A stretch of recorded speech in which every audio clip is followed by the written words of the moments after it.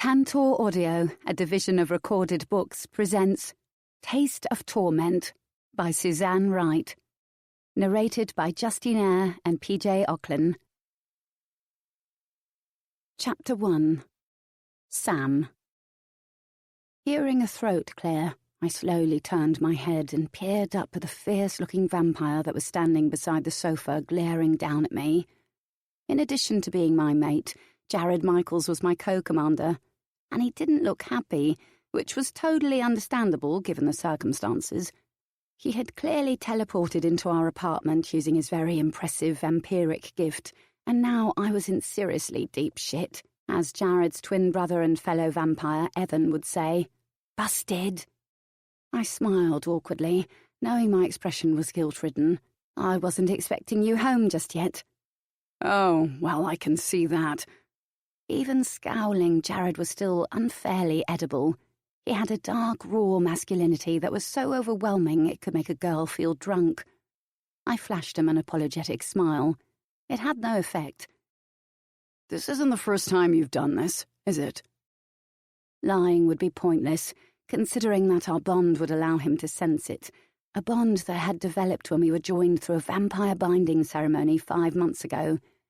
Binding was so much more than marriage.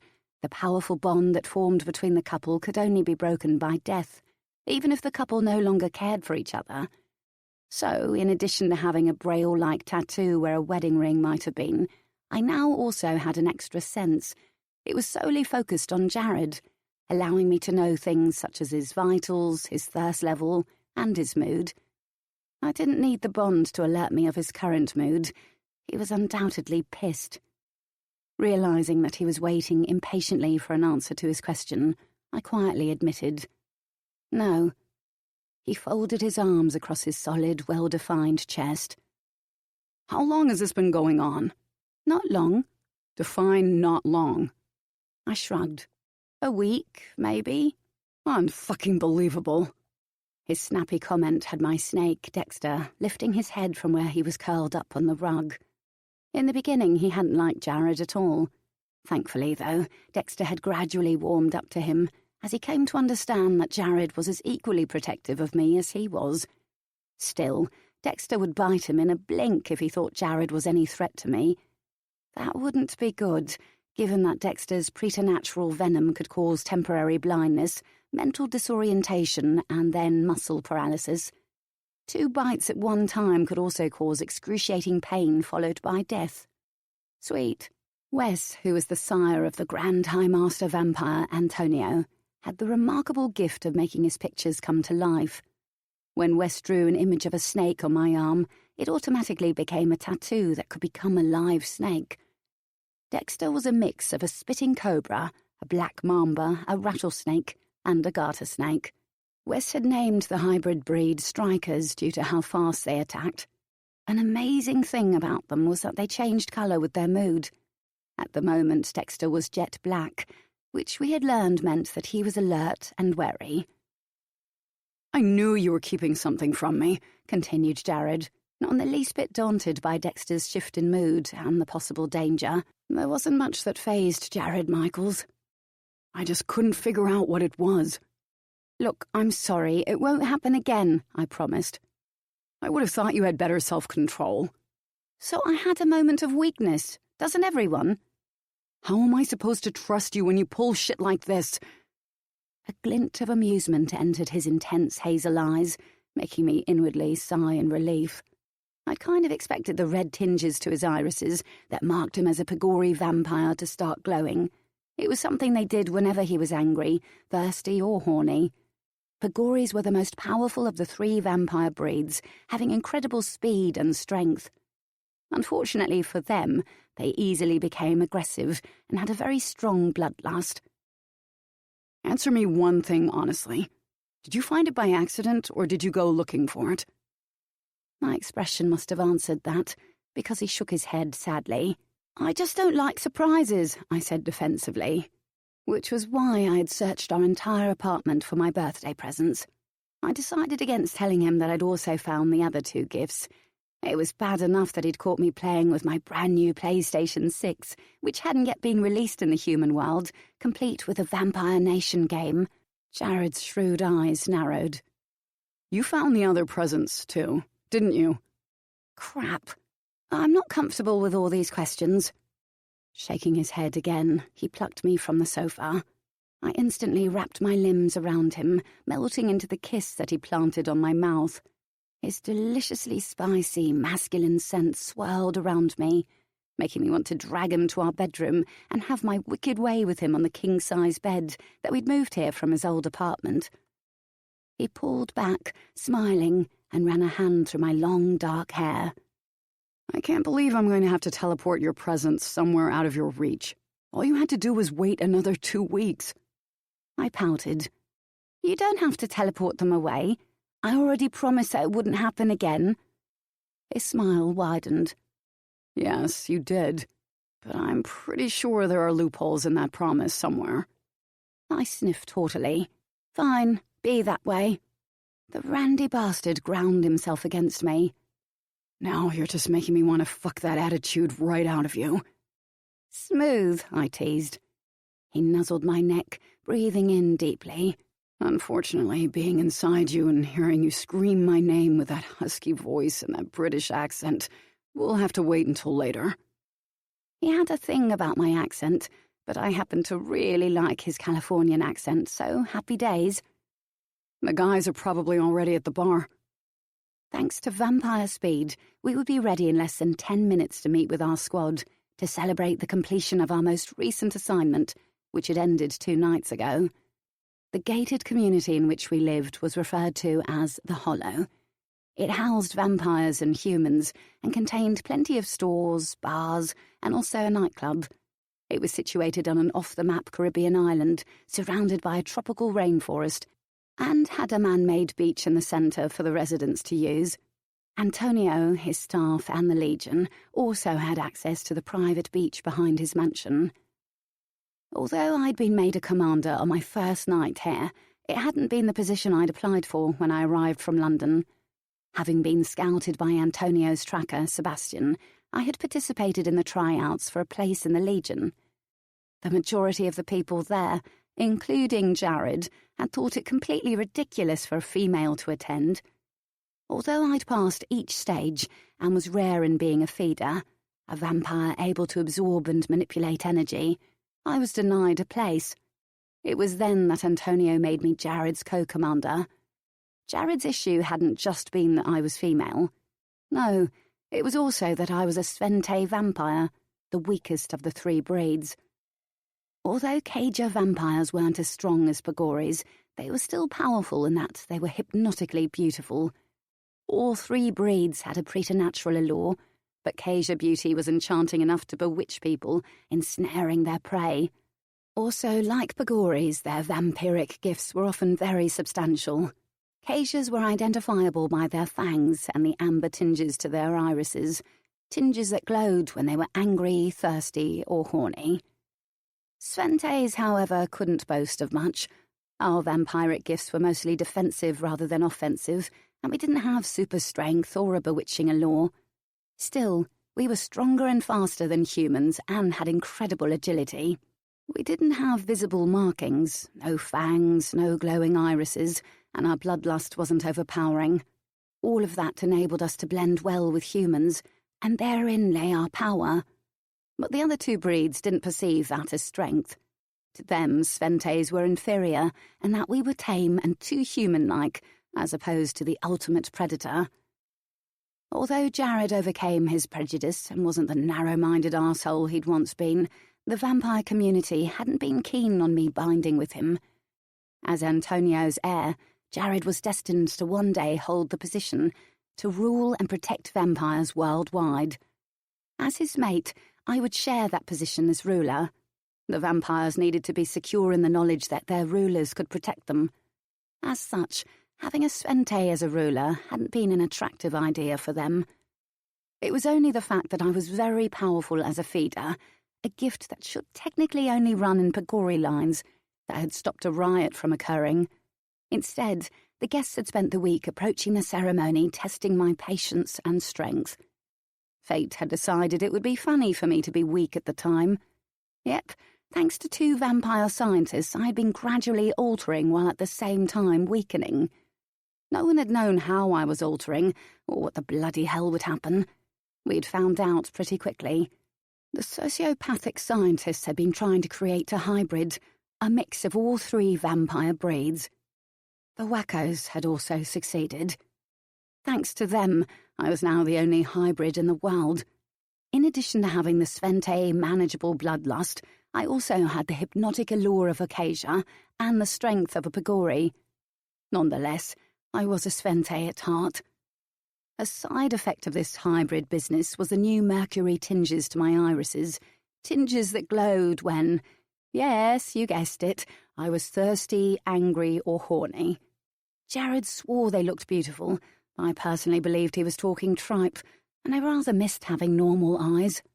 Some might think it would be fabulous to be a hybrid, to be so strong. But the very few of us who knew about it were all set on keeping it secret, coming up with bullshit reasons for the new mercury ring to my irises and my sudden increase in power. Everyone believed Antonio's excuses, as they had no reason not to. They trusted him. If they knew the truth, they might not be too comfortable with letting me live. After all, if hybrids became a breed in their own right, they would be stronger than the other 3, messing with the current dynamics. Pagoris would lose their throne, Caesias would be knocked down a notch, and Sventes would be even more vulnerable than before. No one would like that. Less than 10 minutes later, Jared and I were ready to leave. Before going to meet with the squad, Jared unfortunately lived up to his word and teleported my presents out of the apartment and hid them somewhere. It was probably for the best. I was addicted to the Vampire Nation game, so there was a high chance I would have dug it out and played with it again before my birthday came around. Finally arriving at our destination, we found 6 of the squad gathered at the long bar, ordering drinks. Damien, Salem, Butch, Stuart and Denny were making a huge fuss of David, who'd proven to be the most valuable member on this particular assignment. They were like a football team, ecstatic with a player who had scored the winning goal. The youngest of the squad was actually the strongest. David's gift was to produce a psionic boom that could cause such extreme pressure on the skull that it totally overwhelmed the brain and led to a temporary coma. "It wasn't all me," I heard David say as Jared and I approached. "We're a team. Plus, if it wasn't for Butch, I wouldn't have got close enough to the buildings to get inside." That was true. Butch used his ability to negate or deflect anything that came at him to produce a shield and protect David. Being so powerful meant that David was always an immediate target. When the others turned to Butch and made the same fuss of him, he smiled and nodded. One thing I'd noticed about Butch was that his crooked grins never quite reached his eerily dark eyes. Whether that meant he wasn't good with emotion or that he was simply a sociopath that experienced none, I wasn't sure. Given how creative he could be with his kills, it could very well be the latter. But I didn't have much room to judge. Noticing Jared and me, they all turned and greeted us with pats on the back. Yeah, they thought of me as one of the boys.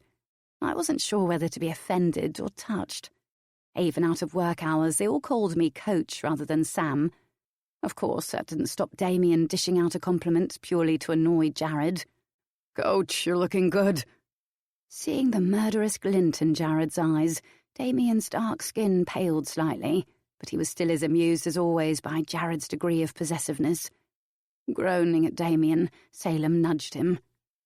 "Maybe you should astral project onto the dance floor before you say something else that will endanger your life." Damien snorted. "No way. The last time I left my body alone with you bastards, I got back to find myself naked with some of Chico's thorns stuck in the cheeks of my ass. My body didn't wake up for, 3 hours. Chico's gift allowed him to release poisonous thorns that caused a victim to temporarily lose consciousness. "Where is Chico?" I asked. He was usually at the centre of the group, since he was kind of like the chief in a social sense. Denny flashed me his dimply smile. He had the most adorable baby face and guiltless blue eyes, and pointed to a spot behind me. On the dance floor. Turning, I saw Chico dancing with Jude. The female Svente had remained at the Hollow after we'd helped her get justice on a criminal organisation that had been snatching human babies and selling them to vampire couples. One of those babies had been hers. On becoming a vampire, she tried hunting the people responsible, but hadn't gotten very far all alone. I noticed that the final 3 members of the squad, Max, Reuben and Harvey, were standing near Chico, talking with members of other squads. There were, all in all, 10 squads in Antonio's legion. I also noticed that my best friend Fletcher was dancing with his boyfriend Norm. Both looked more like they were hyperventilating. Spotting me, they waved. Fletcher also happened to be mine and Jared's personal assistant, and I absolutely loved the camp sod. The energy in the place and the almost electric atmosphere was affecting Dexter, who was now in his tattoo form once more. I could always sense his mood without even looking at his colouring. Right now, he was feeling energised. "No, Evan?" Stuart asked. I shook my head. Being Jared's twin and a fellow commander, Evan often joined us to celebrate. Lately, though, he hadn't been his usual playful self and had taken to brooding. He'd been in a foul mood since the day after the binding ceremony, when all the guests had left. One of those guests had been a consort of one of the High Masters. As Bran was actually gay, but simply too private to announce it publicly, his female consorts were nothing but a smokescreen. Evan had been pursuing one of those consorts, Alora. Evan had actually seen Alora in a vision long before he met her, thanks to Luther, whose gift of precognition allowed him to make others have a vision of their own. Evan had been waiting impatiently for her to finally appear in his life. It had been obvious to everyone that she wanted Evan. For whatever reason, however, she had resisted him. I'd asked him about it several times, but he refused to speak of it, even to Jared. Threading his fingers through mine, Jared pulled me close and gestured to the dance floor. "Come on." I followed him, despite that dancing with Jared was never a good thing. Why? Because it was more like foreplay, and no one was as good at foreplay as Jared.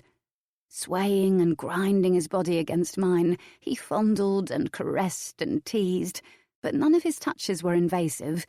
He didn't need to have any part of him inside me to make me so ready for him that the feel of my own clothes was pissing me off.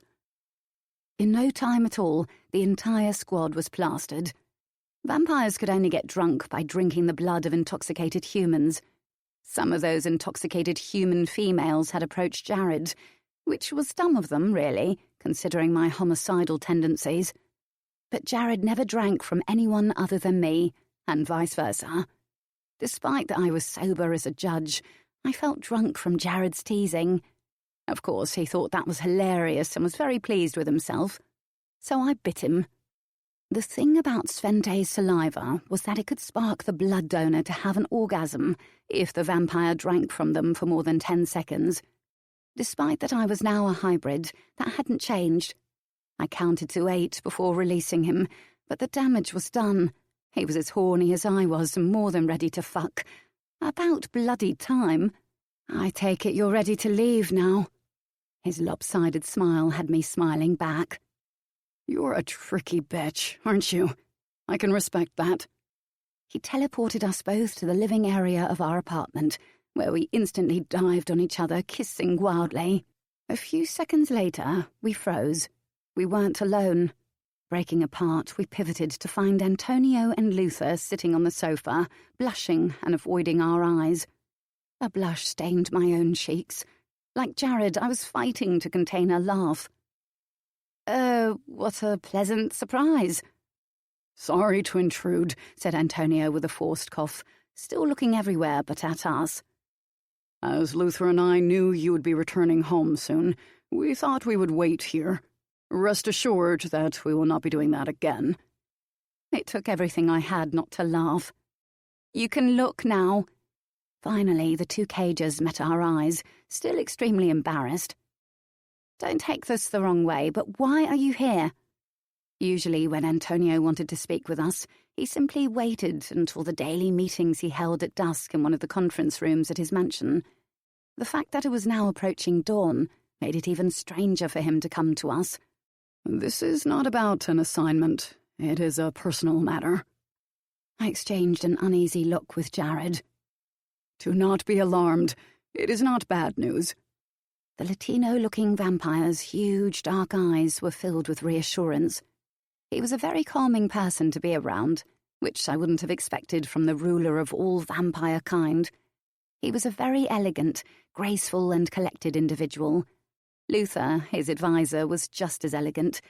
They couldn't have looked more different. Whereas Antonio had dark, shoulder-length hair, Luther looked, well, like Gandalf from Lord of the Rings. Jared retrieved 2 breakfast stools from the kitchen for us and then gave Antonio a questioning look. Once we were seated, Antonio took a long breath. "I'll get straight to the point. I have decided to step down from my position as Grand High Master." My brows flew to my hairline. "Say again?" "I'm tired, Sam. I have had this position for a very long time, and I'm tired." He sounded it as well. "You're kidding, right?" asked Jared. I sensed that he was feeling as incredulous as I was. "I would like to step down and spend more time with the people I care about." "You mean Lucy, don't you?" I quite liked the brunette. Lucy was one of the humans on the island and was also one of Antonio's vessels, a human who fed him and only him. I'd noticed that Antonio had shed himself of his consorts and vessels until there was now only Lucy. "In my early years, I was as ambitious as Jared," Antonio told me. "And I fought hard for this position. Then I put everything I had into it, neglecting many of my own needs. At first, I avoided relationships because I wasn't prepared to divide my time and attention. After that, it was because it seemed that I was surrounded by people who were not so much attracted to me, but to the idea of being with the Grand High Master." "Are you planning to turn her?" Jared's shock was still pulsing in the air. "Yes, I plan on turning Lucy and binding with her. But it means I've done everything the wrong way around, binding after I step down rather than before. Ruling without a mate for support can be a very lonely life. I saw that you were headed down that same route, Jared, and I did not want you to make the same mistakes that I have." I quickly realized something. "You played Cupid, didn't you?" Antonio tilted his head, stifling a smile. "Perhaps. It is not why I offered you a position here as a commander, Sam. You are here because you deserve to be. But I confess, I had hoped that if I forced you and Jared to work together, you would grow close. You seemed to be exactly what he needed, just as he seemed to be what you needed. And I was right, was I not?" "Sneaky." Jared ran a hand through his hair. "None of this means you have to step down yet." "No, but I wish to. As I said, I'm tired. I wish to retire, to no longer have to worry about the lives of others, and to instead concentrate on my own. Do you have any idea how long it has been since I've seen the outside world? Being who I am, my life was always at risk, and I've had to remain on the island. I do not want that anymore, and I do not want it for Lucy. You two are more than capable of ruling. The vampire community has totally accepted both of you, has confidence in your ability to lead and protect them. The question is, are you prepared to take on the responsibility?" It was more than a mere responsibility, and in truth, I didn't feel at all ready. It was a huge step to take. Yes, I'd known it would happen one day, but I'd envisioned it happening centuries down the line, not now. But how could I place Antonio in a position where he had to remain ruler at the cost of his own happiness? He didn't deserve that. "I'm in."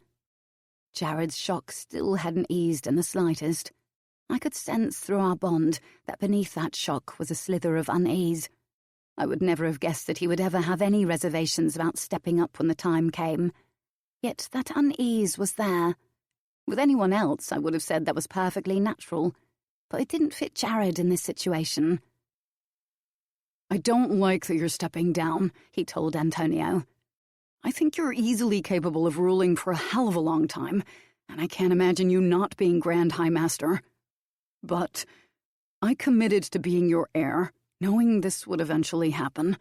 If this is really what you want, I'll support you." He took my hand. "We'll support you." The smile that spread across Antonio's face was one of relief. "I would like for the coronation to take place in 2 months' time, if that works for both of you. This will give me time to tie up any loose ends." I nodded. "Sure." "Luther will serve as your advisor, just as he has served as mine." The Gandalf lookalike smiled. "It will be an honor. Sebastian will serve as your tracker. He will be as loyal to you as he has been to me.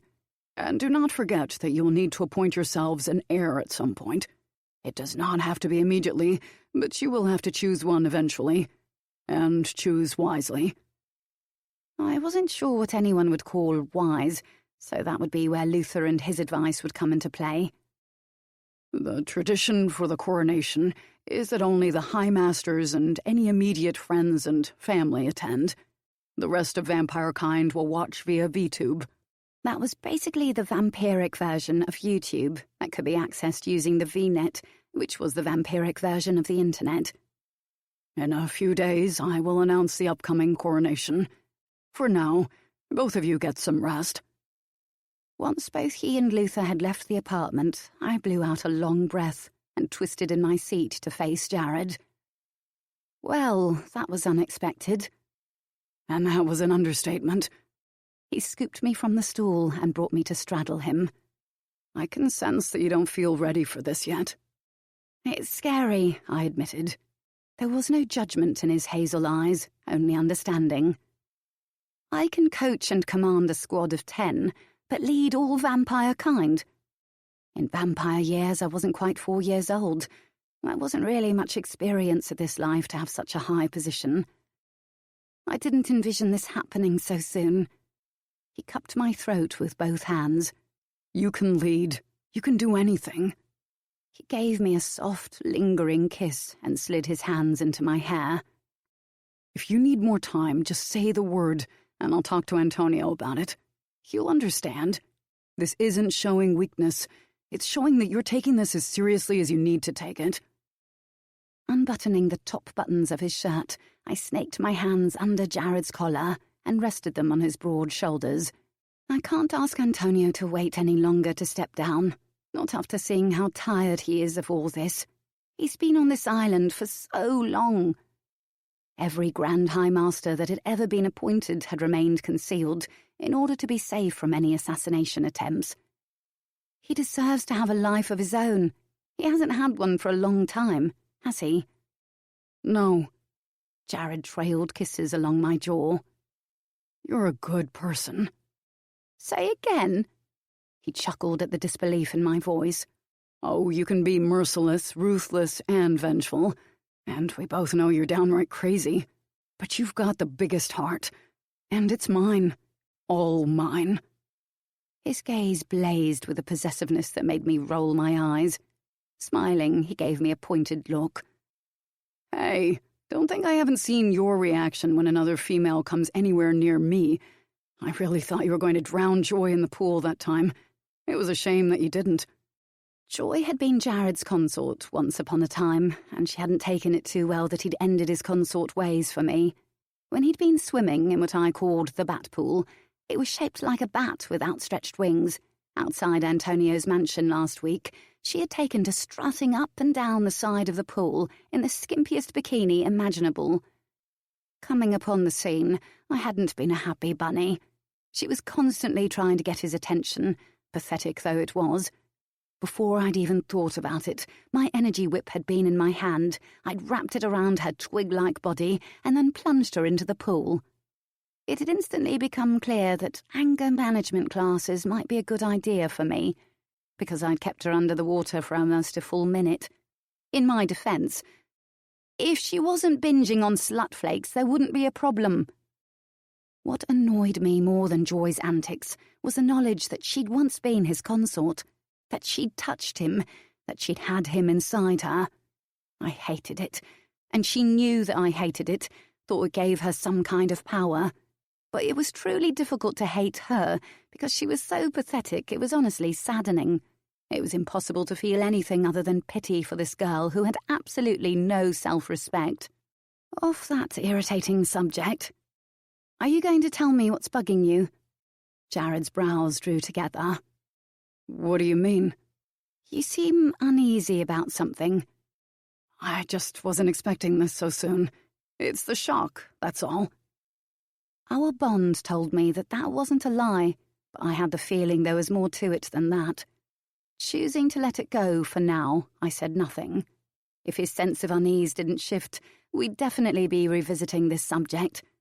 He nipped my chin playfully. There's one thing we'll find really hard about ruling, confining ourselves to the hollow.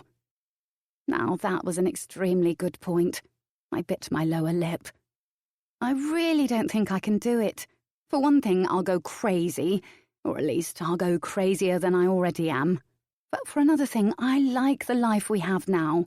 I like being a commander, going on assignments, protecting people, and whipping the living shit out of dickheads. He laughed. Yeah, I'd miss that too. So maybe we should make some changes. Go against tradition? Face it, baby, we're not much for rules, are we? So we'll come up with new ones. We can't become different people. If we do, we'll run the risk of drifting apart. That was true. I'm liking this idea of making up new rules. Keeping me tight against him, he stood upright and urged me to curl my legs around his waist. Later. Now I'm going to fuck you until there's not a thought in your head except how hard you want to come. Sounded like fun. At dusk, Jared and I headed to Antonio's mansion for the usual meeting that was held for the commanders. Strolling inside the conference room, we found Antonio seated at the head of the table with Sebastian and Luther sitting either side of him. His personal guards and 2 pit bulls were standing unobtrusively in the background, as usual, but the other commanders were strangely absent. Instead, there were 2 vampires that didn't belong inside the hollow, one male Svente and one female Svente. Both were very familiar and a long way from their home in London.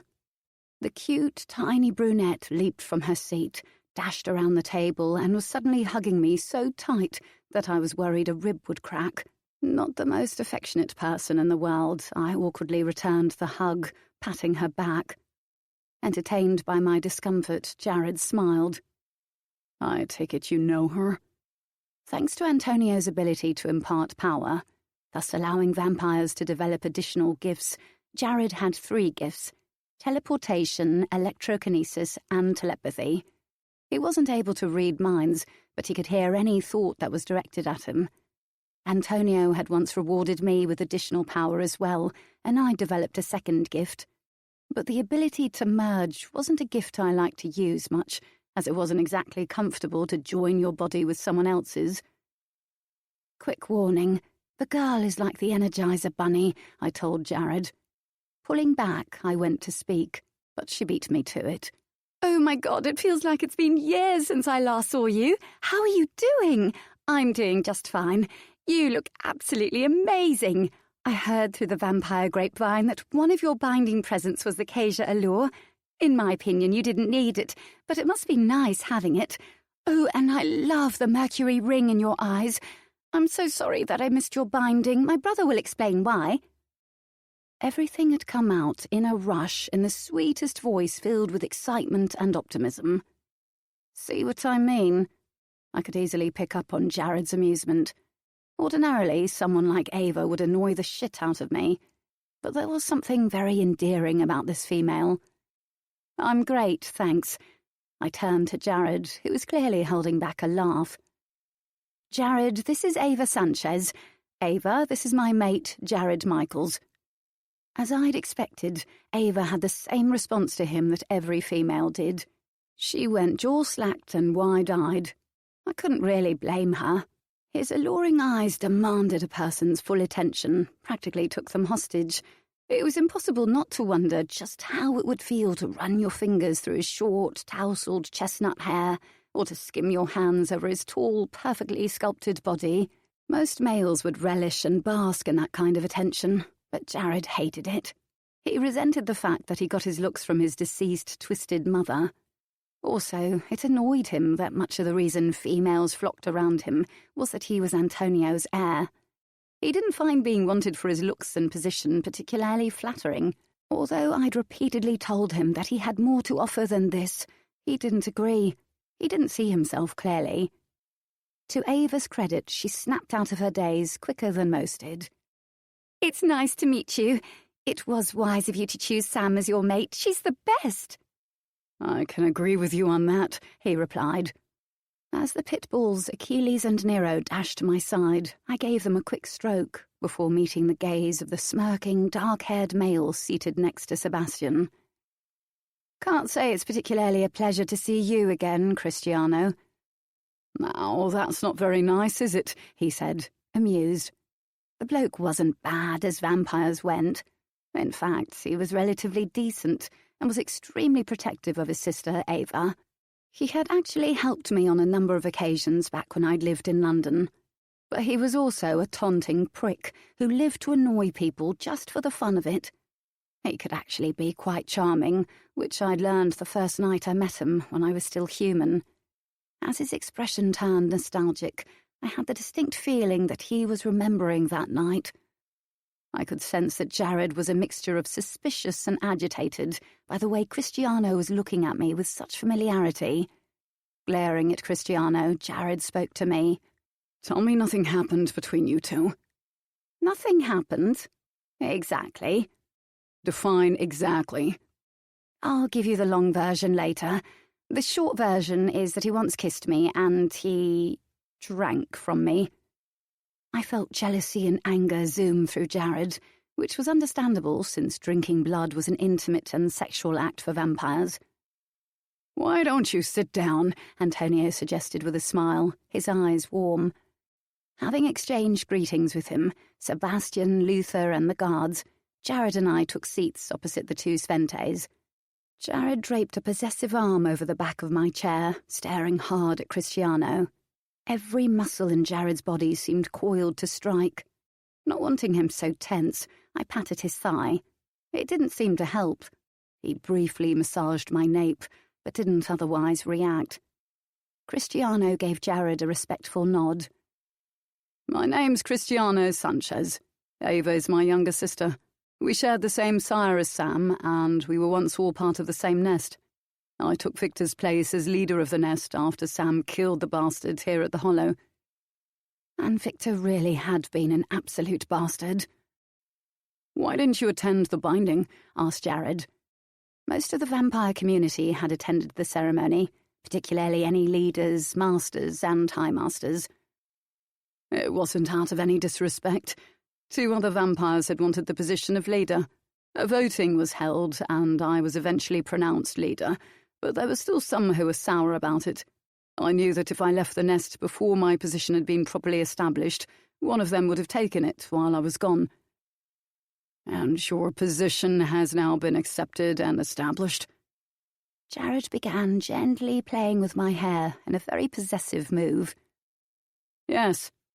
Cristiano's gaze slid back to me, and his smirk returned. He probably got a kick out of the fact that he'd once drunk from the heir's mate. That was when Jared spoke to him very matter-of-factly. "If you don't stop staring at Sam like that, I'll gut you open right here and I'll truly enjoy it." Cristiano lost his smirk, and I didn't blame him. Jared had a well-earned reputation as someone who wasn't to be fucked with. Although he could be playful, loyal and respectful, Jared could also be ruthless, pitiless, and kill without blinking. I'd seen him in battle mode, watched him destroy other vampires without a lick of conscience. Just his presence alone was enough to intimidate those around him. He exuded confidence, power, and authority. "Chris, could you please refrain from antagonizing these people?" groaned Ava, shooting apologetic glances at everyone. "We need their help, remember?" I arched a brow. "Our help?" "Cristiano," began Antonio. "Tell Jared and Sam why it is that you and your sister are here." Cristiano straightened, suddenly solemn. Although I didn't go to your binding, 3 of my vampires did. Afterwards, they called me to say that they were going to spend a couple of weeks in New Zealand with some vampires they'd met here and befriended from Quentin Foy's line. Quentin Foy had been recently appointed High Master Vampire over New Zealand, Australia, Indonesia, and all the little surrounding islands after the previous High Master had betrayed Antonio and tried to take over the Hollow. The problem is, I've heard nothing from them since then. Cristiano shrugged helplessly. Their mobile phones are all switched off, and my psychic connection with them has turned fuzzy. All sires have links with their vampires, though they weren't anywhere near as strong as the type of bond that came from binding with another vampire. I frowned. Fuzzy? It's like I'm picking up static. Occasionally I sense their thirst, but that's as good as it gets. All I know for sure is that they're not dead. Something's not right. As you know, Quentin's extremely territorial and rarely grants permission for anyone to step foot on his territory. But getting in touch with him to ask for that permission would be difficult, since it's not as if someone like me would ever have a High Master's personal number. From what I know about him, began Jared, Quentin's a Luddite. He hates most forms of technology and doesn't use phones. That is why they need an escort, Antonio said. They need someone to take them there, make sure Quentin doesn't feel threatened, and help them find their vampires. And you want those escorts to be us? Jared didn't veil his irritation. With all due respect, Antonio, I think it would be easier to send Sebastian to investigate the matter and find the vampires. When Sebastian didn't object, I cast a glance at him. Although his peppery black hair was slightly obscuring his expression, I could see that the cager's penetrating eyes were eager and willing. You are right. Sebastian could indeed find them. But I have a bad feeling about this, Jared. Antonio's usual calm expression was anxious. It could be nothing, but something about it feels wrong. Luther is also uneasy. My instincts have always served me well, and I've learned not to ignore them. I was curious enough about the situation to want to agree to Antonio's request, despite that Cristiano, who was again smirking at me, would undoubtedly be a pain in my arse. Though he was like this with everyone other than Ava, he'd always taken extreme delight in irritating me for some reason. It wouldn't take much to push me into conjuring my energy whip and slashing his face with it. As if he sensed my reservations, he said, You might not like me, Sam, but let's not forget that I saved your life, and I looked out for you during your time with Victor. Jared looked at me. Is that true? Yes, but I wasn't about to go into the specifics of the situation until Jared and I were alone. I simply nodded. Jared's gaze drilled into Cristiano. If you saved Sam's life, then I'm grateful to you for it. So we'll escort you to Quentin's territory and ensure your protection. But you need to understand one thing. Whether you helped her or not, if you keep staring and smirking at her, I will kill you and I won't fucking care. Cristiano nodded, again dropping his smirk. Very wise of him. Antonio relaxed into his chair. In that case, prepare the squad. You should all leave in an hour. Ava gave me a small but genuine smile. Thanks so much. We appreciate it. She really was sweet. I had to wonder how she and Cristiano could possibly be related. After debriefing the squad, Jared and I made a pit stop at our apartments to top up on NSTs, wanting to be at full strength.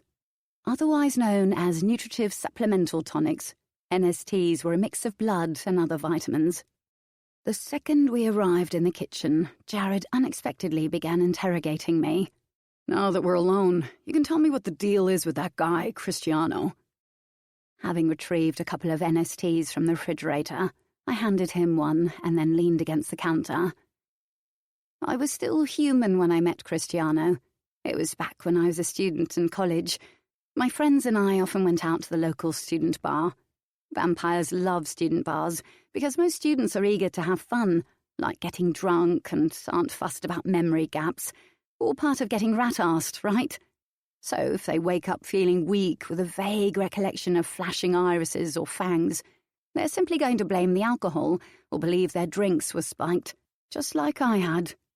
I paused to take a long gulp of my honey-flavoured NST. One night in the bar, I met Cristiano. He laid on the charm, but I'd just come out of a relationship and I wasn't in a kissing perfect strangers frame of mind. So he left me alone. But there was this bloke who kept pestering me. He made me feel really uncomfortable and kept trying to kiss my neck. I couldn't shake him off. Then he tried dragging me outside into the alley. That was when Cristiano appeared again. He acted as if he was my boyfriend and he'd been looking for me, and I played along. He got me away from who I just thought was a creepy bastard, which I was totally grateful for. His payment was a kiss. Jared's growl wasn't a surprise. When I hesitated, he pressed, "Go on." Obviously, the kiss had just been his way of getting close enough to bite me. Another growl from Jared. But I was so plastered that the brief sting didn't ring any alarm bells. He explained to me after I was turned that the vampire who'd harassed me was known for throwing parties that included human party favours. In other words, I'd be laid on a table and the vampires seated around it could simply lean over and drink from me any time they wanted until I was totally drained of blood. So he really did save your life. Jared swallowed the last of his cola-flavoured NST and slung the bottle in the bin. He said he looked out for you, too. He did. So did Ava. You know, I escaped from Victor a couple of times. They both played a part in helping me. Of course, each time I was tracked down and brought back to the nest, Victor was beyond pissed. The last time I did it, he almost killed me. But Cristiano managed to calm him down and insisted it would be more beneficial to the nest if Victor stuck to the original plan and allowed me to live and serve him. Jared stuffed his hands in his pockets. What I don't get is why Cristiano did all this. I mean, he doesn't strike me as the gallant type. I fisted a hand in Jared's shirt and pulled him close. He's not. He took his payment afterwards each time. You mean he drank from you more than once? Jared asked through gritted teeth, placing a hand on the counter either side of me to cage me in. Not that I can blame him. You taste fucking amazing.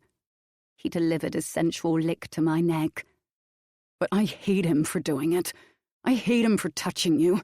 And I hate him for kissing this mouth I love. Every inch of you is mine. And those words were as near to romantic as Jared's were ever likely to get. But I didn't care that he was emotionally awkward or that he found it hard to articulate how he felt. He made it clear that he cared for me in other ways. He protected me with a ferocity that I wouldn't have thought possible, would kill or die for me without hesitation. When his attention was on me, it was an undivided attention that was so intense, it was both intoxicating and disorientating. It was hard to grasp, to comprehend that I could really mean that much to someone. When he swiped his thumb across my bottom lip, I nipped the digit lightly. There was never anything between us. I think he wished there had been. I don't like the way he looks at you. You don't like the way any bloke looks at me. He gave me one of his lopsided grins. Of course I don't. He gripped my hips possessively and held me flush against him. I don't like anyone fantasizing about this body that's all mine. I curled my arms around his neck. Yours? I don't know about that, I said playfully. His crooked grin turned devilish. Then I guess I'll have to claim it all over again later, so you remember exactly who you belong to. I can't see that you have any other choice.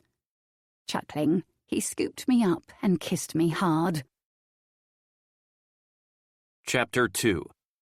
Jared.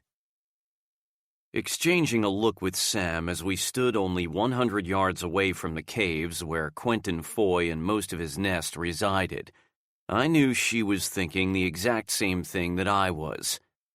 What the fuck? We had been on his territory for over an hour. Not just us, but the entire squad, Ava and her asshole of a brother, and also Evan, who had appeared as we were ready to leave, and insisted on coming. Yet the presence of 15 vampires hadn't earned a response. We had initially arrived much farther away, expecting to be approached the very second our presence was sensed. When no one came, we began to advance toward the caves, fully expecting someone to appear at some point. But no one had. Quentin, like most High Masters, should have guards surrounding his residence to protect him from anyone hoping to challenge him and usurp his position. But there didn't appear to be anyone in sight. Oh, sure, that didn't mean that no one was around.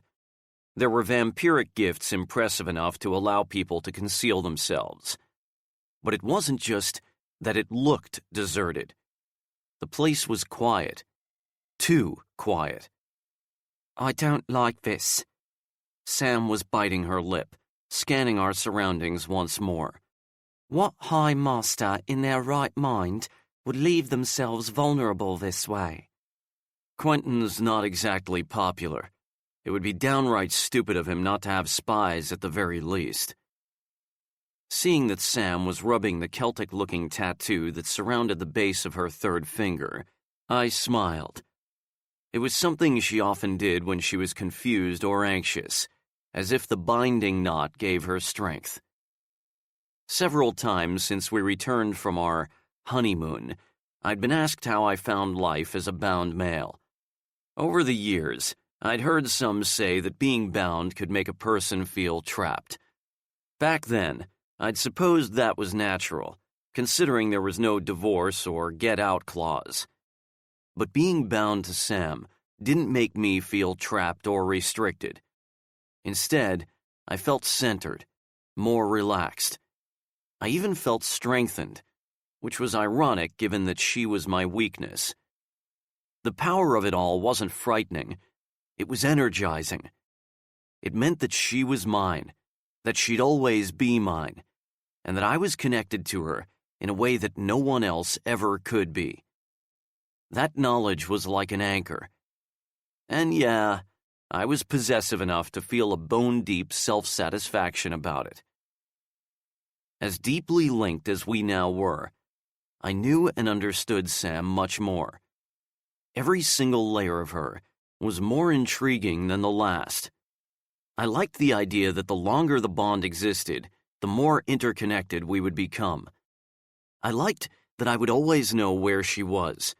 No one could take her and hide her from me again. And God have mercy on anyone who even considered it, because I sure wouldn't. As a matter of fact, neither would Sam, just like she hadn't had mercy on my ex-partner. Magda had also been responsible for turning both me and Evan against our will. Some women might buy you a shirt or cologne. Sam would kill your ex for you. Cristiano, who had been sticking a little too close to Sam for my liking, also noticed that she was stroking the knot, and he frowned. "What's that?" She only spared the asshole the briefest glance. "It's a binding knot." Ava came from behind Cristiano and bumped him aside, so she could get a good look at the braille-like mark. "Oh, that's so nice." She looked at me, her eyes alight with interest. "Do you have one as well?" I held up my hand to show her, and she smiled widely. Cristiano, however, grunted with boredom.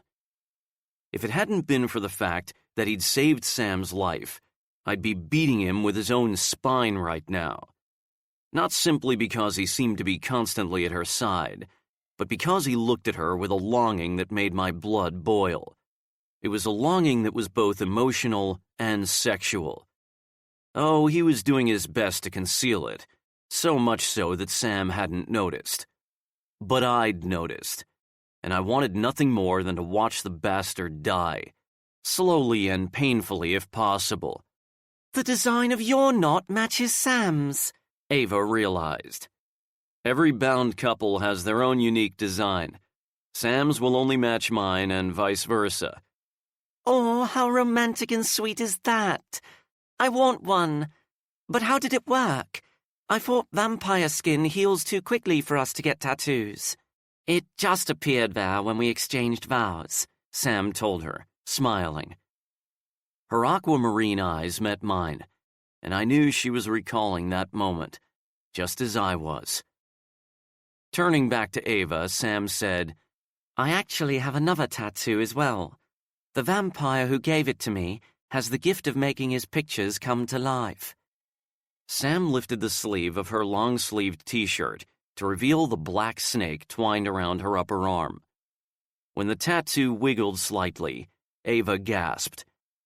Yeah, Dexter can move around in his tattoo form. He wasn't a fan of Jared at first because the breed is very protective, but he likes him now. He liked me?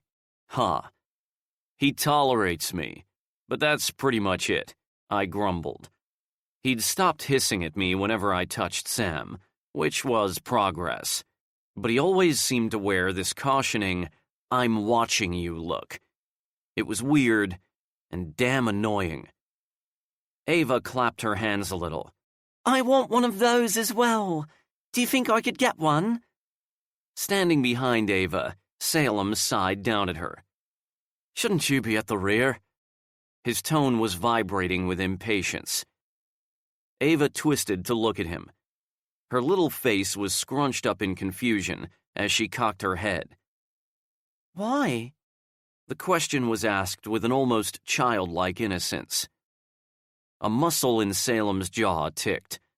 Because something strange is obviously going on, and it could be dangerous. It would be better for you to hang back where it's safer. To my surprise, Ava laughed. Even more surprising, so did Sam. You don't need to worry about Ava, Salem. Sam smiled at him. Don't let that tiny figure and innocent face fool you. She can take care of herself. Not all Svente vampires have defensive gifts, remember? Smiling sweetly, Ava patted his chest. But it's really nice of you to care. He frowned at the hand patting him, but Ava didn't seem to notice. Twirling back around, she gently nudged Sam. Isn't he the sweetest thing? Sweet? I was pretty sure I'd never heard anyone describe Salem as sweet before. Damien leaned toward Salem, grinning. Pretty protective of the little one, aren't you? Salem scowled at him. Shut up. Actually, it was kind of odd for Salem to give a shit about the safety of anyone other than Sam, the guys, or me. It was also odd that the anticipation of the assignment didn't have him bouncing like a boxer getting ready for a fight the way it normally did. It was quite fitting that his gift was a psychic punch that could knock a person unconscious. The only person who got more of a rush from assignments than him was Butch. However, amusingly enough, Salem appeared to find tiny Ava a bit of a distraction. Sam's voice blew through my mind like a warm breeze. Well, I wanted something to take my mind off the coronation. Seems like this might just do that. The coronation. Now that was something that I didn't want to think about.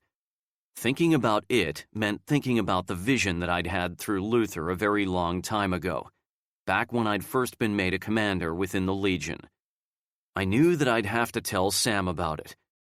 Hell, I should have told her before we bound. But I hadn't, because although I knew she was a practical enough person not to let one vision change everything, I'd panicked that it might make her walk away. That was something I wasn't prepared to risk. I'd tell her soon, and if she did try to walk away, well, I'd tie her up and keep her captive. A whoosh of black molecules suddenly appeared, pulling me from my thoughts. A mere second later, Stuart was standing before us. As a shredder, the squad member had the ability to reduce himself to molecules and reform again at will. This whole thing is weird. My words, his mouth. What did you see?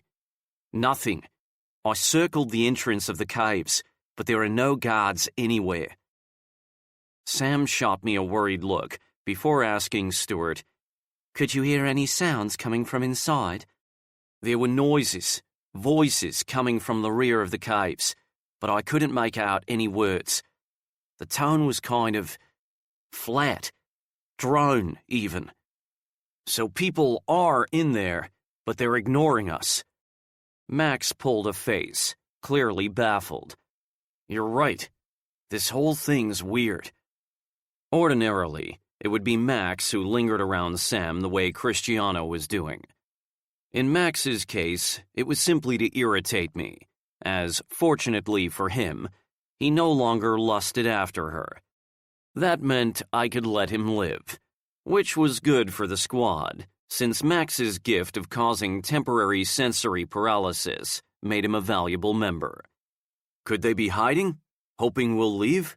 The telekinetic Harvey asked Sam. I noticed that his stance wasn't as cocky as usual. The guy might be a little slow on the uptake, but even he had the sense to be wary right now. Sam considered that for a moment. If that was the case, they would be sure to make no sounds at all. Besides, why would they have any reason to hide? A puddle of mush appeared beside Stuart and quickly returned to its normal form. One of Denny's animal mimic abilities was to reduce himself to a soft liquid, just like the sea cucumber. I couldn't get in. The door's sealed so tightly that there are no cracks for me to wiggle through. None of this makes any sense, and it's severely pissing me off. Sam turned to Cristiano. Can you sense your vampires better now that you're closer to them? Looking grim, he shook his head. The connection's still fuzzy. Chico released a long breath, stroking his Johnny Depp-style mustache and goatee. So I'm thinking we'll have to force our way inside, interrupted Evan, glaring at the caves. I had the distinct feeling that he had insisted on coming along so he could blow off some steam and distract himself from thoughts of Allura and whatever the hell had happened between them. Or maybe the problem was what hadn't happened between them. If we do that, they'll attack instantly, David pointed out, fidgety and nervous. Butch nodded his agreement. Considering we have no idea how many are in the caves, it would be a dangerous move. Not that Butch sounded particularly moved by the prospect of danger. In fact, he never seemed to be moved by anything, always appeared deceptively calm, collected, and laid back. We'll have to take our chances. Evan's tone was practically lifeless. It's the only way we can retrieve Cristiano's vampires. When the squad turned questioning gazes mine and Sam's way, I said, I'm not comfortable with the idea of invading their home, but I think Evan's right. Sam nodded. We have no other option at this point.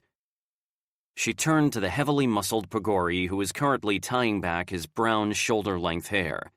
Stuart did the same with his own blonde curls. Reuben, I need you to use your gift on Chico, David, and Salem. With a single touch to their shoulders, Reuben's gift of power augmentation had made Chico's poisonous thorns, David's psionic boom, and Salem's psychic punch all fatal. Don't move quietly. Give them plenty of warning that we're approaching the door so that they aren't alarmed. If they still don't open up, we'll have to let ourselves in. Making no attempts to conceal our presence, we covered the distance to the entrance of the caves. The door was camouflaged to look like part of the mountain in order to fool any humans, but a vampire's enhanced eyesight could easily spot it. When there was still no reaction to our presence, I projected a lightning bolt powerful enough to completely shatter the door. Fanning away floating dirt, I looked to see a downward channel about 8 feet deep. Not even the noise of someone breaking in has gained a reaction from them. Cristiano shook his head, incredulous. Damien, Reuben, I want both of you to wait here and keep watch, I told them. If you see any movement at all out here, you contact me straight away. They both nodded obediently and took on an alert, aggressive stance. Satisfied, I turned back to the entrance in time to see that Evan had taken the lead and jumped down the channel. He was obviously feeling shitty enough to be careless with his own safety. Sam looked at me. We shouldn't have let him come. His head's not in a good place right now. I'll talk to him. I swiftly descended, only to find myself at the entrance of a tunnel. Evan was waiting there impatiently. At least he hadn't set off on his own. I held his gaze. Evan, you need to get your shit together. His eyes flared with anger. I'm fine. No, you're not, and this isn't the time to talk about it. But I swear if you act careless and put Sam and my squad in danger, I'll teleport your ass out of here. Got it? He gave me a curt nod and returned his attention to our surroundings. Although it was dark, my vampire night vision allowed me to see the junction further down the extremely long tunnel. Signaling for the others to follow, I moved aside to give them room. One by one, they descended the channel. Before I could give any further directions, Evan began walking, clearly intending to take the lead. Sam and I exchanged an exasperated look, but let him be. We flanked him as he slowly led us through the tunnel. There was no one at all around. No sounds other than our own footsteps. They have to know we're here, I said to Sam. It doesn't make any sense that they wouldn't care. As she repeatedly clenched her hands, as if eager to attack a threat we couldn't see, tiny sprinkles of silvery blue energy dripped from her fingers, peppering the air like fairy dust. Now that she was a hybrid and much stronger, she didn't have to absorb the surrounding energy anymore. It came to her, filled her, waiting for direction. Silvery blue glimmers of it played around the surface of her body. We continued down the tunnel, stopping only when we reached the junction. There were no sounds coming from any direction. Sam indicated for Evan to keep moving forward, and we again followed closely behind him. Then I was gagging as a foul stench crept up on me. I wasn't the only one balking. It's like rotten fish. Sam's words were muffled by her sleeve as she used it to cover her mouth and nose. Jesus! Exclaimed Chico, coughing along with the others. What is that? Evan suddenly held up his arm, gaining everyone's attention. Do you guys hear that? I did. A voice. But it wasn't speaking. It was moaning. Do you think they're all hurt? It would explain why no one's come. Evan's theory was a decent one, made sense. Yet, my gut said no. Every instinct I had told me to get out of there, and to get out of there now. I could sense that Sam's anxiety equaled my own. Good. Maybe that meant I could talk the crazy bitch out of going any further. Sam never allowed fear to hold her back. She used it as fuel. While that was admirable, it drove me fucking insane because I wanted her safe. Sure, she was strong, but she wasn't invincible. I grabbed her arm, bringing us both to a halt. We need to leave. This is beyond weird now and has entered the realm of too damn dangerous. We're putting ourselves and everyone here at risk by staying. I expected a snarl or a snort from her, but she instead nodded. You're right. This is... A long, drawn-out moan pierced the silence. Every single one of us froze in position. A few seconds later, there was another moan. It was filled with pain, hopelessness, and misery. Technically, such a sound should have made me want to run to that person's rescue. It didn't. Instead, it made my blood turn to ice. Then there was another sound. Scuffling. Someone was coming, but their footsteps were so sluggish that their feet were dragging against the ground as they moved. I wasn't sure what I expected to see when that person finally rounded the head of the junction, but it wasn't the sight before me. The shirtless vampire was so gaunt, skeletal, and emaciated that it was revolting. His glowing red eyes looked like they had been sucked inward, and much of his hair had fallen out. His rib cage was visible, his shoulder blades were sticking out, and he had a grayish, translucent complexion. Basically, he looked like a skeleton with a layer of skin stretched over it. And there was only one thing that made a vampire look like that. This really wasn't good. "Evan, don't go any closer." But either my brother was feeling suicidal, or he had no idea just how dangerous a starving vampire could be, because he was actually approaching the Pogori. What I wanted to do was order everyone to hold hands and then teleport us all out of there, but I couldn't reach Evan to grab him, and there was simply no way I was leaving him behind. "All of you, slowly retreat," I said without moving my gaze from the starving vampire.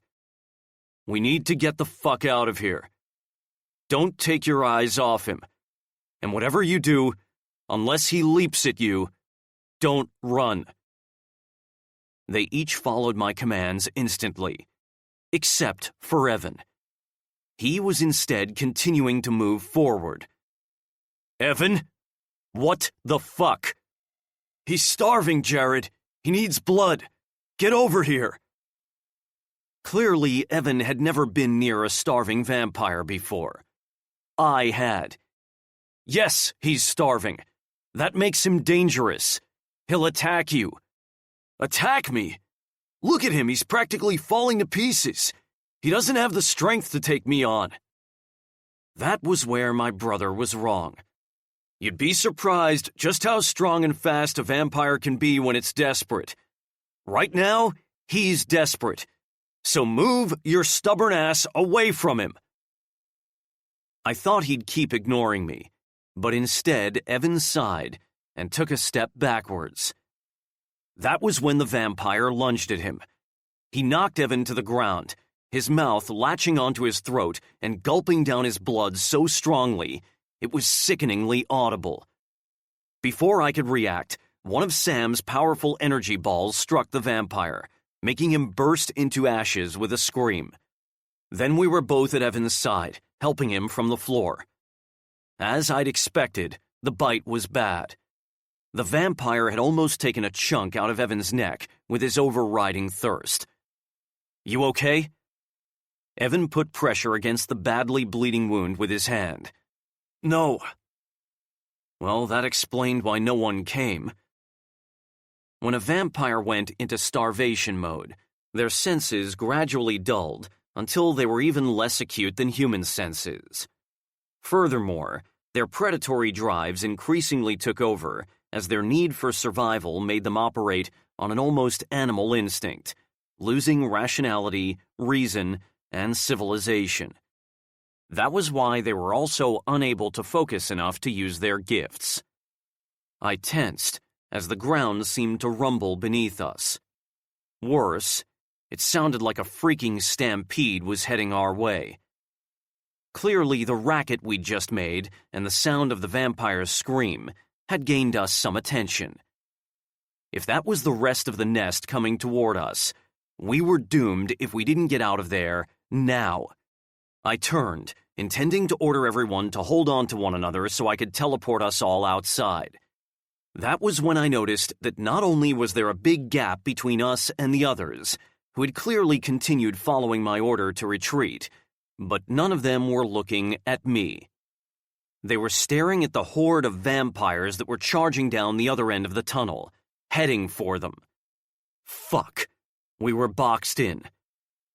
Having the deadliest gifts, David, Chico, and Salem immediately began attacking the starving vampires approaching them, taking advantage of the distance still between them. At the same time, Harvey used his telekinesis to shove them back again and again. Having faith that they could all handle themselves for now and do what they had been trained to do, I joined Evan and Sam in dealing with the flock of vampires that were fast approaching us. Sam was attacking with energy balls, energy bolts, and thermal energy beams. Evan was freezing every vampire that came at him, not to ice, but completely immobilizing them so that there was no blood flow, no heartbeat, no breathing, nothing. Mere milliseconds after the vampires were frozen, they exploded into ashes. I joined the fight, sending charge after charge after charge of electricity from my hands. But there were just so damn many of them that even our combined efforts couldn't keep them completely at bay. Any time a vampire managed to get too close, Sam would slam up her shield, causing the vampire to bounce away. But they weren't deterred. They continued to charge at us. Sam then conjured an energy shield big enough to encompass her, me, and Evan, but the vampires tried crawling over it like ants. "Bollocks to this," she gritted out. A blast of wind flew out of her palms, sending the vampires zooming through the air until they collided with the wall at the end of the tunnel. She then swiftly tapped into the natural elements, using the earth to quickly build a wall to block the tunnel. "It won't hold them back for long," she warned. She was right. No sooner had the tunnel sealed shut than the wall was being charged at. "Quick! Go! Go! Go!" Turning, I took in the sight in front of us. Butch had formed a deflecting shield and was using it to protect Salem, David, and Chico as they attacked the starving vampires. Unfortunately, the shield wasn't big enough to act as a barrier, and some of the vampires had gotten past it. Denny was shooting yellowy green ooze out of his thumbs and smallest fingers to engulf and spring them away, while Harvey was using his telekinesis to fight off others. But still, some vampires had slipped through. One was currently biting into Stuart's arm, who then quickly exploded into molecules in order to get free. Another had its teeth buried in Max's throat, as Cristiano attacked it from behind with a knife that I was guessing he'd conjured. Nice gift. Ava was fighting off a third, and damn could she fight. Sam was right. Tiny Ava could take care of herself. Apparently that didn't matter to Salem, because the big guy suddenly turned, looped an arm around her, pulled her back against his chest, and sent a lethal psychic punch hurling at her attacker. Sam, Evan, and I leaped into action immediately. Sam took Stuart's attacker out of the equation with an energy ball before joining Evan and me at the front of the group. Sam's hands were suddenly like flamethrowers as she set the vampires alight, wincing at their high-pitched screams. My bolts of electricity took care of some of the other vampires that followed, while the squad dealt with the rest. Still, there were just too many of the fuckers. When Harvey telekinetically sent them flying down the tunnels, giving us plenty of space, I hollered, "Everyone hold hands!" Just then, Sam's wall crumbled behind us. Starving vampires were then charging at us from two directions. Thank fucking God that everyone had immediately done as I'd ordered, because I then managed to teleport us all outside of the caves before the vampires could reach us. Ruben and Damien instantly crowded around Evan, Stuart, Max, and Cristiano, who were all bleeding pretty badly. Fuck.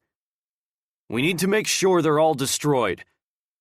I lifted my hand and projected an extremely powerful lightning bolt at the entrance. Everything shook and rumbled as the tunnels caved in, crushing and burying alive anything that managed to withstand the impact of the lightning bolt. Breathing a sigh of relief, I grabbed Sam and ran my gaze and hands all over her, taking a full inventory. "I'm okay." Her reassurance didn't matter, and nor did the fact that I could sense through our bond that she wasn't in pain. I had to see for myself that she was fine. Apparently I was annoying her because she cuffed me over the head, her mercury irises glinting. "I said I'm okay, but some of these people aren't, so let's get them back to the Hollow now." Chapter 3. Sam. Finding Antonio and Luther on a bench in the botanical gardens, Jared and I relayed to them everything that had happened on Quentin's territory. Their expressions turned grimmer and grimmer as the story went on. The guards were casting each other uneasy glances, and even the dogs looked anxious, as if the negativity in the air was affecting them. I'm thinking someone trapped all the vampires in the tunnels and left them there to starve to death, said Jared. But why? And who would do that? It can't have been an attempt at usurping Quentin, or we all would have heard about his replacement by now. The guy would be bragging and claiming his position as the new High Master of Quentin's territory. Jared made a good point, but there was something else that was bugging me. I cocked my head. This is what I don't understand. Why, if the vampires were so hungry, hadn't they all turned on each other? If they were thirsty enough to attack all of us like that, so senselessly, why hadn't they fed from each other? Antonio leaned forward in his seat. There was a sense of urgency in his manner that hadn't been there before, and apprehension slid through me. I need to ask you something, and this is very important.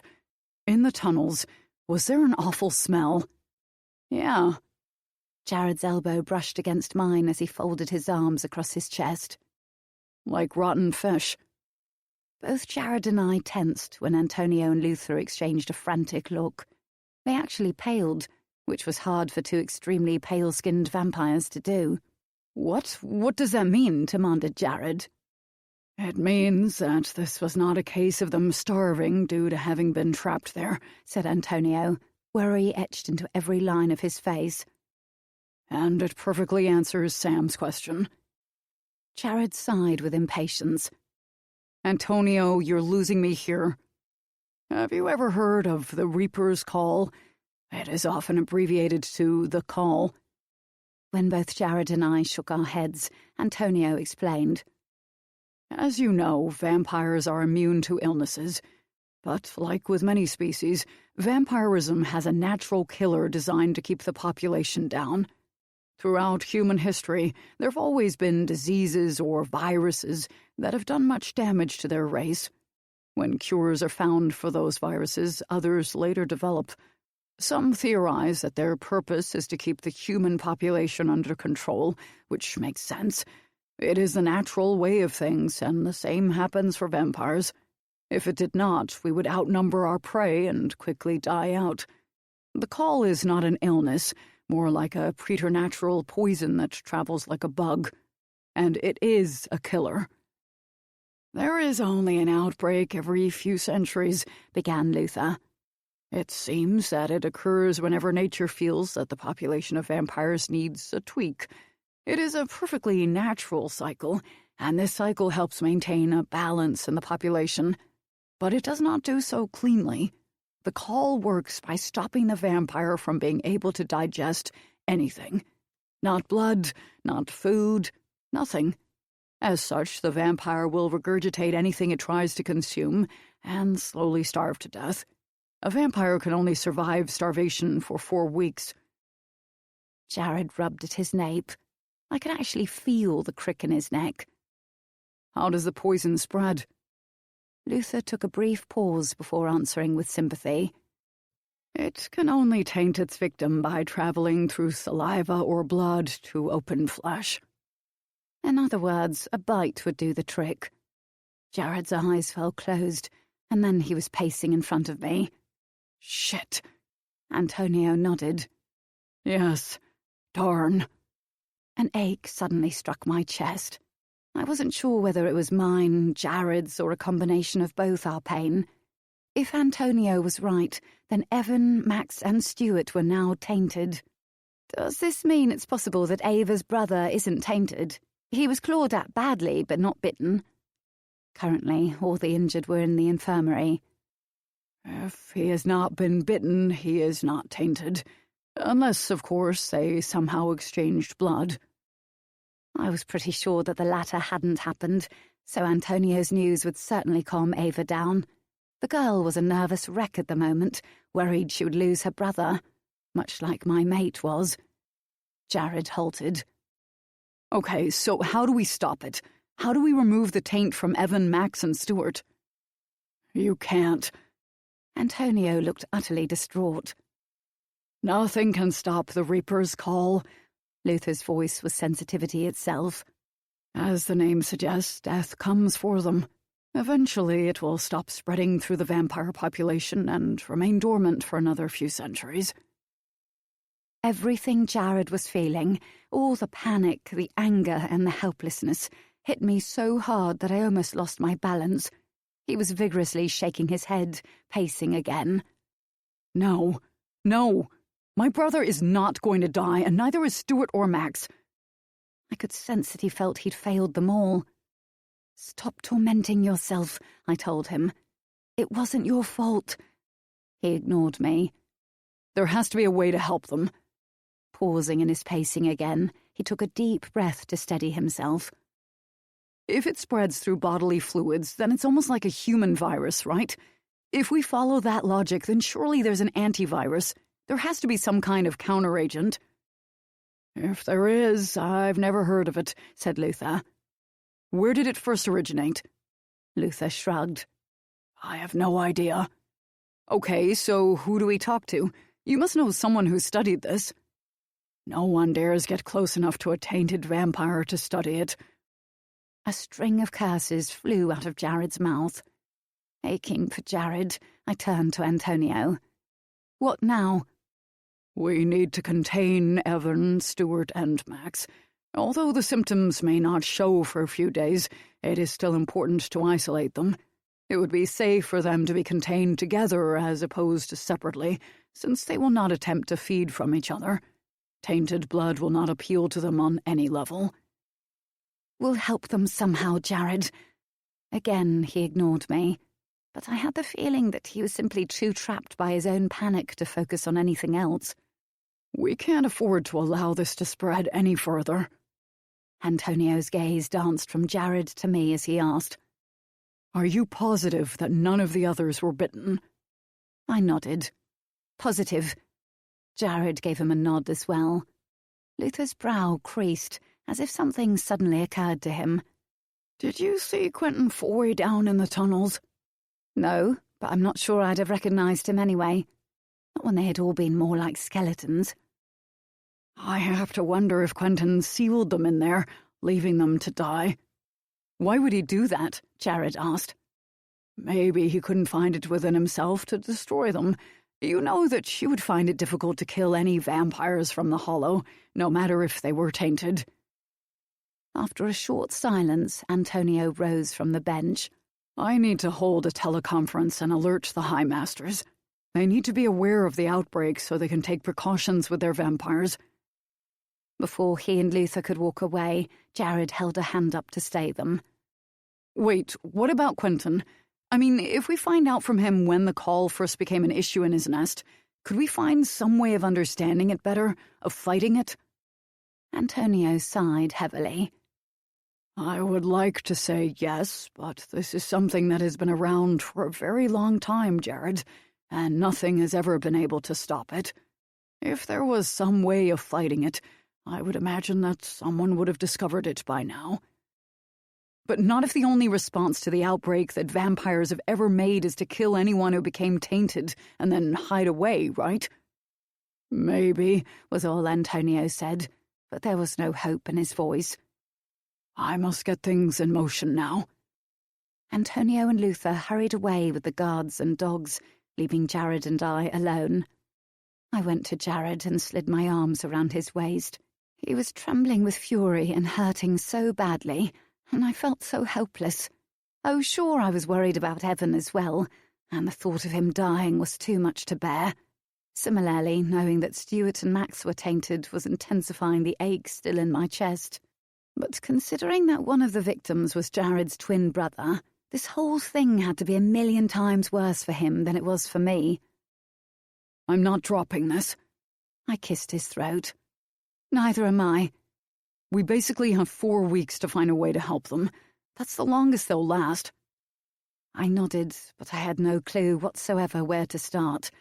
Apparently neither did Jared, because rather than coming up with some sort of game plan, he just buried his face in the crook of my neck and inhaled deeply. I spoke into his ear. "Come on, let's go home. We'll talk about it there." He teleported us to the living area of our apartment, but instead of releasing me, he tightened his hold, still vibrating with anger. I soothingly smoothed my hands up and down his back while dabbing kisses on his neck. Bringing his forehead to rest against mine, he rubbed a thumb over my bottom lip. His irises were glowing red, but there wasn't just rage there now. There was also heat and desperation. I knew that look, my body knew that look, and it sent a shiver of need down my spine. One hand fisted in my hair. "I need you right now." It was a dark rumble. "You have me." "I can't go slow," he warned, yanking my head back slightly. "I don't want you to." He slammed his mouth down on mine, and I immediately opened for him. The kiss was full of urgency and desperation, as if he thought I could somehow take away his anxiety and pain. Or maybe I was just his escape from it. Tingles of fire were everywhere because his hands were everywhere. Clothes were torn and dumped at our feet. Normally, Jared was the worst tease imaginable. His foreplay could go on for hours, and he'd love every moment of it. But this time there was no finesse, no teasing, no playfulness from either of us. His hand slid down to the underneath of my thigh, and he hooked my leg over his hip, grinding his rock-hard cock against me. An image of me on my knees, with his cock in my mouth, suddenly flashed in my mind, and I wondered if it had somehow come from him, or if the thought was my own. It didn't matter. I dropped to my knees and curled my hand around the root of his dick. Knowing exactly what he liked, I sucked in the energy around me and exhaled a small flame of fire, heating my mouth. I then took him inside, enjoying his groans and moans. "Fuck, Sam." His fingers tunneled into my hair and tugged hard as he began pumping his hips, fucking my mouth. "That's it. Keep those lips nice and tight around my cock." As he repeatedly thrust into my mouth, I sucked and licked and swirled my tongue around him. Suddenly he stopped, panting. "Baby, I can't hold out. I'll go out of my fucking mind if I'm not inside you now." He lifted me into his arms, urged me to curl my legs around his hips, slammed me against the wall, and then drove into me. We both groaned as my muscles clamped tight around him. But he didn't thrust again, didn't bury himself deeper inside me. Instead, he held himself completely still. I could sense him digging deep for control, worried that he was hurting me. "Baby." The agonized sound was an apology. "It's okay. You're not hurting me. Now move." Gripping my hips tightly, he took me at my word and began powering into me. It was deep, it was raw, it was primal, and it was exactly what I wanted just then. His face was a mask of intensity and determination, and he held my eyes with a gaze so piercing and hot it was scorching. "Nothing in the goddamn world beats being in you, feeling you around me, Sam. Not a fucking thing." I could feel my climax fast approaching. "Jared, I'm not going to last long." "But you will, baby, because I'm not leaving this body yet." He slowed his movements until every thrust was deliciously yet excruciatingly slow. Curling my hips, he went even deeper with each long, drawn-out thrust. My eyelids drifted shut with the bliss of it all. Sam. Eyes open." Oh, he always bloody did this, the sod. "Come on, open those eyes for me. I want to see them." But I ignored him. Seriously, what was the point in forcing them open when they drift shut again anyway? There was a whoosh of movement, and suddenly I was bent over the arm of the sofa and a hand came down hard on my arse. I looked back at him, gaping. "Oh, you little shit!" "Well, if I can't look in your eyes, I might as well look at your ass." "I am so going to." But then he slammed into me, and I no longer gave a crap. "It really is the most perfect ass, baby." He smoothed his hands over it before cupping it possessively. "Even better, it's mine." Then he was driving into me hard, deep, and fast. My climax soon began creeping up on me again, making my inner muscles flutter around him. This time he didn't slow down. Instead, his thrust turned fevered. Curling his body over mine, he slipped his hands under me to palm and mould my breasts. With his thumbs, he sent shards of electricity into each nipple, while at the same time licking my neck. Then one hand again knotted in my hair and yanked, angling my head how he wanted it, a move that might have got him in trouble if I wasn't so close to coming. Without hesitation, he sank his teeth into my neck. The moans he made as he drank from me vibrated against my skin. And, oh God, I was going to come. The climax hit me hard, wrenching a scream from me. Jared slammed into me once, twice, and then drove deep as he exploded inside me, half growling, half groaning my name. I wasn't sure how long we stayed there, panting and quivering with the aftershocks, but eventually Jared withdrew from me and then teleported us to the shower. Standing under the spray, he simply held me to him for a little while. It wasn't until we'd finished soaping each other down that he spoke. How is it that coming inside you makes me calm down and think better? I smiled, batting my eyelids. I'm just special like that. He chuckled, sucking my bottom lip into his mouth. You are to me. When his smile faltered, I knew he was thinking about Evan again. So what are your thoughts on what to do next? I sensed that Jared needed to run this show, needed to feel as in control of it as possible. I'd offer my suggestions when necessary, but I'd let him take the lead.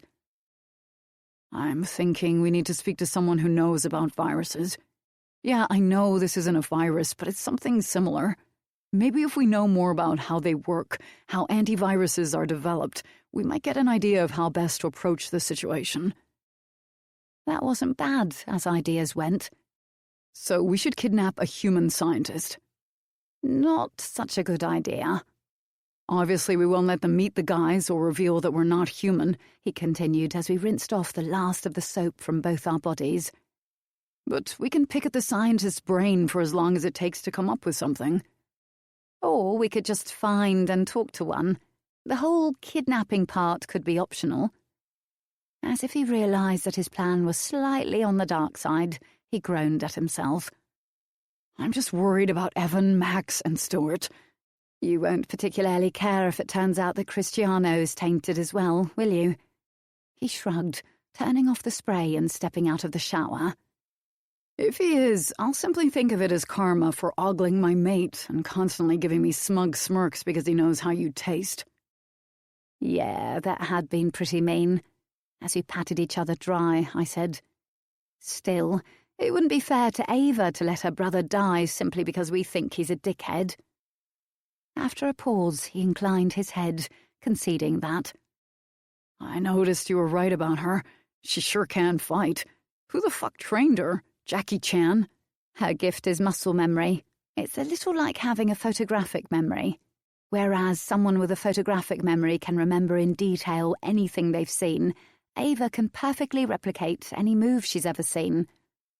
So all she has to do to learn combat is watch how other people fight and play some kung fu movies? Cool gift. Did you notice at Salem? He cut himself off on hearing a heavy knock on the front door. It could be someone with news about Evan. Thanks to vampire speed, we were dressed and at the front door in less than 10 seconds. The squad, minus Max and Stuart, of course, Ava, Cristiano and Fletcher all piled in. Each of them looked a mixture of confused, devastated and pissed off. So Cristiano wasn't tainted then. I would bet that had greatly disappointed Jared, but I wouldn't wish the possible fate of Evan, Max and Stuart on anyone. Fletcher pulled me into a hug. Love, I'm so glad you're all right. I was with Antonio when he briefed the squad on the Reaper's call. I swear my heart skipped at least 4 beats. Like me, Fletcher was British, and I loved him to bits. But he was also a bloody drama queen. Even Norm agreed on that. He addressed both Jared and me as he added, You must be a bag of nerves right now. I know I am. Poor Evan. And the others, of course, but Evan. I've always had a soft spot for him. No doubt you have a plan of action. I'm eager to hear it. He squeezed himself between David and Damien on the sofa.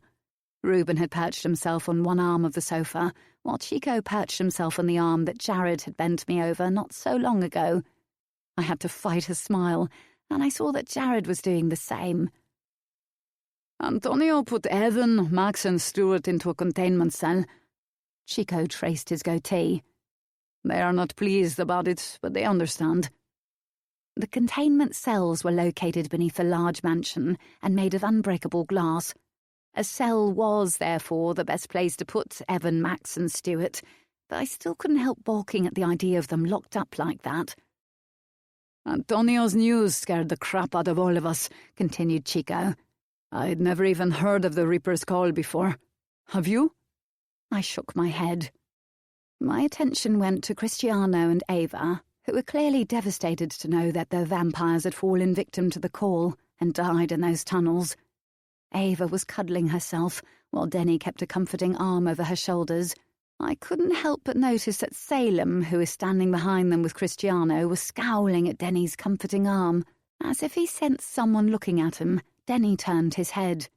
When he saw the expression on his fellow squad member's face, his eyes widened. Denny looked from Salem to a totally clueless Ava and back again, and then abruptly dropped his arm.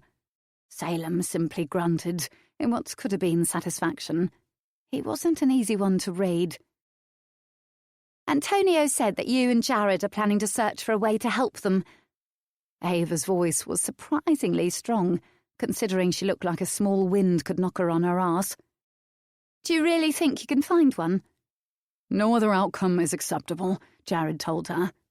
His confidence seemed to reassure her, because she visibly gathered herself and released a cleansing breath. Leaning against the wall beside Butch, Harvey asked, Where are you starting your search?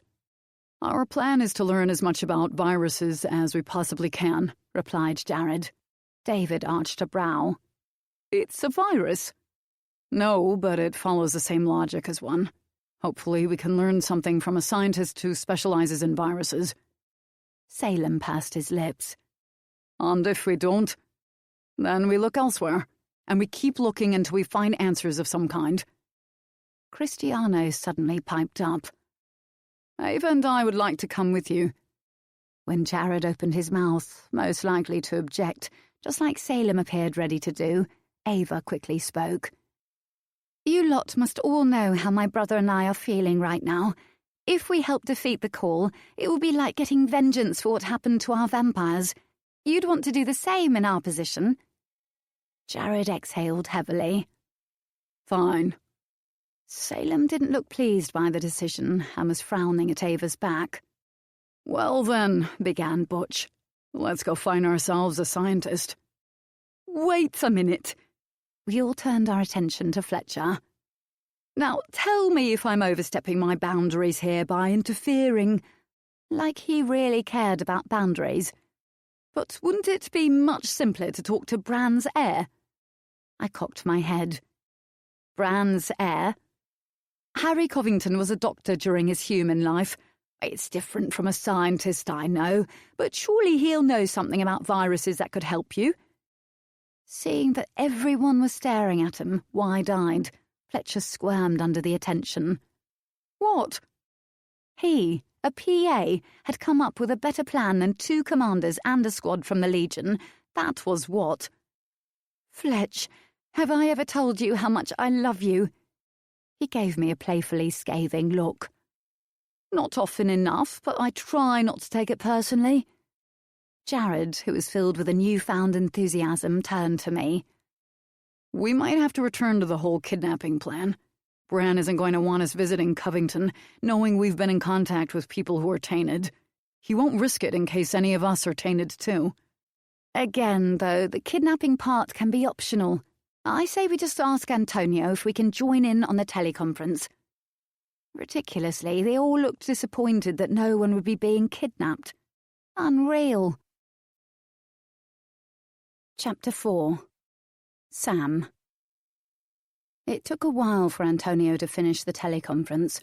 Once it was over, he asked Bran to remain on the line, and then invited Jared and I to sit beside him in front of one of the TVs. Thankfully, Bran granted us some time with his heir, and soon we were looking at the surprisingly attractive face of Harry Covington. I'd been expecting someone who looked much older. Harry couldn't have been much more than 25 when he was turned. Clearly anxious for answers, Jared didn't bother with pleasantries. "What can you tell us about viruses?" Harry looked taken aback by the question, but shrugged. "Put simply, they are strands of DNA or RNA covered by a protein coating." Admittedly, that made no sense whatsoever to me. Science had never been my strong point. When Jared waved his hand in a carry-on gesture, Harry squinted. "This is about the call, isn't it? You think it's like a virus?"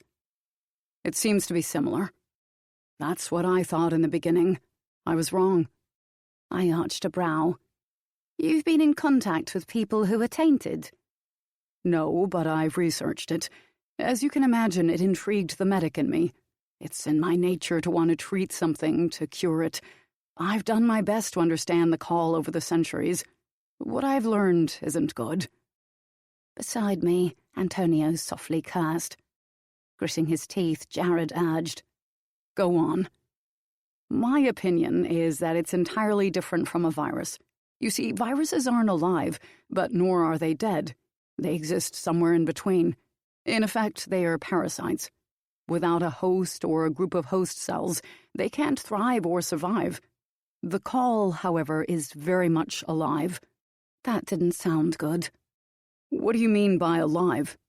"Not alive as you or I know it. It isn't a biological organism. In fact, it's not at all tangible. The call could be described as incorporeal venom. It travels into the blood, contaminating it, polluting it.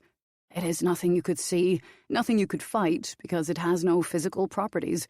It doesn't attach itself to cells, doesn't use us as a host. It simply visits us, doing a circuit through our blood and tainting our system as it does so. That's why it wouldn't be possible to treat the call in the same way that humans treat a virus." And there went Jared's optimism. He scrubbed a hand over his face.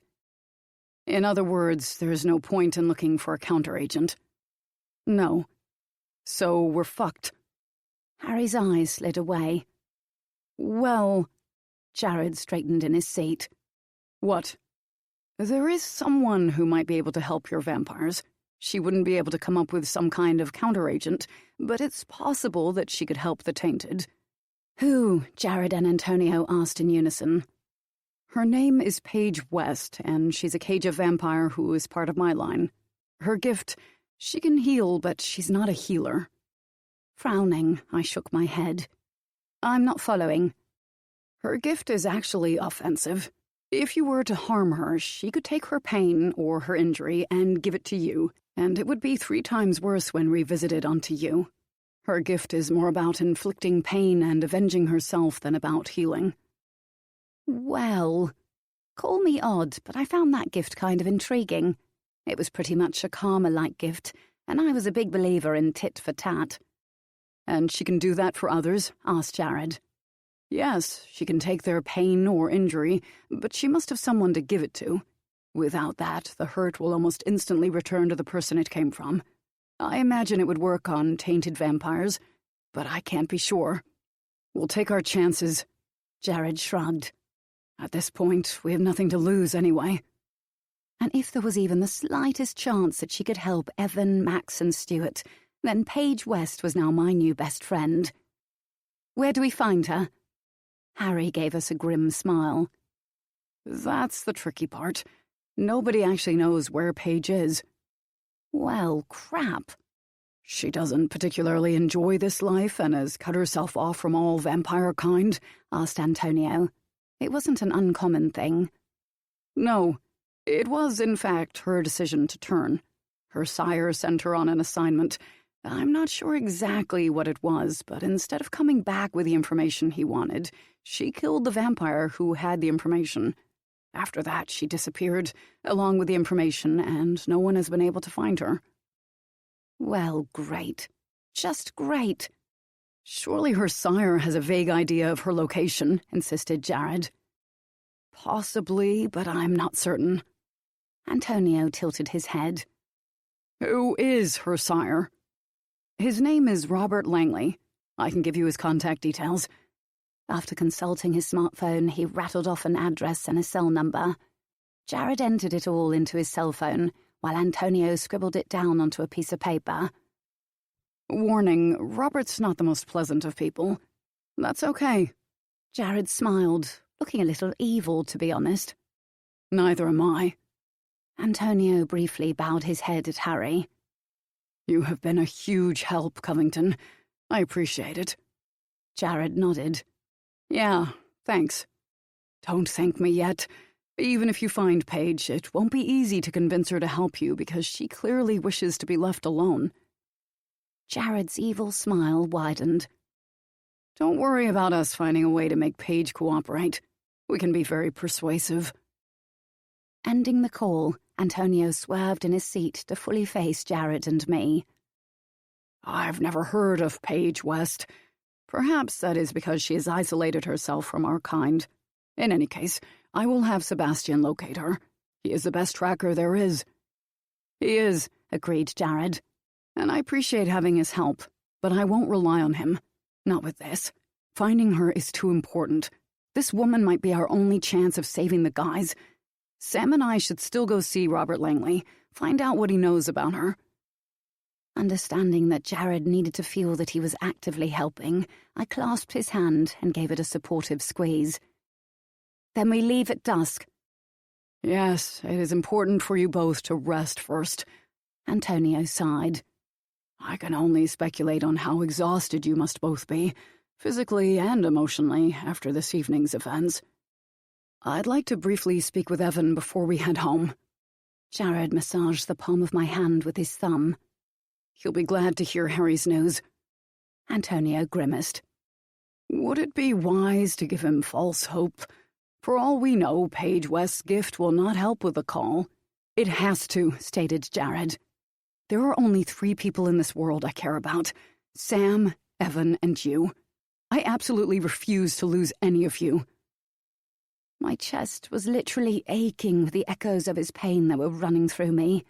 I leaned against him, wishing I could help and hating that I couldn't. His arm closed around me, keeping me there. I wanted to assure him that he wouldn't lose any of us, that we'd find some way to help Evan. But we'd never been up against anything like this before. Since meeting, Jared and I'd had our fair share of trials and dealt with some really freaky scenarios, but nothing like this. How did you go about fighting something that you couldn't see, that had no physical properties and no counteragent? I think it would also be best to delay the coronation until after the call is once again dormant. Antonio's expression begged us to understand. For one thing, it is imperative that this matter is dealt with immediately. Also, most of vampire kind is now on lockdown, intent on staying out of the call's reach. We would therefore have no witnesses, no celebration, and I very much doubt a prelate would risk traveling here to perform the ceremony. I haven't yet announced my intention to step down, so there will be no one to disappoint. I agree. I frowned as something suddenly struck me. One thing, though. Is it really possible to remain out of the call's reach by hiding? I mean, Quentin's nest was underground, and yet it struck them. Is it possible that it tainted someone before them? That the tainted vampire then took it to the nest with him? Only Quentin can answer that question. None of the other High Masters know where he is. It's possible that he did, in fact, die in the tunnels. I hoped not, or it meant that his answers had died with him. If there were more tainted vampires out there, it was important that we found and contained them. There was a brief knock, and then Luther entered the room. Please tell me you have good news. Sebastian followed Luther inside. Yes, I need something to give me hope. Antonio filled them both in on our conversation with Harry Covington. Luther looked slightly optimistic by the end of it. Let us pray that this woman can help us. We have to find her first, and convince her to help. If I had to resort to Jared's new solution to everything and kidnap her, I'd do it in a heartbeat. Leave that to me. Sebastian's voice was full of determination.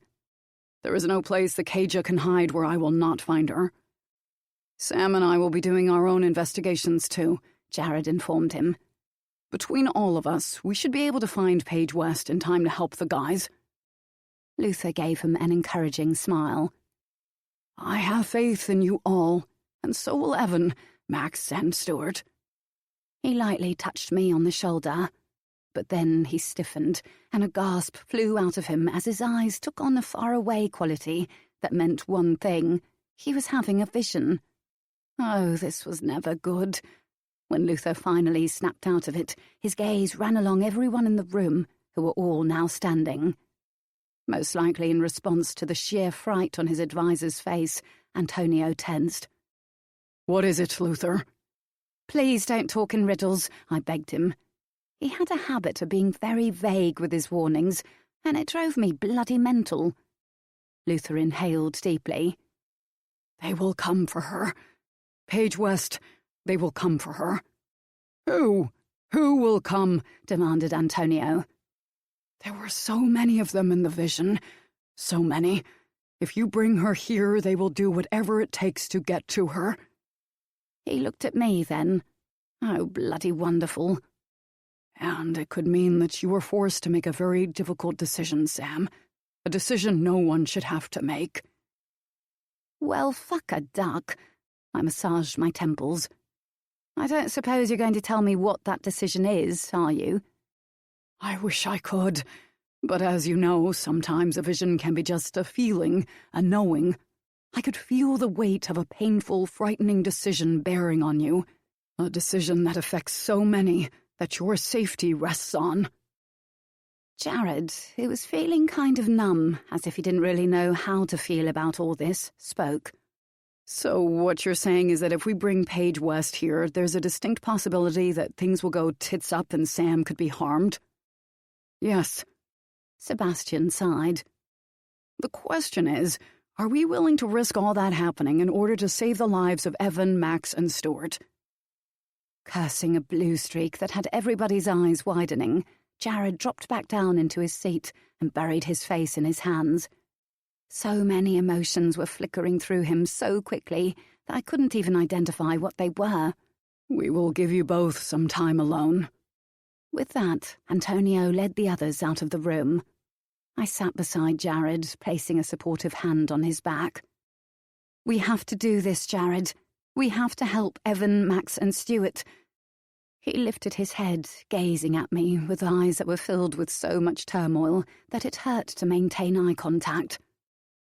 I can't risk you. Do you understand that? I can't risk you. Then he was on his feet, pacing. But we can't risk them either. You know this. But he wasn't listening. He was deep in his own mind, lost in his own thoughts. I rose from my seat and grabbed his arm to halt him. We can't ignore this. They'll die, Jared. I know, he gritted out. And I hate being in a position where I actually have to fucking choose between you and my twin brother. But baby, nothing in this world could make me risk you. I just fucking can't. He locked a hand in my hair and roughly pulled me close. I tucked my head into the crook of his neck and slipped my arms around him. You are not choosing. I'm choosing. No. The word was filled with agony, yet resoluteness. His overprotectiveness often tended to piss me off, but this was so much more than overprotectiveness. This was a bone-deep, all-consuming fear of losing me. I could feel the echoes of it. An ache started to build in my temples from the pressure of it. Jared. He pulled back to cradle my face. You just don't get it. You never have. You are essential to me. I told you the night of our binding ceremony. I need you here with me, always, no matter fucking what. His expression said, and you'd agreed. Yes, I had. But did you see the look on Luther's face when he mentioned that decision you'll have to make? Yes. He'd looked stricken, wretched, and it had put the bloody shits up me. He said your safety rests on it. I opened my mouth to speak, but Jared shook his head and stepped away. You might be prepared to risk yourself, Sam, but I'm not. Not for you, not for anyone. His eyes, expression, and tone were adamant. He wasn't budging on this. Anyone else might have accepted their fate and backed down, but that wasn't who I was. I don't expect you to like my decision to help them. I don't even expect you to respect it, but I'm asking you to understand it. Evan's been a great friend to me, like a brother, and I adore him. Max and Stuart are part of our squad. I care for them, and it's my responsibility to protect them. Jared simply shrugged, seemingly unmoved. They'll understand. Annoyingly, they would. In fact, they would insist that we didn't even try to find Paige West. They would put me before themselves, the plonkers. I couldn't let them do that. My words were quiet, pained. I can't let them die. And I can't let you be hurt. I love you for caring as much as you do, Jared. I do. But this is Evan, Max, and Stuart we're talking about. He smiled a little. Trying to put me on a guilt trip, baby. It's not going to work. I know how you think. I took a deep breath. Okay, let's look at it this way.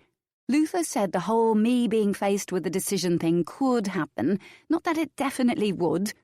He shot me an, oh, for God's sake, look. Of course he did. I was clutching at straws, and we both knew it.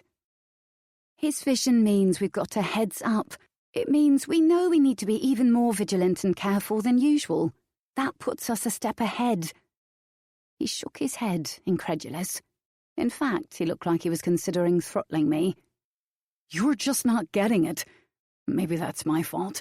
Maybe it's because I don't tell you I love you often enough. Baby, you're the only good thing that I've ever had. There's simply no fucking way I'm letting anything at all happen to you. No way. Jared, please, just put yourself in my position, Sam. Oh, the bastard just had to say that, didn't he? If Luther had been talking about me just then, would you have been so eager to go track down Paige West? When I didn't answer, he gave a soft, humorless laugh. Didn't think so. But there was another way to look at it. If Luther had been talking about you, would you have wanted to sit back and let Evan, Max, and Stuart die just because I was worried and scared of losing you? He wouldn't even meet my eyes, let alone respond. Didn't think so. A muscle in his jaw ticked. You won't talk me in circles, Sam. You won't get your own way this time. You think I want to risk myself? Now that we're bound, we're interconnected so tightly that if I die, you die. Even the thought of you dying makes me feel ill. Then you know exactly how I'm feeling. To risk ourselves is to risk each other. Neither of us wants to do that. This conversation is pointless. I counted to 5 in my head, seeking patience.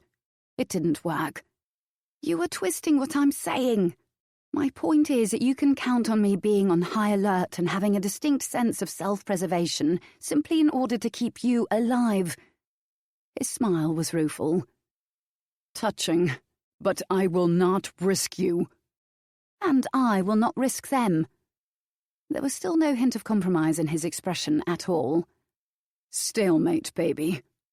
What if we get other people to track Paige down for us? Maybe if I agreed to sit in the background a little, it would settle his nerves. He snorted. Nice try, but it won't make any difference, and you know it. Luther said that Paige West coming here would be the catalyst. It's not going to matter who brings her.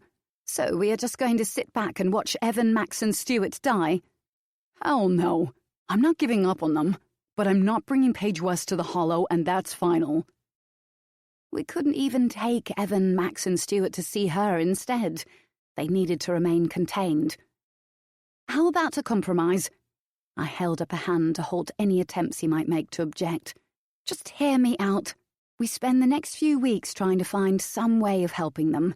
We'll track Quentin Foy down as well, ask him how the call suddenly struck his nest. During that time, we'll have Sebastian locate Paige West. If we don't find a counteragent or some other solution in those few weeks, we approach Paige then. That's a reasonable deal, Jared. He sighed tiredly, shaking his head. You never give up, do you? You like that I never give up. In other circumstances, yes, I do. I closed the distance that he'd created between us and fisted a hand in his T-shirt. I kept my tone gentle, sensitive, cajoling. At least agree to Sebastian tracking her down. What harm could that do? It was a long moment before he answered. Fine, but I won't agree to her coming here. So bloody stubborn. I wanted to argue that further, but I knew he wasn't going to budge on this. Not now. Maybe if in a few weeks' time we hadn't found another possible way of helping Evan, Max, and Stuart, then maybe Jared would relent. I just had to hope that we did find an alternative to involving Paige West. If not, it was quite possible that we were all fucked. Jared. When I set off with Sam to see the guys in the containment cell, I hadn't expected to find them playing poker, acting like nothing was wrong. But maybe that was how they were coping with the situation. Spotting Sam and I standing on the other side of the glass, they all paused in their game and approached us. They looked completely normal, healthy. I might have wondered if they had been immune to the call, if it wasn't for the fact that their bite marks were oozing rather than healing. Soon enough, their symptoms would begin, and I'd be looking at 3 skeleton-like vampires if I didn't find some answers fast. I don't suppose you have anything good to tell us? Max didn't appear optimistic. Neither did Evan or Stuart. I told them about the teleconference with Harry Covington, but neatly avoided the subject of Paige West. When I sensed Sam's discomfort, I quickly spoke in her mind. Don't mention Luther's vision. Antonio was right. It would only give them false hope, and they won't support your case to bring her here anyway. Her almost imperceptible nod was begrudging. Satisfied, I continued. We're going to search for Quentin Foy, ask how his nest became tainted. Maybe he has answers as to when the call first struck. If it didn't surface inside those tunnels, it means others outside the nest might be tainted. If that's the situation, we need to know before it has any chance of spreading. Evan nodded. But we're kidding ourselves if we think we can fight the call, Jared. My expression hardened. You don't know that for sure. Yes, I do. Evan's right, said Stuart. This thing has been around for centuries. No one was able to get rid of it. As far as I know, no one was ever immune to it. Sam scowled at them. If you expect us to just sit back on our asses and let this drop, you can think again. Evan smiled sadly. I just don't want you both exhausting yourselves, searching for something that doesn't exist. I know how you are, Jared. You'll start feeling guilty that your efforts are fruitless. I'll bet you're already blaming yourself for what happened down there. He'd always been able to see right through me. I shouldn't have let you come with us. I knew your head wasn't in a good place. I knew you'd be reckless. But I let you go anyway. You couldn't possibly have known what lay in wait for us down there. If it's anyone's fault that I'm tainted, it's mine. I didn't listen to you in those tunnels. I threw myself into a dangerous situation, and I even put myself in the lead. You told me to back away from that vampire. You warned me that he'd attack, but I ignored you. You're not responsible for what happened to Stuart and me either, Max adamantly stated. Stuart nodded his agreement. You trained us well, and you kept us behind you in those tunnels because you thought we'd be safer that way. Even when you heard the first horde of vampires coming, you tried to get us to leave instead of asking us to face them with you. Shit like this happens, said Stuart, shrugging. I knew when I joined the Legion that my immortality would be fragile. Every time I left for an assignment, I was conscious that it could be my last. It's no one's fault that we got hurt. If you can find a way to help us fight the call, great. But if you can't, it doesn't make you responsible for what will happen to us. He smiled widely. Just know that my replacement in the squad will have big shoes to fill. I couldn't imagine replacing any of them. Sensing Sam's anguish, I took her hand in mine and squeezed it lightly. We'll do what we can. Evan's expression was begging me to let it go. If it was me in there, if the situation was reversed, what would you do? Evan answered without missing a beat. Search high and low for a way to fix this fucking mess. Then don't expect me to do anything different. Do you want us to contact Alora about what's happening? Sam asked carefully. Grinding his jaw, Evan replied, No. She cares about you, Evan. Sensing Evan's skepticism, she quickly added, It was written all over her face at the binding ceremony. I don't know why she resisted staying here with you, and I'm not asking. That's your business. But if it was Alora who was tainted, wouldn't you want to know about it? Yes, I would. But I don't want her to see me like this. It's possible that she'll find out from Bran, I pointed out. If she turns up at the Hollow, you don't let her down here. Evan's voice was harsh. Not for any reason. I understood why he was so set on this. If he was going to slowly wither until he eventually died, Evan wanted Alora to remember him as he was before. In his position, I would have wanted the same thing. But you're not going to die. Evan ignored that. Promise me you won't let her down here. I nodded. I promise. Evan looked at Sam then, brow arched expectantly. After a brief hesitation, she spoke. I promise. Satisfied, Evan gave a slight smile. Now get out of here. We've got a poker game to play, and I was winning until you both showed up. Max snorted at Evan. You think you're winning. There's a difference. Bantering, the guys returned to the table at the center of the room and went back to their game. And I hated the thought that that could have been the last rational conversation I'd ever again have with my twin brother. Chapter 5. Sam. Frustrated, I slammed the thick book on my office desk. From his seat at his own desk, Jared arched a quizzical brow, smiling in amusement. I just shook my head. His smile widened, but he said nothing and returned to, well, whatever the hell he was reading. 5 days had gone by of researching the call by reading books, surfing the VNet, and consulting various knowledgeable vampires by teleconference, but none of the information had proven to be any more informative than what Antonio and Luther had been. We had explored every possible idea and examined every possible theory in our search for a counteragent, but our efforts had so far come to nothing. Furthermore, there was no trace of Quentin Foy anywhere, so we were no closer to finding out if there were more tainted vampires on the loose or not. Another squad within the Legion had searched the borders of Quentin's tunnels and also the nearest towns, but no tainted vampires had been found. According to Sebastian, who regularly kept in contact by cell phone, Robert Langley hadn't been much help with the Page West situation. Sebastian sadly didn't believe he was close to finding her yet.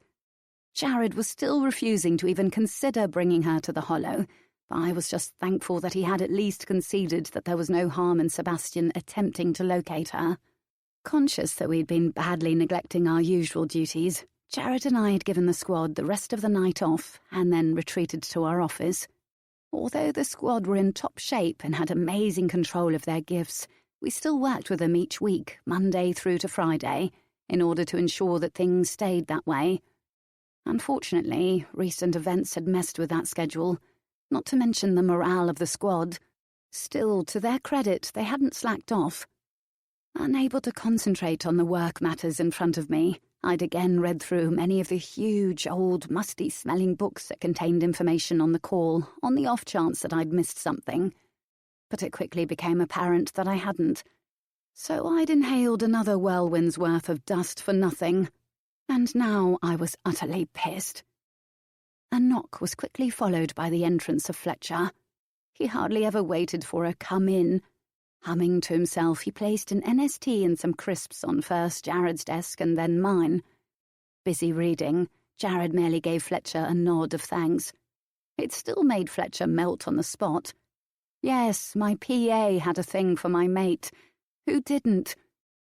Being an empath, Fletcher instantly picked up on my mood and shot me an "Are you all right?" look over the rim of his glasses. I forced a smile and nodded, but he didn't seem convinced. No doubt he'd quiz me later, I thought, as I watched him leave the office. I glanced at Jared to see that he was still reading. You'd think he would be just as pissed as me, given his brother's condition. But no. For the past 5 days, Jared had been nothing but positive and optimistic. Maybe refusing to accept the possibility that Evan might die was his way of facing it, of dealing with it, and avoid falling apart. My way of dealing with it? I didn't have one. With a groan, I let my head flop down onto the desk. My forehead met the oak with a thud. Ow. There was a sigh that, annoyingly, had a trace of amusement in it. Come here, baby. No. I was quite comfortable where I was. Why? I could hear the smile in his voice. I don't need a reason. Come on, come to me. I'm busy. You're going to end up with a red mark on your head. So will you if you don't shut the fuck up. He chuckled.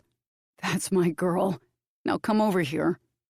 I finally lifted my head. What do you want? To hold you. I've missed you. He gave me a meaningful look that I easily interpreted.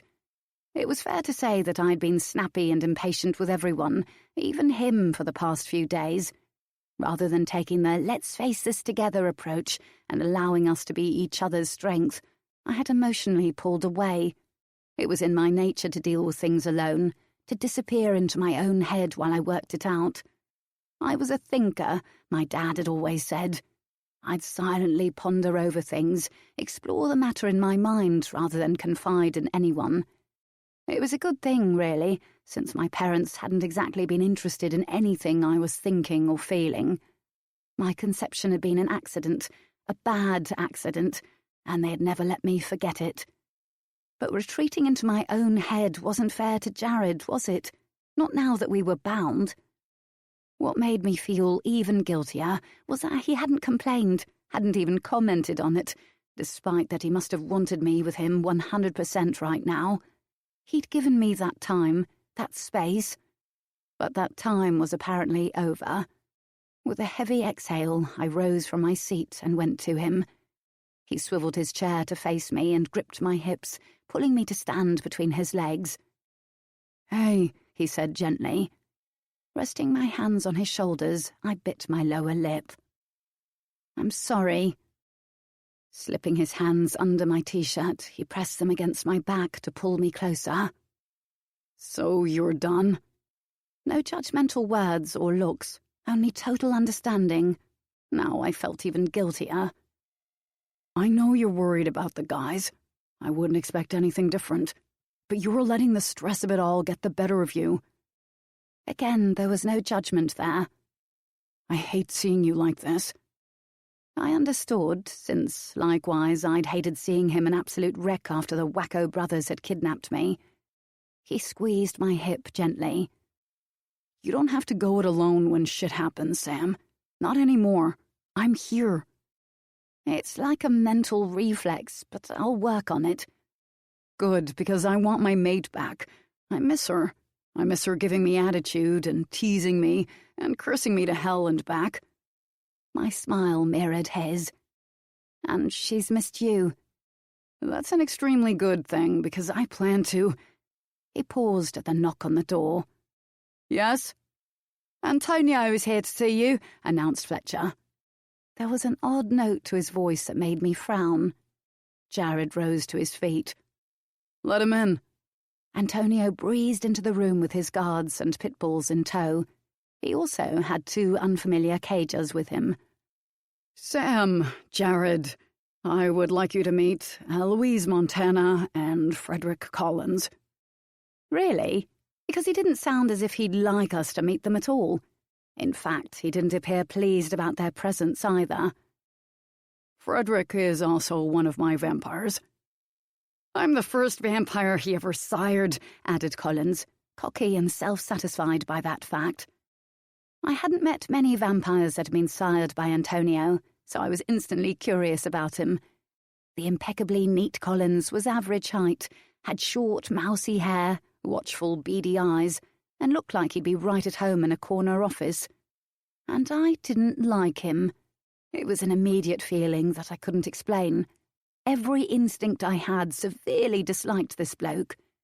His gaze ran over both Jared and I studiously.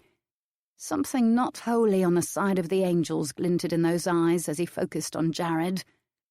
Moving my attention to the smartly dressed Eloise, I saw that the tall, slim female was staring at Jared and smiling. People stared at him like that all the time, but there was something in her eyes that told me this wasn't the first time they had met. Running a hand over her long mane of coal-black hair, she practically purred. "It's good to see you again, Jared." "Yep, I was right." Antonio's brow puckered. "Oh, I did not realize that you two had already met." Without moving her eyes from Jared, she told Antonio, "We met briefly when I came to attend a gathering here many years ago. Despite the meeting being brief, it was certainly memorable." "In other words, you bonked her." Yeah." He sounded loath to admit it. "It was just the one time and was nothing but a quick fuck. In fact, I was wasted that night. Remember, baby, it was only ever the air they wanted." I mentally rolled my eyes, exasperated that he persisted in believing that his status and his looks were all that women thought he had to offer. But this wasn't the time to have that conversation again. "It's an honor to meet the heir." There was a bitter edge to Colin's words. "Ah, jealousy." "You must be very proud to have been selected for the position." Eloise slid her gaze to me. Distaste glinted in those eyes. "You must be the famous Svante everyone's been talking non-stop about." "You have me at a disadvantage," I told her. "You've heard much about me, but I've never before heard anything about you." Jared cocked his head at Collins, still ignoring Eloise. Wise decision. "I can say the same about you, Collins. It's odd that I've never heard of Antonio's firstborn. In fact, in all the time I've been here, you've never once visited, not even for the binding ceremony." Collins flushed. "It wasn't possible. I have commitments." The bloke didn't even visit his own sire, a sire who anyone would be lucky to have. What a prick. I'd have been proud to have a sire like Antonio. Seemingly uncomfortable and also a little pissed off, Antonio spoke to Collins. "I think it is time that you told them why you and Eloise are here." Something in his tone had the hairs on the back of my neck raising. Collins, someone who clearly had an overinflated sense of self-importance, straightened his posture. "Eloise and I work together as representatives within the prelature." The prelature was the office of the prelates, a body of vampire ministers that had the authority to perform and administer various rites such as bindings and coronations. These ministers also had the authority to enforce order, and they had representatives who were simply paper pushers that dealt with any cases put forth to the prelature. It was therefore useful in that it could deal with small squabbles or issues, alleviating Antonio's workload. It existed outside of all forms of authority in order to be totally neutral, and was older than even the concept of the Grand High Master. Of course, most vampires sought out Antonio in times of trouble, but there were some who preferred to stick to the old ways and turn to the prelature. The prelature didn't deliver death sentences or imprison anyone, and it didn't deal in corporeal punishment. In fact, the prelates disapproved of such things, but they weren't always lenient.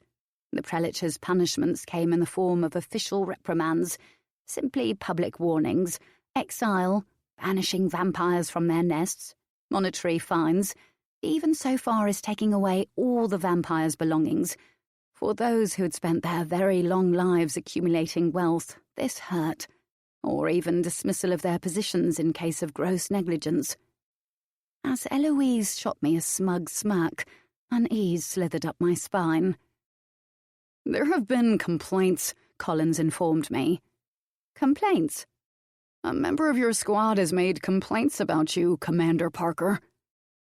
Nothing he said or did could have shocked me more. Not a single thing. Not even if he had stripped off his clothes and done the Macarena dance on my desk in a G-string. Maybe I should have felt hurt, devastated and betrayed by Colin's news. But I didn't feel any of those things, because no way would I ever believe in a million sodding years that one of the squad would do that. "Bollocks." "It is but the truth," Eloise seemed to take delight in saying. "What game are you playing?" Collins lifted his chin.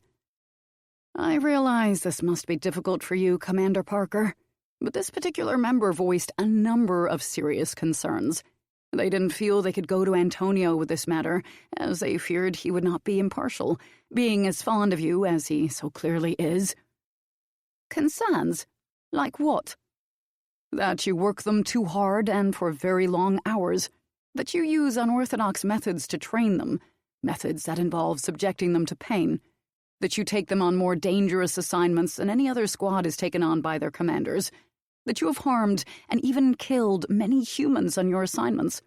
That you use the squad in order to help avenge another vampire, which we all know is not an assignment. That you absorb their energy in order to use their gifts for yourself. That is exploitation at its worst." I just stood there, dumbstruck.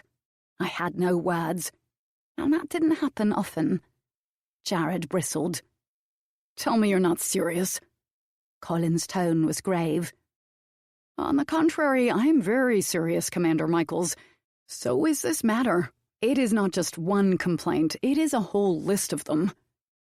Oh, it was a list, all right.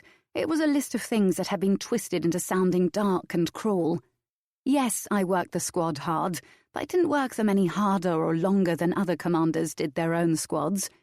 It was true that I sometimes hurt the squad during training, but only as part of helping them develop better reflexes. Besides, when you were training with people who had such violent gifts, there was going to be some pain whether everyone liked it or not. It was also true that I had taken them on many dangerous assignments, but that was because Antonio often chose us to deal with such matters. Yes, I had killed during assignments, but I'd never killed an innocent.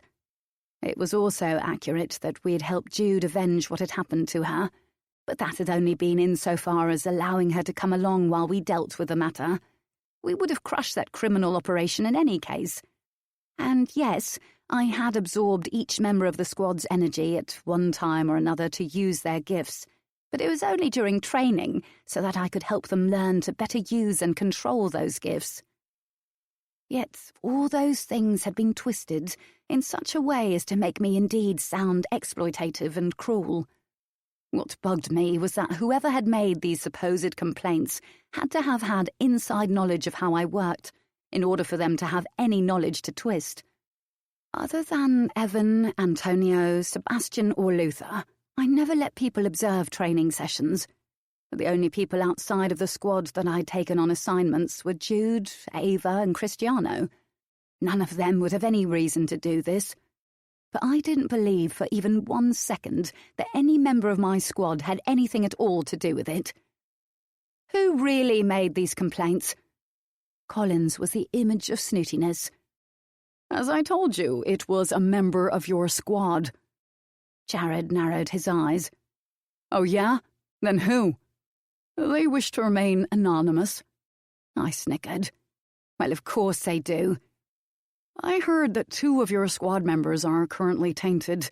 It is very sad, and I was quite surprised. Frankly, I would have expected better from the heir, his mate, and their personal squad."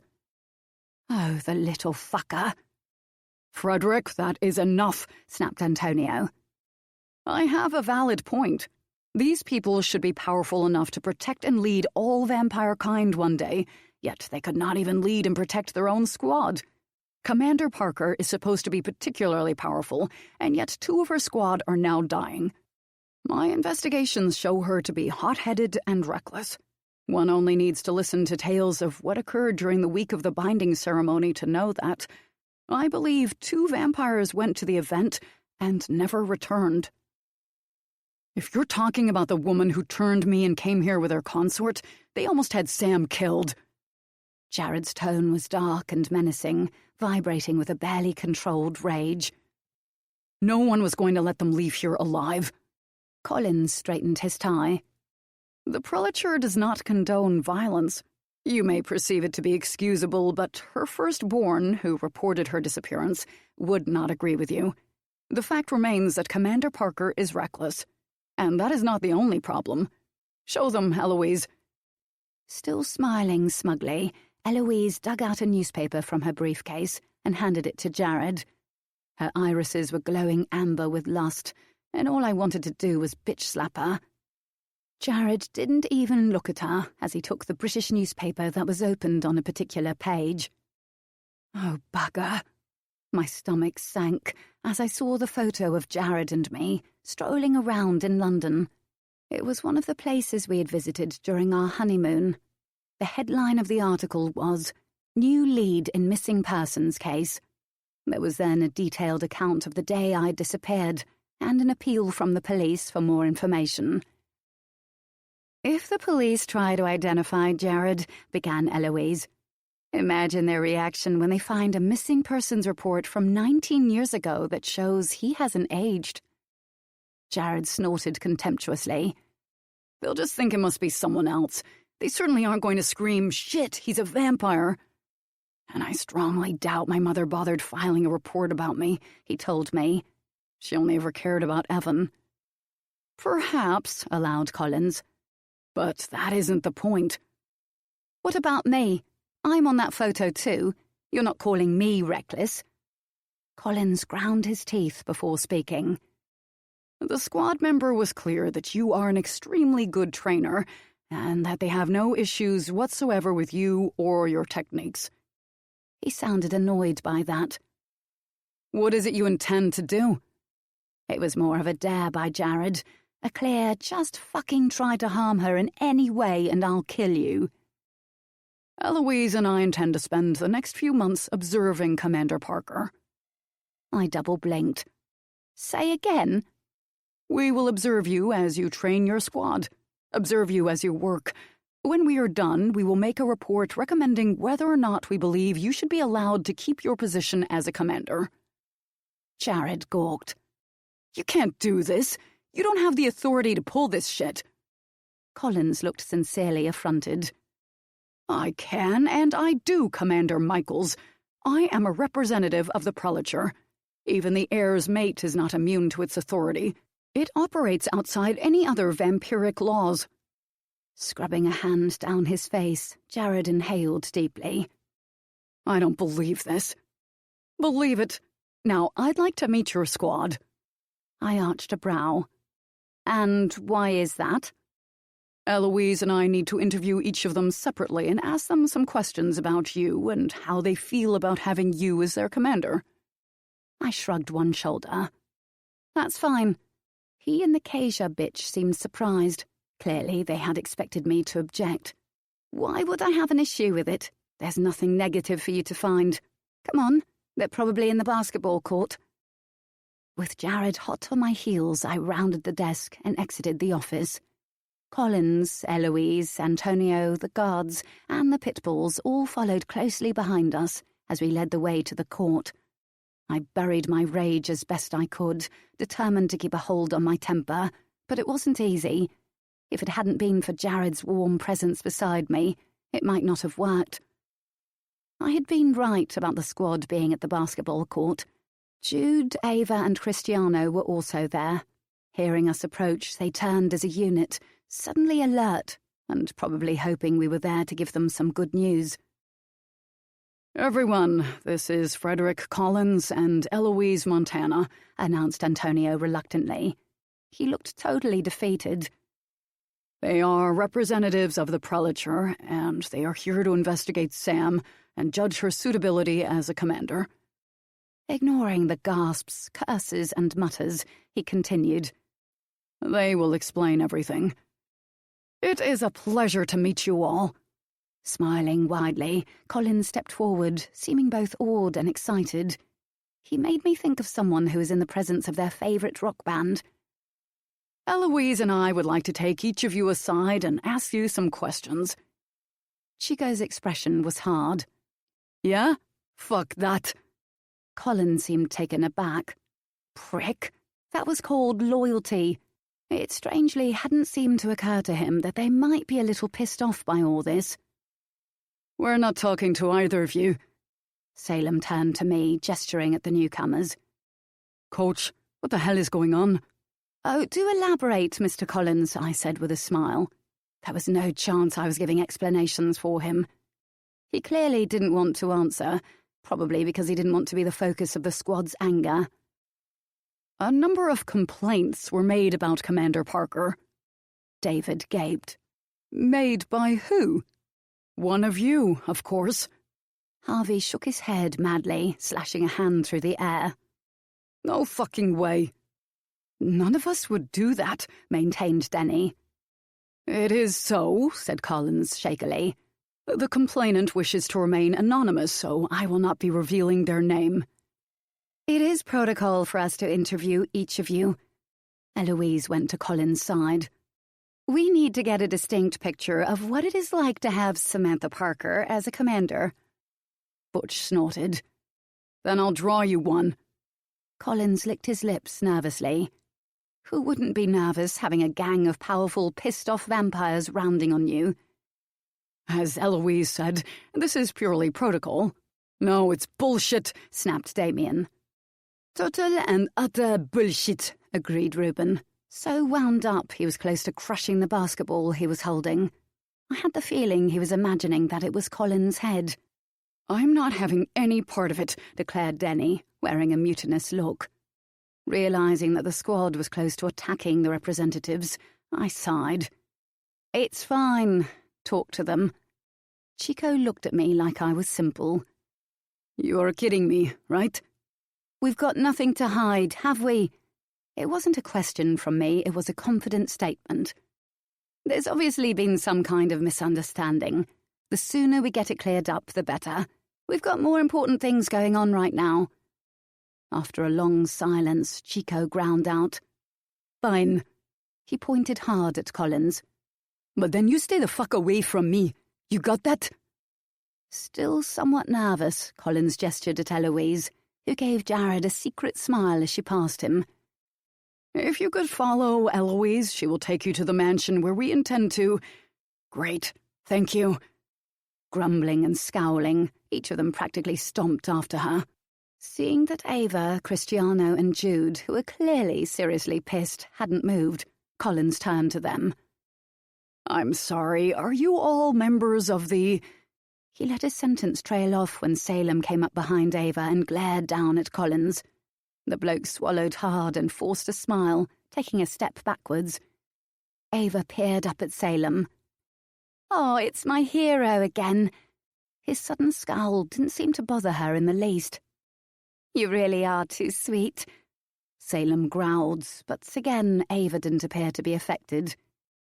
"Be good," he told her gruffly, before joining the rest of the squad.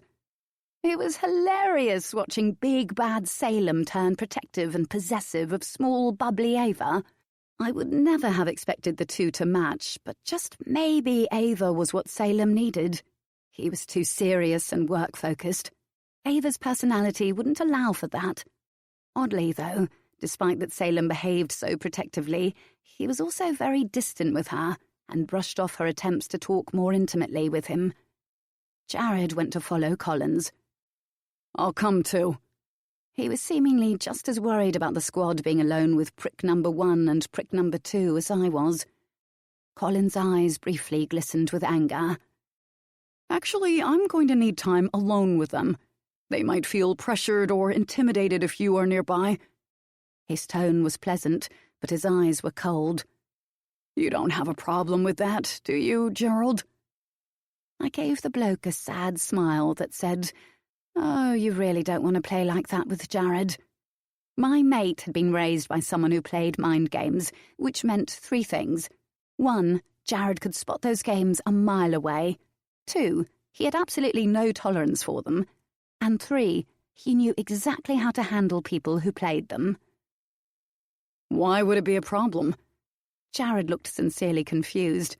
It was a total slapdown, an implication that for Collins to be a problem, Jared would have to actually care.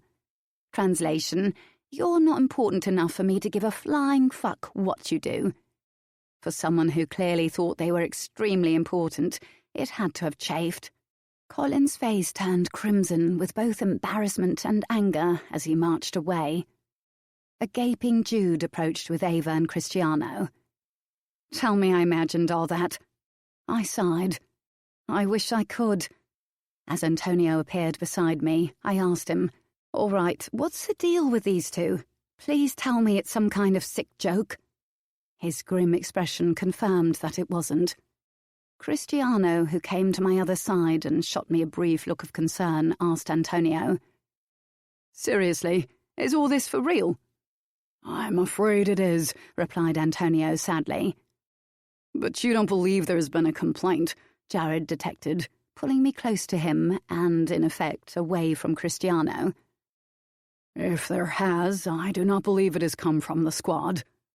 "Then who?" Ava asked Antonio. "As the heir's mate, Sam will always have enemies. If these people cannot harm her physically, they will hurt her in other ways." That would have happened in any case. I had a talent for offending people.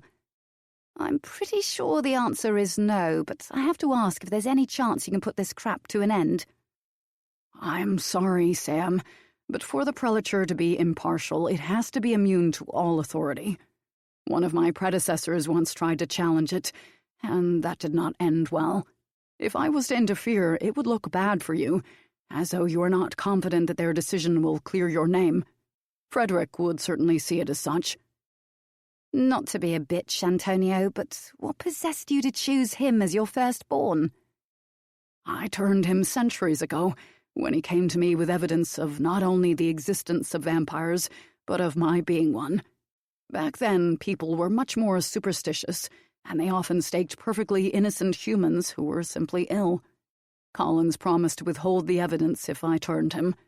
He was not a bad person, just very misguided, very unhappy because he did not feel that he fit amongst his own kind. I'd felt the same during my human life. I truly believe that becoming a vampire helped me as a person. But Collins, he felt shortchanged because his gift is not very substantial, and the Kasia hypnotic beauty could not make people love him. It was not enough that women desired him. He wanted them to adore him, need him, and be obsessed with him." Antonio shook his head. "Nothing was ever good enough for him. Nothing ever fulfilled him. Some vampires within the nest that I was part of back then were similar to him, and they all left as a group. I did not hear from Collins again until I was made Grand High Master. He came here, liked what he saw, and asked to stay. But when it became apparent that he expected to be made heir simply because he was the first vampire I ever turned, I made it very clear that things did not work that way. Offended and angry, he left. This is the first time I have heard from him since then." After a short pause, Jared spoke. "Would he make something like this up out of jealousy? I mean, would he try to get to me by using Sam just because I have the position he wants?" Antonio pursed his lips as he considered that. "Collins can be slimy and vindictive, but I'm not sure he would do something like this, as he is a stickler for rules.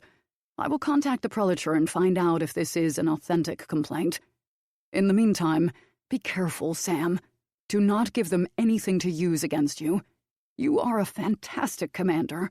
We all know that. You do not need to act any differently than you normally do. But try not to kill Collins or Eloise. That's all." "I can't make any promises." I went to head back to the command center. Jared's hand engulfed mine. "No more work." There were then familiar flutters in my stomach as he teleported us away. We reappeared on a narrow path in the rainforest. He shrugged. You wanted to take Dexter for a walk, or a slither, whatever. This wasn't about Dexter, though. This was Jared trying to keep my mind occupied on things other than the black cloud hanging over us. I could sense that he was just as angry as I was, but he was doing his best to put it aside so he could calm and comfort me. I squeezed his hand. Thanks. Knowing Dexter was currently twined around my waist, I peeled up my t-shirt and said, Novo. The Latin word for change was enough to make the 4-inch-long tattoo become a live 1.5-foot-long snake. His colouring was presently pearl white, indicating that he was excited. Of course he was excited. He loved being in the rainforest, hunting for food. Dexter's tongue briefly flicked my chin, and then his intelligent and very observant gaze landed on Jared. Dexter shot him what could only be described as a mind-how-you-step look. Jared simply rolled his eyes. Dexter then slinked down my body and began slithering along the ground. I can't believe all this is really happening. Wrapping an arm around my shoulders, Jared pulled me close to his side as we walked along the narrow path, in the same direction that Dexter was heading. You know the squad aren't behind this, don't you? Of course I do, but it doesn't mean this whole thing isn't pissing me off. Considering that I would soon be ruling all vampire kind alongside Jared, I'd be losing the position of commander anyway. But the point at play was that if Colin's report recommended that I be wiped of my position, I would no longer have the support of the prelature. Without that, no prelate would be prepared to perform the coronation. As such, there would be no ascension. In addition, people might once again be wary of me if the prelature ruled that I wasn't fit enough to lead my squad and that I exploited them. If Antonio had announced his decision to step down, I might have wondered if this complaint was someone's way of ensuring I didn't take his place. But only a handful of people knew of Antonio's intention. Plus, it was believed that I had the support and acceptance of all vampire kind anyway. Another important question would be, who would do this? Like Antonio said, you'll have enemies, people who are jealous of what you have and of how powerful you are. Like Joy. She had openly flirted with Jared in front of everyone earlier. That was why it had been so hilarious when Denny wrapped her in yellowy green ooze. It was sweet, in a Denny way. She's a bitch, baby. I know that. But I'm not sure if she'd go this far to piss you off. To be honest, I don't think her imagination's good enough to come up with something like this. Valid point. But it has to be someone from the Hollow, someone who knows how I work. Joy's sneaky enough to do a little spying. He conceded that with a tilt of his head. Maybe we should consider Dickhead, too. That made no sense to me.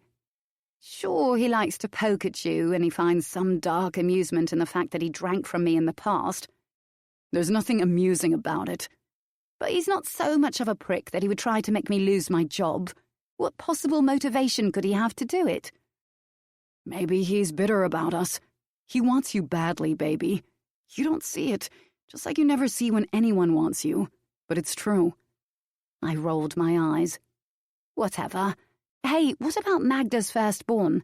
According to Collins, they reported that she never returned home, and they aren't too happy about it. But how would that vampire know enough about you and how you train the squad to twist it all? I groaned, totally bamboozled. I hate this. He kissed my temple, his touch gentle despite the anger that occasionally seeped to the surface. Don't worry, baby. I'll find out who did this, and then I'll kill them. I snorted. Not if I get there first. And I had every intention of doing so. What worries me about having someone hovering over me is that they might pick up on the hybrid thing. Jared shook his head. That won't happen, purely because no one would ever believe it was possible. Besides, Antonio came up with good excuses for why you're more powerful and stuff. Don't worry about that. In fact, don't worry about any of it right now. We're spending some time together, you and me. Let's shove this shit aside for a while and move on to a lighter but extremely important subject. Have you come up with any new rules for us to put into place after the coronation?" Despite my mood, I actually smiled. "Come on, baby, don't go retreating into that head of yours again. I know what's happening is fucked up on so many levels, but you're stronger than this. And I'm here." Still feeling bad for having held back from him before, I relented. "I'm still working on the rules, but I've come up with a few. I'm thinking that the whole consort thing should be banned from the Hollow." He laughed, a sound I hadn't heard in a while. "I really shouldn't be surprised, should I?" "Don't get me wrong, I'm not saying flings or one-night stands shouldn't be allowed, or that anyone has to be celibate. If the males here want to get randy, that's fine. But if they want to make things exclusive, they can give the females the respect of calling them girlfriends, and vice versa." Still laughing, he nodded. "Sounds fair." Surprised, I looked up at him. "Yeah? I was expecting you to defend the concept of consorts, considering you once had some." He shrugged. "Vampires having consorts has always been the norm. And if you spend a long time with people who consider it the norm, it's easy for you to do the same. That was why I never really saw the whole thing the way you did. Plus, those women had been using me. I didn't see why it couldn't work both ways. But looking back, I can see it was kind of seedy. We can't stop all vampires from having consorts, but we can at least ban it from happening in the Hollow." "That's not to say I'll force all the vampires who are currently consorts to leave the Hollow, but they'll have to find another way of fitting in." "That's fair." "Although, it wouldn't be so bad if Joy left." "She'll probably do it of her own accord after the coronation. The last thing she'll want is to directly serve us." I hoped he was right, not just for my sake, but for Joy's. There was a high chance I'd severely hurt her if she kept pushing me. "Enough about her." He kissed my hair. "Don't let her get to you." I barked a laugh. "Says the bloke whose mood turns homicidal whenever he's around a particular Svente by the name of—" I laughed again when he clapped a hand over my mouth. "Don't even say the fucker's name," growled Jared. "Whenever he looks at you, I can tell he's trying to picture you naked." When he released my mouth, I said, "Joy knows what you look like naked, as does Eloise, so I'd say I've got the shittier end of the deal here." He twirled me so that I was facing him and then plastered me against him. "But they don't matter to me. You're what matters." He slid a hand under my hair to cup my nape as his mouth landed on mine. He sucked and bit my bottom lip, toying with my mouth and coaxing me to open for him. Then his tongue swept inside, teasing mine. "I love how you taste. Everywhere." I nipped his bottom lip and then licked over it to soothe the sting. "When we get back home, you can prove it, and then maybe I'll return the favour. Be aware that this time you'll be the one coming first, no matter how much you tease me." His devilish, lopsided grin surfaced. I accept your challenge." Laughing, I kissed him again. Chapter 6. Jared. My gut twisted at the sight of Evan's hollowed cheeks and sickly complexion. Lying on one of the mattresses in the cell, he looked exhausted and full of utter despair. Max was gagging in the far corner of the room, while Stuart watched with eyes that were disturbingly vacant. It was always the same. Within an hour of drinking an NST, they would be vomiting, totally unable to digest it, totally unable to quench what had to now be an overriding thirst. They had been tainted for almost 2 weeks now, and I had come here each and every evening to visit. I knew that I was just torturing myself by witnessing as my brother increasingly deteriorated like this. I knew this wasn't helping me. But how could I stay away from my own twin, especially at a time like this? How could I not visit him, despite that neither of us derived any comfort from me being there?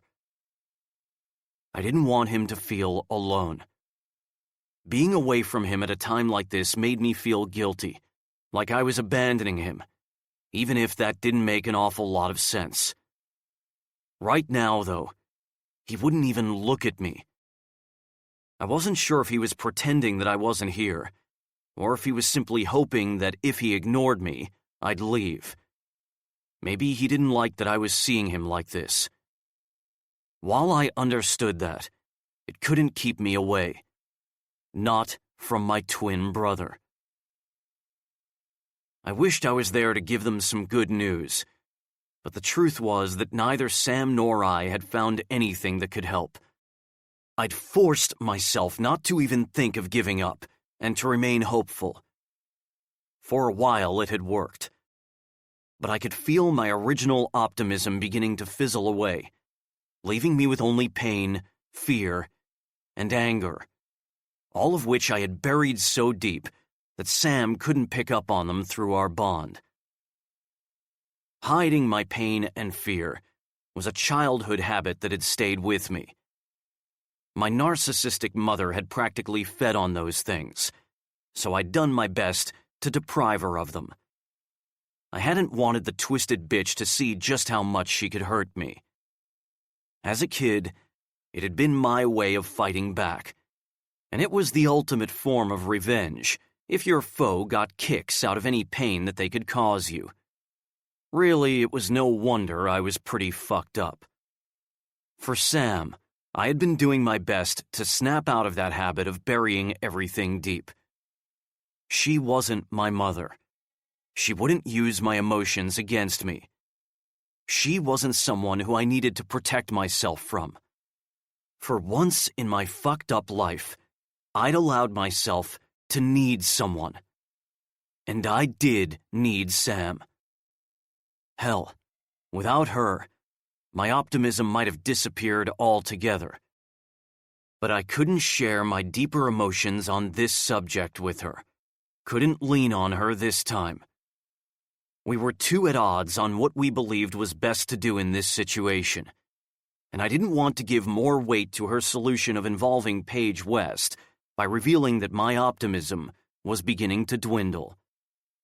Still, although I hadn't felt able to totally confide in her, Sam had been the anchor that had enabled me to stay focused and keep from losing my shit. She probably didn't know it, but she was the only thing that was keeping me relatively sane throughout all this chaos. Or as sane as I could ever hope to be. Hearing soft footsteps, I knew it was Antonio. I didn't look away from Evan, though. I stood there, willing him to meet my eyes, willing him to see my determination to help him, as if that determination alone could encourage Evan to fight, to not give up. But no. My brother was refusing to acknowledge me, and it fucking hurt. Reaching my side, Antonio sighed sadly at the sight behind the glass wall. It is difficult to remain positive when confronted with the effects of the call. Translation: stop coming here before you lose all hope. It's hard to stay away. I feel like I should be here for him. I want to be. I want to help him. Maybe you can. At those words, my head whipped around to face Antonio. What do you mean? Quentin Foy. He has been found. Harvey's idea to put a bounty on Quentin's head, offering a reward for his whereabouts, was a good one. It made finding him much faster. I truly have no idea if anything he tells you could help with this, but, in all honesty, I'm not hopeful that he can help. That wasn't something I'd told Sam, though. But I can't leave any corner unexplored. Antonio gave a nod of understanding. Then get Sam and the squad together. He held out a small sheet of paper on which an address was scribbled. This is where you will find Quentin Foy. Antonio squeezed my shoulder. Best of luck. I immediately teleported to the arena. Understanding that I'd needed to see Evan, Sam had agreed to begin the training session without me. She and the squad paused when I arrived, clearly intrigued by the urgency in my manner. I held up the sheet of paper. Time to speak with Foy.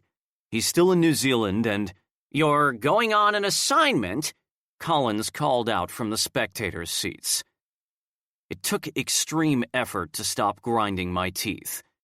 Since arriving, Collins and Eloise had insisted on sitting in on every training session, whether it was in the arena or in the rainforest.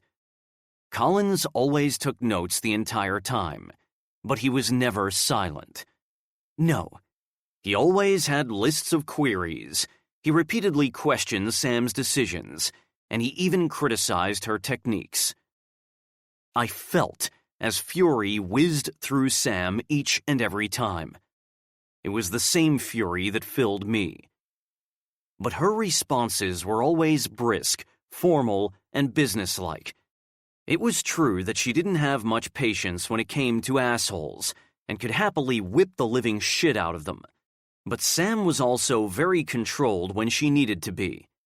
Feeders had to be controlled, or the energy would overwhelm them. I was literally in awe of how she had managed to hold back from hurting the interfering bastards, because I personally was so very close to snapping.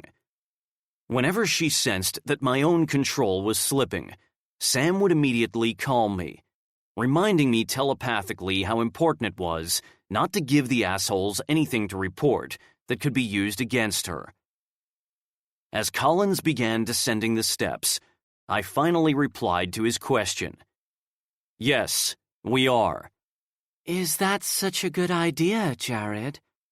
An indecently dressed Eloise trailed after Collins. She said my name like it was an endearment, said it with enough familiarity to have Sam's blood boiling, as it was a constant reminder that she and I knew each other intimately, even though I could hardly remember that night. "You and Commander Parker have been seen in public. We do not want more photographs of you going around.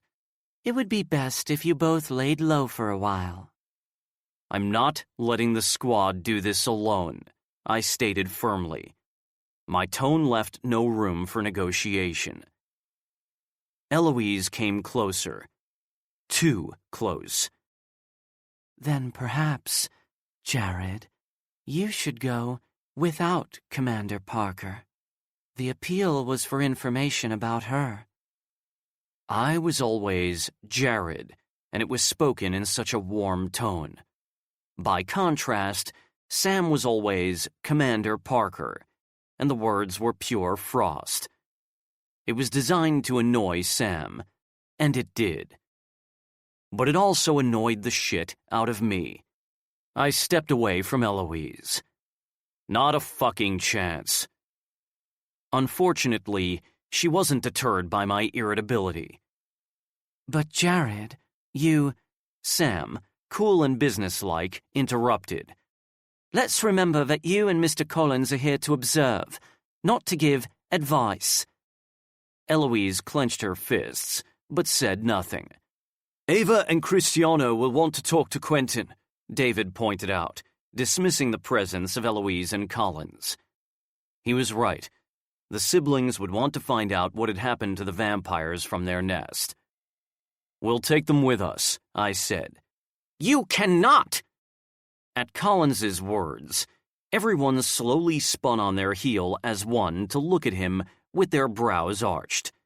The sight might have been funny under other circumstances. Clearly nervous, most likely because the entire squad was sneering at him, he stammered, It is against protocol, as they are not part of the squad." Sam made a contemplative sound. "You are right, Mr. Collins. I suppose this means that you have changed your mind, and that both you and Miss Montana will be staying behind. After all, neither of you are part of the squad, are you?" Collins and Eloise exchanged a frustrated look. They understood the message. If Ava and Cristiano didn't go, neither did they. He lifted a shoulder. I suppose there are circumstances in which allowances can be made.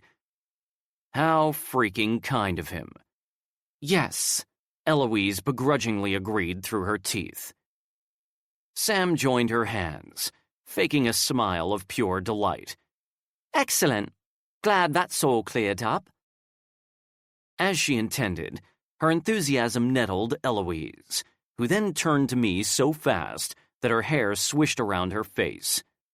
Tossing it over her shoulder, she snapped, Jared, I have to once again object to Commander Parker accompanying you. There has been a public appeal for information about her.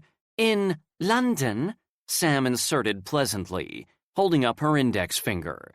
Will be in New Zealand. Which means it is important that she maintains a low profile for a while. I have to stress the importance of her remaining concealed. And I have to stress that I don't give a fuck. Sam shot me a smile that told me I was so getting lucky later. Quentin Foy was a tall, thin vampire with wise eyes. He was also damn fast.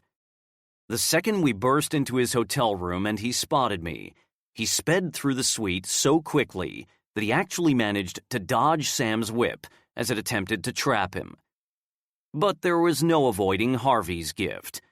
He telekinetically dragged Quentin to an armchair, and, a trick that Sam had recently taught him, then used his gift to actually pin Quentin in place.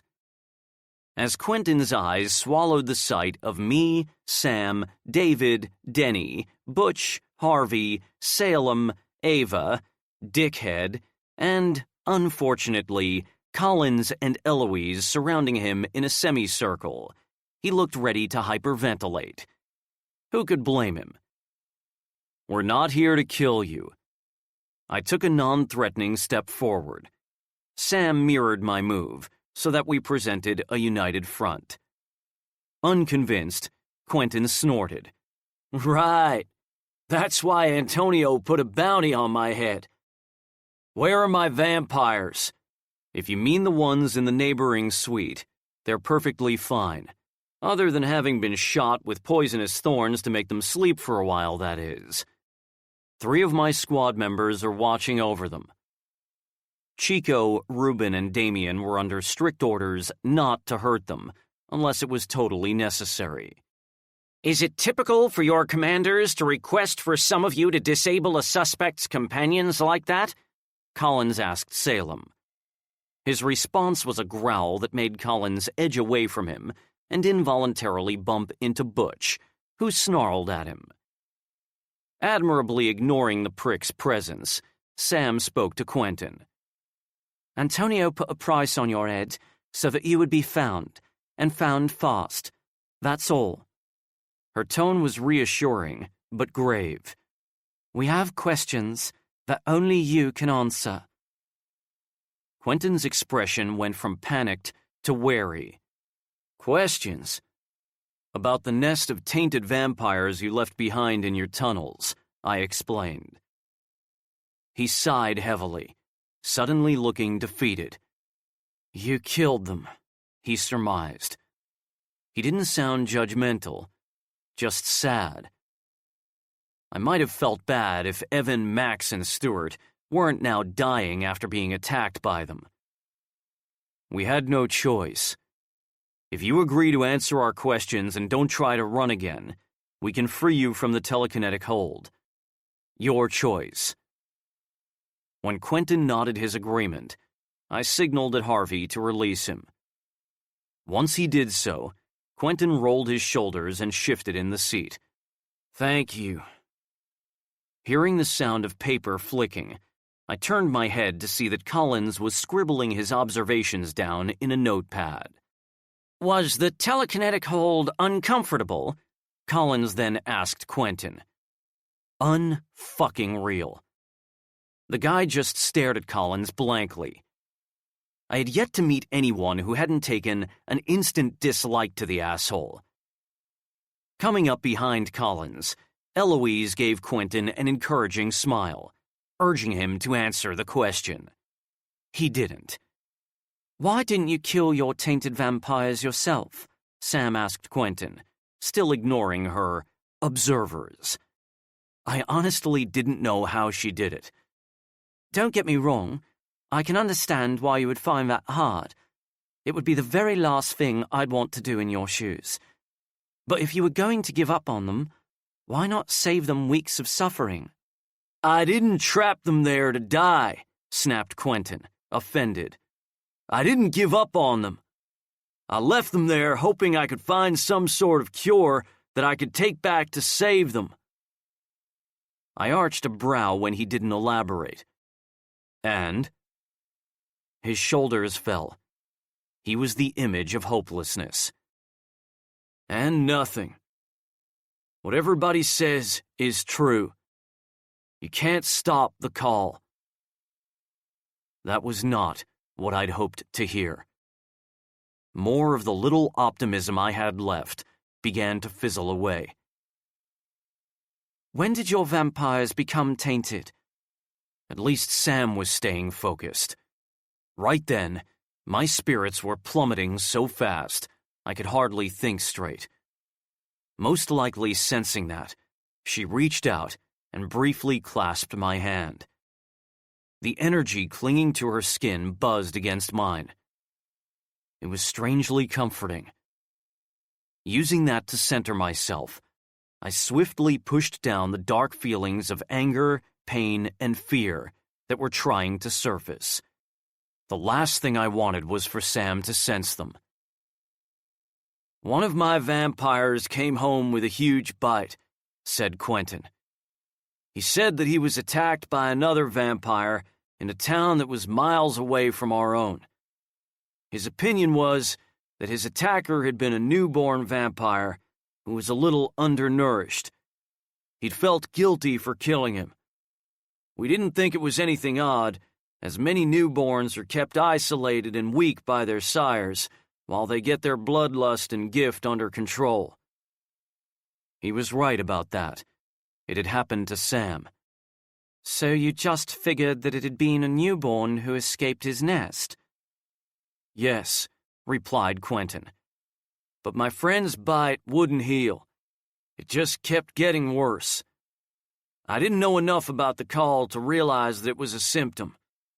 It wasn't until he and some of the others started vomiting that I realized what was happening. By then, it was too late. He'd fed from many vampires within the nest, and they'd fed from others who'd fed from others, and so on. The taint had already spread amongst the nest." His eyes took on a faraway quality. I knew his mind was back in those tunnels. "That was when you left?" Sam gently prodded when he failed to continue. Quentin's gaze met hers, once again focused. "Yes. The few of us who hadn't fed from any of the tainted vampires then left and sealed them inside, hoping to find a cure to bring back to them." Ava stepped forward. "Did 3 Sventes escape the tunnels with you?" Salem reached out and tugged her back to his side in a protective move. Quentin shook his head. "No, I'm sorry." She squeezed her eyes tightly shut and bowed her head. Salem began rubbing her back at the same time that Cristiano curled an arm around her shoulders. The two males then took to scowling at each other. It was something they did a lot, since, according to Sam, Cristiano was very protective of his sister and had never liked other guys being around her. Returning my attention to Quentin, I said, "It would have been helpful if you had alerted people that the call had surfaced." "I couldn't risk it. I was worried that people would come and destroy my nest before I'd had a chance to search for some way to save them. Yes, I know history says that there's no way to fight the call, but I didn't want to accept that. I couldn't." That was something I understood all too well. I was still pissed that he hadn't told anyone, but I could admit to myself that I might have done the same in his position. This vampire who was the first to become tainted, did he tell you the exact place that the supposed newborn attacked him? If you're wondering if there are more tainted vampires out there, the answer is yes. I've had some people hunting for them in that area, but they haven't been easy to find. Sam frowned. How can they be difficult to find? I mean, they're not exactly inconspicuous.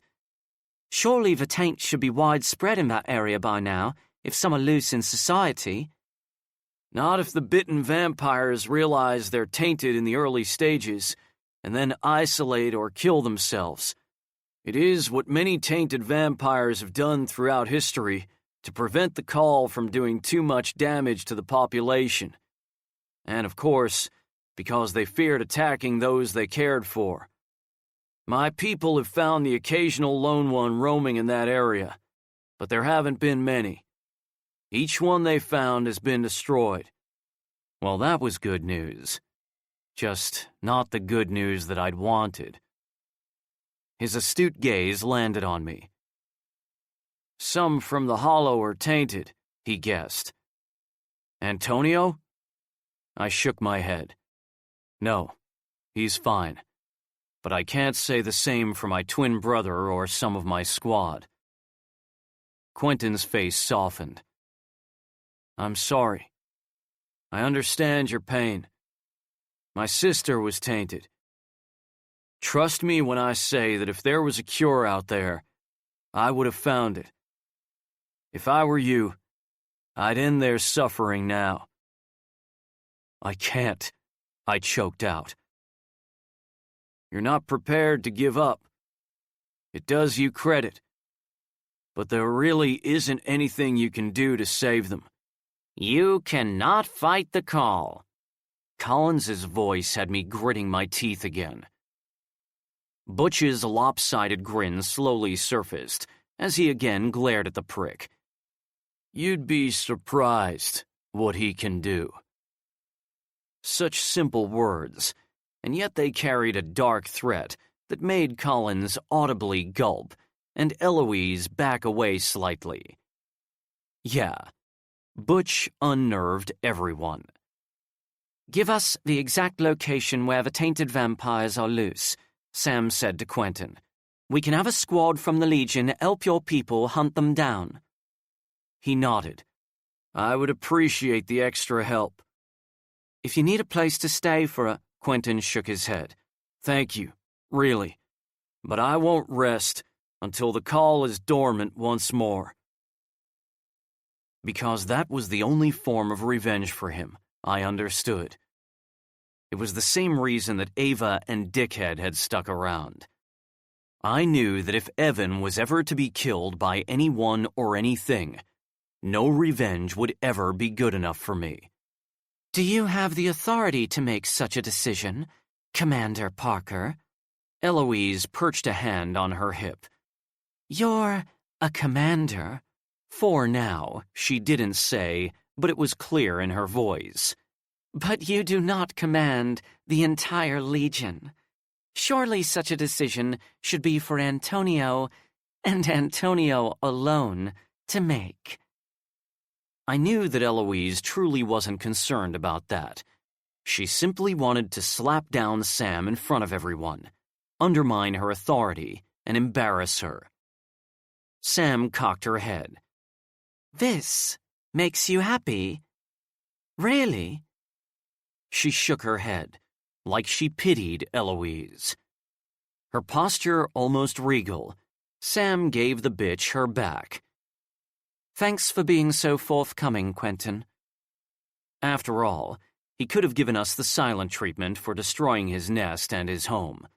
Help will be with you soon.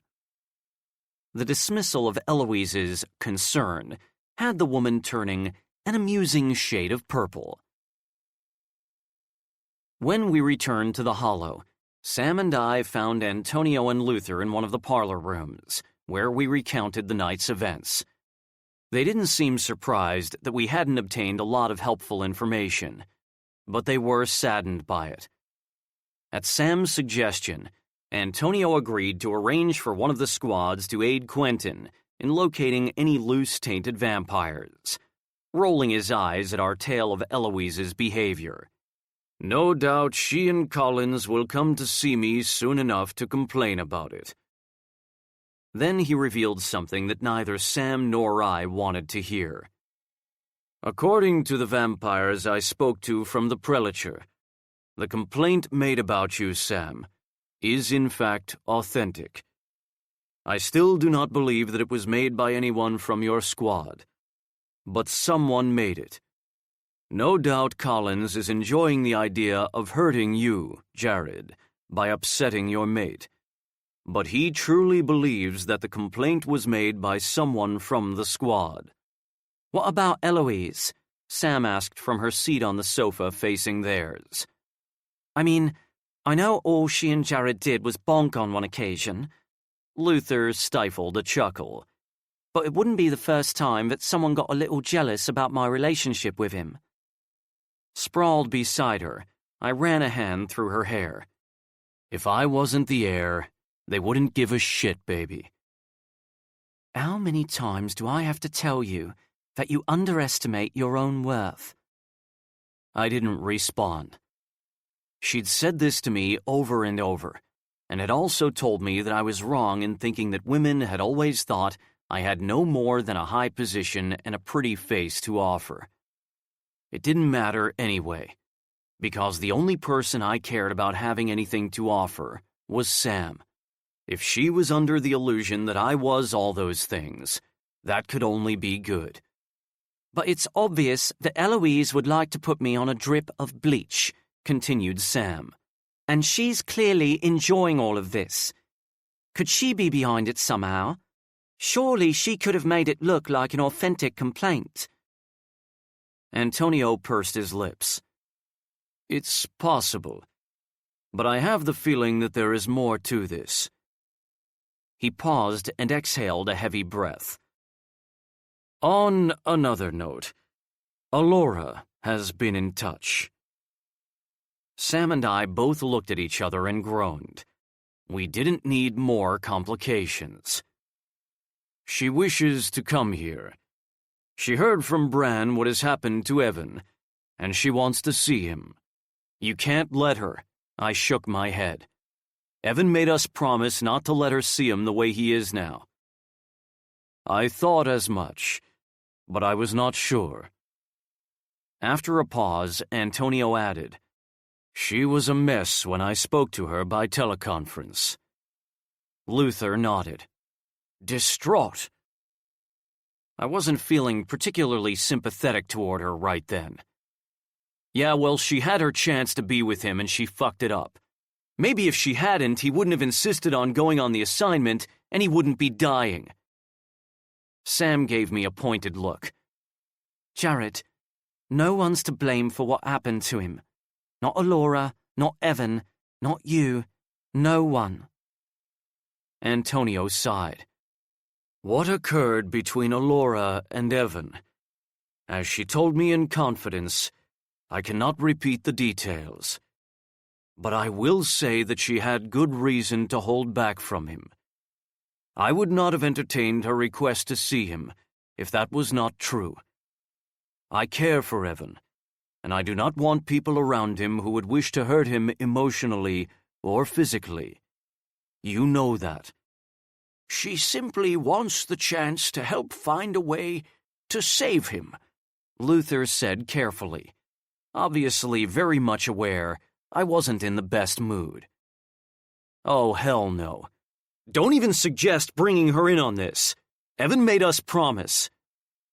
He made you promise not to let her see him. Antonio held up his index finger. But he did not make you promise not to let her help you. Sam tilted her head slightly. That's true. I twisted to face her, demanding, Tell me you're not considering this. I know if it was the other way around and I was her, you would never have let me down the way she let Evan down. For a second, Sam looked surprised by my confidence in her. She even looked touched by it. But that didn't stop her from continuing to put forward her case, just as I'd known it wouldn't. Sam never gave up on anything.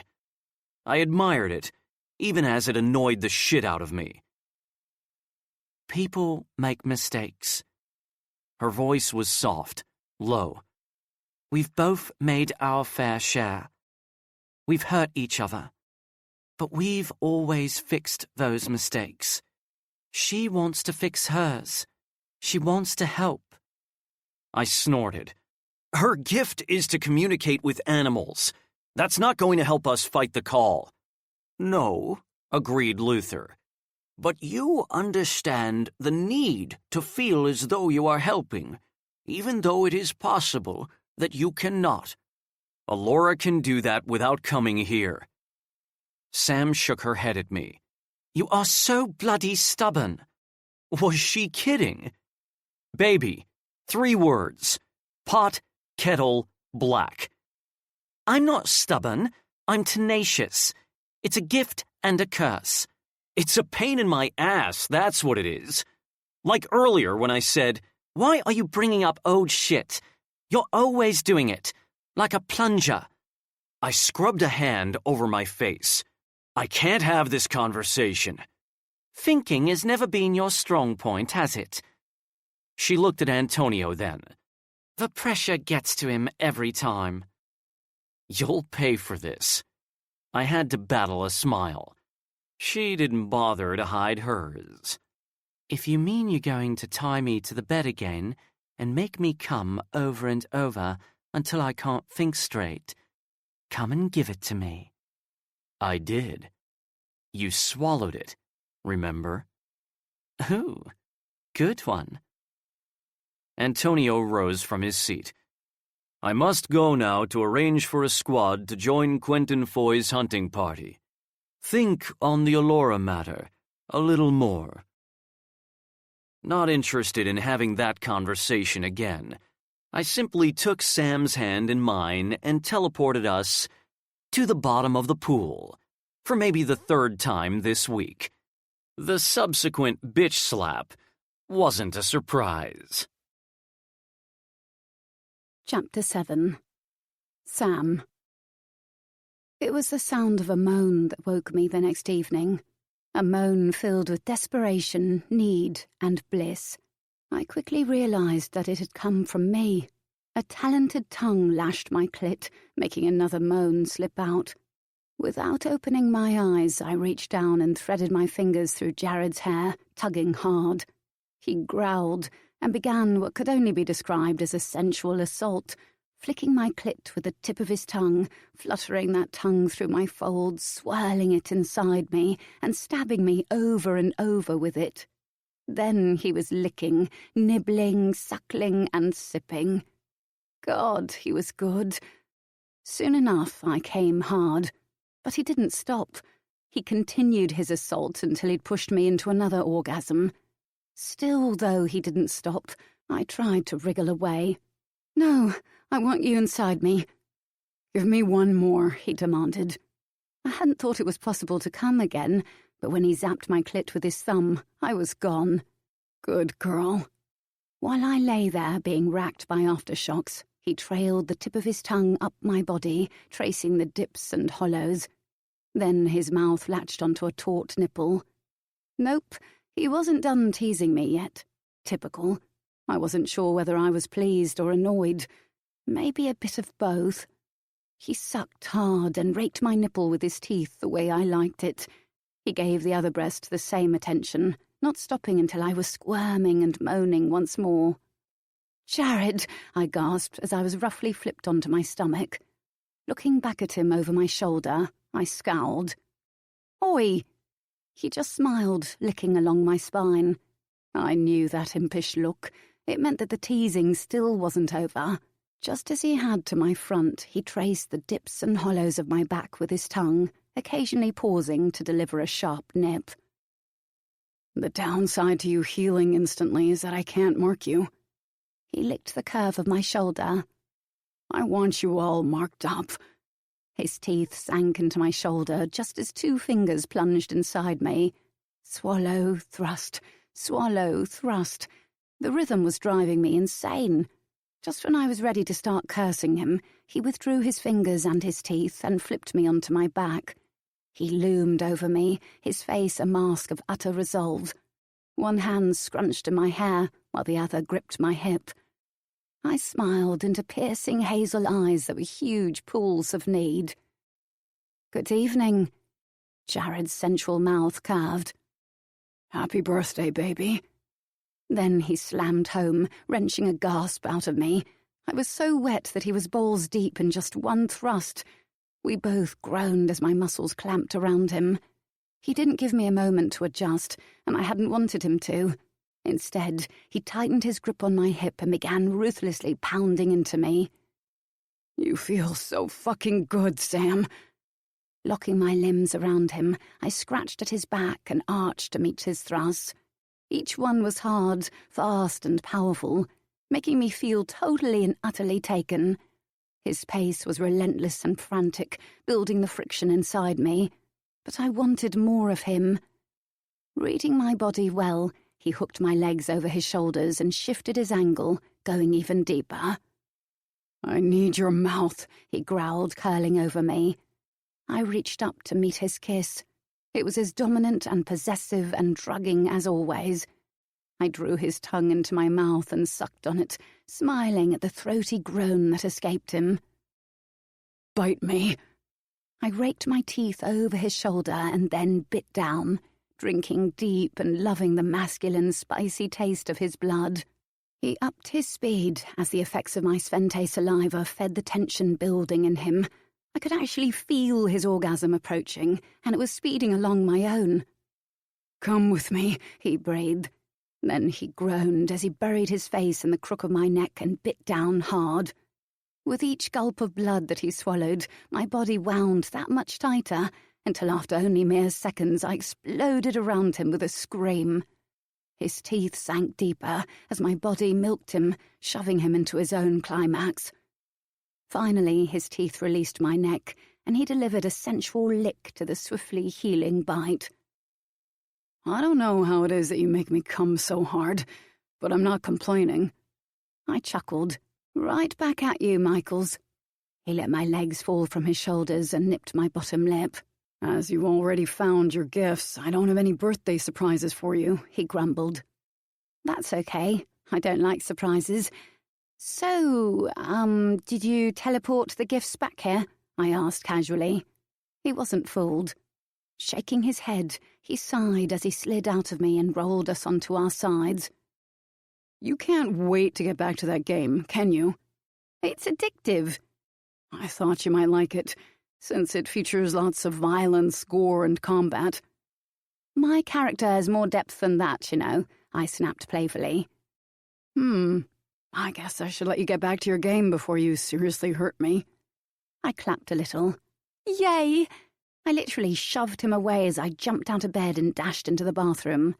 A few minutes later, clean and feeling refreshed, I rushed into the living area. His throaty laugh followed me. As I'd expected, the PlayStation 6 was waiting there nicely, along with a stack of Stephen King books and the box that I knew contained a gorgeous pair of diamond earrings.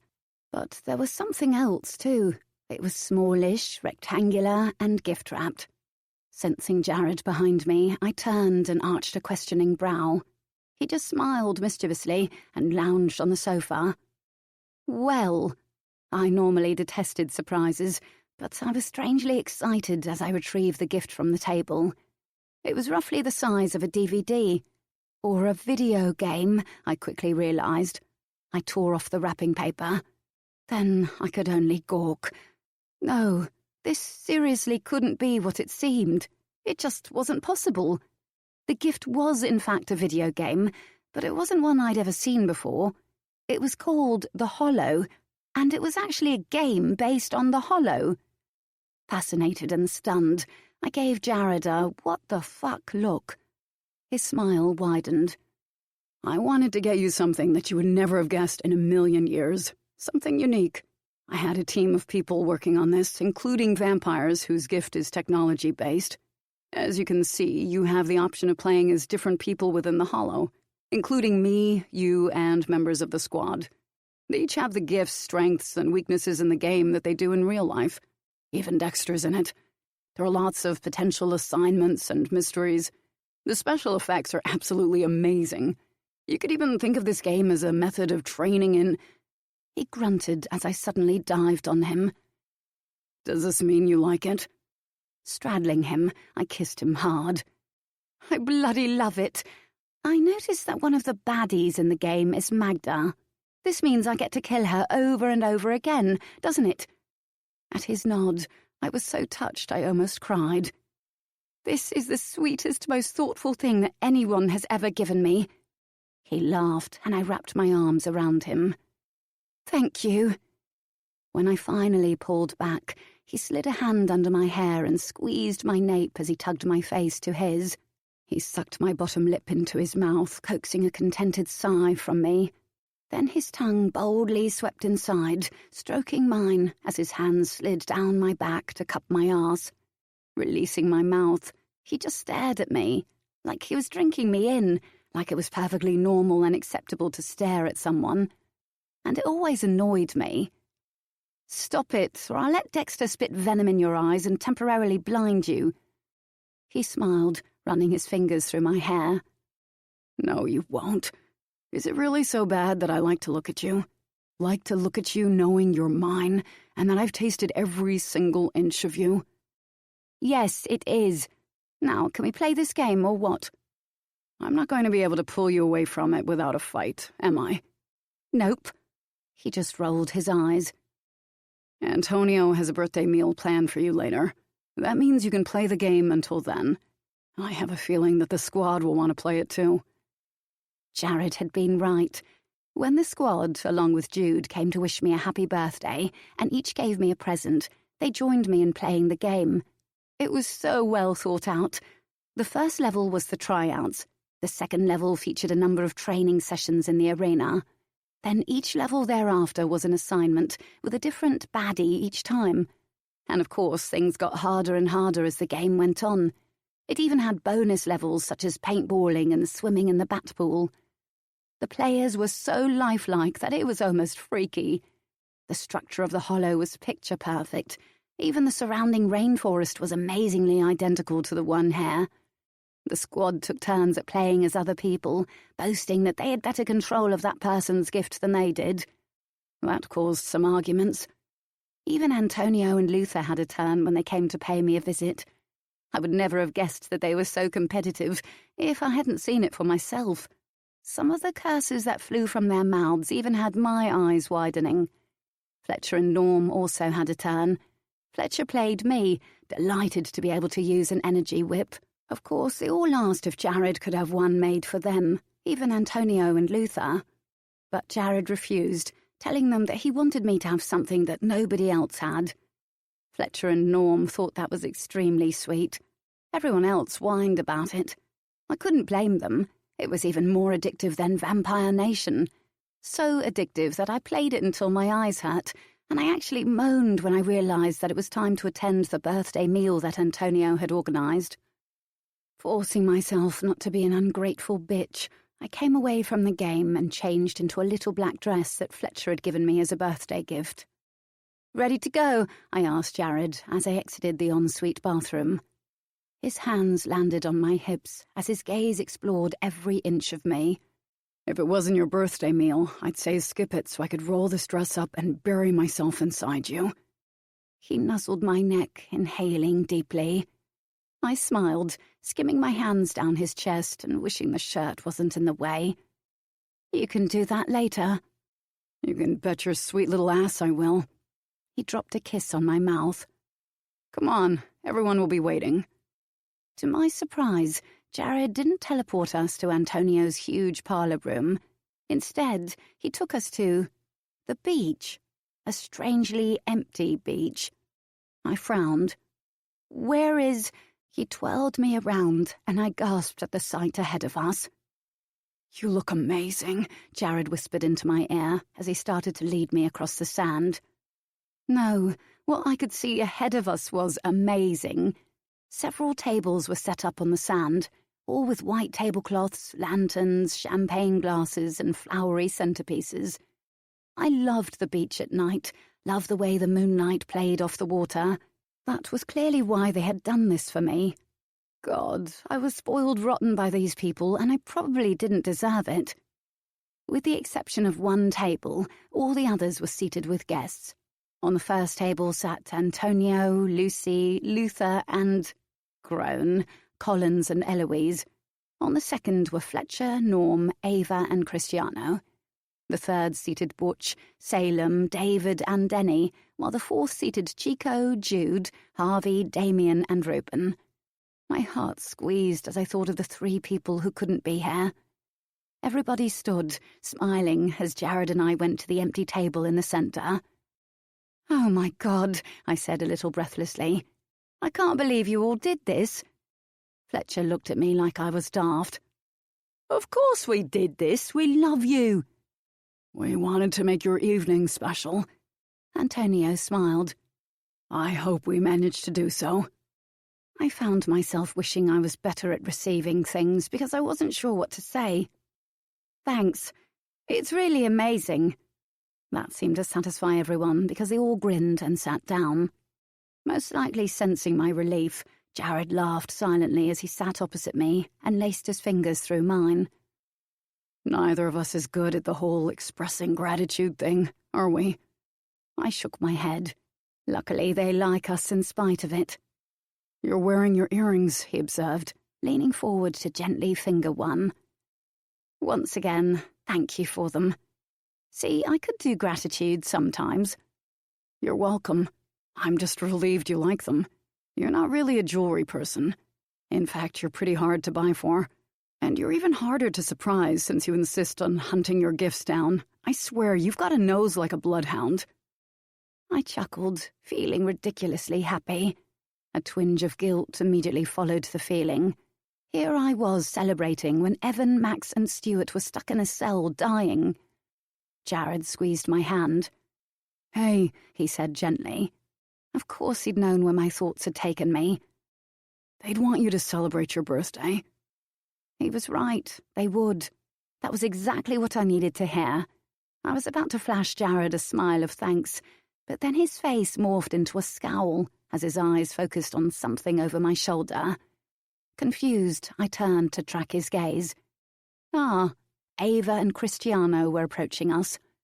Wearing her usual cheery smile, she bent and planted a kiss on my cheek. Being courteous for a change, I stood and awkwardly accepted the hug she gave me.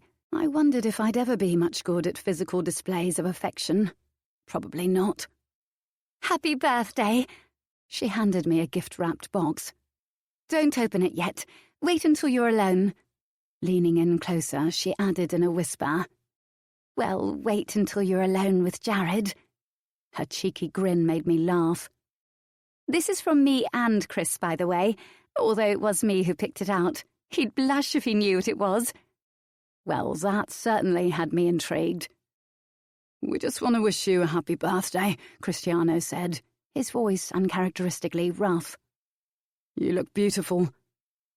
When Jared growled, he held up his hands in a gesture of innocence, though his smug smirk was there. "It was just an observation."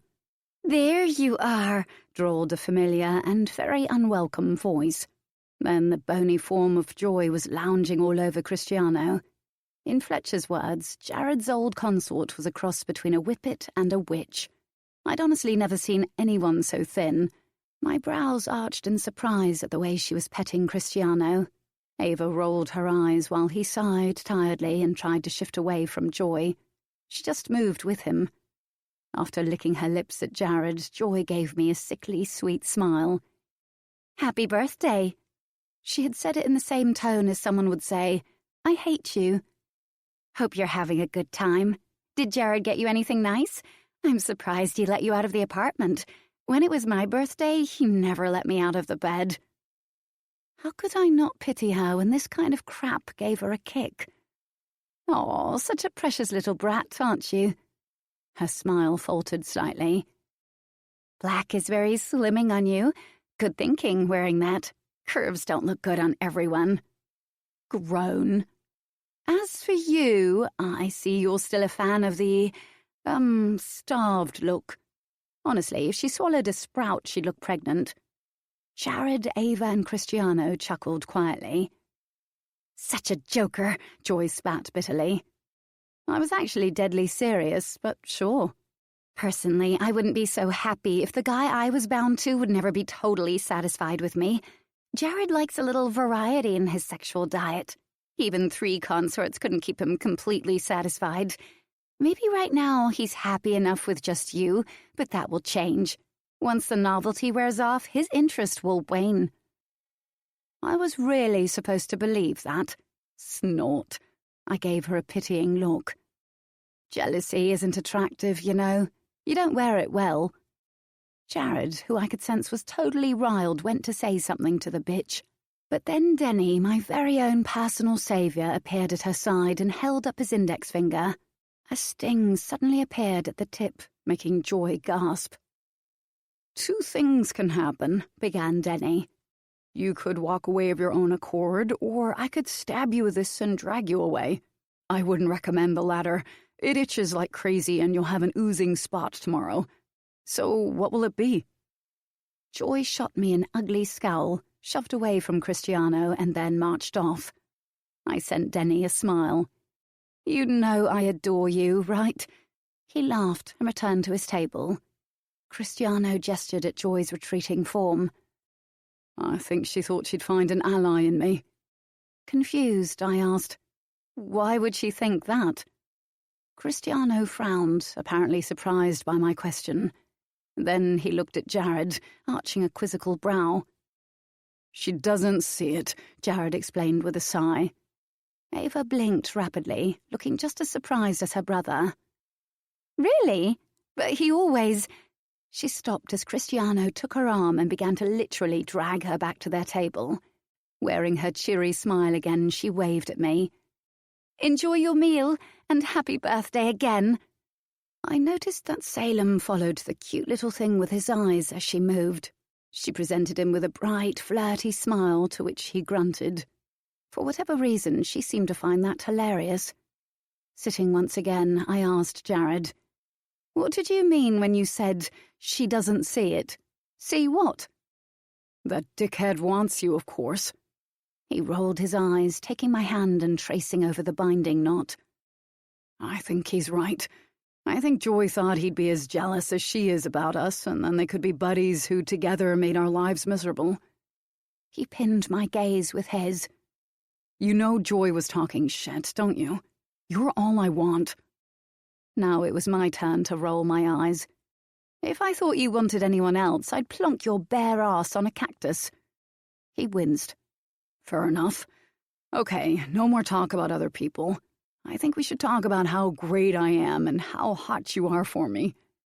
I burst out laughing. You know it's true. It's true. Want to know just how hot I am for you? Or should I say how wet I am for you? His eyes narrowed at my impish smile. He leaned forward and feathered his lips over mine, asking quietly, You're not wearing any underwear, are you? When my smile widened, he groaned. You can't do this to me. I just laughed again. Come here, I want to feel you. Oh no, I chuckled, dodging the hand that reached for my leg under the table. Too many people are around, and I'm unfortunately the focus of attention. You'll just have to wait until we get home. He shook his head, looking pained. It's going to be a long-ass night. It was, but it was also a great night.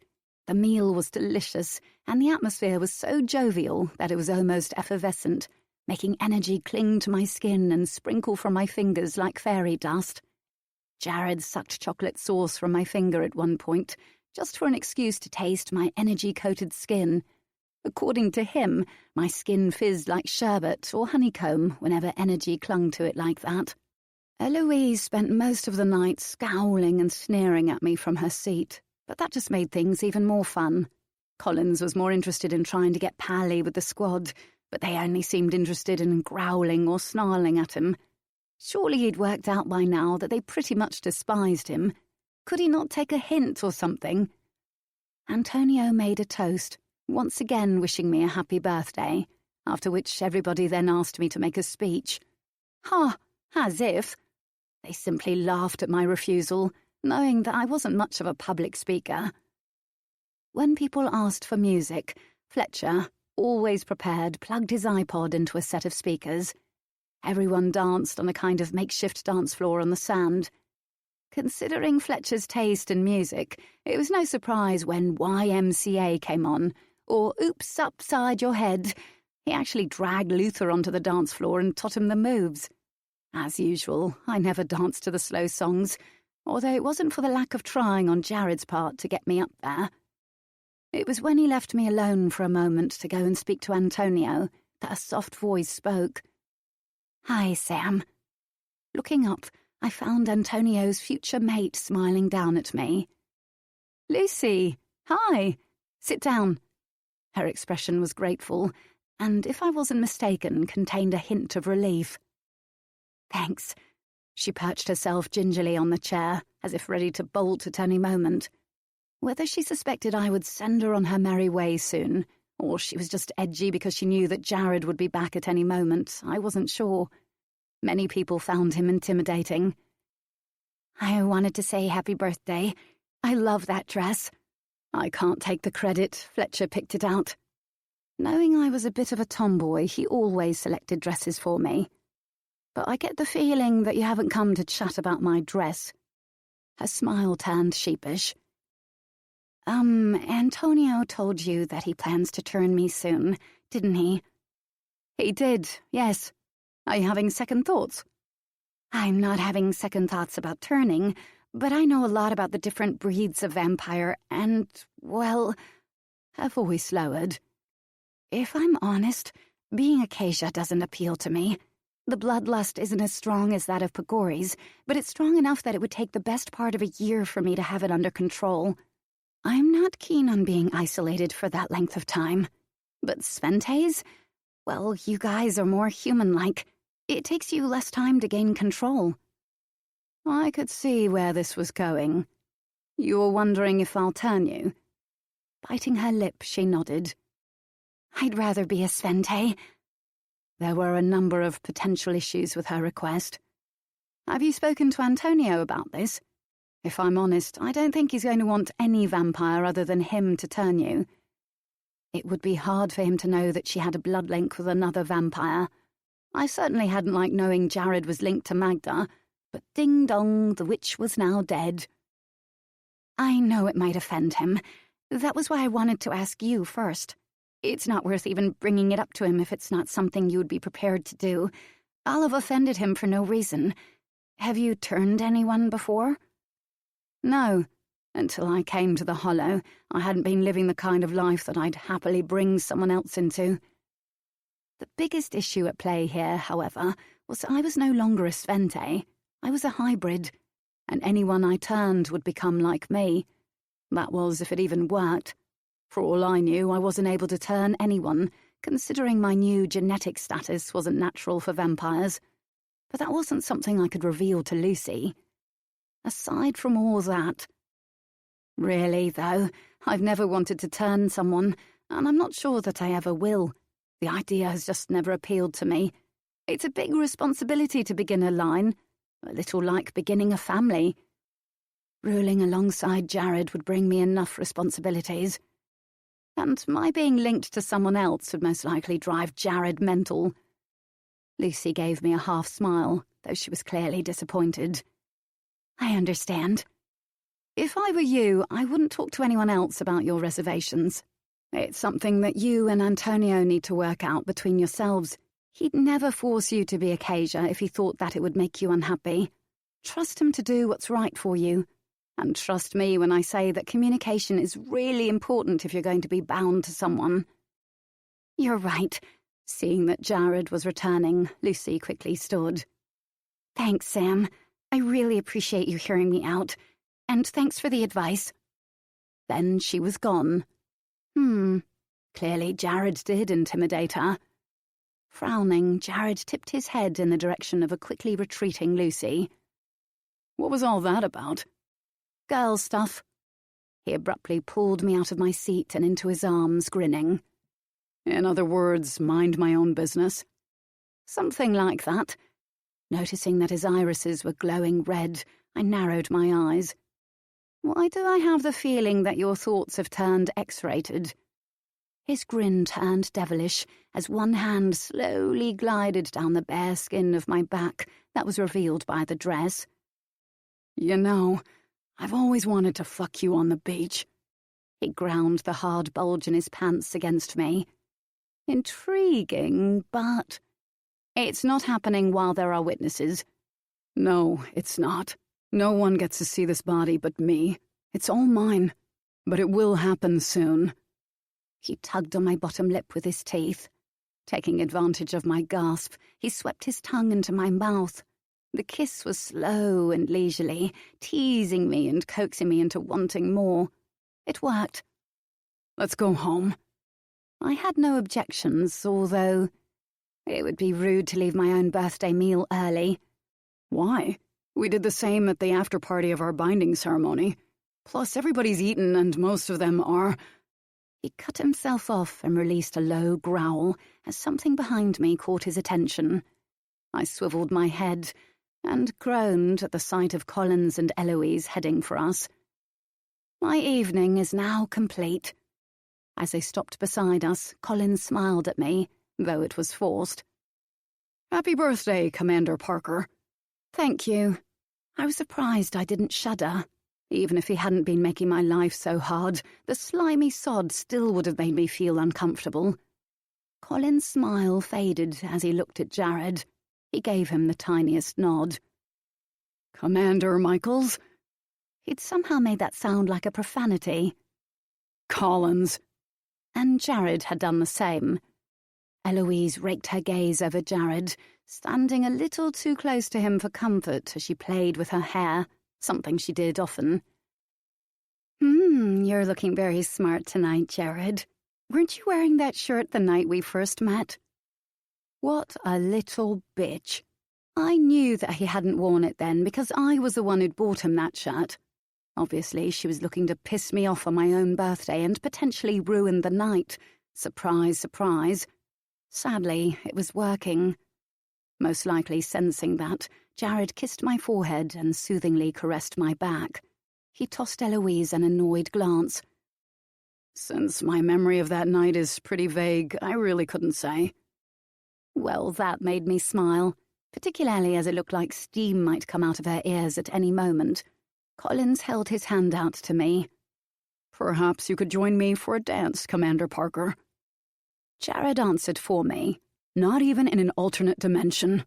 I had to wonder if the bloke was suicidal. Seriously, who asked to dance with another person's mate when said person hated them? And why was there such calculation in Collins's beady eyes? Had Eloise asked him to separate Jared and me so that she could talk to him alone? It seemed more likely to be that than for Collins to be in a suicidal mood. "I didn't ask you, I asked Commander Parker." Collins raised an imperious brow at Jared. "Do you always make her decisions for her?" Apparently he was in a suicidal mood. Before Jared slit his throat, I quickly intervened. "Jared, he'd love to get a rise from you. Don't give him the satisfaction." Jared said with all seriousness in the same tone that someone might use to ask if he took sugar in his coffee. "Actually, no. She only likes being bossed around when she's in bed and totally naked." As Collins stood there with his mouth bopping open and closed, I buried my face into Jared's chest and let out a silent laugh.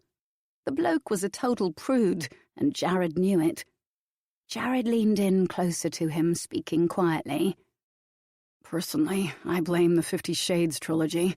Don't get me wrong, using the tie and the silver balls on her was a lot of fun. But frankly, the leather crop and the cane made me a little uncomfortable. Still, if that's what makes her happy." He let the sentence trail, shrugging.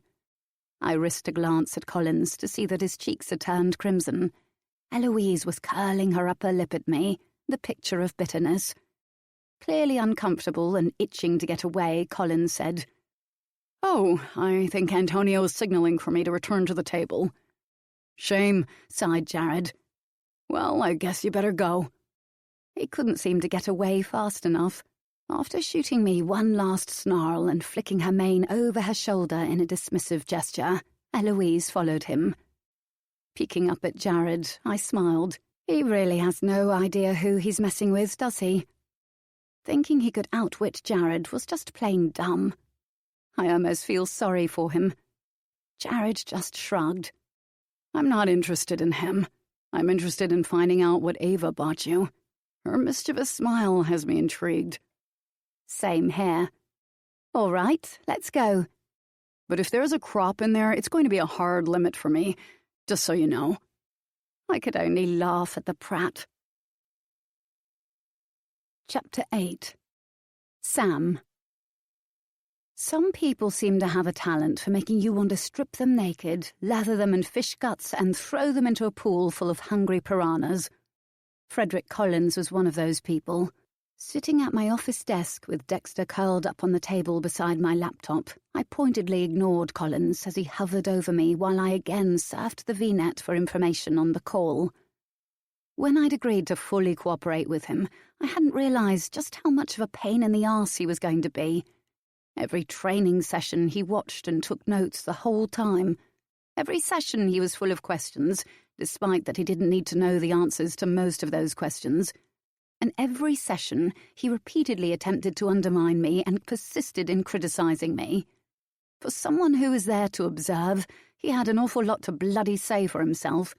For God's sake, he even criticised the clothes I wore, suggesting that a tank top was revealing and therefore would tease and distract the squad. Was he having a laugh? It hurt, really hurt, to refrain from whipping the living crap out of both him and Eloise, but I'd promised myself that I would be on my best behaviour. The fact was that having people so closely observe the sessions and see how the squad worked was actually dangerous. It was information that could be used against us if it ended up in the wrong hands. Although he and Eloise had signed a confidentiality agreement in blood to the effect that they would never share it with anyone other than those within the prelature, neither Jared nor I was reassured by that. As such, we had secretly instructed the squad to not use their full strength, to not allow Collins and Eloise to see just all of what they could do and just how well they could truly do it. We'd also reduced training hours and given the squad longer breaks, thus giving Collins and Eloise less to observe and write about. But a big issue was that Collins didn't just observe training. He regularly examined my office. He watched over me as I worked at my desk. He asked to read my reports, and he also liked to witness my interactions with other commanders. In other words, he'd become my shadow, and it was getting to the point where I was ready to smash his face into a wall. Or maybe I could just let Dexter bite him. Strongly linked to my emotions, Dexter could sense what Collins made me feel, and my snake was utterly pissed whenever he was around. In fact, he had hissed at Collins 3 times in the past half hour. He perceived him as a threat, and Dexter liked to eliminate threats. It was so very tempting to let him. Although she didn't hang around me like a bad smell, Eloise was just as much of an annoyance as Collins. She accused me of stupid crap like being too firm with the squad, though other times she would complain that I was being too lenient. She also accused me of being too friendly with the squad, though it was clear she was insinuating that I was flirtatious. And wasn't that the pot calling the kettle black? She even went as far as to imply that I was flirting with the squad to make Jared jealous, obviously attempting to create tension between us. It hadn't worked, of course, which seemed to be irritating the crap out of her. Good. When she wasn't with Collins, she was lounging near the bat pool like she was on bloody holiday or something.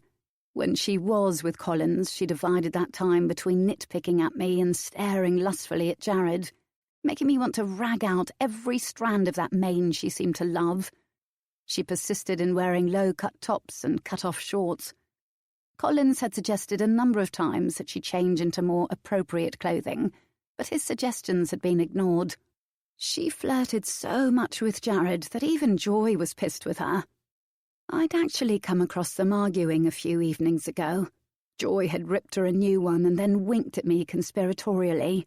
When I'd mentioned it to Jared, he'd informed me that Joy particularly hated Eloise, as Joy had been his consort during the time that he had bonked the bitch. In Joy's weird little mind, Eloise had made Jared cheat on her. Her weird little mind also saw me as the lesser evil in this case. Well, whatever. One thing Jared was extremely good at was sussing out a person's strengths and weaknesses. He had pointed out that both Collins and Eloise had one very big fault. They thought that they were untouchable. So silly of them. If they continued as they were, they would quickly learn that things didn't work that way, because I made sure they didn't. Leaving my side, finally, Collins popped his head out of the door. "Fletcher, could you please fetch me a—" "I work for Sam and Jared. Unless the request comes from them, the answer is no." I smiled. Oh God, I loved Fletcher. He was just as pissed off with Collins as everyone else was. The bloke was truly talented at alienating people and making enemies. Collins stuttered. "Yes, but after all, what kind of assistant would I be if I spent my time doing things for others? There's an NST dispensing machine in the corner of the hallway." Judging by the clicking sounds, Fletcher had immediately gone back to typing. "Dismissed." Sighing in disappointment, Collins perched himself on the edge of my desk again. "I've yet to see the squad's personal files." "Was he high?" Incredulous, I asked. "Why would you see their files?" "I need every scrap of information to complete my report." "But that doesn't include their files." And he had some nerve to ask for them. He gave me an impatient look. "I'm here to observe you as their commander." "Appreciated," I said slowly, like I was dealing with a small child. "But their personal files have no bearing on that." He was just being a nosy bastard because he was freakily obsessed with the squad. "On the contrary, I need to see that you keep the files updated, that you properly record the squad's progress." His snippy tone earned him a hiss from Dexter. As usual, Collins flinched at the sound. "Well, you'll just have to take my word for it when I say that I do." Planning to head back to the arena now that lunch break was over, I switched off my laptop and spread out my arm beside Dexter. Without hesitation, he began to curl himself around it. Collins folded his arms, glaring down at me disdainfully. Pompous prick. "You have to cooperate with this investigation, Commander Parker." "I have, and I will continue to do so. But I will not disclose personal information about anyone without their expressed permission. Now, if the squad agrees to you seeing their files, well, that's different." As Dexter finished winding himself around my arm, I said, "Novo," returning him to his tattoo form. Only then did I move my attention back to Collins. "Ask them. If they agree, I'll make their files available." But hell would freeze over before the squad would agree to that, and he knew it. "I could always call my superiors and have them—" "Do what you feel you need to do, Mr. Collins, but don't ever think that threatening me with anyone or anything will get you what you want. Your big, bad displays of authority are wasted on me. As you yourself said, I'm reckless." He flushed. "I would recommend that you do not make an enemy of me, Commander Parker." His cautioning tone was severe, almost threatening. "As your observer here, it is in my hands whether or not you keep your position." I leaned forward. "Yeah? Well, observe me pretend to give a rat's ass." With that, I stood and made my way around the desk, my head held high. Exiting the office, I waved briefly at Fletcher, who, clearly having heard the conversation, was keeled over with laughter and advanced down the hallway. Unfortunately, Collins shadowed me as per bloody usual. "Where are you going?" he asked, remaining slightly behind me. "Lunchtime is over. I'm returning to the arena." "What about Commander Michaels?" "He'll be meeting me there." Jared had wanted to pay Evan a brief visit. It was something he did too often, in my opinion, and each time he came out of there, he was even more devastated than the last time. A part of me wanted to tell him to stop going to the cell and doing this to himself, but I understood why he did it. I also understood that the reason he went without me was that he didn't believe he deserved my support. He was blaming himself to some degree, and nothing anyone said would shift his opinion on that. It was strange that he didn't have lunch with you this evening. Was it? I kept my tone bored, ignoring what was clearly a prompt for information on what Jared had been doing. Usually you're both joined at the hip. His voice was sharp, almost bitter. No need to be jealous, Mr. Collins. He spluttered. I am not jealous. Quite frankly, Commander Parker, you are not someone who I could permanently tolerate on a daily basis. You are simply too aggravating. Why, thank you. But I wasn't implying that you want me. I was implying that you have a little thing for Jared. In truth, the only emotions he ever felt around Jared were jealousy, bitterness, and hatred. There was never desire there, but I liked to needle him. Tit for tat, right? I beg your pardon. Don't worry, you're not the only one who wants him, and I can totally understand. I do not want your mate.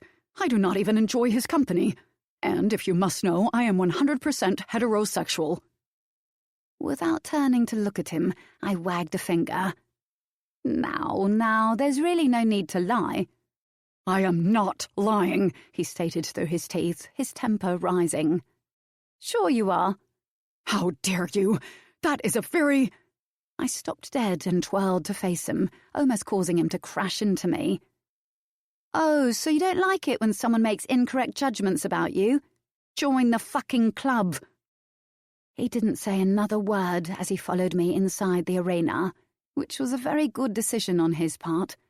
Inside, Jared and the squad were waiting. A scantily dressed Eloise was already seated in the spectators' area. Strangely, she was also completely still. Only her eyes were moving, and they were gleaming with panic. Realization hit me, and I sighed at Harvey, shaking my head. Shrugging, he released her of his gift. It was just a demonstration. They're both constantly asking for them. No, it was his way of cheesing her off. The squad was getting sick of Collins and Eloise watching them, like it was a show and they were performing seals. Jared smiled at me, but his eyes were troubled, bruised. Hey, you ready? You sure you're up for this? If you need some time alone after seeing Evan, go home, and I'll be up in a little while. Thanks, baby, but I'd rather be with you. Plus, I need to keep my mind on something else. Accepting his wishes despite my reservations, I switched my attention to the squad. Having worked on their physical stamina earlier, we intended to now work on their gifts. As usual, they enthusiastically rose to every challenge, but they cleverly faked limitations or difficulties that they didn't have, ensuring that the information that went to the prelature wasn't accurate enough to be used against us. As usual, Collins repeatedly interrupted the session to ask questions such as, is it really important that they always suck in their surrounding energy? Are they punished if they do not do it? And, do they enjoy doing these exercises despite that they can harm each other? His most annoying question came at the end of the session. Are they rewarded when they overcome their weaknesses, or is this the strongest that the squad will ever get? This squad is not weak, Mr. Collins. The members are simply stronger in some areas than they are in others. He flushed. I can't help but notice that your questions are becoming more and more about the squad and how they feel rather than about Sam's actions, observed Jared. He was right. Collins shifted nervously in his seat. Naturally, it is important how they feel. It tells me whether or not they enjoy having Commander Parker as a commander. But you already asked us that question during our interview, Chico pointed out. So you already know the answer to that. Butch nodded. Commander Michaels is right. You're a little too interested in us. Maybe he wishes he was part of the squad, mused Damien. His expression said, like that would ever happen. That gave me an idea. Is that true, Mr. Collins? I gave the arsehole a delighted smile. Oh, why didn't you say something sooner? Come on down here. Collins froze. Excuse me? You can spend 5 minutes with the squad before they leave the arena. Come on, there's no better way of understanding what it's like to be part of the Legion than up close and personal. It'll be fun. Jared. I really did love this woman. By the end of the 5 minutes, Collins had been psychically slapped at least 20 times, was lathered in yellowy green ooze from head to toe, had over a dozen thorns sticking out of his ass. Luckily for him, Reuben had lessened the strength of Chico's gift, and so the thorns only caused him discomfort. And then Denny had farted skunk-like musk at him. To top it all off, Collins had a personal encounter with the ceiling, thanks to Harvey's gift. Wheezing, a pale Collins staggered toward the exit. "It's all right. I'm okay." He put a hand to his stomach and swallowed hard. "I think I'll go lay down for a while." David gave him a falsely sympathetic smile. "Yeah, I think that might be for the best." "Eloise, could you carry my things? I'm unable to do it myself." Collins showed her his ooze-covered hands. Eloise did as he'd asked, shooting me another inviting smile as she passed. "Maybe I'll see you later, Jared. I'll be at the pool if you need me for anything. Anything." That was getting real old. Unlike Sam, I wasn't convinced that Eloise wanted me as desperately as she and her body language implied. In fact, I'd been told by another commander that Eloise had been amusing herself with a few of the guards, and all at once. Nor did I believe that she was under the illusion that I'd ever cheat on Sam. She never invested any real effort in trying to get my attention. Sleazy smiles, flirty comments, and walking around half naked were nothing compared to the type of things that Joy had been known to do. I personally believed that Eloise simply did all that to rile Sam, maybe in the hope of making Sam snap and do something that wouldn't look so good in the report, or maybe simply because Eloise was, as I'd soon come to realize, jealous of Sam. Jealous of how powerful she was, of how people looked up to her, and of how they respected her. Flirting with Sam's mate was guaranteed to anger her. Possessiveness took on a whole new meaning when two people were bound, probably because of the protectiveness the couple had of the bond and the instinctive need to eradicate any threat to it. Eloise was undoubtedly frustrated that Sam wasn't responding violently to her taunts. Sam knew that I'd never betray her, and she knew that I'd never leave her. Not just because of how deeply the bond connected us and just how much it allowed her to see, but because I never let her forget it. Of course, someone as fickle and selfish as Eloise wouldn't understand that and wouldn't expect Sam to hold back. Nor would she expect that Sam would put her position and her squad before her own wants. It seemed that people had a habit of underestimating my blunt, crazy, homicidal ray of sunshine. More fool them. I'd been guilty of that at one time, but it wasn't a mistake I'd repeated. I didn't doubt that Collins and Eloise would soon learn that they had stupidly underestimated her in many ways. She could be impulsive, sure, but she could also bide her time when need be. "Now that they're gone, I can tell you what happened yesterday evening." Chico double-checked that Collins and Eloise were gone before he spoke again. "When you went home after training, we all headed to the basketball court for a while. Collins turned up, wanting to play, like we were all good friends, the cheeky fucker. Anyway, I told him no, that I only played with people I trusted. He said that his presence here at the Hollow should prove his loyalty to us." Reuben shook his head in disbelief.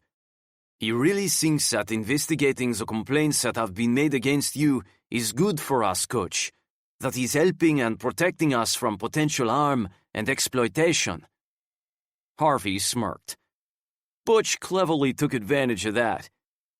We all turned to Butch, who shrugged and smiled crookedly. "I told him that if he was really loyal to the squad, he'd reveal which one of us apparently made the complaints." I stiffened. And did he?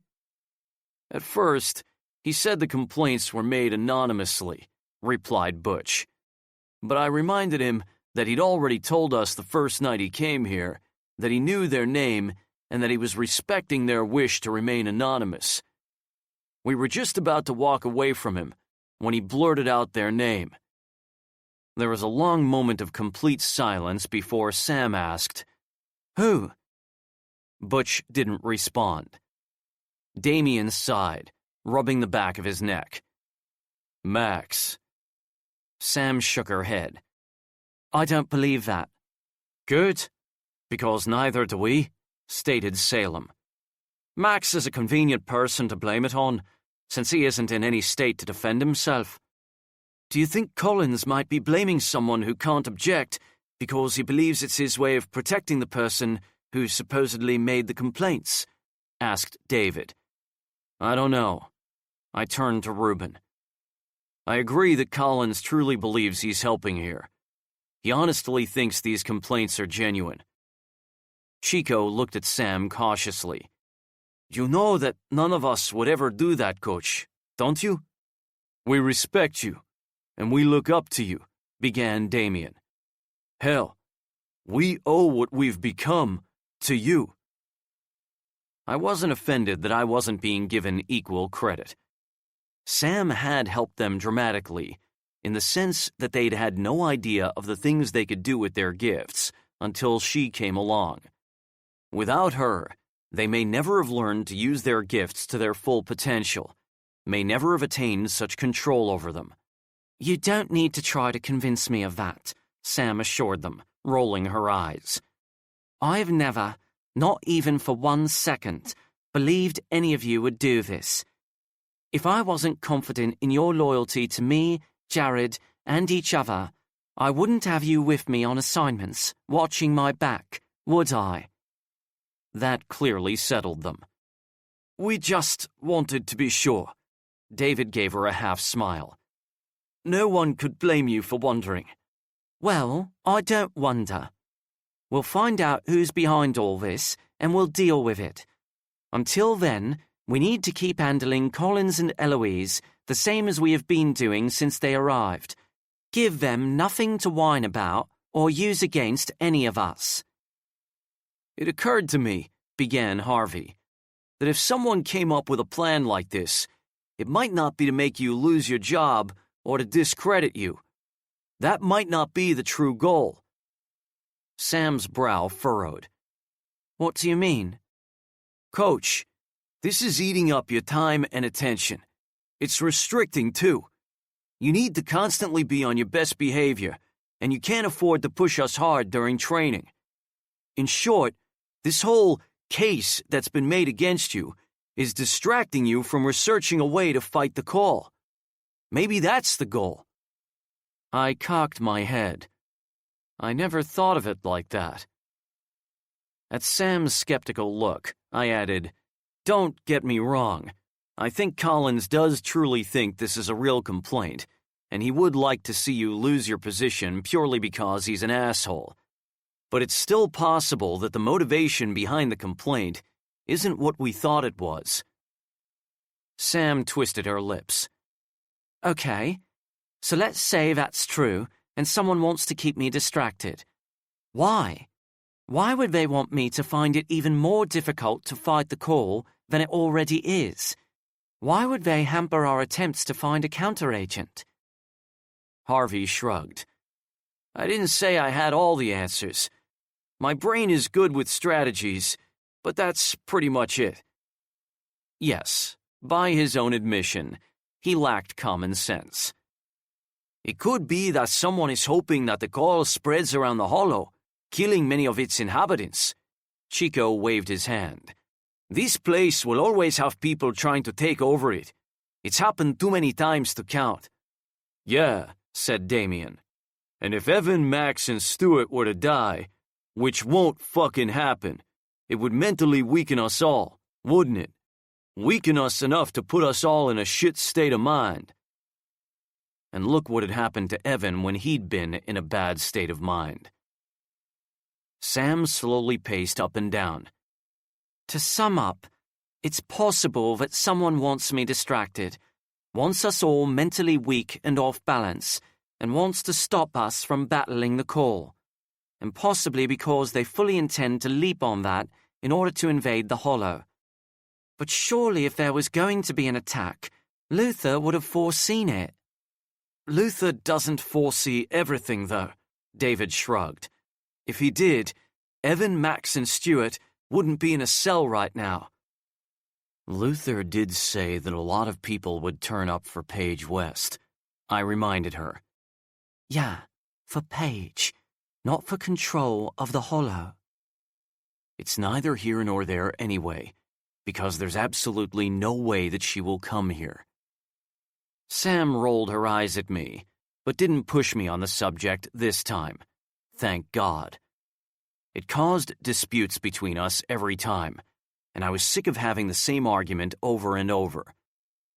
Nothing in the world would make me risk her. I just fucking couldn't. But she didn't seem to get just how much she meant to me.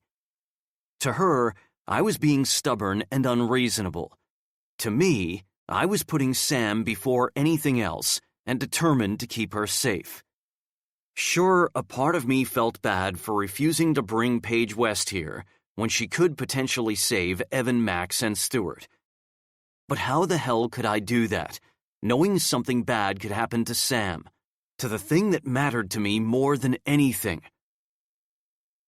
When I'd gone to see the guys earlier, I'd spoken to Evan telepathically, even though he didn't appear to be in a rational enough state of mind to understand me. All three of them had badly deteriorated and looked fucking awful, almost as bad as their attackers had. It was a reminder that time was running out.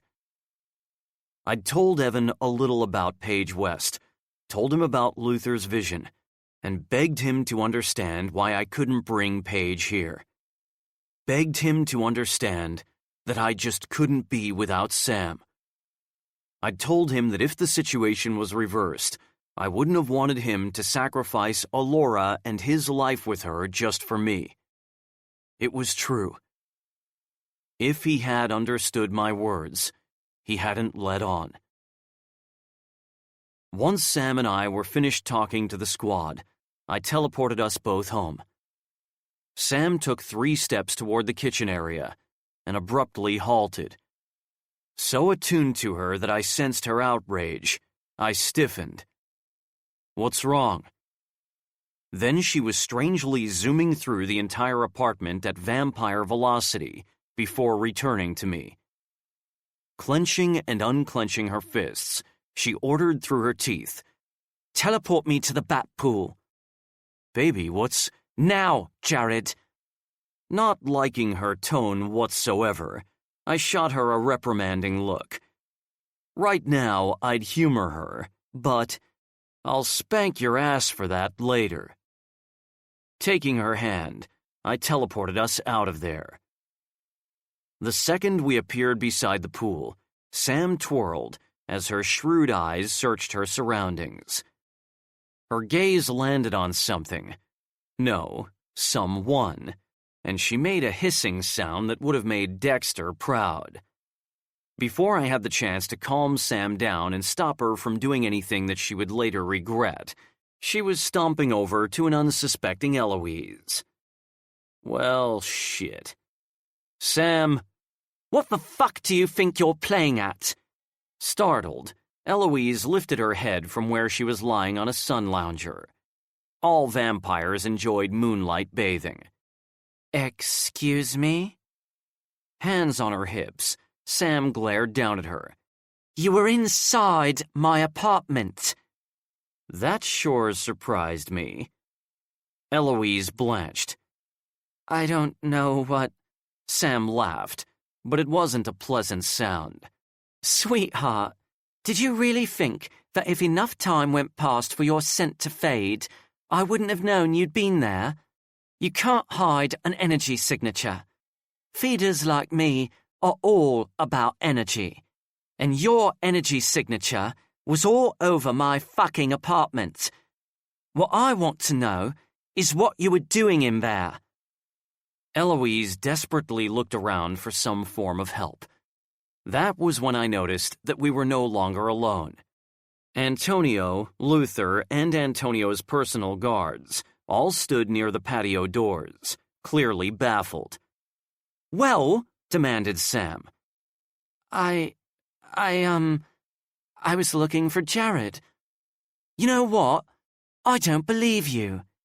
"Why?" Sam chuckled, regarding Eloise with mock pity. "Because you're lying, silly. After all, it's not like you were going to find him in my set of drawers, and you had a good route through them, didn't you?" Her eyes danced from side to side. I'll tell you why you did it. You did it because you thought you could. No other reason. Just like Collins, you have a strong sense of entitlement purely because you're a representative. Well, let me be very clear. You can pester me during my work hours and invade my office, but my personal time and my apartment are out of bounds. So unless you want to know just how reckless I can be, I suggest you quickly learn to respect my personal boundaries. Despite being a nervous wreck, Eloise maintained, "You can't hurt me." "Sweetheart, why would I waste energy hurting you when it would be much more effective to chop off that mane of yours?" Eloise let out a gasp as her hand flew to her hair. "You wouldn't." Oh, but Sam would, and Eloise knew it. "I advise you not to test me on that. Now piss off." I'd honestly never seen the woman move so fast. Antonio came and put a hand on Sam's shoulder. "I must apologize on Eloise's behalf. Her behavior is truly unacceptable, and I shall have a conversation with her about it later." Sam waved a hand. "I wouldn't bother yourself with the whole thing, Antonio. Let her dig her own grave." "If you are not too busy, could I speak with you both for a moment?" Without waiting for a response, he gestured for us to follow him and Luther through the patio doors. Exchanging a look with Sam, I shrugged and took her hand. We trailed behind them down the eternally long hallway, not stopping until they reached one of his parlor rooms. With his hand on the doorknob, Antonio said, "There's someone here to see you both." When he opened it wide, Sam and I stepped inside. Almost instantly, we froze. I wasn't in the fucking mood for this. I groaned at Antonio. "Why is she here?" "I think you should listen to what she has to say." He motioned at the empty sofa that was positioned opposite an identical one, on which a nervous redhead sat gingerly. I was ready to object when Sam squeezed my hand and tugged. "Let's just hear her out. There's no harm in that." "Fine, but 2 minutes is the most I'm staying here." Alora smiled nervously as we took a seat opposite her. Antonio sat beside her and took her hand in his. Luther sat at her other side. After a moment of silence, she cleared her throat. "I know you don't want me here." "So why are you here?" I snapped. I winced when Sam pinched my arm. Tears shimmered in Alora's eyes. "Because it's Evan," she said simply. There was a confusing amount of adoration in her voice. "You love him," whispered Sam. She nodded. In my opinion, her actions said something totally different. "Then why did you reject him?" Alora seemed bewildered. "I didn't reject him. I couldn't give him what he wanted." Cryptic shit. I hated cryptic shit. What does that mean? "He didn't tell you?" When I shook my head, she straightened in her seat, as if bracing herself for impact. I'm bound to someone else. I could only gape at her. What the fuck? She averted her gaze, seemingly embarrassed. Please understand, I was only 19 years old. What's more, I was no more than 18 months old in vampire years, and I didn't truly understand just how serious a binding actually was. I looked down at the third finger of her left hand and saw a bulky emerald ring that no doubt covered a binding knot. I bought every lie that Gregory ever told me. I agreed to bind with him after only being with him for 3 months. It wasn't until after the binding that things changed. He changed. She sounded as angry with herself as she was with him. He hurt you, Sam guessed, in about as many ways as a person can hurt another. Does Bran know? I asked. Yes. Bran saved me from him. It's a long story, but he got me away and he kept me as his consort to give me added protection. I think you know why he really keeps female consorts. The arrangement worked well for both of us, in that sense. I considered that for a minute. So your loyalty to Bran kept you with him. Bran refuses to let you leave him. No. Bran would let me leave if I wanted to do so. In fact, he doesn't think there's any safer place for me to be than here, with Evan. But Gregory wants me back. Because we're bound, he knows exactly where I am at all times. But he's not powerful enough to take on a High Master vampire, and he's not stupid enough to try. But it means that I've always felt trapped, knowing that if I left Bran, Gregory would be able to take me back to him. I hate him. Hate him. But I'm stuck with him. I take it you didn't tell Evan in the beginning. No. I just felt so ashamed of myself. Ashamed for being so gullible as to bind with someone I hardly knew. But at the time, it had felt right. I couldn't really vilify her for binding with someone after only knowing them for a short time. Not when Sam and I hadn't known each other for long. I understand, said Sam. It felt right for me and Jared, even though we hadn't been together long. Yes, and it would have continued to feel right for me if Gregory had really been the person that he pretended to be. But he's a far cry from it. He's violent and he's abusive, and I didn't want Evan to be responsible for keeping me safe. I didn't want him in any form of danger. So I gave him a bunch of excuses as to why I couldn't be with him. But they never deterred him. I don't think I've ever met anyone so persistent, she added endearingly. Her face fell as she continued. When he asked me on the night of your binding ceremony to stay here with him permanently, I finally told him about Gregory. She gave me a sad smile. Imagine how well you would have taken it if you found out that Sam was bound to someone else. I would have wanted to hunt down and kill the fucker. But to do that would have been to kill Sam, too, because she wouldn't have survived the severing of the bond. Fuck. No wonder Evan's head had been in a shitty place. So you didn't reject him? No. It was actually the other way around. I asked if he could handle being with someone who he could never bind with, someone who would always be tied to somebody else, even though I despised that somebody else. He didn't answer me. He just walked away. Tears began to trail down her face, and she brushed them away with her thumbs. Then when it was time for me to leave the next evening, he didn't come. Not to ask me to stay, or even to say goodbye. Sam puffed out a long breath. Laura, I'm so sorry. Yeah, me too. Evan doesn't want me, and he's never going to want me. I don't blame him. In his position, I'm not sure if I could handle it either. It would be agonizing to know that he was bound to someone else, to know that I'd never have that same bond with him. But I still want to help him.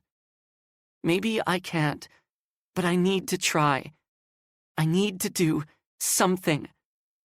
If you were me, Sam, if Jared had made it clear that he didn't want you, could you still have sat back and ignored the fact that he was dying? Sam snorted.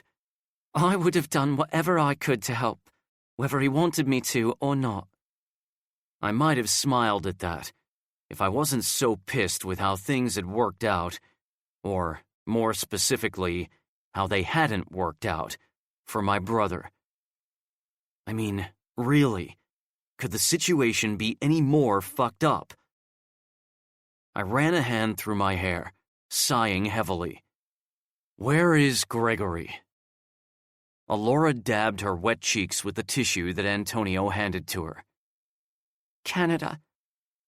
He doesn't try to contact you. She shook her head. He's too scared of Bran. Please don't ask me to go back home. I need to do something. I was silent as I thought on that. I won't ask you to leave, I eventually said. How could I expect her to do that when she was clearly in as much agony as Evan was over the whole thing? But I'll be honest, Alora, I don't see how you can help. None of us have been able to come up with a solution. I have one condition, though. If you stay, you can't try to see Evan. I'm guessing he made it clear that he didn't want me here. It's okay. Another sad, wobbly smile. That's not what I mean.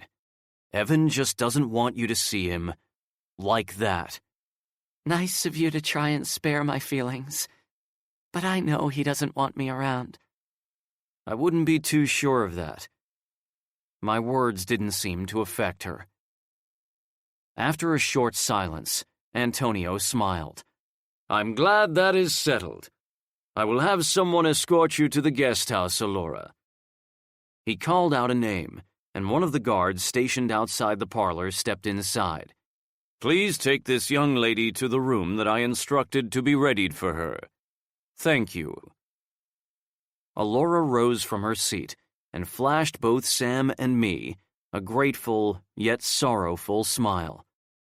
Thanks for letting me stay, and for understanding why I need to be here. When the door closed behind her, Antonio looked warily from me to Sam. Oh, shit. Now what? One more thing before you both leave. I have news from Sebastian. He has located Paige West.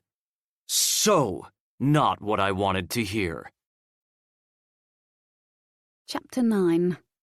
Sam. A whole hour. We spent a whole hour arguing over whether or not we should risk bringing Paige West to the Hollow. But we were still at stalemate, because neither of us was willing to back down. Jared had eventually walked away, a gesture that the conversation was over.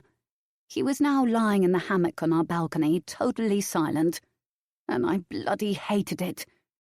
The last thing that I wanted was to be at odds with Jared. Knowing that Evan, Max, and Stuart could die, seeing the pain on Alora's face, all of that had brought with it an acute awareness of just how easily everything could end. How easily the people important to you could be taken away, just like that. I'd experienced it with a boyfriend that my sire had killed. Bryce had been murdered in front of my very eyes. The pain of that loss had never left me, and nor had the memory of the look in his eyes just before Victor killed him. Even the thought of anything happening to Jared was 10 times worse than having lost Bryce. The frightening fact was that it could just as easily have been Jared who was hurt in the tunnels. The very idea made ice-cold fear shudder through me. There was truly no such thing as immortality. At any other time, I might have stormed after Jared if he walked away mid-argument. But although it looked as though he had petulantly walked off in a huff and was now sulking, I was connected to him on a level so deep that I knew it was much more than that. An all-consuming fear was tormenting him, haunting him, clawing at him. But there was more. Pain and rage were bubbling and sizzling inside him, and he was desperately trying to hide it all from me. That realization had stopped me dead in my tracks.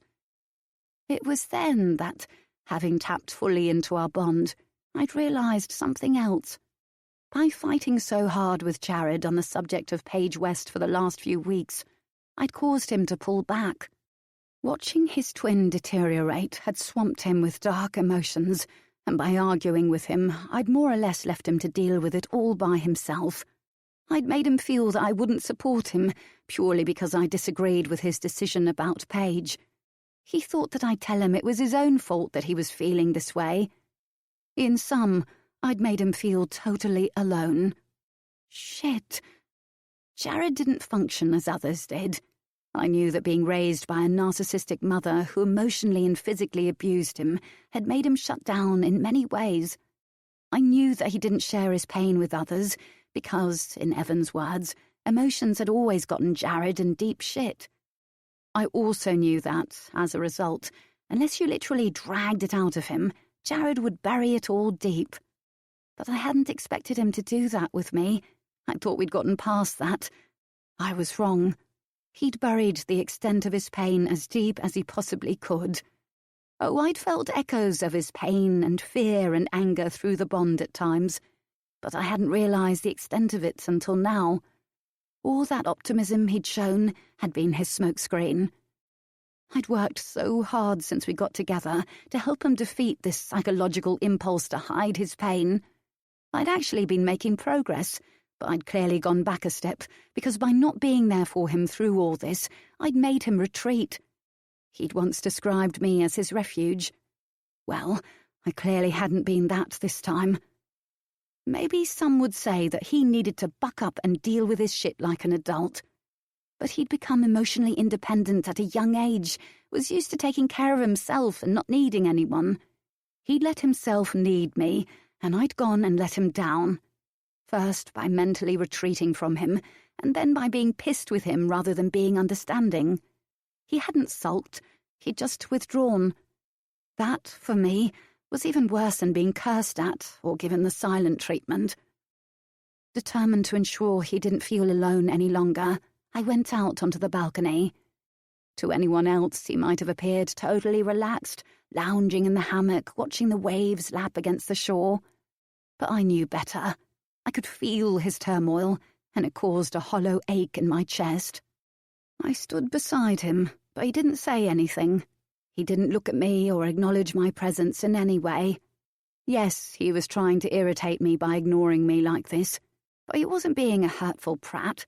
This was actually one of his sneaky little avoidance tactics. He was hoping that if he annoyed me, I would walk away and then we wouldn't get back to arguing. I don't want to fight again, I assured him softly. I'm done with that. His gaze flicked to me, examining my face. Then he effortlessly dragged me on top of him with one arm, without even slightly unbalancing the hammock. Sad, hazel eyes stared into mine as he brushed stray strands of hair away from my face. Good. Neither do I. That was one great thing about Jared. He didn't brood endlessly or expect a dramatic apology before backing down. He'd easily accept a peace offering and happily move past the dispute. I don't want to watch them die, Jared. Me neither, but I'm not going to change my mind. I'm not here to ask you to. Like I said, I'm done with bickering. His answering kiss was so gentle that it was more of a whispering of his lips over mine. Please tell me you have some kind of plan, because I'm all out of ideas. He sighed, returning his gaze to the ocean. So am I, baby. And he hated himself for it, I could sense. He was literally wading in guilt. Stop it, Jared. You did your research on the call, you consulted several people, you surfed the VNet, you spoke with Quentin Foy, you've literally done all you can to try to find a way to help them. Apart from one thing, and I would bet my life that having me hound him about not letting Paige West come here had made him feel even guiltier. Crap. Nobody blames you. and everyone who knows about Paige understands why you don't want her here." His eyes darted back to mine. Wariness and doubt were swirling in their depths. "Even you? "Even me. You'll really stop fighting me on this?" What you need is for me to be here for you, and I haven't. First, I disappeared into my head. Then I fought you instead of being more understanding. But like you said, I'm stubborn. I can get so set on one path that I almost develop tunnel vision. The pad of his thumb breezed over my bottom lip. "We're both guilty of that." He exhaled heavily, looking like someone with the weight of the world on his shoulders. "It's possible that she couldn't have helped anyway. Covington said that he couldn't be sure. I could have brought her here and put you in danger for nothing." Again, his thumb stroked my bottom lip. I bit the digit gently. He smiled, but it was strained. "Even if it had worked, Evan would have kicked our asses for taking the risk." "Exactly. You've nothing to feel guilty for because he would sooner reprimand you for taking risks than blame you for being careful." Scrunching his hands in my hair, he tugged so that my forehead rested on his. "I miss him," he whispered. "We can't help him, can we?" "It's not looking good," I admitted. A part of me wonders if I should just end his life now.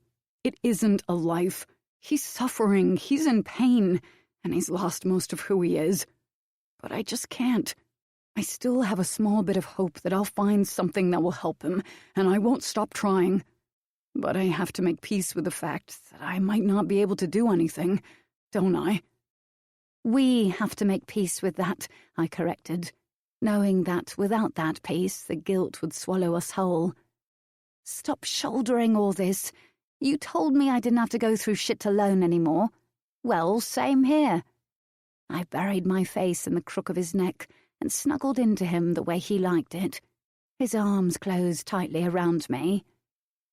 "We should have had this conversation sooner. I would never have told you that it's your own fault that you're hurting. I wouldn't use your emotions against you like that. I'm not your mother." I lifted my head to meet his gaze.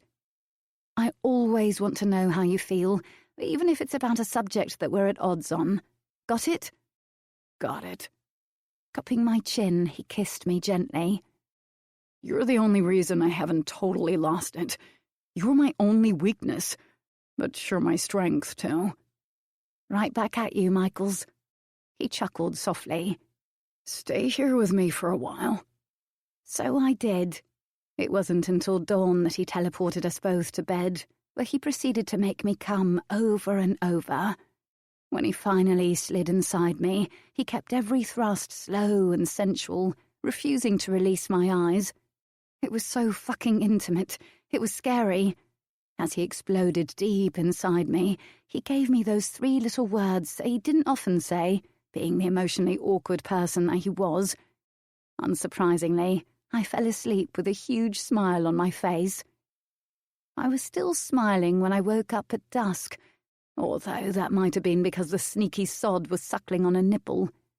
Once again, he teased me half to death. He even used the fur-lined cuffs and chocolate body spread that Ava had bought me for my birthday, before making me come repeatedly. It was hard and fierce this time, and it was what we both needed. Having washed, dressed, and downed a few NSTs while munching on toast, we were just about to teleport to the arena when there was a knock at the front door. Opening it, I found Antonio, Luther, and, of course, the guards and pit bulls. Antonio's mouth curled into a slight smile. "Notice that we knocked this time?" Luther's smile matched his. "It avoids any further awkward situations." Had they turned up 15 minutes earlier, they would have interrupted something that no amount of knocking would have stopped. I gestured for them both to sit on the sofa, extremely curious about their early visit. The dogs came for a brief stroke before settling at Antonio's feet while the guards lurked in the background. No sooner had Luther sat down beside Antonio than Jared rounded on them. "If you're here to talk about Paige West and get me to change my mind..." Antonio raised his hand, palm out. "Be assured that is not why I'm here. I respect your decision. After all, it would devastate me to place Lucy in any form of danger, so I understand. And I do not want Sam in danger any more than you do. I am here because Quentin has been in contact." I tensed immediately. His tone had suggested that this really wasn't good. "Oh God, what now?" "As you know, he has been tracking stray tainted vampires. Following different clues, he eventually tracked them to a small village located within a rainforest that housed vampires and humans. He believes that this is where the call originally surfaced." Well, that was one question answered. "We have 2 problems. "Only 2, I said dryly. Jared snorted in amusement. "Firstly, the tainted vampires have slaughtered almost the entire village." His tone was sad, regretful. "The vampires who are not dead are tainted." "Oh, bloody wonderful." "And secondly," I prompted. "Quentin's intention would obviously be to kill all of the tainted. Unfortunately, these deaths have not only come to our attention. Others have also gone to investigate. A human military team was sent to deal with the matter." "Fuck," Jared bit out. "Quite." Antonio sighed. "In Quentin's opinion, these humans know they're dealing with vampires, going by their weapons and equipment. They are most likely part of the government agency that investigates things like this. From what he has seen from their other belongings, he suspects that this group of people has been posing as a team of medical volunteers inside the rainforest, and that they responded to the many rumors of the suspicious locals. Many such rumors are ripe there." "Other humans might have dismissed them," Jared pondered. "But a government agency that believes in our existence would be interested in following any lead." "Yes. Did the military team wipe out the tainted vampires?" Antonio's expression hardened. "The humans did not attempt to kill them. They attempted to sedate and capture them." Jared gawked. "Are they fucking brainless?" "It would seem so. In a few cases, the humans succeeded in confining them to small iron-barred cells. The Pagoris, however, were able to break out. They savaged many of the military team, but another team simply came at the orders of whoever is running the show, as Quentin put it." Jared folded his arms. "I'm guessing Quentin fears trying to attack the remaining tainted vampires, since it would risk exposing himself, his vampires, and Commander Rodney's squad to the humans." "Indeed." Antonio's mouth twisted as his expression morphed into one of anger. "But he did it anyway." Another gawk from Jared. "Please tell me you're kidding." "I wish I was. The humans were able to capture a small number of Quentin's vampires, and also some of Rodney's squad. They are all now being held in the military vehicles.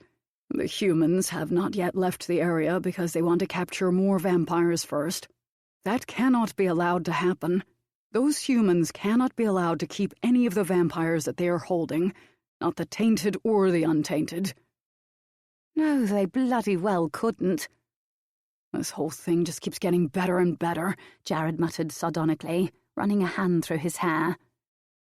"This particular assignment will be extremely difficult, because you will have 2 purposes. Number 1, all of the tainted vampires must be destroyed. Number 2, each and every one of the vampires that have been captured by the humans need to be freed." "What about the humans?" I asked. "Do we let them live?" I didn't relish the idea of killing them for simply being curious and downright stupid, but there weren't a lot of options. "This is where it gets tricky. The secret of our existence needs to be preserved at all costs, but it is clear that this agency already knew of our existence prior to the attack on the village. They most likely have other evidence somewhere. From what Quentin has told me, they do not seem to know enough about vampires to suggest that they have ever captured one before. That, at least, is good news." "Killing them wouldn't really fulfill a purpose then, would it?" I shrugged. "They already know our secret. Even if we kill them, others from the agency will know, so it achieves nothing." Antonio nodded. "Exactly. We can do one of 2 things. Kill them all to deliver a message to their superiors that coming at us will only end in death, or we could free the vampires without being seen and deliver a different type of message. A message that, although we are powerful, we are not senseless killers, and we are only interested in our own. The latter might be for the best, Luther offered. I agree. I stuffed my hands into the pockets of my combat pants. If they see us as evil beings, they might become set on finding and destroying us all. Right now, they're just curious. Stupidly curious.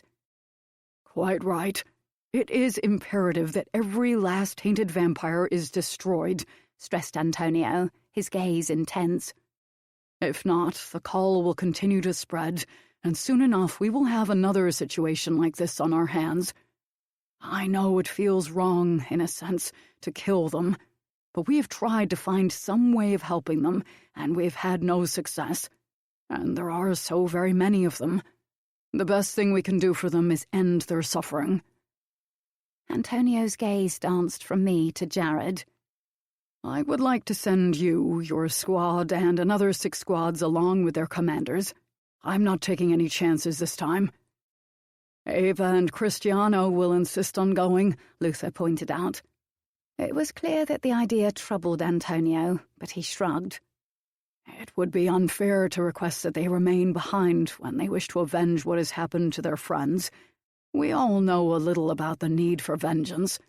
If they wish to take the risk of being attacked and tainted, we must respect that. Turning his attention back to Jared and me, he spoke. I want you and your squad to concentrate on freeing the vampires that have been captured. I rolled my eyes. You mean you don't want us fighting the tainted again because some of us were bitten last time? True. But my decision is also based on the fact that your squad is, by far, the stealthiest. All your practice on the tactical field has helped tremendously with that. You have members that can get in and out of places without being seen. You also have members that are deadly enough to kill a tainted vampire without even touching them, both of you included. You are, without a doubt, the best people to deal with this side of the assignment. Jared nodded. Where exactly are they within the rainforest? I don't want to waste time searching. Antonio handed him a slip of paper. According to one of Quentin's vampires, who has the ability to teleport, these exact coordinates will take you 100 feet from the humans' camp. Once Jared had tucked the paper into the pocket of his jeans, Antonio added, He and Quentin will be waiting for you there. You should leave as soon as possible. Luther's anxiety was obvious in every line of his face. We are not sure how much longer the humans will wait around. In total agreement with that, I slipped my hand in Jared's, and he immediately teleported us both to the arena. Since we had only minutes ago tanked ourselves with NSTs, we didn't need to make a pit stop at our apartment. As usual, the squad was patiently waiting for us in the arena. Thankfully, nobody was late, because we didn't have time to hang around, and we still needed to find Ava and Cristiano to give them the option of coming along. We quickly briefed the squad on the situation. It was no surprise when they began cursing at the news of the human beings involved, but they were raring to go. No doubt feelings of helplessness had been plaguing them, just as they'd been plaguing myself and Jared. This assignment meant that they were doing something. Ava and Cristiano will want in, said Denny. After seeing Ava so distraught when she heard the vampires from her nest were dead, I don't think it would be fair to leave her or her brother out of it. Salem didn't appear happy about that, but he said nothing. We plan to take them, I told Denny. I don't suppose anyone knows where they are. They're with Jude and Alora in the canteen, Chico said. Alora and Jude had immediately clicked, probably because they both knew what it was like to live without someone that meant everything to them. I knew from Chico that Jude had tracked down her baby just to check on her. The little girl had been adopted by a really nice human family, so at least Jude had that knowledge as comfort, however little comfort that may be. When do we leave? Frowning at that, everyone spun to look at the beady-eyed male who was tucking his notepad and pen into his coat, ready to go. "You're not going anywhere," I firmly stated to both Collins and a half-naked Eloise, who was licking her lips as she eyed Jared. No shame. She had absolutely no shame. Collins lifted his chin. "Our purpose here seems to be purely to be a pain in our asses," finished Damien. Collins flushed, shrinking under the disapproval of the squad. "Haven't we been through this once before?" Eloise huffed, bored. "We must accompany you on assignments in order to accurately complete our report. We did so last time, and we will do so this time." I really didn't have the patience to deal with either of them right now. I took a calming, steadying breath. It didn't help much. "We allowed you both to come with us when we spoke to Quentin Foy because there was minimal danger involved. This assignment is totally the opposite." "Which supports the complaint that you take your squad on very risky missions," Collins said with a smug grin. I was just about to say the same thing. Eloise was wearing a similar smirk.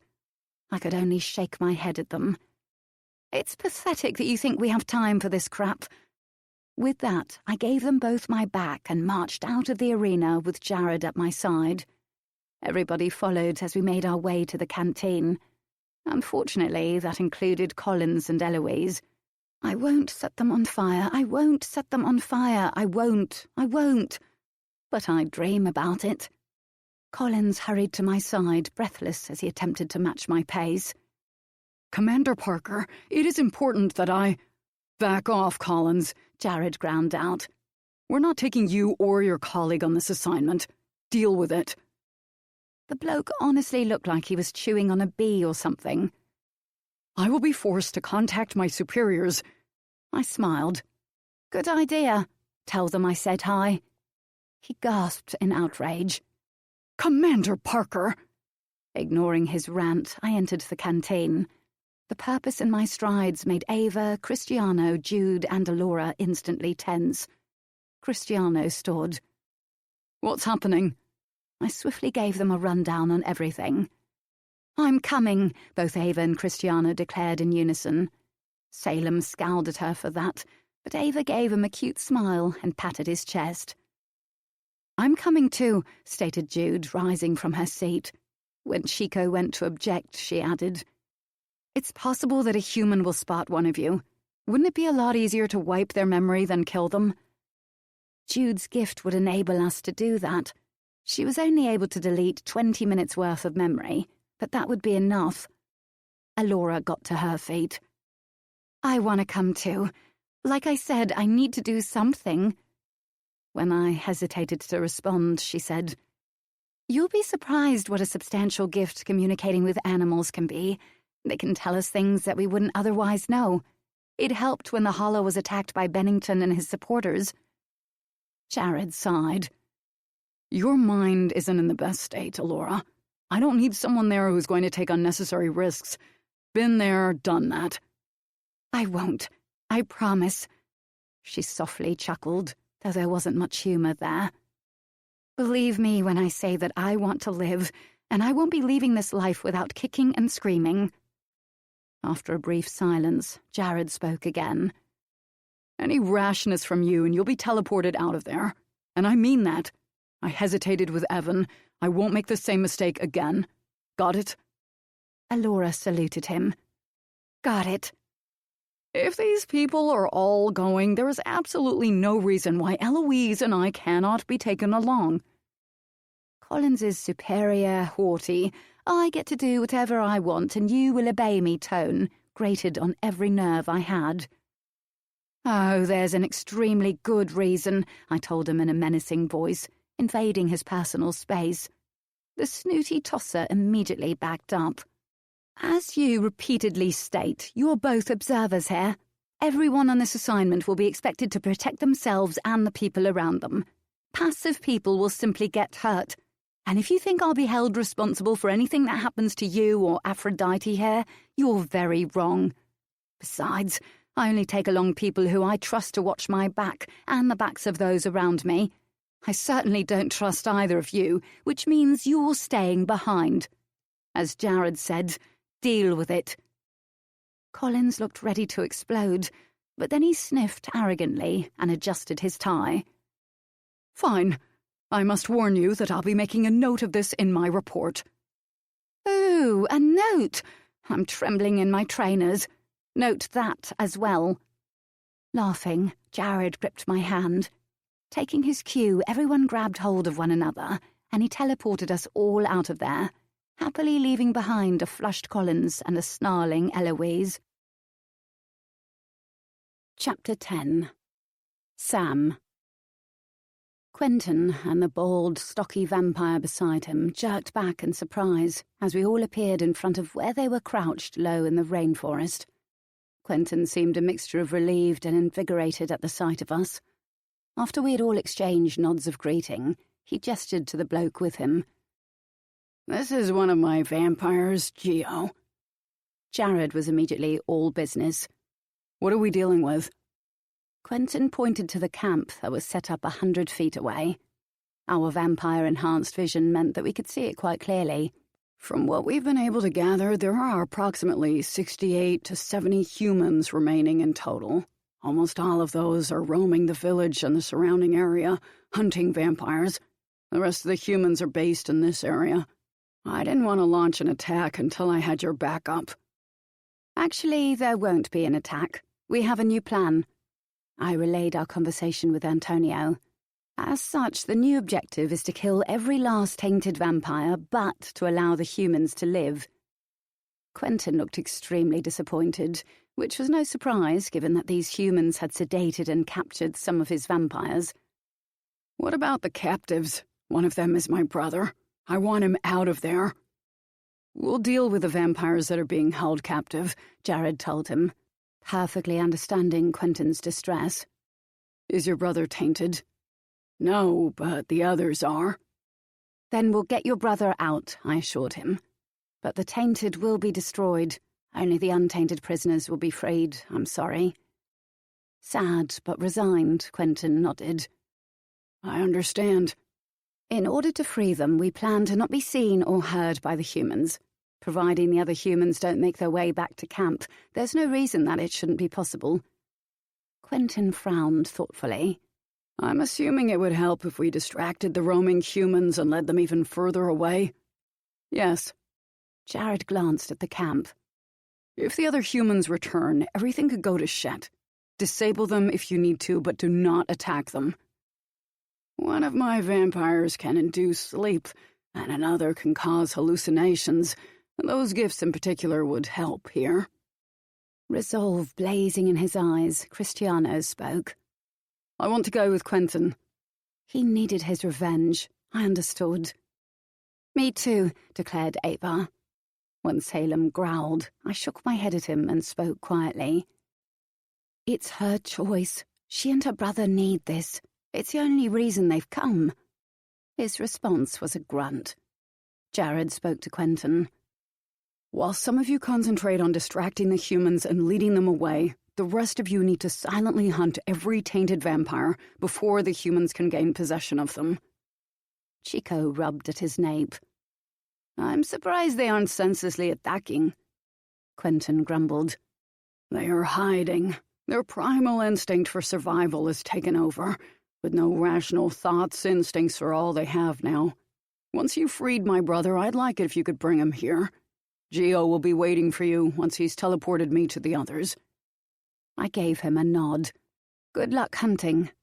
Quentin grinned as he stood. "Good luck creeping." "You all take care," said Ava, her gaze lingering on Salem. Cristiano just nodded at us. "You too," I said simply. Once Quentin, Geo, Cristiano and Ava teleported away, I turned to the others. "Damien, I want to know where every single guard in this camp is situated." Stuart would have been a great help here. I keenly felt his absence. "Denny, we need to know exactly how many humans are in that tent and what kind of weapons they have." "And exactly how many vampires are being held in the vehicle," added Jared. "I don't want to teleport in there without being prepared.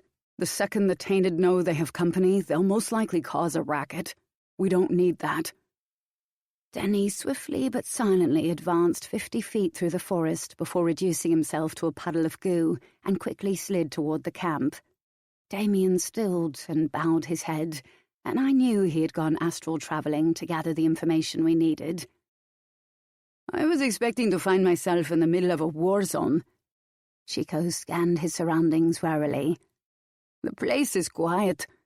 He shot an anxious look at Jude, who was crouched beside him. Yeah, agreed Butch. Unnaturally quiet. Even worse than when we went to the tunnels. Harvey swatted at a mosquito. This kind of reminds me of our tactical training field.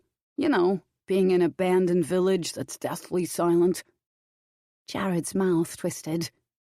Then think of this as what we've practiced 1,000,000 times during training. Moving quickly but silently, and remaining out of sight. Alora hugged herself, rubbing her upper arms. I hope Ava will be okay. Jude seemed just as anxious. She's just so tiny. Ava can take care of herself, believe me.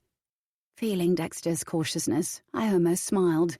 His constant presence was a comfort, even when he was in tattoo form. Suddenly, Damien's head lifted, and he took a long breath. You okay? Reuben asked him. Yeah, fine. Damien turned to me and Jared. There are 14 guards in total. 6 are patrolling the camp, 4 are guarding the tent, and another 4 are guarding the vehicle containing the cages. Every last one of them is vigilant. They clearly know it's in their best interest to be alert. They know what they're dealing with. Jared cocked his head. Vigilant and nervous, or vigilant and confident? There was a distinct difference. One meant that they might easily panic and that their flight instinct would make them hesitate. The other meant that they were psychologically prepared and wouldn't hesitate to act. The patrollers and the ones guarding the vehicle look alert but spooked. The others are pretty confident, even seem a little high on adrenaline. Jared went to speak again, but was distracted at a puddle of goo slithering toward us. It quickly reformed into Denny. He shook himself a little. There are 5 humans inside the tent. They're definitely military, and they're armed with shit that I didn't even know existed. Damien nodded. The guards, particularly the patrollers, are well armed too. I don't even know what it is they're carrying. I did identify smoke bombs and tranquilizer guns, though. 19 humans in total, then. I pursed my lips. Not too high a number. How about inside the vehicle? Jared asked Denny. There are 10 captives, replied Denny. There are 4 of Quentin's vampires in there. Only 1 is untainted, and he's out cold. I'm assuming he's Quentin's brother. The other 6 are from Commander Rodney's squad, and thankfully they're just injured and knocked out. His face a mask of absolute determination, Jared spoke. Okay, first we need to disable the 6 patrollers. Chico, Salem, David, that's where you guys come in. I don't want Reuben to strengthen your gifts while you deal with the humans. All I need is for them to be out cold for a while. Afterwards, you hide the patrollers in the trees. Without hesitation, they slinked away, splitting up and heading in different direction to target the guards. It's weird being on an assignment that doesn't involve torturing anyone, commented Butch after a full minute of silence. Typical. It was looking more and more like the sociopath theory might be accurate. Harvey snickered. Yeah, it's always cool watching Coach frighten the shit out of people with her whip. Sexy as hell, too. Ow! He scowled at Jared for cuffing him over the head. Reuben shook his head at Harvey. It wouldn't be so bad if you did that purely to irritate Commander Michaels like Max and Damien do. Damien smiled at that. But no, you do it because you don't have the sense to keep your mouth zipped. It's seriously worrying. Denny, Jude, and Alora chuckled quietly. Just then, Chico, Salem, and David returned. Chico dusted his hands. Done. We hid in the same spot, so it'll be easier to keep watch over them. Satisfied, I nodded. Then let's move on to the next stage of the plan, getting to the captives. Chico, I need the humans guarding the vehicle out of the equation. I don't want them responding to any noises they hear inside it. But don't move until I give my signal." "Sure thing, Coach." "What about the humans guarding the tent and the people inside it?" David asked me. "Providing they remain where they are, there's no need for us to even so much as breathe in their direction." I could only hope that things ran that smoothly. "Chico, Harvey, Jude, Alora, keep watch over them. If any of them head toward the vehicle or they realize that the patrollers are down, telepath Jared straight away. If too many of them head for us, then I'll need Chico to put them asleep for a while. Harvey, you use your telekinesis to help hold them back and give Chico time to target them all." "What about us?" Reuben gestured from him to Damien. "I need you both to keep an eye on the unconscious patrollers. If they look to be waking, contact Jared immediately." "My gift can help here," said Alora. "I can ask the local wildlife to give me warnings if more humans approach, and to keep them distracted for us. They'll act as my eyes and ears." "That would help a great deal." Jared pointed from David to Salem. "I need you both to act swiftly once I teleport you and Sam inside that vehicle. We don't want the Tainted having a chance to react to our presence. That means we destroy them as quickly as possible. In order for you to do that, you'll need Reuben to strengthen your gifts." As soon as Reuben had done his thing, I spoke. "Chico, the second you've disabled the humans guarding the vehicle, telepath Jared." He saluted me. "Now, everyone move into position." Everybody other than David and Salem silently slunk away, seeming to almost melt into their surroundings. Fidgeting as usual, David shuddered. "Is it me, or does this just seem too easy?" Jared's brow furrowed. "You think it's a trap?"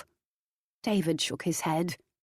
"It just feels like, I don't know, like fate's being a little too helpful.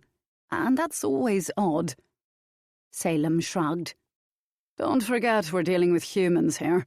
It's bound to be easier." "I guess you're right." Jared nudged me. "Chico just contacted me. The guards are out cold." "Then we move." As Jared teleported us inside the vehicle, the smell of rotten fish hit me so hard I felt dizzy, but I didn't have time to even balk. Instantly, we targeted the Tainted. I took out one with an energy ball to the chest. Salem destroyed one with his lethal psychic punch, and David delivered a psionic boom to the third vampire's brain. Like that, they were all ashes. It was clear that Jared was disappointed not to be able to kill one, but his gift of electrokinesis could be pretty noisy, and we couldn't risk him alerting anyone. Salem assessed the mess of broken cages and the small puddles of blood. "You can see where some of the vampires escaped unattacked." Jared's face scrunched up in distaste. "According to Antonio, the Tainted Pagoris got free and killed many of the humans. Come on, let's get these guys out of here." He tugged on the door of the cage that was holding one of Rodney's squad. The sedated cager didn't even stir. Due to the strength of the lock, it took the combined efforts of Jared and me to break open the cage. David and Salem worked as a team to free 3 of the others, while Jared and I helped the remaining 2. None of the injured woke, though a few of them made low, moaning sounds that seemed more like yells in the silence of the vehicle. Thankfully, there was no contact from any of our squad, so that had to mean that the humans hadn't heard anything. After teleporting Quentin's brother to Geo, Jared moved Rodney's squad members in 2 trips, placing them with Butch, Reuben, and Damien. In the meantime, Salem, David, and I concentrated on destroying any evidence in the vehicle. Sure, it was fair to note that the humans clearly already had some, but why give them more? No sooner had a tingle of apprehension crept up on me through my bond with Jared than he appeared before me, his expression dark and anxious. I stiffened. "What's wrong?" He grabbed my arm. "We have to get out of here now." "What? Why?" "Apparently the animals alerted Alora that humans are approaching. They sent her pictures of them coming from every direction." "Fucking fabulous. They know we're here." "No. Chico said someone in the tent was talking over a radio a few minutes ago, but he hadn't been able to make out what was said. Now he's thinking that the humans had ordered all their hunters to return to camp. I don't know if they're planning to leave or what, but we need to move because I don't have any intention of getting shot by a tranquilizer. I told Chico to take the others to where Butch, Ruben, and Damien are waiting with Rodney's squad members so I can teleport them all in one swoop. I'm going to teleport you three back to the Hollow first and then go back for... No, I won't leave until my squad is out. Besides, I have a little more evidence here to get rid of. Teleport to the others and take them back first. He growled. Fuck, Sam. Do it. We don't have time to argue. Pain in my goddamn Pagori ass, he muttered before disappearing. 30 seconds later, we destroyed the last of the evidence. I turned to David and Salem. Come on. Staying in the vehicle won't be the best idea. Where are we going? Asked David, following me as I quietly scampered to the double doors at the back of the vehicle. The trees, guessed Salem, knowing exactly how my mind worked. Rainforest trees were good for hiding in. Yes. Carefully and quietly I swung the door open and was knocked flat on my back as a skeletal, grotesque-looking Kasia dived on me and clamped his teeth around my throat. Well, fuck. I didn't even have time to defend myself before it burst into ashes, thanks to either David or Salem. I wasn't sure. They were both at my side at the exact same time that Jared teleported in front of me, clearly having felt my pain through the bond. He blanched. Oh, fuck no. It was my own bloody fault. I'd had everyone concentrating so hard on the humans, trusting Quentin and the others to deal with all the tainted vampires. I should have known better than to take it for granted that we were completely safe from them. Jared immediately dragged me against him and took me to the Hollow. It was lucky that David and Salem were holding on to me, or Jared might have absent-mindedly left them behind in his haste to get me home. Arriving in the infirmary, Jared laid me down on one of the beds. No, baby, no. This can't be fucking happening. He clasped his hands behind his head, staring down at me in pure disbelief. A good-natured Kasia, who liked to act as a nurse, apparently letting go of her human profession had been hard, rushed over with a towel. Salem snatched it from her and pressed it firmly against the bite wound on my throat. Following that, he immediately called Antonio using the infirmary phone. The rest of the squad, who had clearly arrived there with Rodney's injured squad members and were supportively remaining at their side, surrounded my bed. They cursed, growled, gawked, and hit me with questions that I was too distracted to answer. Fuck, the bite was itching like crazy, and it was taking everything I had not to scratch it. Was it supposed to itch? I didn't recall Evan, Max, or Stuart reporting that. The nurse, Mary Jane, repeatedly tried to squeeze through the boys to reach me, but they weren't budging. I internally shrugged. It wasn't like there was anything she could do to help me anyway. David swallowed hard. Coach, shit, I feel like I tempted fate. This is no one's fault but my own for concentrating too much on the humans. He knotted his hands in his tousled hair. We should have sent that vampire out there. If we hadn't already been surrounded by the scent of rotten fish, we would have done. You just wouldn't let me teleport you home, would you? Jared took to pacing beside my bed, which was why people were giving him a wide berth. This was what Jared did whenever I got hurt. Took it out on me. Yes, it was unfair, but logic never prevailed over his panic and fear. I was used to it at this point. You just had to wait until the others were safe. Yes, I did, and I'd make the same decision again. That was clearly the wrong thing to say, despite that it was the truth, because everyone looked ready to explode at me. You can lecture me about it later. I went to sit up, but Jared pushed me back down. No, don't move. Why? Lying here isn't going to make any difference, and it's not like there's anything anyone can do. The only thing to do now is... Jared's eyes flared with rage, his irises glowing like lasers. Don't ask me to lock you up in a fucking cell. You want me to attack people and let the taint spread, is that it? And you'd be perfectly fine with confining me in a glass cage, would you? Well, of course not, I snapped. But what else do you expect me to... I double-blinked as there was a whiz of movement through the doors, and suddenly Antonio was beside me. Clearly, he'd used vampire momentum to get here. He looked distraught. Sam, How did this happen? How do you think it happened? Jared snorted. She did what she always does. She put herself in the line of fire. If she just let me teleport her out of there when I suggested it, she... I've told you, you can lecture me later. I returned my attention to Antonio.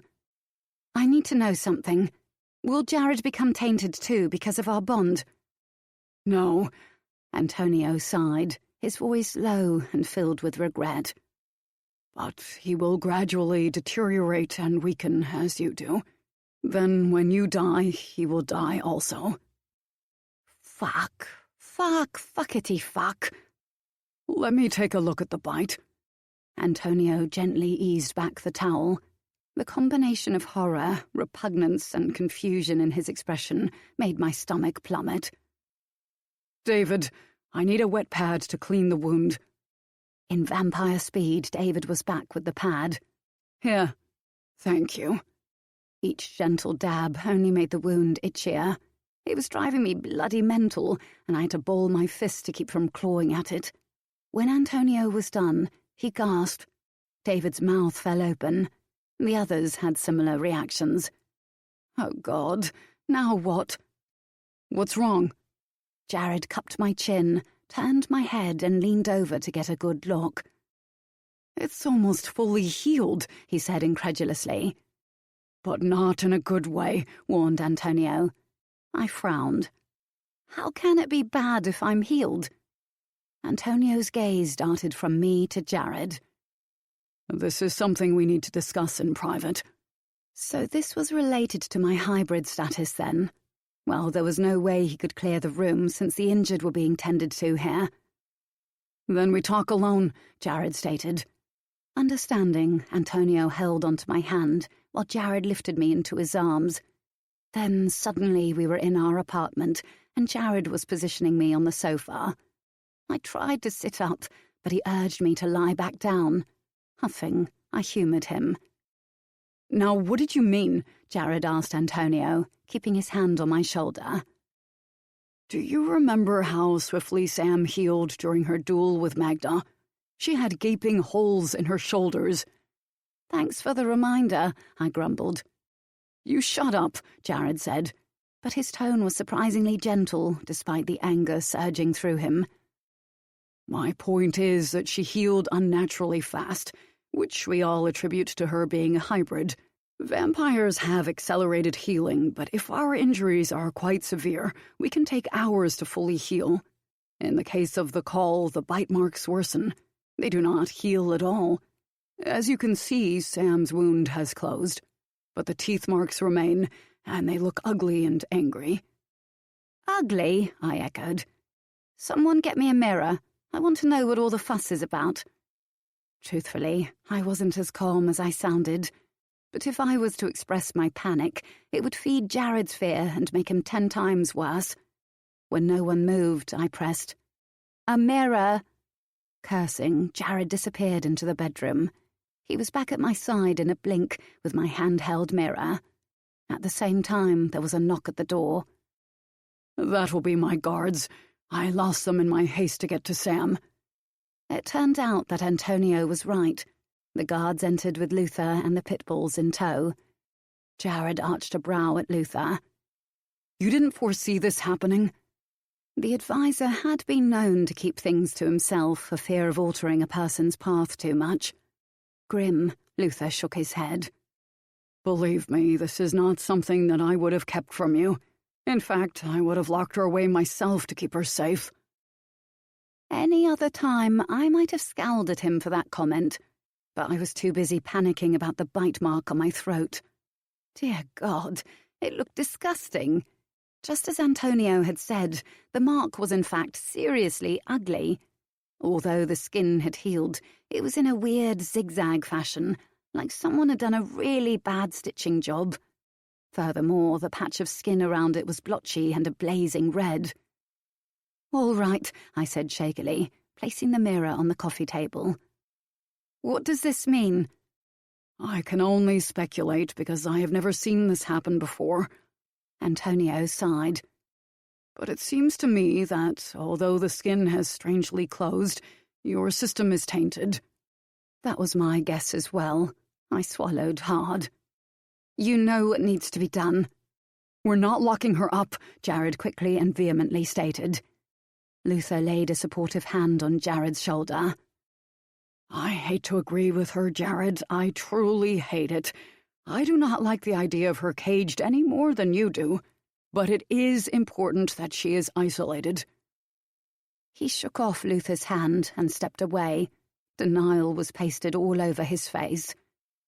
She can't pass it on unless she bites someone. She might lose rationality quicker than the others did, Antonio cautioned in a sensitive tone. She's a hybrid, Jared. We have no idea how she will react to the call, but we do know that she will not survive it, he added in a low voice that was loaded with anguish. The resolve in Jared's expression didn't even slightly lessen. Can you give us a few minutes alone? I asked Antonio and Luther. Antonio nodded. Certainly. I will make the appropriate preparations. In other words, he'd ready me a cell. Once Jared and I were alone, I sat up and appealed to him with a look. I know it's hard for you to do this, but I don't want to hurt someone. I don't want to taint someone. Please don't put me in a position where I might do that. It's bad enough that I know you're going to die because of me. He snickered, but his anger was gone now. There was only a sense of defeat. You think I'd want to live without you? You think I even could, whether we were bound or not? A lump of emotion suddenly clogged my throat and my eyes filled. I'm so sorry. He crouched down in front of me and tucked my hair behind my ear. We knew when we bound in that ceremony that it would mean we depended on each other to live. I don't regret it, and I'd make that commitment all over again. Then you're a dumb prat. He swiped my tears away with the pads of his thumbs. And you're a crazy bitch. I gently curled my hands around his wrists. You have to let them confine me, Jared. Sam, don't. I need to be sure that I can't hurt anyone. I'd have to go in it sooner or later anyway. It might as well be sooner. Shuddering at the prickly itch tormenting me, I released his wrist and went to rake my nails over the skin. Jared snatched my hand and kissed my palm. Don't scratch it. I can feel how much it's driving you crazy. My guess was that it would get worse the longer I was tainted. Take me to the cell, please. Squeezing his eyes shut, he rested his forehead against mine. Baby. His panic, fear, and devastation was zooming through me, swarming me, stealing my breath. There was even an element of guilt there. Typical. You're not at fault, I insisted. It didn't seem to make any difference. After a series of deep breaths, he rose to his feet and stared down at me through tormented eyes. I thought he'd scoop me up and take me to the cells. Instead, he retrieved his cell phone from the table and punched in some keys. Seconds later, he was speaking in a defeated yet resigned voice. Call Sebastian. Tell him to bring Paige West here. Oh. Chapter 11. Jared. Standing outside the glass cell, having that impenetrable barrier between Sam and I that even my gift of teleporting couldn't breach, felt so damn wrong that my stomach was twisting painfully. The idea that I couldn't reach her if I wanted to was like a lead weight in my gut, because I already knew that feeling. It brought back all the fear and panic from the time the Trent brothers had taken her from me, as if I wasn't panicking enough right now. She just sat on the mattress with her head resting against the glass and her legs pulled up to her chest with one arm wrapped around them. Her aquamarine eyes were holding mine and pleading with me. Not to help her, but to stop feeling guilty. Maybe she was right, and it was dumb to blame myself for this. But if I had just ignored her stupid insistence on waiting for the squad to be out of there before leaving, she'd be fine right now. Of course I knew deep down that putting the squad's safety before her own was what any commander would have done. Hell, I'd have done it. but I was still angry at both of us. I had agreed to isolate Sam from everyone while I dealt with Paige West, whenever the hell she arrived, because I knew that Sam needed the peace of mind that she couldn't harm anyone. Midway through the process of becoming a hybrid, there had been an incident when she had lost all sense of rationality and dived on me, latching onto my throat, much like a newborn vampire would.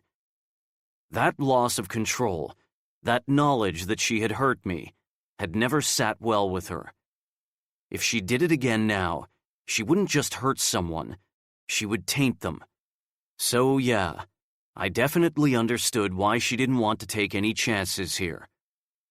Still, if I hadn't known that confining her like this was only a temporary measure, I probably wouldn't have agreed to it. Movement in the cell beside hers caught my attention.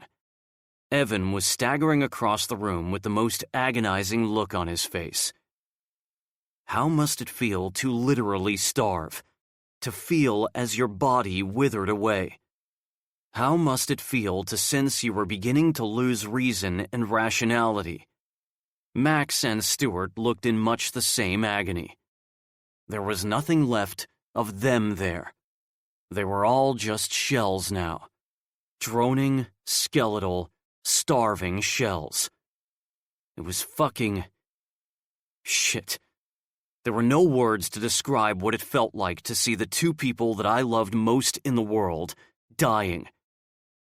I wanted to hit something, smash something, wanted to rage at fate. It truly was a bitch. Instead, I placed the palm of my hand against the glass of Sam's cell. Reaching over, she splayed her hand over mine. I hated that I couldn't touch her when it was the one thing I needed right then. Hated that I couldn't comfort her. Whether Sam would admit it aloud or not, she was scared. "You'll be out of there soon," I promised her. "Paige's gift will heal you." Her smile was sad. "I hope you're right." I had to be right. Otherwise, I'd agreed for that female to be brought to the Hollow, thus chancing Luther's vision coming true, for no damn good reason at all. But Paige coming here didn't have to mean that the vision would become reality, I mused. The things Luther foresaw didn't always happen, as I knew perfectly well. If we took precautions by getting the female out of here as quickly as possible, we could prevent anything more from happening. It was hardly likely that she would want to stick around here for long anyway, not if she was so set on being away from the rest of her kind. Hearing voices, I glanced at the door. Not only were Antonio, Luther, and the guards here, but also the squad, Jude, Ava, Cristiano, and... oh shit, Alora. Evan was going to have my balls for this if... no, when Paige healed him. As Alora caught sight of Evan, her now horrified eyes instantly watered, and she slapped a hand over her mouth. How much she cared for him was flashing on her face like a neon sign. Evan briefly glanced at the crowd, but there was no sign of recognition in his eyes. Antonio gave me a sympathetic smile. "Sebastian has arrived with Miss West, and who seems to be a friend of hers. Apparently, Miss West refused to leave without her. They are waiting for you in the piano room. You should know that she has no idea why she has been brought here. Sebastian worried that if he told her what we wanted from her, she would put up a huge fight. He merely told her that she had been sent for by you, and he assured her that she would come to no harm whatsoever." Dropping my hand from the glass, I told Sam, "I'll be back soon." She nodded, giving me a half-smile. Leaving her felt wrong, but I forced myself to step away from the cell. I was just about to teleport out of there when I noticed that Cristiano had separated himself from the crowd and was leaning against the back wall. The expression on his face stopped me short. He wasn't looking at me, but at Sam. Like the others, he was clearly distressed and angered by what had happened to her. But there was so much more to be seen on his face. Pain, anguish, yearning, and utter despair. Slowly, I walked over to him. "That's why you never went to the binding ceremony. You love her, don't you?" My voice seemed to snap him out of whatever zone he had been in. His gaze met mine. As my words filtered through, he sighed and returned his eyes to Sam. "I accepted a long time ago that I'd never have her. Victor hadn't allowed me or anyone else to touch her. But even if he had, she'd never looked at me that way. Not once. Not even the night I kissed her when she was human. But just because I accepted that I'd never have her, didn't mean I could watch her bind with someone else." Oddly, I felt a twinge of sympathy for him. I wasn't a particularly sympathetic person, but I knew that if I'd had to see Sam with someone else, it would have destroyed me. "Do you know what's strange? The fact that I've drank from her actually makes it worse. I know exactly what I'm missing." His eyes returned to me. "So as much as you think I'm smug that I've tasted her, you couldn't be more wrong. It would be a hell of a lot easier if I didn't know what I could have had, if things had been different." He swallowed hard. "You make sure you save her. I'd rather watch her with someone else than watch her die." So would I. And that proved just how important she was to me, because I wasn't the self-sacrificing type. Without another word to anyone, I teleported to the ground floor of the mansion and appeared outside the piano room. Opening the double doors wide, I strode inside. In addition to Sebastian and 3 guards, were 2 dark-haired females, but that was where the similarities ended for the 2 women. One was tall and lithe with blazing green eyes, while the other was short and curvy with brown doe eyes. The tall brunette stood slightly in front of the other female, a protective move. I recalled what Antonio had said about Paige refusing to leave her friend behind, which suggested that the protective vampire was Paige West. I thought the keep the fuck back body language was kind of odd. Did she think I wanted her friend for some reason? "You're the heir," Paige realized. Her protective stance didn't ease. In fact, it turned aggressive, but she made no move toward me. "I am." "Well, if you're going to hurt me, let's go," she dared tauntingly. "So you can give your injury to me? No thanks. In any case, I have no intention of harming you or your friend, if that's your worry." Her eyes narrowed suspiciously. "Then why did you have someone track us down?" "Not both of you, just you. I need your healing skills." She blinked in surprise.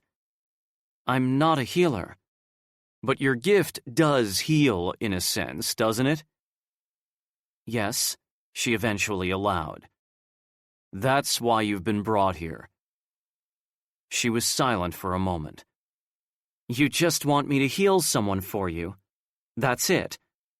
Her tone was skeptical. "Not just one. There are 4.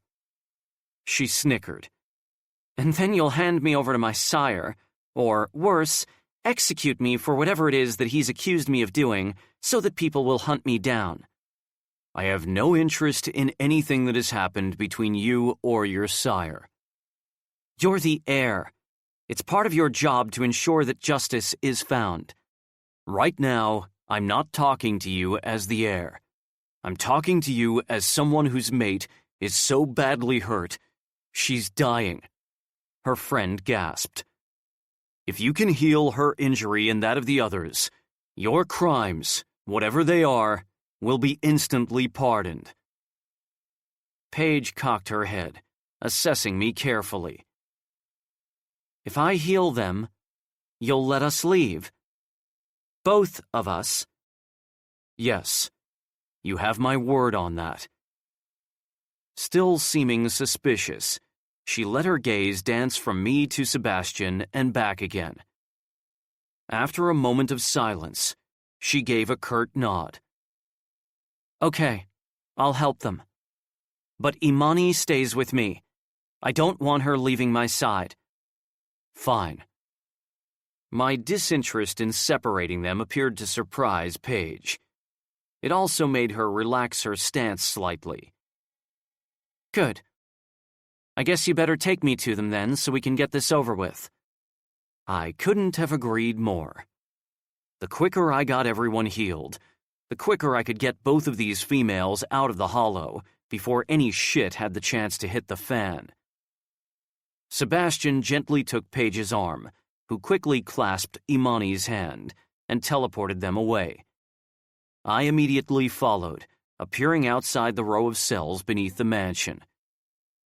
Paige was regarding the crowd of people warily, while gripping Imani's hand tightly. "Everyone move aside," I ordered. Obediently, the crowd parted, which then allowed Paige a clear view of what was inside the cells. She gaped. "You said they were injured." I jiggled my head. I may have downplayed the matter slightly. "Slightly? These people are tainted with the call. I can't help them." "Sure you can. If you take away their injury and their pain, you should automatically take away the taint." "They'll attack me the second I go near them. Thanks, but I kind of like being alive." I pointed to the 3 droning males. "See the guy chewing on his mattress? That's my twin brother, Evan. It's kind of hard to tell that we're even related when he looks like that, huh? The other 2 are members of my squad, Max and Stuart. Maybe if I made her see them as people, it would help." I walked to where Sam still sat, her aquamarine eyes glimmering with a contradictory mixture of sadness and hope. "And this is my mate, Sam." "I've heard about her," Imani said softly. "You were bound recently, weren't you?" "Yes." "And if she dies, you die too," mused Paige. The implication that it was only my own ass I was bothered about saving was clear in her voice. "That's right, I do. But it's her life I'm more interested in saving." Paige rested her hands on her hips, blowing out a long breath. "Look, I'm sorry that they're all sick, okay? I really am. But I can't—" "We have ways of holding them still so they can't hurt you," I quickly assured her. "All you need to do is touch them." "I could be tainted." "Only if they bite you. They won't be able to do that because they'll be unconscious. And even if they do bite you, you can simply pass that injury back to them." I took a step toward her, too frantic with worry to keep calm any longer. "Maybe you're right and you can't help them, I don't know. But you have nothing to lose by trying. I have everything to lose by you not trying." "You really love her," whispered Imani, sounding shocked. Yeah, it probably was surprising to see that the big bad heir who they had undoubtedly heard plenty of dark shit about actually felt something for another person. "More than anything," I confirmed. Imani tugged on Paige's hand. "Help them." Paige was quiet for a minute, seemingly torn. I was pretty sure that everyone was holding their breath. "I have a condition." "Okay, I could negotiate." "What condition is that?" You give Imani and me refuge in the Hollow. Permanently. My eyes closed as desolation hit me. If I agreed to her condition, Luther's vision could come into effect. Through the bond, I felt Sam's anxiety. We've been hiding for a long time, continued Paige. We want to live again. While that was understandable, she truly had no idea what she was asking. Of course, I could explain Luther's vision, but that would likely make Paige demand to leave immediately, especially since she seemed to be so protective of her friend. She was scared of something, and she looked ready to bolt any second. It is your choice, Jared, said Antonio. But it wasn't really a choice at all. There was no way I could turn Paige down. I'd exhausted every other avenue. She was the only chance we had left to save Sam and the guys. I sighed inwardly, turning to the crowd. Harvey, I'll need you to hold the guys into position while David and Salem put them to sleep. Swallowing hard, I told Paige, I'll grant you refuge if you heal the 4 of them. When Paige hesitated, Antonio spoke. Jared would never back out of a vow. After an encouraging look from Imani, Paige nodded. I'll need someone to transfer the taint to. Ava clasped her hands together. Ooh, can we use Collins? She truly looked excited by the prospect. Salem snickered. Unfortunately, no, replied Antonio.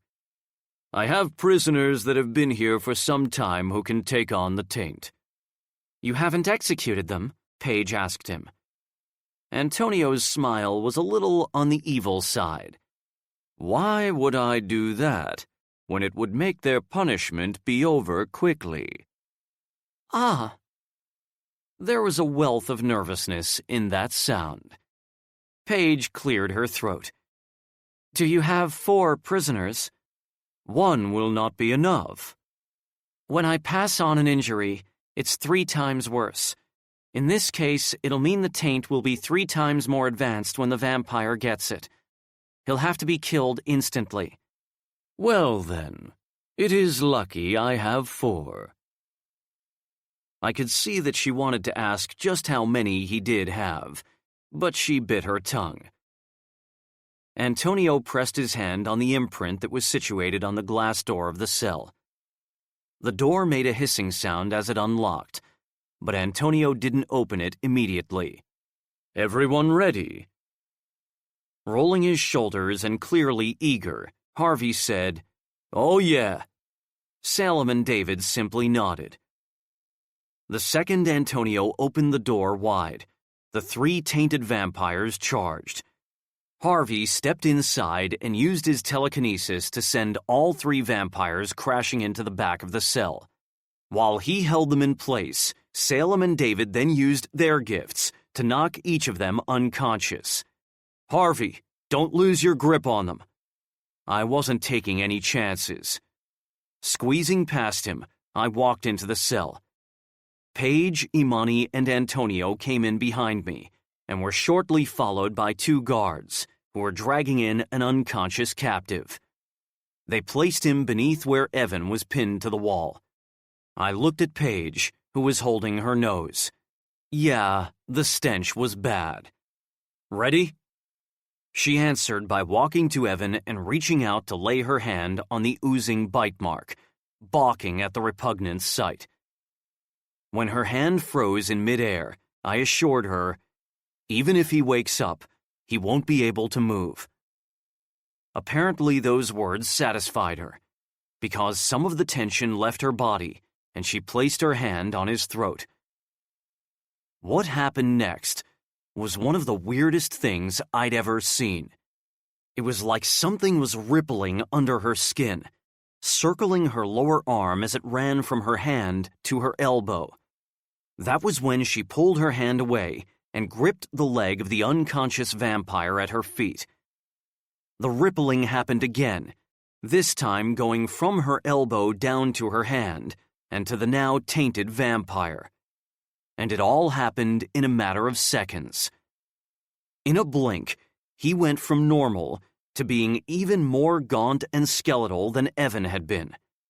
His eyes snapped open, no rationality there at all, but before he could move, I obliterated him into ashes with a bolt of lightning. Paige's eyes widened. Wow, and I thought my gift was awesome. Taking the tissue Antonio offered her, she wiped the disgusting ooze from her hand. Darting to Evan's side, I could only gawk as I marveled over the fact that, yep, the bite was gone and the taint had left him. Except for the dark circles under his eyes, he looked totally normal. A lump formed in my throat. Fuck, I'd missed the shithead. Is he healed? Antonio's voice was dripping with anxiousness. Yes, some the fuck how. He's okay. Everyone cheered, and I saw Paige flush under the praise that was subsequently thrown at her from the people outside the cell. Knowing that the psychic hit he'd taken to the head would mean Evan would be out cold for a while, I contemplated asking Paige to touch his head and attempt to take away the effects of the hit. But that would mean dragging in a fully aware prisoner to then take on the effects of it. The longer we messed around, the longer Sam would be tainted. Seemingly reading my mind, Antonio said, "He will be fine in the infirmary until he wakes."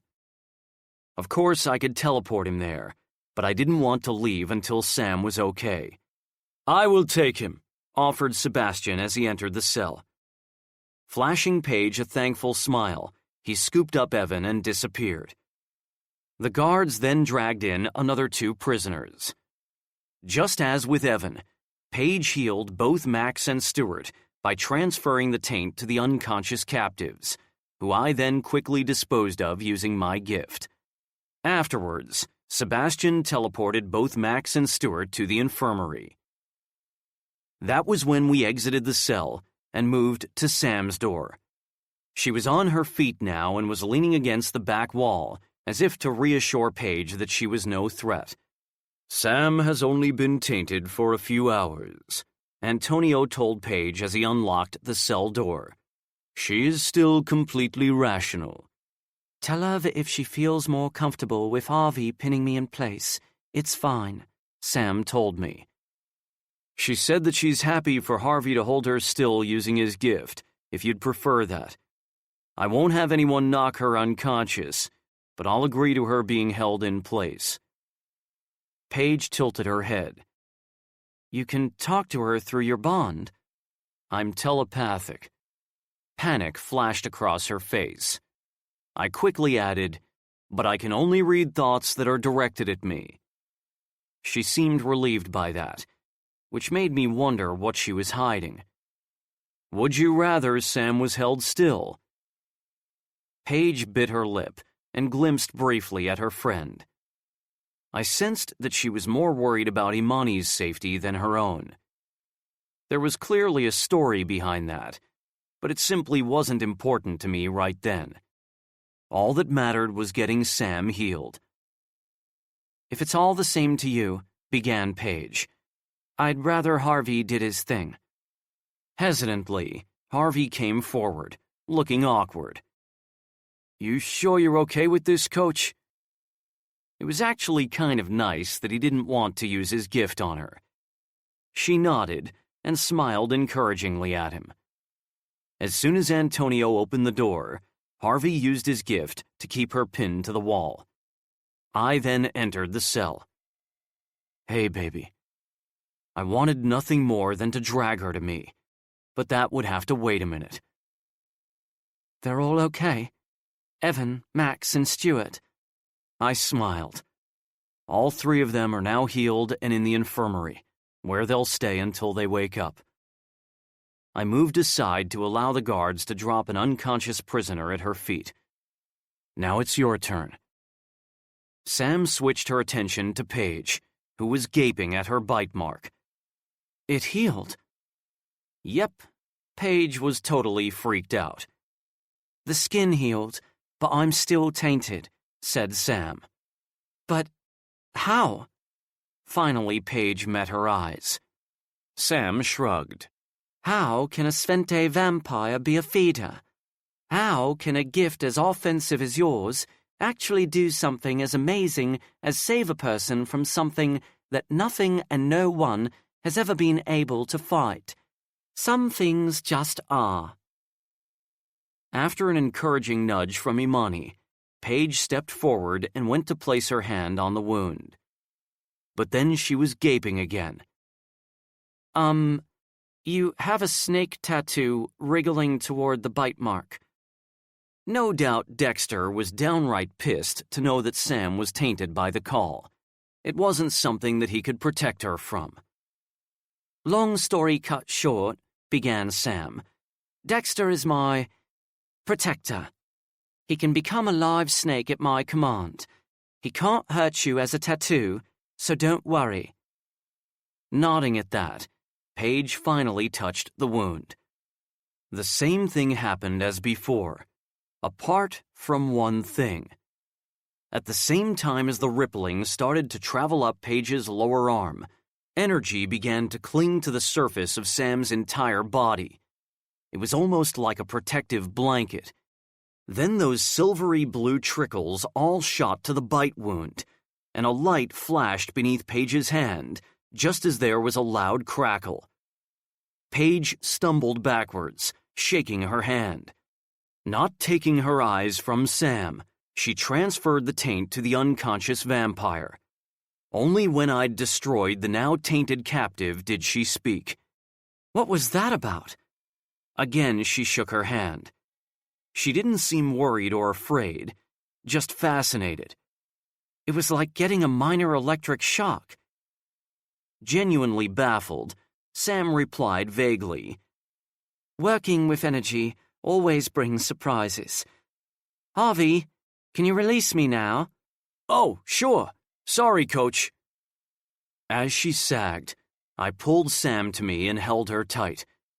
People piled in the room, surrounding her, telling her that they were glad she was fine, and even making jokes. Jokes? Really? Despite that she was healed, I couldn't find any humor whatsoever in this situation. I didn't pay any attention to them. I only had eyes for Sam. Thank fuck you're okay. She looked at Paige, who was regarding everyone warily. Paige, thanks. You don't need to worry. No one here will hurt you. After what you've done for us, I'll never let them. Chico turned to Paige. You healed 4 people who are important to me. I owe you for that. The last thing you have to worry about is being harmed here. You and your friend have our protection. Paige swallowed hard, looking on the verge of tears. It had clearly been a long time since she had felt safe. Thanks. I pressed my forehead to Sam's. I need to be alone with you. Ignoring the questions coming from the others, I took us to our apartment. Okay, that was kind of selfish, but I'd always be that way where Sam was concerned. I brushed her hair aside to frame her face with my hands. I don't know what will happen now that Paige is here, but I don't want to think about it yet. Me neither. I need to shower. I can still smell rotten fish on my skin from when that vampire dived on me. If the taint had progressed, the same stench would have been wafting from her. Cupping her ass, I lifted her, and she wrapped her legs around me. Licking and nibbling on her mouth, I carried her to the bathroom. When she went to undress herself, I shook my head. Let me take care of you. What I wanted most was to be buried inside her. Wanted to fuck her hard and release all that fear and anger. But she came first, and the last thing she needed was that. So instead, I slowly stripped her naked, placed her under the spray, and gently soaped her body. I had to bite back a groan when she started to return the favor, sliding her soft hands everywhere she could reach. When she went to touch my cock, I gripped her wrist. "Baby, you may have noticed I'm hard as a fucking rock right now. It's already hard enough to hold back. I can't have you touching me." Why exactly are you holding back? "I don't have the control to go slow, to be careful with you." She kissed my chest. Where did you get the strange idea that I need you to be slow and careful? Her free hand shot out and curled around my cock. Sneaky bitch. Her strokes were firm, sure, and bold. When I wrapped my hand around hers, halting her movements, she sank her teeth hard into my pectoral. Groaning, I knotted my hand in her hair, intending to yank her away and stop her feeding. Instead, I found myself pressing her closer to me, encouraging her to take more. I was on the verge of coming, thanks to her Svente saliva, when she suddenly stopped. There was no fucking way I could resist her then. I took her mouth, dominated it, plundered it, loving that it was mine. I tugged her hand off my cock, backed her against the tiled wall, kicked her legs open wider, and then dropped to my knees. Her whole body jerked as I parted her folds with my thumbs and blew on her clit. I love how responsive you are. I began toying with her clit, alternating between suckling on it, flicking it with my tongue, and lightly nibbling on it. Then I tilted my head and slid my tongue between her folds. "Let me hear you, Sam." The entire time I ate her out, she groaned and moaned and whimpered. Of course, she also cursed me to hell and back for keeping her hanging on the edge. "Enough," she croaked, trembling. "It's never enough, baby." I got to my feet, slipped my arms underneath her thighs, and elevated her high. Then I dropped her hard on my cock, making her cry out. Fuck. The feel of her muscles pulsing around me was almost too much. "Is that what you wanted?" I ground out. She groaned in assent and squirmed, tempting me to move. Keeping her legs balanced in the crook of my elbows, I slowly withdrew before slamming back inside, going deeper this time. But it wasn't deep enough. "I want you to take it all, Sam." Once more I slowly pulled out, and then with one smooth, fierce stroke, buried myself balls deep inside her. "That's it." I flexed my hips, making sure I was as deep as I could get. Her face was scrunched up in either pleasure or pain. I couldn't tell. "Too deep? Does it hurt?" She nodded. But not in a bad way. "Good, because I need to be deep inside you right now." I needed to know, feel that she was okay. Good, because I need you there. I hitched in a breath. It wasn't often that Sam ever claimed to need anything. "I'm here, and I'm going to fuck you hard. So hard. And you're going to love it. And you're going to explode all over my cock and wring me dry." Then I was mercilessly punching my cock in and out of her. Her irises were glowing mercury with arousal. So fucking beautiful. She grappled at the wall for purchase and tried arching into my thrusts, but I had her pinned exactly as I wanted her. There was only one other thing I wanted. I bit into the juncture of her neck and shoulder, groaning as her blood flowed onto my tongue. The syrupy punch to it was too damn good. I drank deep as I pounded into her, groaning again when I felt her teeth sink into my shoulder. Fuck! My pace became frantic, violent, as she completely overwhelmed every one of my senses. "Come, Sam," I ordered roughly. "Milk me." She screamed around my shoulder as she came. Her muscles tightened and rippled around my cock, wringing every last drop of cum out of me, like her body was determined to have it all. It was a few minutes before I could speak again. Shit. I needed that. Panting, she breathed, "Me as well." As I dried her body with a towel, she remained pliant against me. I couldn't help but smile, since Sam being pliant wasn't a regular occurrence. She was still limp as a noodle when I positioned her on the bed and came to rest next to her, my head propped on my hand. "You okay?" Her eyes fluttered open. They were pleasure-drunk, but also baffled. "You really would do anything for me, wouldn't you?" "You're only beginning to realize this now."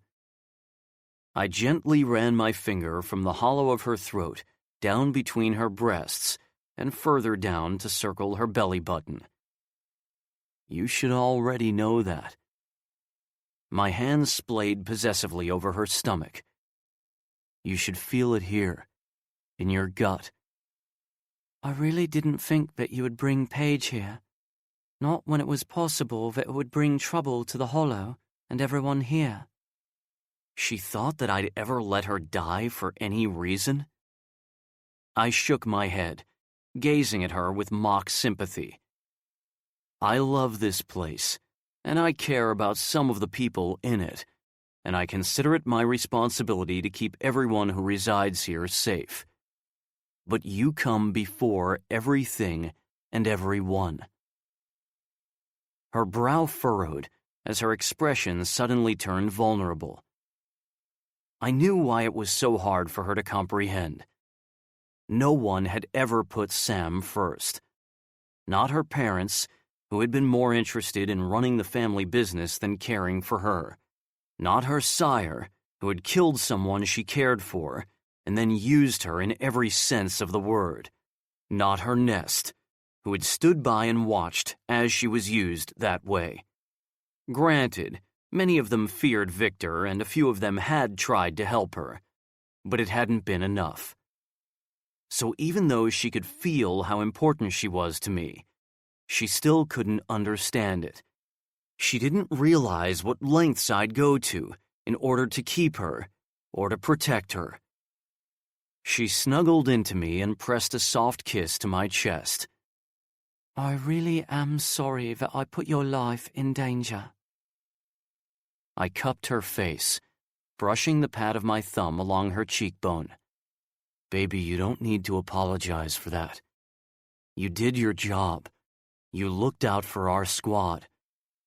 I was never angry that my life was threatened. I was only angry that something had happened to you. It wasn't your fault. I shouldn't have blamed you." "But you could have died." Her voice was low, pained. "I was more worried about you." Confusion flashed across her face. See? She just couldn't quite grasp that someone would put her first, that they would find her so vital and necessary to them. Making a mental note to try to tell her I loved her more often, I kissed her mouth softly. "Sleep, baby. You're exhausted." "Only if you don't let me sleep too long. We need to make sure that Evan has the chance to speak to Alora before she leaves." "I'll wake you up in a couple of hours." She closed her eyes. "Stay here with me." Her plea squeezed my chest. As much as she had tried to hide it, she had been terrified when she'd been bitten. More terrified for me than for herself. I knew from experience that coming extremely close to death had a way of making you realize just exactly how much you had to lose, just exactly what was important, and just how important it truly was. It could shake you and your equilibrium in a way that not much else could. And she was shaken. I rested my head on the pillow and practically enveloped her body with mine. "I'll be right here."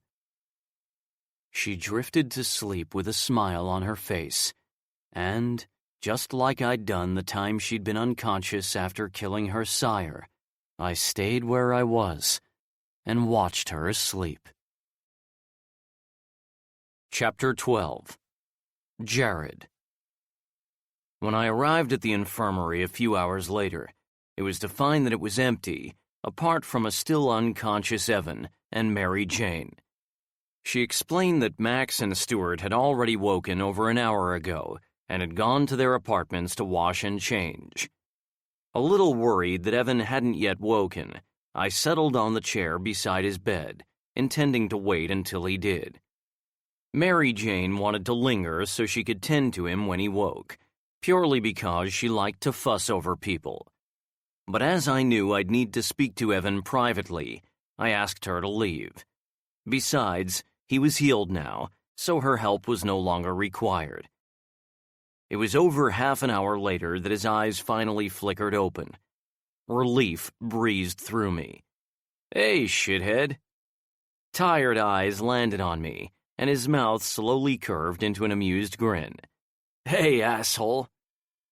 He looked totally drained and hungover, but that was a hell of a lot better than how he'd looked a few hours ago. "Here." I handed him an orange-flavored NST. He chugged it down. "Take it easy." Evan being Evan, he didn't listen. "I'd hug you, but you still stink." He chuckled. His voice slightly hoarse, he said, "You found a counteragent?" "You don't remember what happened?" He shook his head. "I don't remember much, but I remember the thirst. I remember the hollow feeling in the pit of my stomach." He gave me the empty bottle and then gratefully took another NST. He drank that one a little slower. "It's strange. I feel thirsty. Really thirsty. But I don't have awful hunger pangs or anything. Shouldn't my system want to make up for lost time?" Mary Jane put you, Max, and Stuart on a drip of pure blood for the first hour after you were healed, when you were all unconscious. "That explains it then. But it doesn't explain how I'm healed, or how I ended up unconscious in the first place." I didn't find a counteragent.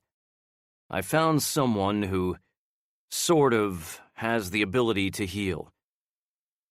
I told him about Paige West, including the part about Luther's vision. It turned out that Evan didn't remember the time I had telepathically told him about it all while he was ill. I also told him about the assignment and about how Sam had been bitten. His eyebrows rose higher and higher as the story went on. "I'm sorry I never brought Paige here sooner, but..." Evan raised a hand. "Don't be. You were protecting your mate. I'd never want anything to happen to Sam either. She's like my sister. I'm glad she's okay." His face pulled into a frown. "It's kind of odd that her bite wound healed by itself, huh?" "Antonio thinks it's because she's now a hybrid. Her skin heals unbelievably fast, maybe even so fast that it began to heal before the call had the chance to fully taint her system and fuck up its healing abilities." "Is the ugly mark still there?" "No. It disappeared once Paige removed the taint from her body." I rubbed my nape as I continued, uncomfortable. "On a whole other subject, there's something you should know. Alora's here." Evan blinked. "Alora? Why?" "When she heard you were tainted, she came here." Incredibly perceptive, Evan narrowed his eyes as he said accusingly, "You broke your promise, didn't you? You let her see me like that?" "Alora cares about you, Evan. She wouldn't have come on an assignment and endangered her life if she..." "You let her go on an assignment?" He gaped, clearly horrified and pissed. Damn, I was just digging a deeper hole for myself here. I pushed on. Even though she believes you'll never want her, she came here and asked for my permission to stay for a while to help find a way to save you. I let that sink in for a minute. She told us everything, Evan. To be honest, I was a bit of a bastard to her in the beginning because I thought she'd rejected you. He averted his gaze. It was me who rejected her. It was a shock, you know? What she told me. I'd never have seen that coming. Me neither. He blew out a long breath. I guess that because I saw her in the vision, I always took it for granted that she'd be mine. That once I finally found her, everything would fall into place, you know? It never occurred to me that there would be other obstacles. And as obstacles go, this one's a bitch. Was it only shock that made you reject her? Or is she right and you really don't want her? He ran a hand through his unkempt hair. We'd never have what you and Sam have. I leaned forward in my seat. Evan, I love being bound to Sam. If you want the truth, it's the extra security that someone as fucked up as me needs. But we were still happy before the binding, and we would have continued to be happy if we hadn't done it. He met my eyes then. But could you have been happy with her knowing that someone else was bound to her? That she belonged to someone else? I won't lie. It would have been fucking torture if she was bound to another guy. But it wouldn't have kept me away from her. Nothing could. It was the truth. You're thinking that Alora belongs to that prick because they're bound, but that's not how it works. Someone can only belong to you if they allow it. We know that better than most. Our mother never saw people as people. They were objects for her to own, use, and manipulate. But we never let her own us. We rejected her, just as Alora rejected that prick. I can't even kill him. If I killed him, she'd die. His laugh was hollow. Hell, Jared. Her fucking life force is tied to someone else's. I don't know how to even begin to deal with that. I get that, but like I said before, she doesn't belong to him. She made an error of judgment when she was young, and she's been paying for it ever since in a truly big way. Do you think she likes being joined to someone she despises? Or did you get so wrapped up in your pain that you forgot about hers? His silence spoke for him. If you're prepared to let this keep you from Alora, then maybe you were wrong and you guys aren't meant to be together after all. Evan opened his mouth as though to object, but then he snapped it shut. Maybe you just made yourself think she'd be yours because you saw her in that vision through Luther. Maybe you had that vision for no good reason at all. Evan tilted his head. You've never told me about the vision that you had through Luther. I stiffened. You never told me about yours until Alora finally arrived here. He winced. I didn't want you to spoil it. How would I have spoiled it? By laughing about how I was being faithful to someone I hadn't even met yet? That actually hurt. I'm not that much of a bastard, Evan. Just because I hadn't really seen the point of relationships back then didn't mean I thought everyone else was dumb for wanting one. I knew you didn't function like I did, and I didn't want you to.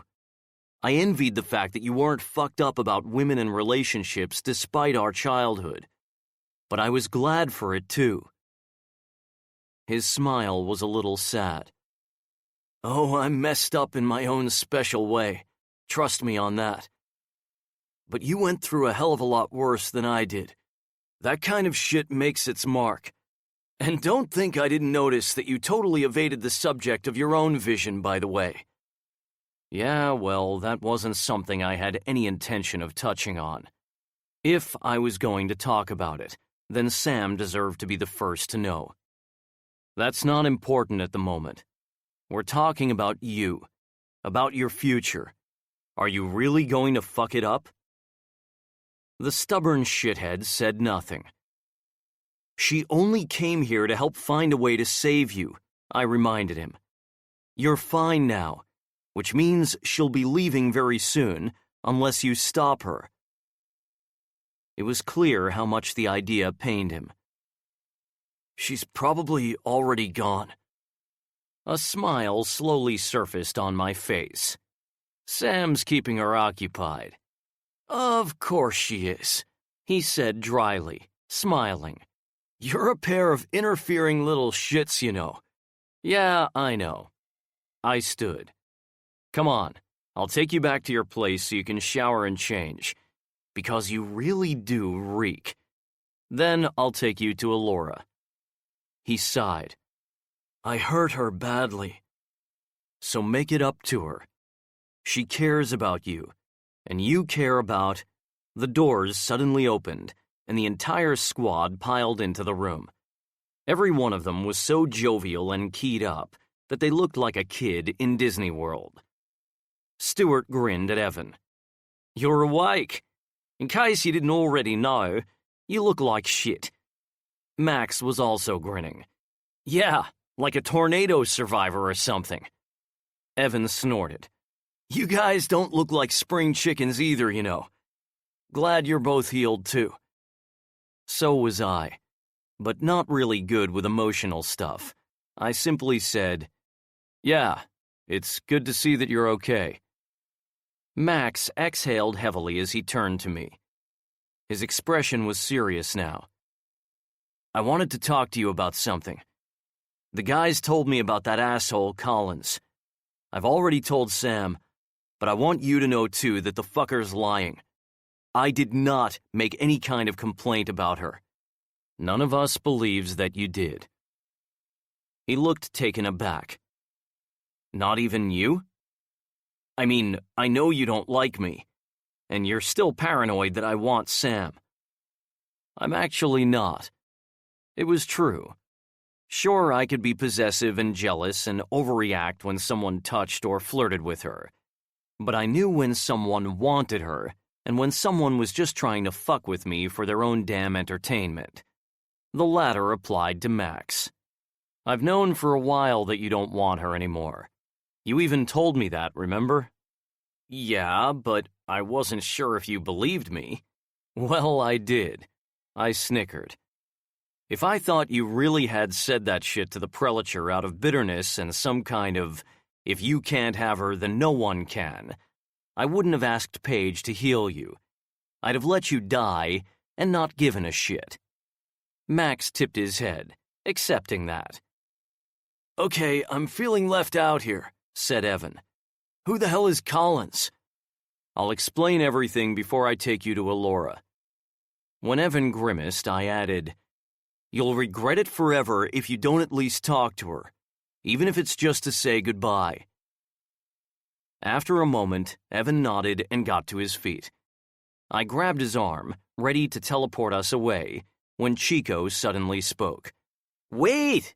The main reason we're here is to invite you both to the party we're having tonight. He gave us a pointed look. I'll expect to see you there. If anything deserves to be celebrated, it's the fact that everyone's alive and well. I couldn't argue with that. I'll be there. Me too, said Evan. Only then did the squad leave the room, still giddy and even boyish in their excitement to be a whole squad once again. I then teleported Evan to his apartment, where he showered and changed into fresh clothes. As we both drank some NSTs, I told him all about Collins and Eloise. Evan's face increasingly darkened until he looked ready to pounce on someone. Yeah, Collins and Eloise seemed to have that effect on everyone. I'm surprised by, and kind of in awe of, Sam's restraint. Evan chucked all the empty NST bottles into the garbage can. So is everyone else. Tapping into my bond with Sam, I found her exact location and teleported both Evan and I there. This particular room was the only one inside Antonio's mansion that had a tall glass aviary in the center which was framed by a narrow stream. Inside the aviary were trees, plants, and animals such as rabbits, guinea pigs, canaries, and other species of birds. It was a place Antonio often came when he needed to relax and think. Sam, Alora, Antonio, Luther, Sebastian, and, God help us, Collins were gathered around the aviary. Talking about him to Evan had gotten me all wound up, and now it was taking everything I had not to punch the smarmy bastard. "Evan, it is great to see you well again." Antonio hugged Evan, giving him a paternal smile. "You have been sorely missed." Sebastian lightly slapped Evan's back, smiling widely. "Yes, it's good to have you back." Luther's expression was grim. "I wish I had foreseen what would happen to you, Evan. If I had—" Evan raised his hand to halt Luther's words. "You can't foresee everything. And look, I'm fine now." "Stop hogging my sort of brother-in-law," Sam playfully griped before giving him a brief hug. "I didn't think I'd ever be glad to see that cocky smirk again." Evan laughed, returning the hug. The second Evan and Alora locked eyes, everything in the room seemed to still. It was a pivotal moment, because it could go either way, particularly since I still had no idea what Evan intended to do about the situation. He went to speak, but then Collins stepped forward. "It's a pleasure to finally meet you, Evan." Evan automatically shook the hand he offered. "And who are you?" "My name is Frederick Collins." Snatching back his hand, Evan glared at him. "I can't say it's a pleasure for me." Collins started but recovered quickly, forcing a shaky smile as he stepped back. "Yes, well, it's good to see that you're well. I must admit that I didn't believe there was a way to fight the call. The counteragent must indeed be a substantial one." It was a hint for more information. No one had told Collins about Paige West. She had requested her involvement be kept secret from outsiders, not wanting her sire to hear of her location. Not knowing was clearly killing Collins. Evan didn't take the bait. Instead, he switched his attention back to Alora. His face softened. "Can we talk?" Her smile was wobbly. "Sure." When he held out a hand and she took it, he flashed her a smile and led her out of the room. Hopefully that smile meant good things, because if anyone deserved happiness, it was Evan. Satisfied, Sam smiled at me. "I have to admit I wasn't sure if he'd come to see her. Whatever you said to him clearly worked." She kissed my cheek. "You did good." I slipped my arm around her shoulders. They'll sort it out. Or at least, I hoped they would. I looked at Antonio. How did the humans take it when they realized all their captives were gone? Antonio's mouth twitched into a smile. According to Quentin, the whole thing was quite humorous. When they caught the vampires, the humans had thought themselves very clever. To have the captives taken from under their very noses like that, it was a wake-up call.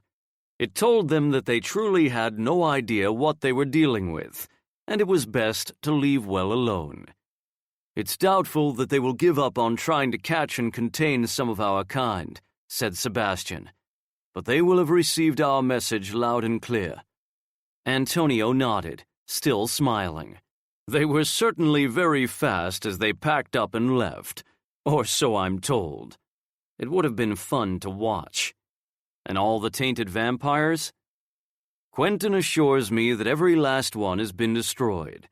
There were no other casualties, so all the untainted vampires returned home safely. It was only Sam who was hurt.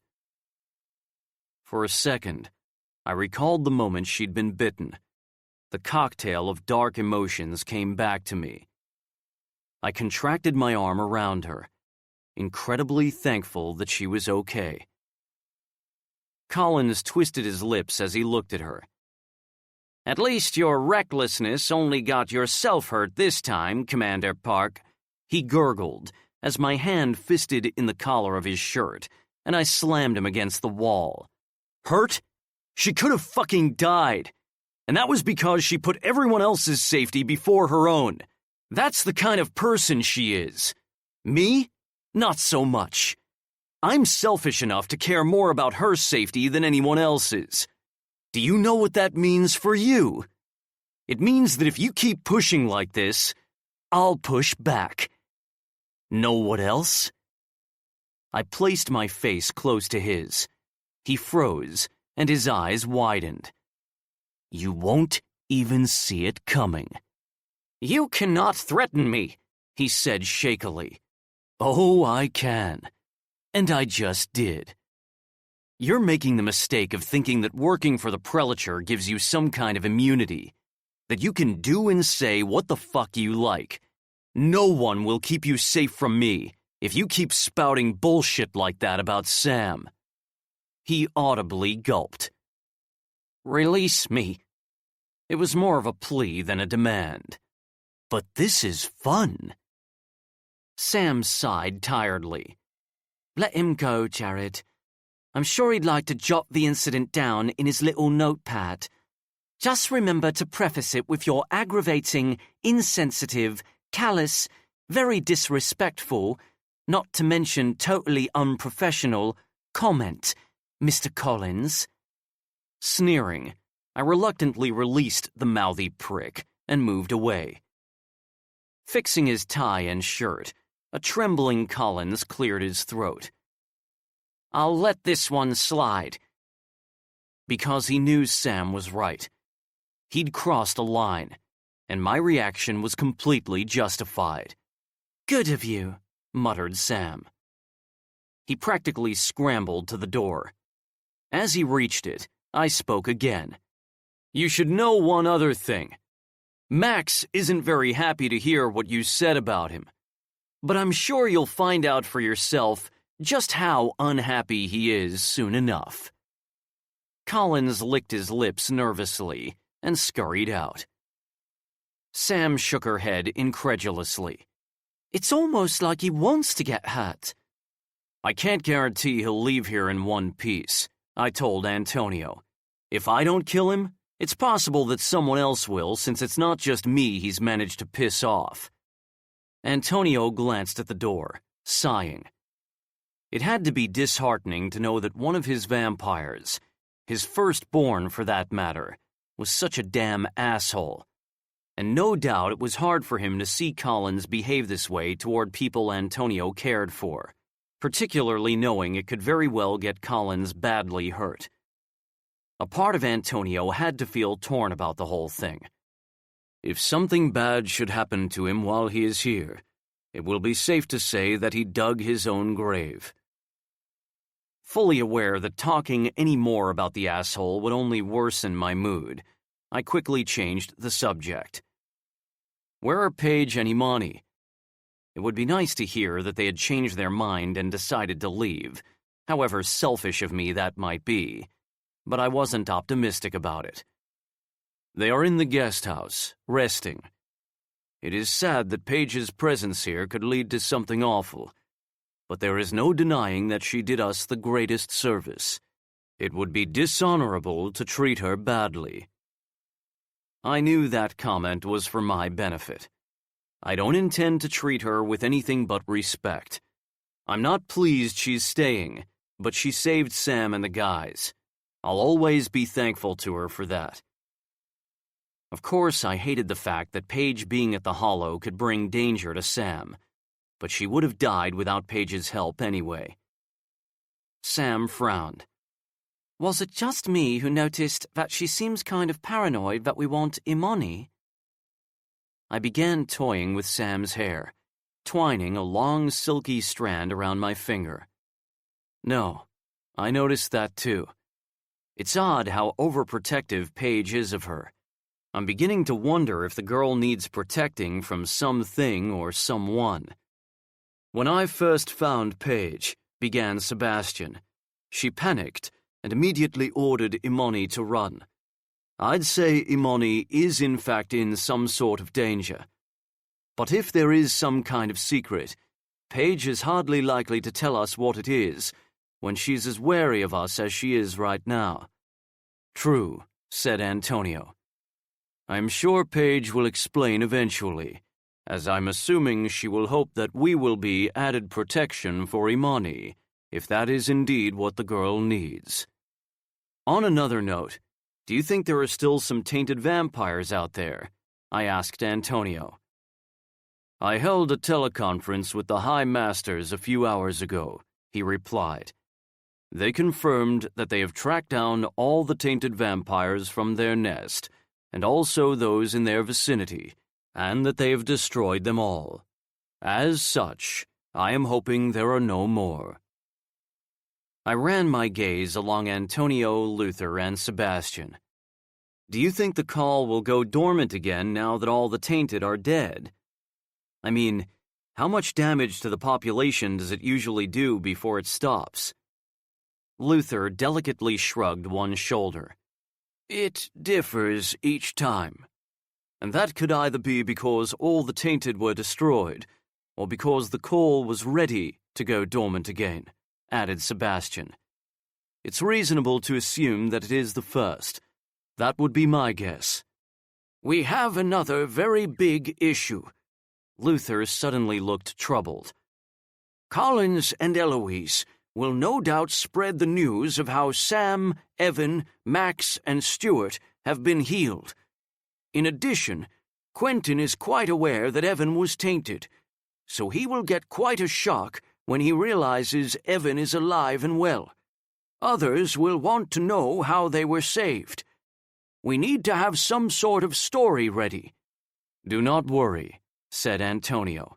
"I will think of something."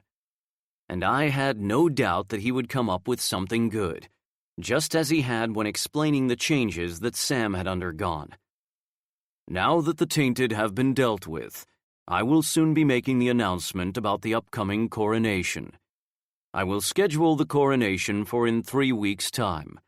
By then, if there are any more tainted vampires, it will be apparent." "Are you making the announcement by teleconference?" Sam's nervousness wasn't obvious in her voice, but I could feel it. Who wouldn't be nervous about ruling all of their own kind? "Yes, I would like you both to be there." I nodded my agreement. "When are you planning to do it?" "Friday evening." So that gave Sam and me 5 evenings before everything changed for us forever. "For now, set aside your worries and enjoy your evening. I hear the squad are throwing a party." Antonio smiled. "We have all been invited, so we may make an appearance. Then maybe we'll see you there." I took Sam's hand in mine. "Just be aware that when the squad throws a party, they really party." Chapter 13. Sam. Jared couldn't have been more right. Although the party was supposed to be taking place in Chico's apartment, the entire apartment block, which housed all 10 squads of the Legion, was celebrating and partying hard. Music was blasting, food and NSTs were being passed around, and intoxicated humans were lounging in almost every room. Jared and I made our way up to Chico's apartment, which proved to be packed with people. Exchanging nods and smiles with everyone, we shouldered our way through the crowd until we found the squad. All 10 of them were gathered in the kitchen, laughing at a story that Fletcher was telling them. As Jared and I walked in, the squad turned as one and endowed us with huge grins and backpats.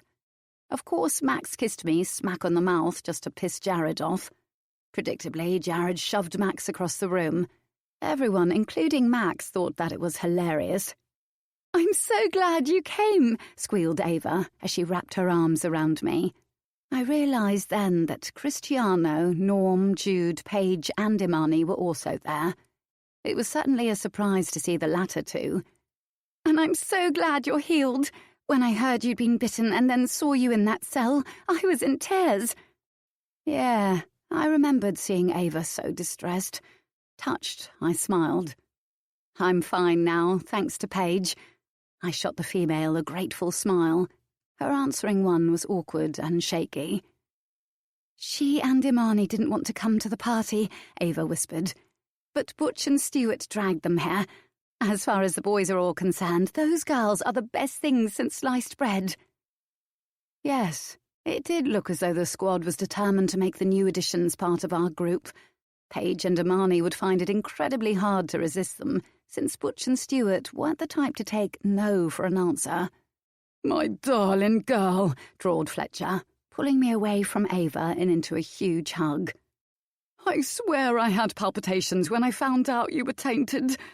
He pulled back and pointed hard at me. Don't you ever do that to me again. My heart couldn't take it a second time.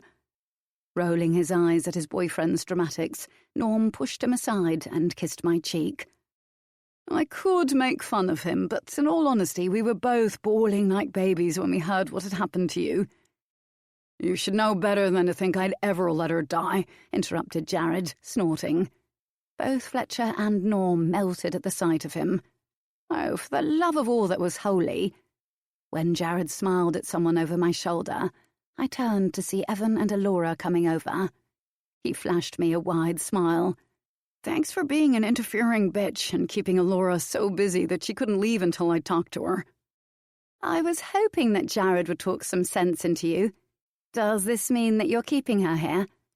Evan tugged Alora close. How could I not? She blushed, leaning into him. Hearing a throat clear, I swerved to see Cristiano. This time there was no smug smirk. I was surprised at how awkward he seemed.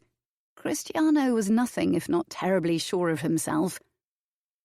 It's good to see you. Healed. Thanks, I said simply, waiting for his seemingly ever-present smug smirk to surface.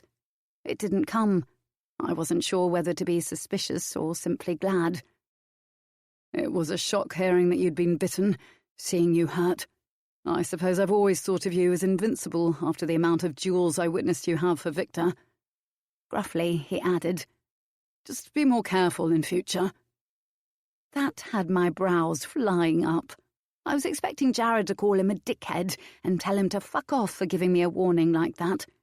But although Jared slid an arm around me in a very possessive gesture, he didn't curse at Cristiano or order him to bugger off.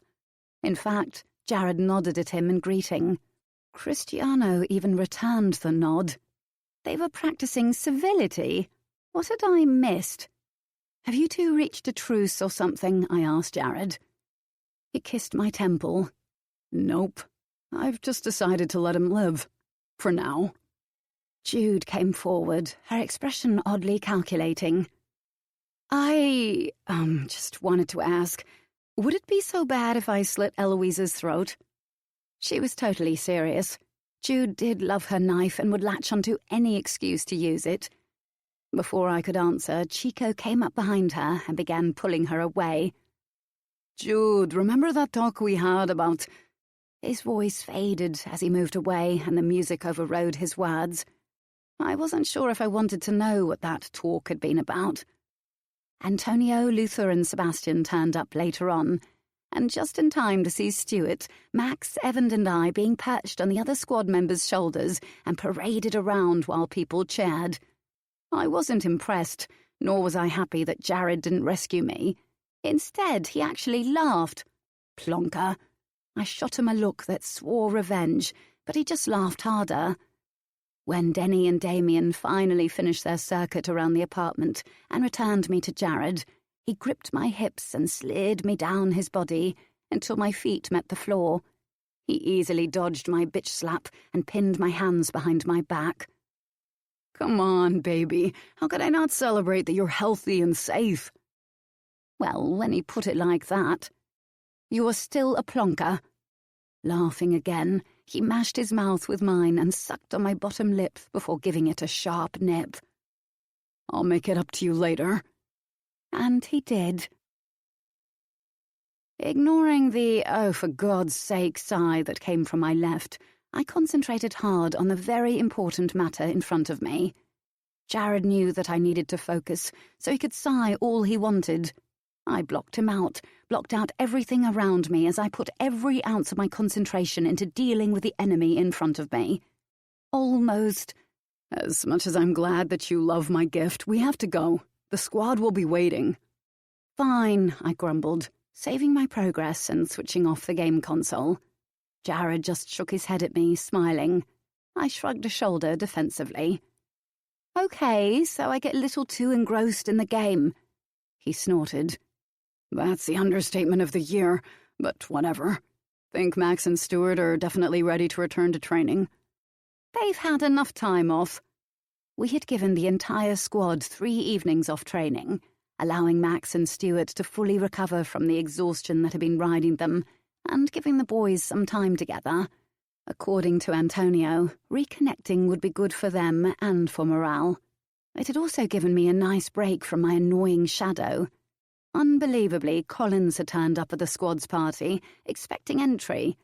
Butch had opened Chico's apartment door, looked at Collins blankly, and then allowed it to swing shut in his face. Ava had been delighted by it and had hugged Butch in gratitude. Salem hadn't liked that. I talked a little with Paige and Imani over the past few evenings, slowly getting to know them. Although Paige was pretty guarded, she was no longer suspicious of me. She wasn't yet comfortable with everyone else, though. Imani was quiet among a crowd, but she was very chatty at other times, especially around Butch. She was pretty much the only person I knew who thought he was normal. I found both females to be very nice and fun, albeit cagey people. I still had no clue as to why they still expected to be betrayed by everyone sooner or later, or what it was they were so afraid of. Paige had looked on the verge of telling me a few times, but she had quickly snapped her mouth closed. Winning her trust would obviously take time. Abandoning my contemplations about Paige and Imani, I took the hand that Jared held out to me. A second later, we were stood in the arena. The entire squad was waiting there, laughing and joking, clearly excited to be training as a whole squad once more. The sight tightened my chest, making me smile. Training hadn't been the same without them all there together. Unfortunately, Collins and Eloise were also present, sitting in the spectators' area. As usual, Eloise was practically half naked. "You look good this evening, Jared," she called out, close to purring. She licked her lips as she ran her gaze over him. Her eyes then moved to me, and she grimaced. "Rough night?" The insinuation that I looked like shit was clear. "I'd quite like to kill her," I told Jared with all seriousness. His mouth twitched in amusement. "But you know better than to let her get to you. We both know that she's been baiting you since the second she arrived." I did know that. Admittedly, it hadn't occurred to me in the beginning, but the more she persisted in pushing my buttons, the more I'd come to suspect that she was hoping I would do enough to fuck up the result of the prelature's investigation. It could simply be out of spite because I had Jared, but I sincerely doubted it, because she'd never pursued him in the past. Why bother now if she had originally been satisfied with a one-night stand? As Antonio had pointed out, I would always have enemies because I had a position of power, so Eloise's behaviour could even be down to that. Or it could be something else, something darker. Unfortunately, I was beginning to think it was the latter. As Collins descended the steps and made a beeline for me, I inwardly groaned. Presenting him with a bright but totally false smile, I said, "Yes, Mr. Collins." He began ranting, pointing his finger as he towered over me. But no words came out. My confusion lasted only a few seconds. I sighed at Max, who shrugged. "How long has he been like this?" "Since he tried to join us for breakfast earlier like we were all chums. He actually tried to play volleyball with us on the beach last night, too. That's our time, Coach, and he's got no right to bug us then." Yeah, I could understand how Max felt. I'd been just as pissed when Eloise went to my apartment. Butch came to Max's side. "He's right. That dick's got some fucking nerve, Coach. Max briefly sneered at Collins. After everything he's done and what he accused me of, he should be grateful I only took away his ability to speak. I hadn't been there when he confronted Collins the previous night about his claim that Max had contacted the prelature about me. But apparently the little prick had told Max that he had only alleged it was him to protect the identity of the real complainant. He'd even apologized to Max, but his apology hadn't been accepted. Collins had made himself an enemy for life in Max. If the entire squad didn't already despise Collins, they would do so now purely because to go against one of them was to go against all of them. You're right, Max. He deserved this, and he's lucky he got off so lightly. But now that it's time for training, I'm going to need you to give him his voice back. Sadly. The entire squad groaned in both disappointment and frustration. Mumbling under his breath, Max waved his hand at Collins. Parker, you have no control over your own... Oh. Collins paused, clearing his throat with a cough. When he opened his mouth to speak again, I could tell another rant was coming. I raised my hand. I don't have time to listen to your grievances, Mr. Collins. I have a squad to train. Yes. Well, a particular member of your squad got mightily pissed off when you approached him during his own time, I finished. If you had expected him to react any differently, you only have yourself to blame. The squad has been quite clear since the very beginning that they do not want your company. Had Max targeted you during training hours, I would have reprimanded him. But he didn't. It's not his fault that you can't take a hint now, is it? Collins said nothing. What could he say? I was right, and he was very much aware of that. Now, is there anything else? His usual snooty look reappeared, and he straightened to his full height. Yes, as it happens, he snapped. I wish to know if there is a particular reason why you have not yet made use of the tactical field since Eloise and I came here. The tactical field was located within the rainforest and was more like a small abandoned village. Only the buildings were made of plywood, and obviously it wasn't normal to have drums and piles of tires lying around. We usually trained there once or twice a week, and we sometimes played paintball there as well. It had been a binding present from Evan, and I bloody loved it. That was the reason why I hadn't used it since Collins and Eloise had arrived. It was a special place to me that I had no intention of sharing with them. I use it when I need to, Mr. Collins. My vague answer clearly irritated him. It is important that I observe all your training methods, Commander Parker. I notice that the squad have not ceased calling you Coach, despite that I have repeatedly suggested that you should order them to refer to you with the appropriate title. Allowing them to give you a pet name undermines your level of authority. Pet name? What bloody ever? I happen to disagree with you. Now, if you don't mind, I have a squad to train, and you're delaying the session. I would appreciate it if you would move the session to the tactical field. And I would have appreciated it if he'd sod off home, but we didn't always get what we wanted. Sorry to disappoint you, but that will not be happening. He lifted his chin. Then I will be forced to note your failure to cooperate with my request. I will also note that you persist in wearing vests, revealing more skin than necessary. Yes, I'm sure the squad are drooling at the sight of my arms and shoulders. Maybe you should be a little more concerned with how very little your colleague is wearing, Mr. Collins. Turning away from him in a sure sign of dismissal, I switched my attention to the squad. Max and Stuart turned amusingly giddy, clearly having missed working with everyone. Having been fully debriefed on our plan, Max and Stuart were sure to fake weaknesses that they didn't have during the session, and they didn't question the longer breaks that they were now getting. They also took advantage of their recent encounter with death by faking tiredness and claiming to need a rest here and there.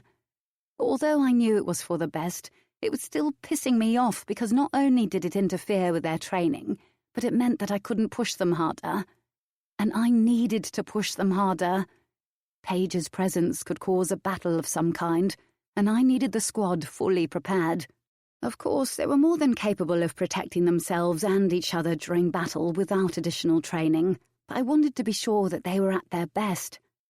Expectedly, Collins spent the entire time asking questions and criticising my every move to the point of nitpicking. In addition, he complained for the millionth time that I swore too much. So, Anne made a sound of disapproval each time that I did. He also complained that bringing Dexter from his tattoo form was distracting the squad. That was the whole point, to teach them to perform while distracted, because that was what they would need to do in a battle.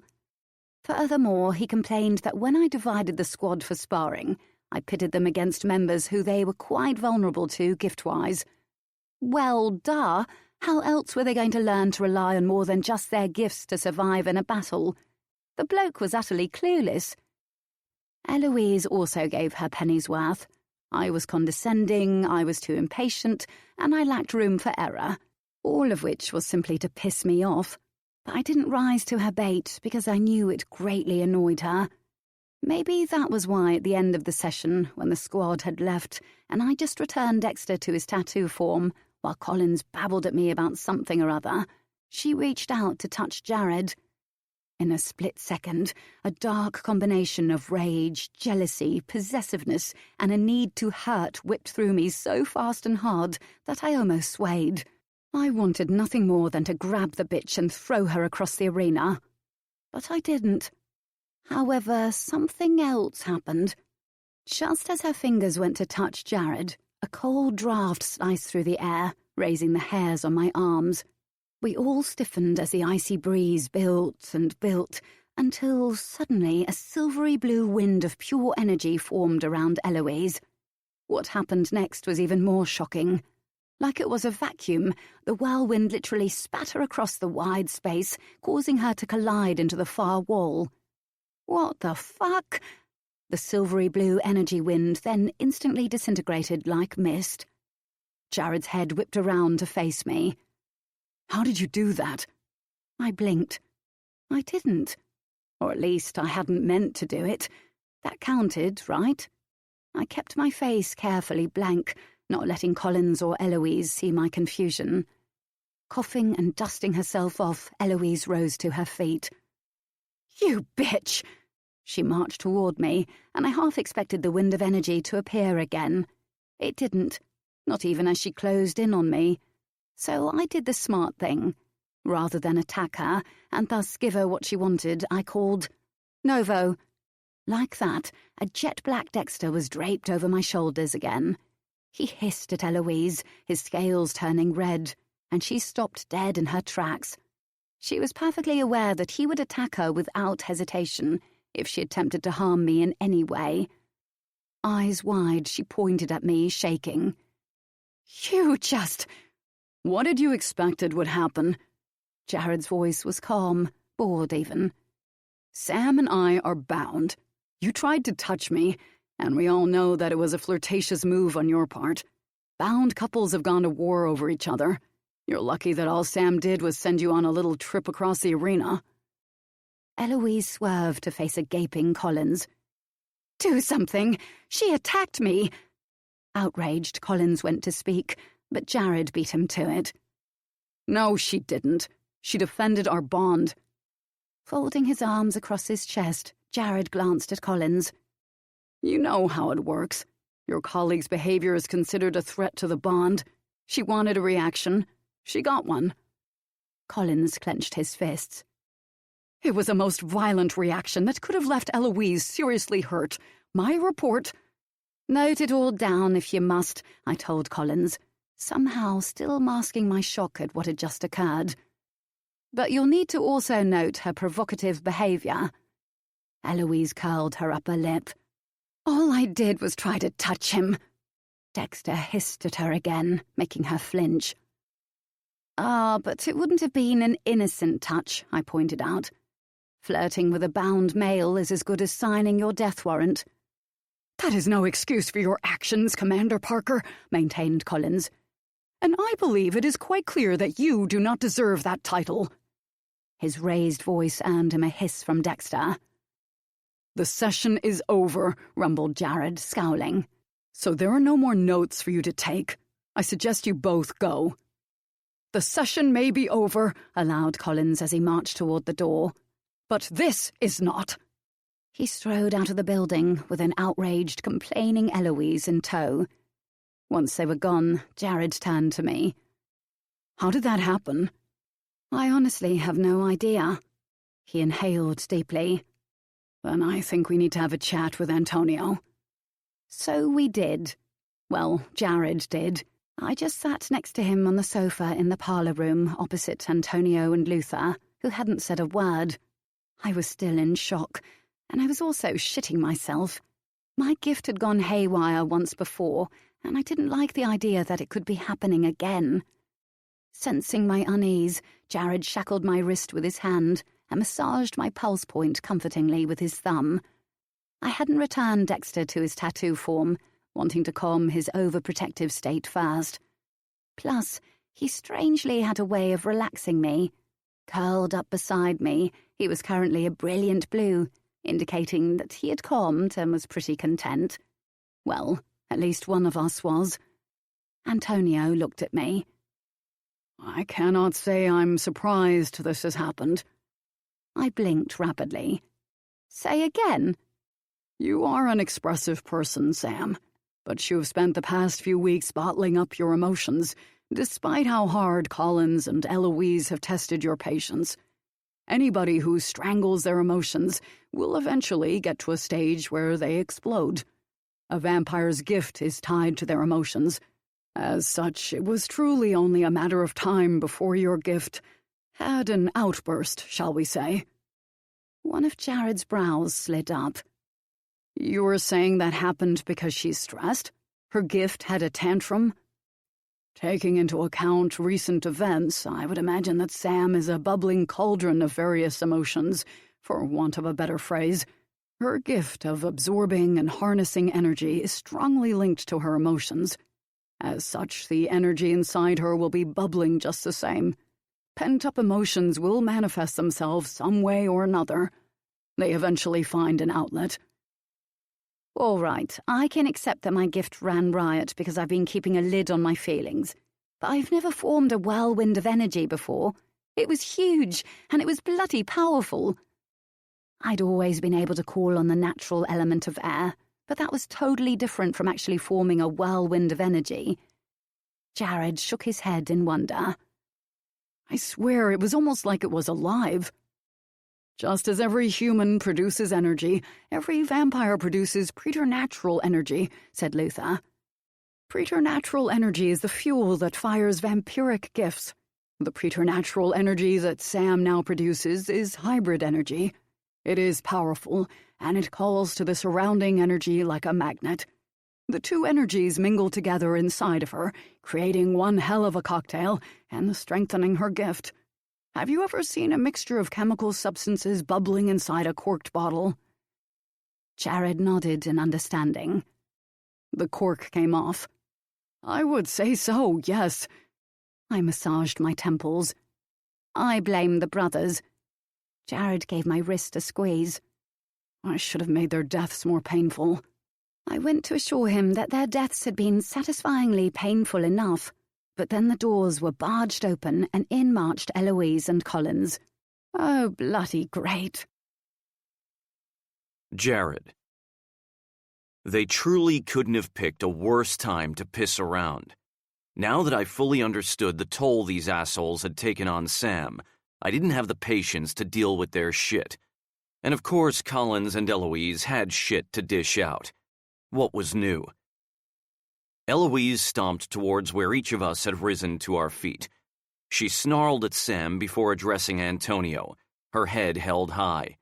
Your commander attacked me. I expect her to be reprimanded. Oh, you do you? Drawled Antonio. His tone was menacing enough to make Eloise take a cautious step backwards. It wasn't often that Antonio was anything other than cool and collected, but right now he was clearly on the verge of snapping. Dexter hissed from his place on the sofa, his scales now red once more. Clearly only just noticing him, Collins jerked away and involuntarily bumped into Eloise. She went to snap at him, but then gripped his arm instead and urged him toward Antonio. Frederick witnessed the whole thing. Go on, tell him, Frederick. Clearing his throat, Collins nodded. I did indeed witness Commander Parker attack my colleague, and I will be reporting this incident to the prelature. I will also be reporting that she has hindered my investigation several times. It is quite clear that she does not deserve her position, and I will be making that clear in my report. Sam gave a humorous laugh. Mr. Collins, I've cooperated with you, even though your investigation is way too intrusive for my liking. Her tone was businesslike and brisk. I've answered your questions, I've let you watch my training sessions, and I've let you shadow me. But I will not allow you to bully me, and that is exactly what you have repeatedly attempted to do. You have thrown your authority around, expecting me to hop, skip, and jump at your say-so. She took a step toward him, wearing that haughty, all-knowing schoolteacher look that always made me want to fuck her within an inch of her life. As such, you should know that I'll be making an official complaint about both of you. Collins gaped. Excuse me? And this was where he would learn that Sam wasn't to be fucked with. And I had a front seat. Smiling, I folded my arms over my chest and watched my mate at work. I have witnesses to attest to the fact that Miss Montana dresses inappropriately, spends much of her working hours at the pool. Oh, and I have photographic evidence to support this, should you wish to see it, and persistently makes inappropriate comments to Jared. Had she been a male and Jared been a woman in that situation, it would most likely be classed as sexual harassment. Worse, Jared is bound to another. That bond is considered very sacred, is it not? She shows no respect for it, which is a very serious thing, as you are both fully aware. Pausing, she shot Eloise a withering look that actually made her cower. Turning her attention back to Collins, Sam continued. As Jared pointed out earlier, vampires have gone to war in the past in order to protect such a bond. It is instinctive for us to vigorously defend it, even if violent measures are needed. Even knowing this, she behaves inappropriately, which puts both of you in danger. It can certainly be counted as reckless, among many other things. We all know how you feel about recklessness, Mr. Collins. She also invaded my home on one occasion, which is not at all tolerable. And let's not forget that she's been sleeping with some of the guards when she is here to work. All of that, I think you will agree, is totally unprofessional behavior. Collins just stood, dumbfounded, and looking at Sam as if seeing her for the first time. I noticed that Antonio and Luther were as equally amused as I was. Eloise, on the other hand, was staring at Sam. Her eyes glimmered with a mixture of horror, shock, and fury. Eventually, Collins gathered himself. Well, your complaints are indeed serious, he allowed. Eloise gasped, glowering at him. But I must point out that these only apply to Eloise. It was typical that the slimy piece of shit would only be interested in saving his own skin, happy to hand his colleague out to dry. Sam smiled. Oh, I've got a number of complaints that I can make against you. His expression turned wary. It definitely should. I know that you have felt shadowed, Commander Parker, but protocol states that I stay here as an observer. But bothering my squad during their free time isn't protocol, is it? Asking them personal questions and requesting to see their personal files isn't protocol either. You also publicly revealed the identity of the complainant when, according to you, they wished to remain anonymous. That not only went against protocol, it placed them in danger. After all, the rest of the squad would not have reacted well to such betrayal had they believed any betrayal had taken place. As it turned out, you purposely accused the wrong person. That in and of itself is appalling. And let's not also forget that you interrupted a training session by participating." His face flushed with outrage. I half expected him to stomp his foot. "You invited me to participate." "But you're here in a professional capacity, Mr. Collins. You should have declined. As you have repeatedly stated, protocol says that you stay here as an observer. There's also the fact that you persistently ask my PA to do things for you. That interrupts his work and therefore interferes with the quality of it. You're also very rude to the air. Again, many witnesses can attest to this. As if all that isn't bad enough." She took a step closer to him. "You're sleeping with an old consort of Jared's." The others all gasped in shock. I'd been a little surprised myself when Sam told me a week ago. Sam grinned. "Yes, Daniela told me all about this very unprofessional behavior. Unlike Joy, she's not jealous of my relationship with Jared, and she's loyal to the people in the Hollow.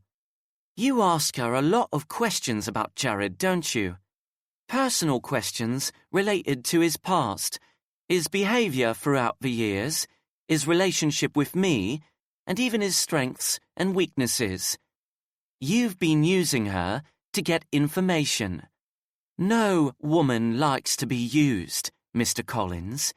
So you can bet your ass that any answer she gave you was a load of shite." Purple.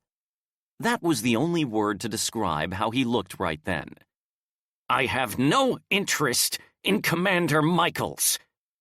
"No, you have interest in the position of heir, and he has that. And you just hate him for it, don't you? You want to find something that you can use to make some kind of case against him to the prelature, perhaps something that could cause him to lose his position." She shook her head very slowly, her gaze drilling into him. "It's not going to happen." He took a long, steadying breath. "What is it you want?" Sam arched a brow. "Say again?" "What is it you want from me? You want me to write a report in your favor?" "Are you trying to bribe me, Mr. Collins?" She gave him a mockingly reprimanding look. "Tut, tut, tut. This just keeps getting worse, doesn't it? No, I'm afraid you don't get to wangle your way out of this. My complaints will lead to you being shadowed on your next case, right? Then you'll know exactly how it's felt for me." When he just gaped at her, she cocked her head. "Didn't anyone ever mention my vengeful streak to you? I'm a believer in tit for tat." Proud of her, I came up behind Sam and curled an arm around her shoulder to run my finger along her collarbone. "In other words, Collins, you're fucked." The prelature took complaints against its representatives very seriously. I wouldn't be surprised if Sam's complaints had him fired. One thing was for sure, his report wouldn't be recognized as well-founded. In fact, particularly given the testimonies of the squad, the complaints against Sam would be branded as groundless and then instantly dismissed. Collins tilted his head as he regarded Sam.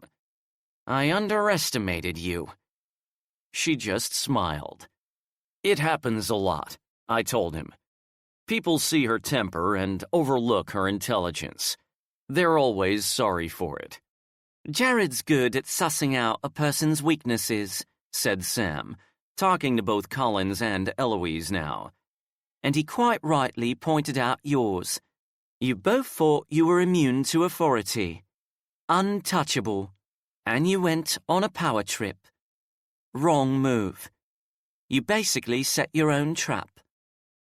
And rather than constantly rise to their taunting behavior over the past few weeks, she sat back and allowed them to unknowingly spring that trap. I shrugged at them, At least she didn't whip the shit out of you. Be grateful, because it hurts like a son of a bitch. Collins, I think it would be a good idea for you and Eloise to leave tomorrow. When they went to object, Antonio added, You have caused quite enough damage, to the people here and to yourselves. Guided by Luther, a glum Collins and a cursing Eloise left the room. Antonio gave Sam an approving nod, smiling in amusement. I hope I never end up on the wrong side of you. Do not forget that the announcement about the coronation will be made on Friday evening. Like we could forget something like that. It only gave Sam and me tonight and tomorrow evening before everything changed. Once it was officially declared that Antonio's rule was reaching an end, he would then begin relinquishing his authority little by little, deferring matters to us. Seemingly satisfied by my nod, he followed after the others with the guards trailing behind him. Sam released a cleansing sigh. I've been waiting to say that shit for a long time. She held her arm out to Dexter, who began to curl himself around it. It was worth biding my time just to see the looks on their faces just then. It would have been if it wasn't for the emotional toll it took on you and your gift. She waved her hand dismissively. Watching a whirlwind sling her around was fun. Now that Dexter's entire body was twined around her arm, she said, Novo. He returned to his tattoo form, which began a slow slither upwards. She smiled at me. Let's go home. Apparently I need to give all my bottled-up emotions an outlet. Killing Magda all over again on the PlayStation will make me feel better. I smiled back, in the best mood, after just watching her slap down Collins and Eloise. Sure thing, my homicidal psycho. Chapter 14. Sam. Standing in front of the mirror, I tugged on the sleeves of my white shirt and scowled at my reflection. Many people looked good in suits, smart, sophisticated, and elegant. I was not one of those people. Instead, I looked like a kid playing dress-up. Jeans, combat pants, tank tops, T-shirts, that was more my style, which was exactly why Fletcher had turned up at my apartment with this stuff. When I tugged at the sleeves again, he gently slapped at my hand. "Stop fussing! You look fabulous!" I snorted. "I don't mind occasionally wearing a dress, but a suit, this just isn't me." "Love, I know you feel uncomfortable, but you can't wear casual clothes tomorrow night while Antonio announces to the High Masters that you and Jared will soon be replacing him." I told Fletcher about the upcoming announcement yesterday evening, making him swear to keep it to himself until after it had been officially made by Antonio. "You like the black high heels, though, don't you? Admit it." In truth, I quite liked them, but I was feeling too put out to admit it. Going for aloof, I sniffed. "They're all right." His smug expression said that he was seeing right through my act. "Shame Collins left last night." Surprised by his words, I pulled a face. "Is it?" "I was planning to put hair remover in his NST." I laughed. "I don't think he would have drunk it anyway. Not after you put laxatives in the last one you gave him." Fletcher smiled impishly. "The poor sod had about 10 seconds between when a cramp struck him and when a shit actually popped out. Who would have thought he could run so fast? But when you've got to go, you've got to go." "I think I preferred it when you put a blob of hair in Eloise's sandwich." His smile widened. "Took her at least 15 minutes to realise it was a chunk of her own precious hair." Watching her balk and choke had been fun for everyone. "Right, I better get changed. Jared will be here any minute now to take me to the arena." No doubt the squad would be just as joyous to not have observers anymore while they trained. Fletcher rooted through my wardrobe and pulled out a T-shirt and combat pants. "Where is that hunk of yours?" When he plonked the clothes in my arms, I huffed indignantly. "I do know how to pick out clothes." He waved his hand dismissively. Oh, chillax and get ready. Rolling my eyes, I began to dress. Bossy little sod, aren't you? Bossy? Not at all. I just know what you should be doing, wearing, and thinking. Taking my new and very boring clothes, Fletcher hung them up in my wardrobe. So, how do you feel about being made co-leader of our kind? I shrugged nonchalantly. I knew the day would come eventually. That doesn't answer my question. I shot him an impatient look. You're an empath. You know exactly how I'm feeling. I can sense that you're nervous, but you're also worried. Something's bugging you. Finally dressed, I sighed. Jared's keeping something from me. Fletcher perched himself on the edge of my bed. What kind of something? I don't know. I don't think it's anything really bad, but whatever it is, it's eating at him. Have you asked him about it? Yeah, he did a typical Jared thing and shut down. But I wasn't pissed off with him, just disappointed and concerned. Love, you know how guarded he can be, Fletcher gently reminded me. But we've been working on that, both of us have, because we're both as bad as each other in that sense. Sometimes he buries his emotions so deep that I don't have a prayer of understanding what's going on in that head of his. This time, though, it's different. Different? How? He's not hiding his emotions or being cagey. He just won't tell me what the problem is. It's like he's torn about it. He wants me to know, yet he doesn't. I retrieved a hair tie from my bedside cabinet and scooped my hair up into a ponytail. I haven't poked him about it because so much has been going on. His twin brother was dying, Collins and Eloise showed up and insisted on making our lives hell. I was bitten, and he's also got the pressure of knowing that Antonio will have us replace him soon. I didn't want to add to any of that pressure, so I kept quiet. But now that everything's mostly okay, I'm tempted to ask him about it. He probably won't tell me without a little pressure anyway. Fletcher was quiet for a minute, and I could tell his little mind was working away. Maybe you should at least wait until after the announcement has been made. There's a possibility that it's something that could cause a little dispute between you, and you don't want to be at odds with him at a time like this. That was a good point. I just don't like that something's playing on his mind. And yeah, it's irritating me that I don't know what it is. But mostly I'm worried about him. He's been through enough these past few weeks. How he hadn't snapped, considering his total lack of patience, I wasn't sure. Then be here for him now. Don't push him at a time when he needs you. You know you're the only person he lets himself need, the only person who he wholeheartedly trusts.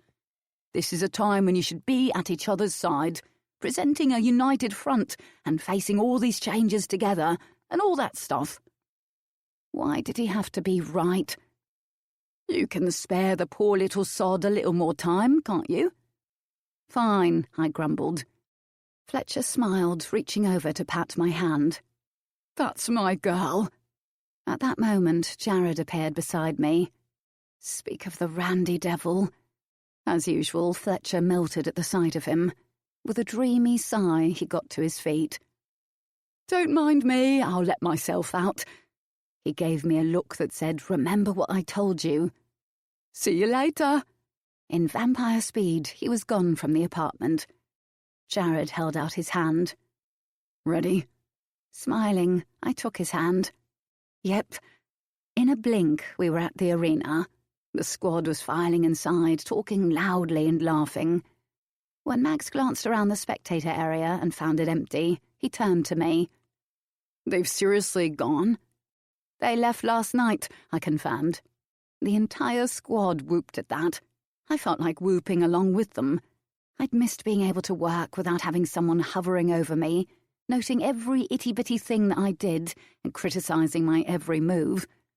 Knowing that my shadow was gone and that the bitch of the century was no longer around to flirt with Jared, I couldn't help smiling. Life was good.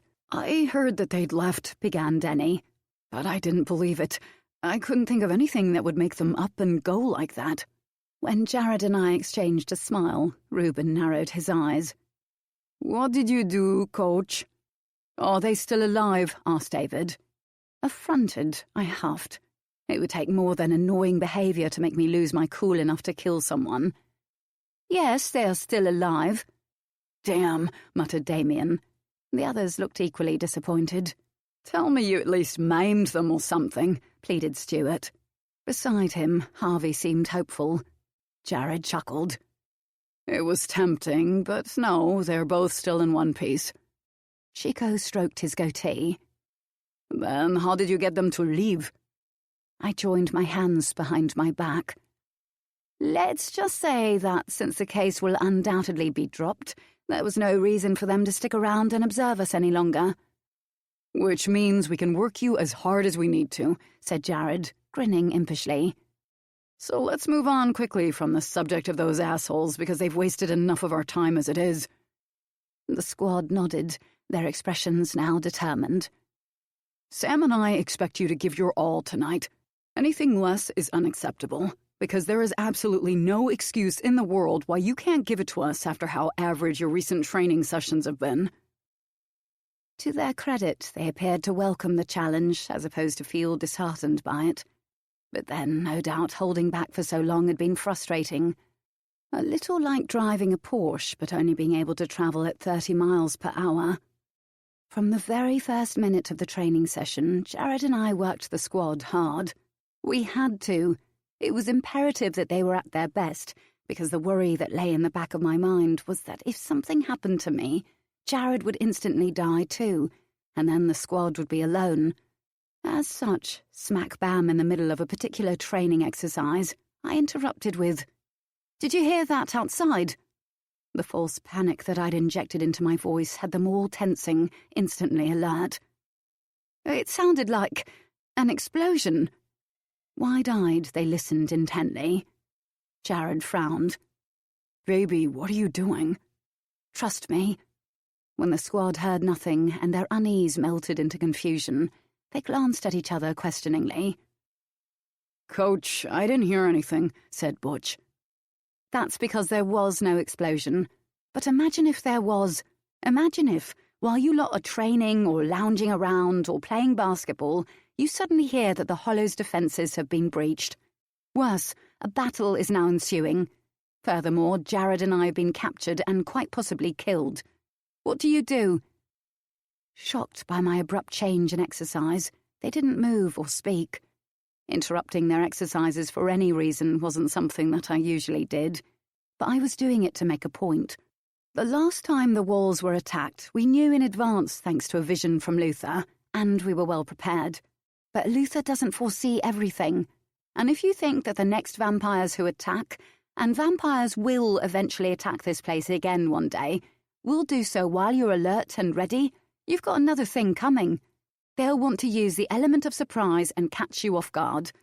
They'll try to remove Antonio, Jared, and me from the equation first, not only because we're powerful, but because it would affect everyone's morale in a huge way and instill utter fear in you all. So I'll say it again. Let's imagine this place has been infiltrated, that you don't have commanders now, that you need to rely on each other. What do you do? As I'd expected, they each cast glances at Chico, naturally looking to him for leadership. Noticing that, he straightened to his full height, accepting the responsibility. "That's where I come in." Jared folded his arms across his chest. "And what is it that you'll do, Chico?" Understanding how my mind worked, Jared now knew exactly what the purpose of all this was.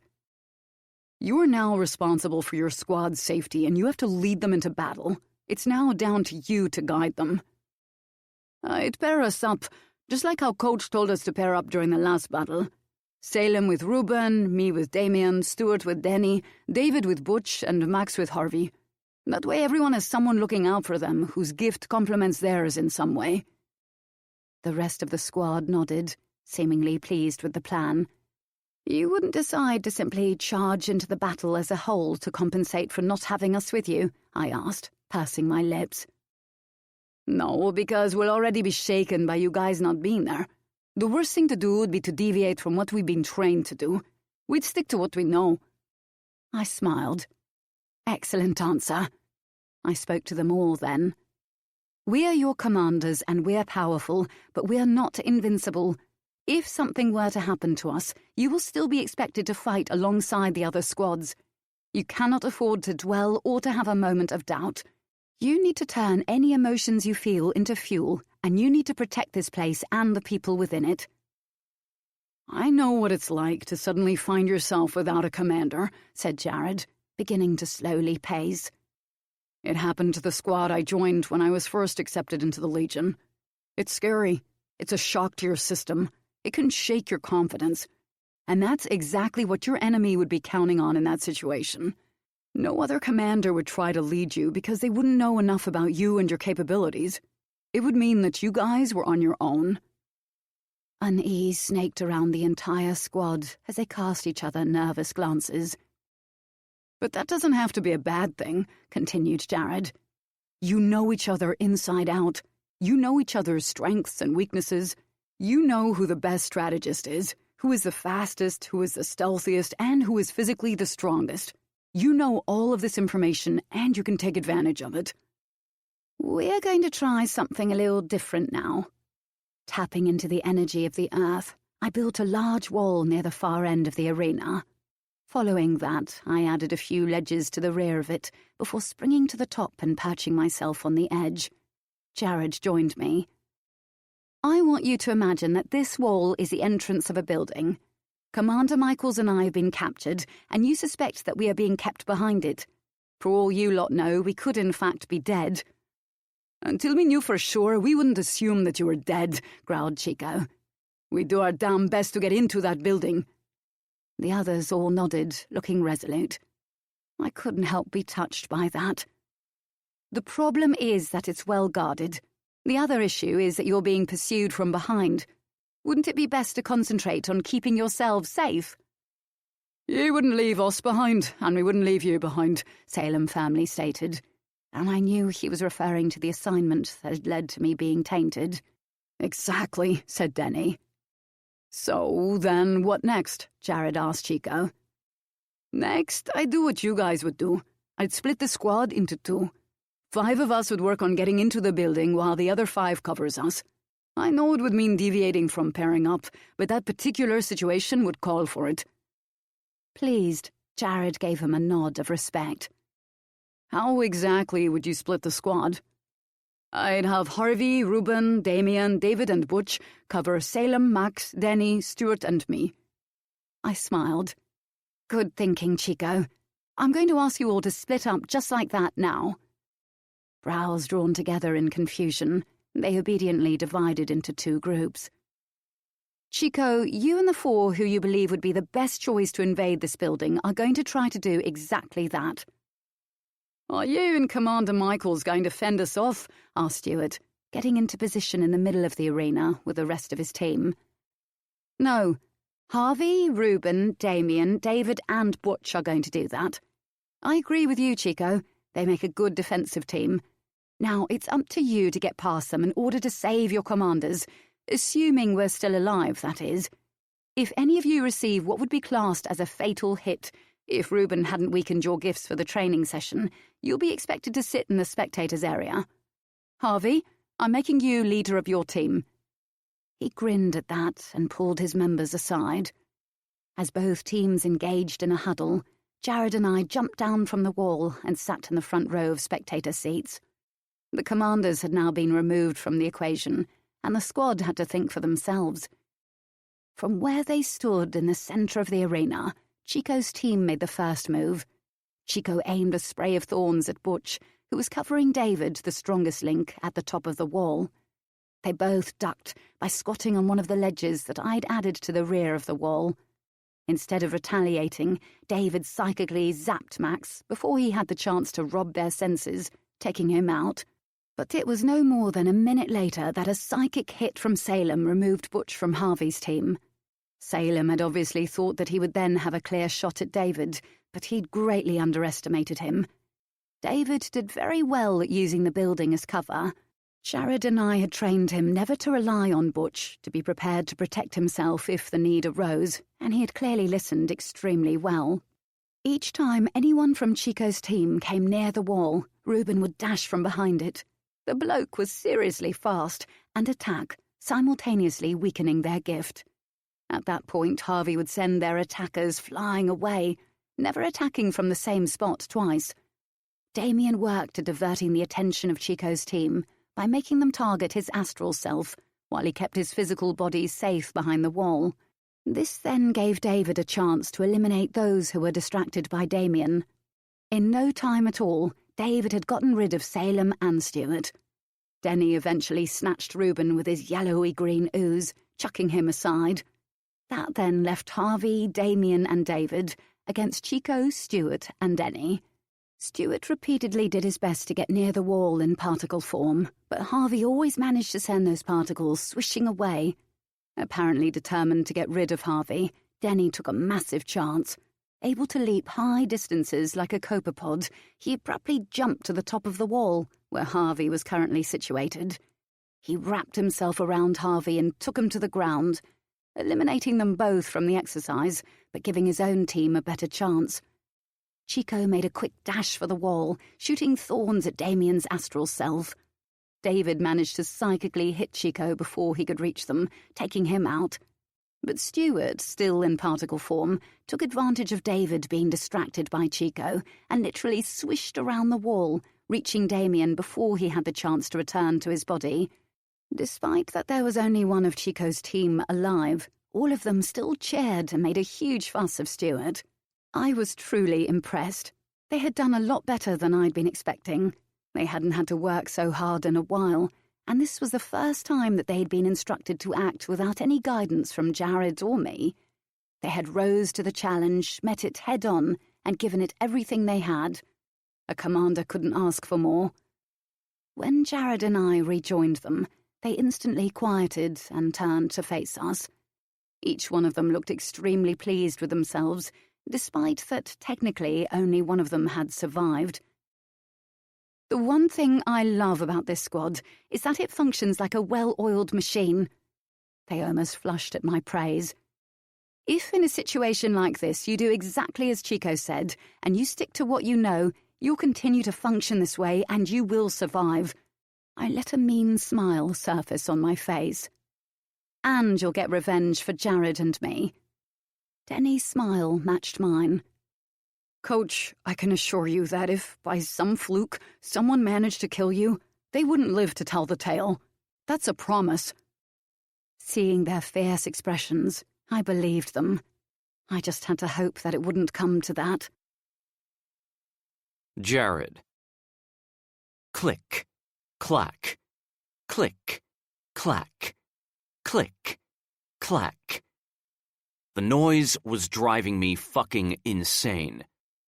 After a long evening of training, I had retreated to the bat pool for a little downtime, while Sam went to one of the cafes with Fletcher.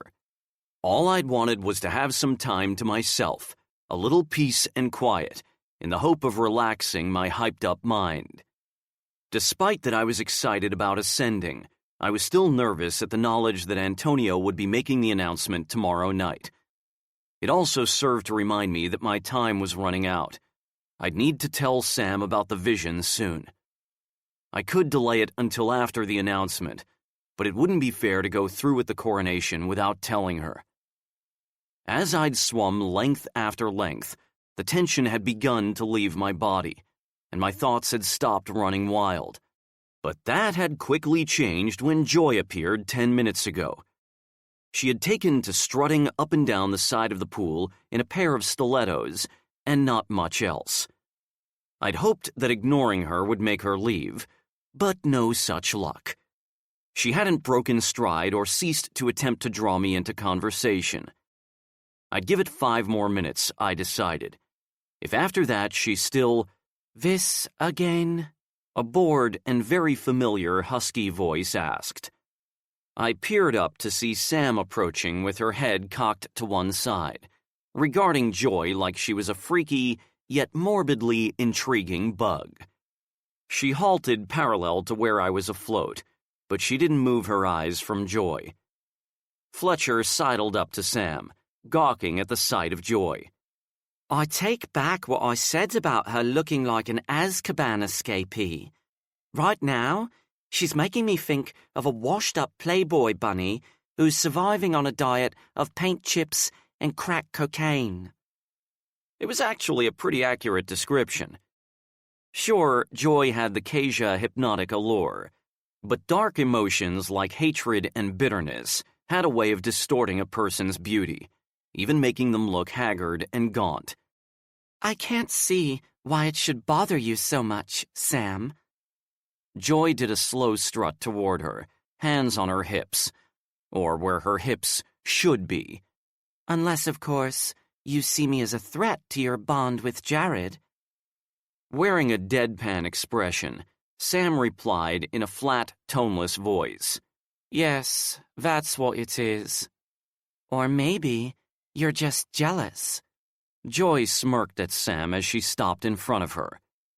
Jealous because you know that I've had your mate, that I've touched every inch of him, that I've had him inside me. Scratching her forehead, Sam sighed. Joy, you might think that gives you some kind of edge, given that your IQ matches that of a vole and your brain works on a different frequency than the rest of us. But honestly, I actually pity you. Yes, you shook the sheets with Jared a number of times in the past. But come on, it doesn't make you special, because let's face it, he was a bit of a slut. Frowning, I whined. Hey! Fletcher gave me a look that said, well, you were.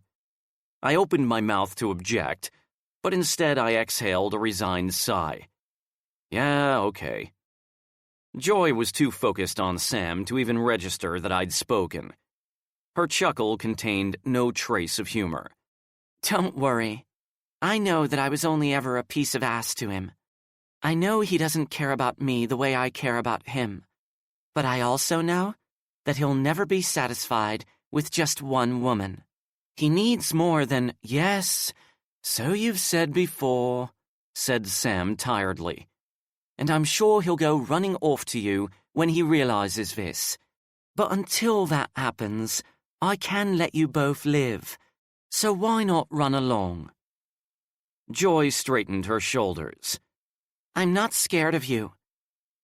Could the woman possibly get any dumber? A smile slowly spread across Sam's face. But you're scared that I'll merge with you again, aren't you?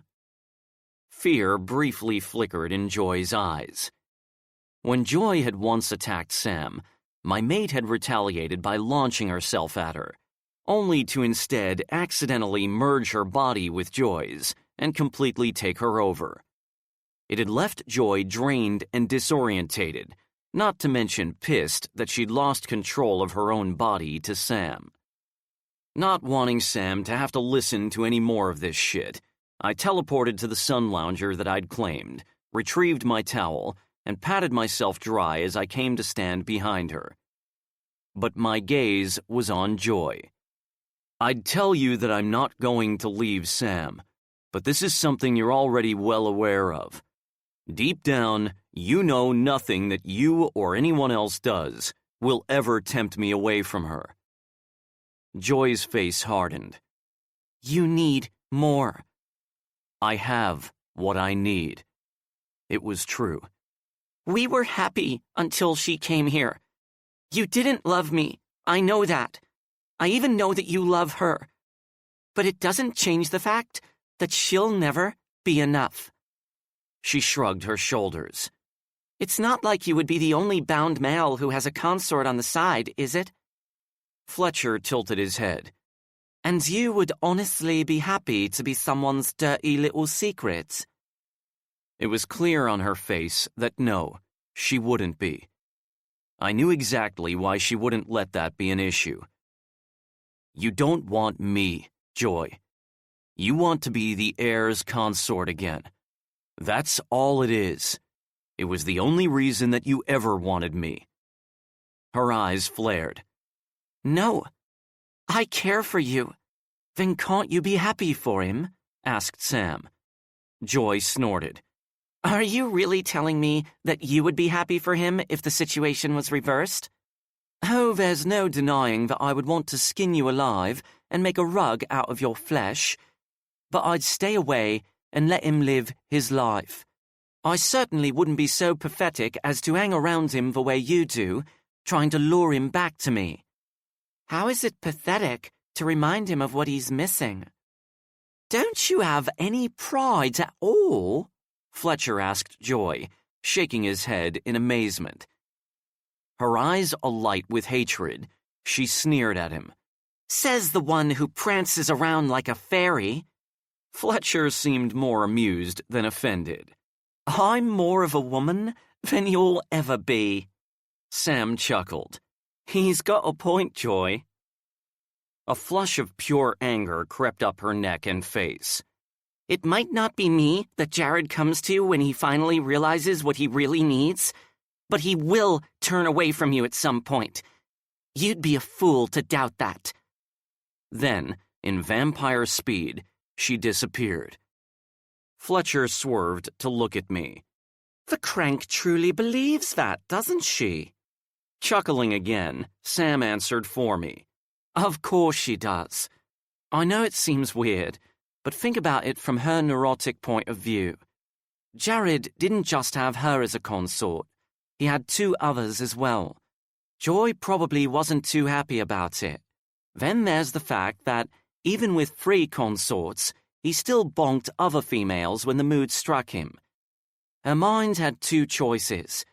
Believe that she wasn't what he needed because she lacked somehow and he didn't at all care for her, or believe that he was simply someone who needed more than one woman and it didn't reflect on her whatsoever, that he might even care for her. She convinced herself of the latter, because it suited her to believe that. It made the situation not hurt so much. So seeing him bound and committed to someone else threatens her illusion, deduced Fletcher.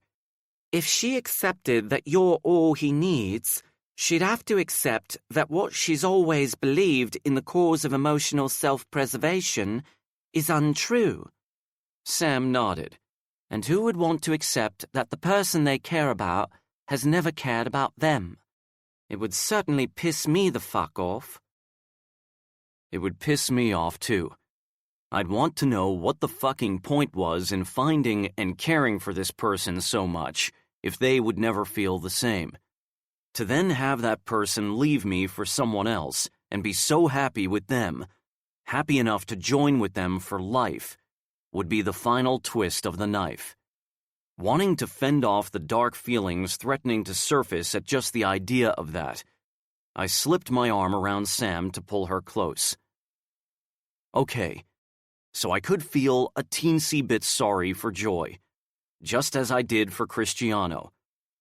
But I still believed that my being heir was what interested Joy the most. Fletcher shrugged, as if to shake off the matter. Well, it's been a long night. I'm off to find Norm. He gave Sam a brief hug, offered me a shy wave, and then left us alone. Sam raised her gaze to mine. Did the swim help? I know something's on your mind, but I'm not going to ask what it is. Tell me in your own time, but just don't take too long. Appreciating that she wasn't pushing, I kissed her gently. We'll talk about it soon, I promised. You know, you've impressed me. My holding back is annoying the shit out of you. I can sense it. Usually when I piss you off in some way, you retaliate with that whip of yours. But you've contained yourself. She placed her hands on my chest. Her smile dripped with pity. Oh, Jared, whatever made you think I was going to contain myself? She shoved hard, so hard that I went zooming backwards and landed in the pool. Kicking to the surface, I coughed up the mouthful of water that had clogged my throat and glowered at my mate. Appearing rather self-satisfied, she folded her arms. I shook my head at her. You know you're a bitch, right? She smiled. It's part of why you love me. I had to smile back. She was right. It was. Chapter 15. Sam. Just as I had yesterday evening, I fiddled with the sleeves of my white shirt as I stood in my bedroom, scowling at my reflection in the mirror. Just as he had yesterday evening, Fletcher slapped at my hands. "Oi," I whined. "Stop fussing before you rip the bloody sleeves at the hem. You stop fussing before I clock you over the head. If I could help it, I'd never wear a suit again." Jared entered the bedroom, totally edible, in a grey shirt and black trousers. Unsurprisingly, Fletcher gawked in admiration, and I didn't blame him. The sod could pull off just about any look. I was totally envious. Jared's brows rose. "Wow, you look—" "Don't," I bit out. He sighed. "I was going to. Give me a false compliment because you know I feel awkward," I finished. He shot me an impatient stare. "Actually, it wouldn't have been a false one. You look—" "Don't!" He threw his hands up in a gesture of exasperation. "Here I am, pushing past my difficulty with giving compliments, and you're shutting me down. You're never going to learn to accept one, are you?" "Then why keep doing it?" He grunted, sliding his arm around my waist and pulling me against him. "You ready?" When I nodded, he added, "I don't just mean physically." He gently tapped my temple. "I mean, are you mentally ready for this?" Having the uncharacteristic need to fidget and keep my hands busy, I adjusted his collar and smoothed my hands over the arms of his shirt.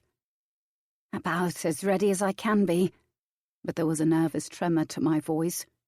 Cupping my chin, he lifted my head so that he could meet my eyes. His own eyes were shining with adoration and reassurance. "You'll be fine." He dropped a kiss on my mouth and then went to say more, but stopped at the knock on the door. Fletcher dashed out of the room to answer it and quickly returned with Evan and Alora. Alora smiled at me. "Hey, you look—" "I wouldn't bother if I were you," mumbled Fletcher. "She'll only accuse you of lying to try and make her feel better." Knowing me well, Evan didn't comment on my appearance. "Nervous?" "Of course I'm not," I said with a forced smile. But, as I said, he knew me well. He wasn't buying my act. But rather than make a big thing out of it, he simply offered me a supportive smile. Jared tightened his hold on me as he asked Evan, "What brings you guys here?" "Just wanted to check on you both and, do that whole moral support thing." I rolled my eyes. "You mean Alora made you come?" Evan's expression was pure innocence. "No, I do have a sensitive side, Then it was Alora's turn to roll her eyes. "Off the subject, I've just met that Covington guy who'd recommended you find Paige West. He's here with Bran and Paige's sire, Robert Langley." I didn't like the sound of that. Bran was a regular visitor, but the others weren't. "Have they asked about Paige?" "Langley was asking where she was, but Antonio just said that she healed the tainted vampires and then left. Bran wasn't interested.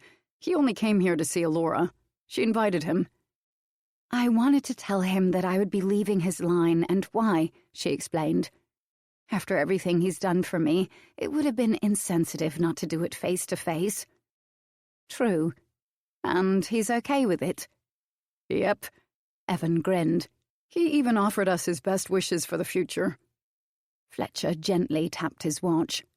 "Time's a-ticking, people." I took a deep breath.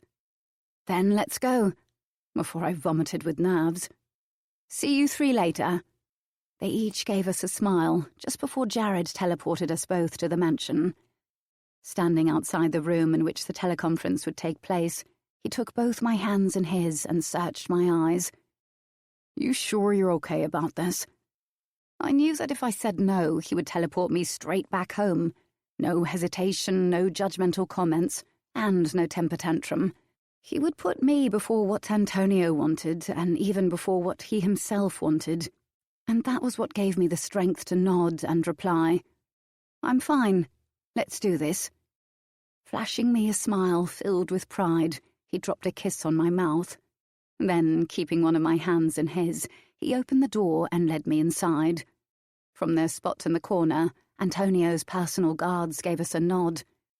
Sitting at the long table were Antonio, Luther, Sebastian, Bran, Covington and a male who I presumed was Robert Langley. Each of them immediately rose to their feet. Antonio smiled widely. Punctual, as always. Sam, Jared, you know Bran and Harry Covington. He then gestured to the unfamiliar, balding, podgy Kasia. This is Robert Langley, Page West, sire. Scowling, Langley simply grunted at us. Covington shook Jared's hand and then mine. It's a pleasure to meet you both in person. Likewise, I replied. Bran's mouth curved ever so slightly at the sight of Jared, who he had a clear soft spot for. It will be an honor to follow you, both of you. I hadn't been expecting that. Thanks. Sebastian and Luther must have picked up on my nerves because they gave me a reassuring smile. No amount of smiles would calm me at a time like this, but I appreciated their efforts. Antonio gestured for us to take a seat. As Bran is here, it makes sense for him to sit in on the teleconference, considering he is one of the High Masters. Covington, Langley, you may both stay if you wish. I'd love to, said Covington.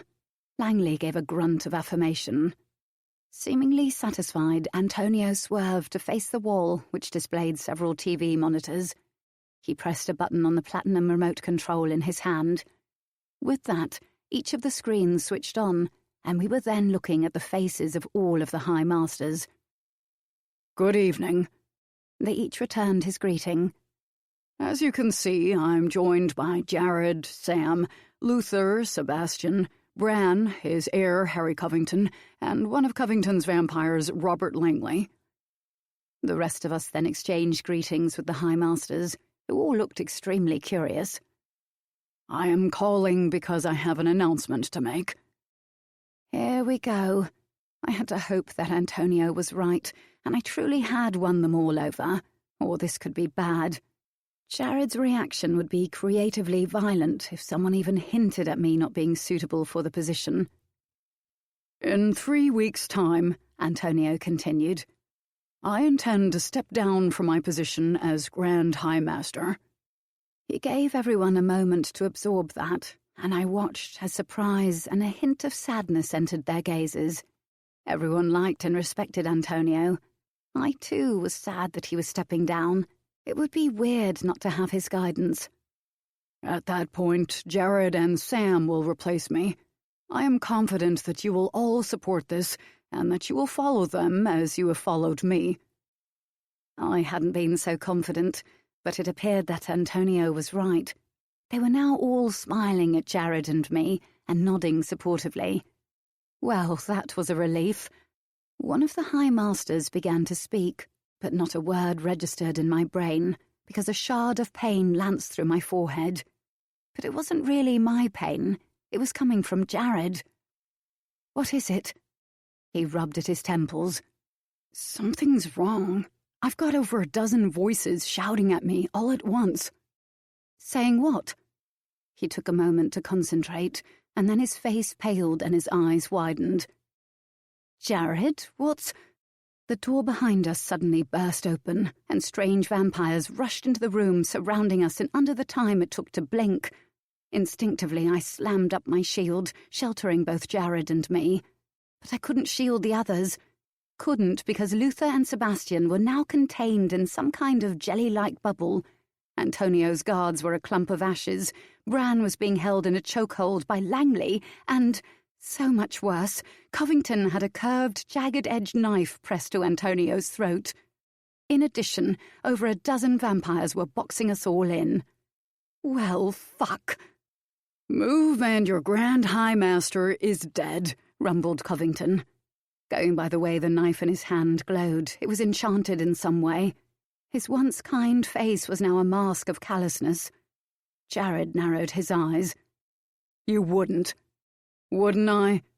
Covington gave an almost imperceptible nod to Langley, who instantly snapped Bran's neck. A millisecond later, the High Master was nothing but ashes. I gasped, too stunned to speak. I understood his message. He didn't give a shit about his own mentor, so he wasn't going to care about ours. You fucking bastards, growled Jared, itching to attack, but knowing that he couldn't. I was feeling just as pissed and helpless. Sebastian and Luther hurled some obscenities as they struggled to pierce the bubble containing them, but Covington and Langley just laughed. The sound of absolute mayhem suddenly reached me over their maniacal laughs. Something was going on outside, something bad. I wanted to run to the window that overlooked the hollow, but I didn't dare move, didn't dare take my attention off Covington. "What the fuck's going on?" I asked Jared. "The hollow's been infiltrated," Jared told me, enraged. "I don't know how bad it is yet, but according to Evan, a quarter of the Legion is missing from the fight. Alora's checking with the animals to find out if the missing squads are in the rainforest." Shit. I wasn't someone who stood back while everyone endangered their lives, and I hated the idea that my squad was out there fighting without us leading them. But right now, I couldn't afford to fucking move. This crazy fucker obviously wanted to die because I was going to kill him for even touching Antonio. The High Masters all began shouting in outrage. Covington quickly spoke. "Before you all jump on your white horses and come here to defend these people, you might want to know what exactly you'll be defending. You might want to know the truth about why the heir's mate is so powerful." Oh, shit. Jared stiffened beside me. Each of the High Masters quieted, willing to listen. Well, that really wasn't good. It suggested that maybe they had suspected that I was something more all along. The door behind us opened again, but I resisted the urge to look, wanting to keep Covington in my sights. The click-clack of heels, 2 sets of heels I instantly realized, was soon followed by the appearance of a strange female Pagori and that bloody bitch Eloise. There were more footsteps, and then more strange male vampires came in. Worse, the males had Paige and Imani with them. Imani was crying, while Paige fruitlessly struggled like crazy to get free. Langley walked right up to Paige, grabbed her by the throat, and smiled evilly. "Eloise assured me that you and Imani were here, but I wasn't so sure. I missed you." She spat in his face. Nice move, but that move earned her a slap. Half naked as usual, Eloise sidled up to Covington while smirking at me. "I'm going to kill you," I told her simply. Her smirk faltered slightly. "No, Sam, you're the one who's going to die tonight. You'll soon be a lump of ashes just like Bran, Collins, and all the other vampires that are now dying." I wondered whether it was Eloise or Covington who'd killed Collins. It made sense that he hadn't been allowed to live. As Antonio had pointed out, Collins was a stickler for rules. He wouldn't have supported a plan such as this. "It's worse than I expected out there," Jared practically growled. "Luther had said there were so many of them in his vision. He was right. There are at least 400. We are totally outnumbered. The squads that were training in the rainforest are dead." Fear began to curdle in my stomach. How are the vampires getting in? "Through the tunnels that are connected to the underground bunkers in the mansion. Only the guards and the vampires in this room knew where they were." And I would bet that Eloise got that information from the guards who she'd been shagging, and she had then given that information to Covington. Fuck. "They've been slipping into the bunkers and making their way up, taking over from the inside." "Explain this, Covington," demanded one of the High Masters, Ricardo. He hadn't always been my biggest fan, but I'd won him over when he came to the binding ceremony. He then proceeded to rant at Covington. The other High Masters did the same, outraged. "I'll explain everything," Covington vowed. "But first, drop the shield, Sam." "What? Are you high?" I loved Antonio, but I wouldn't risk Jared for anything or anyone. My expression pled with Antonio to understand, and his gentle smile said that he did, and that, furthermore, he approved. For the first time, I understood just how Jared had felt when he was placed in a position where he had to choose between my safety and that of his brother. It was different when the decision was placed in your own hands, when the risk was to someone you cared about and not to you. I truly adored Antonio, but Jared's safety came first to me, and it always would. Covington held the blade tighter against Antonio's throat.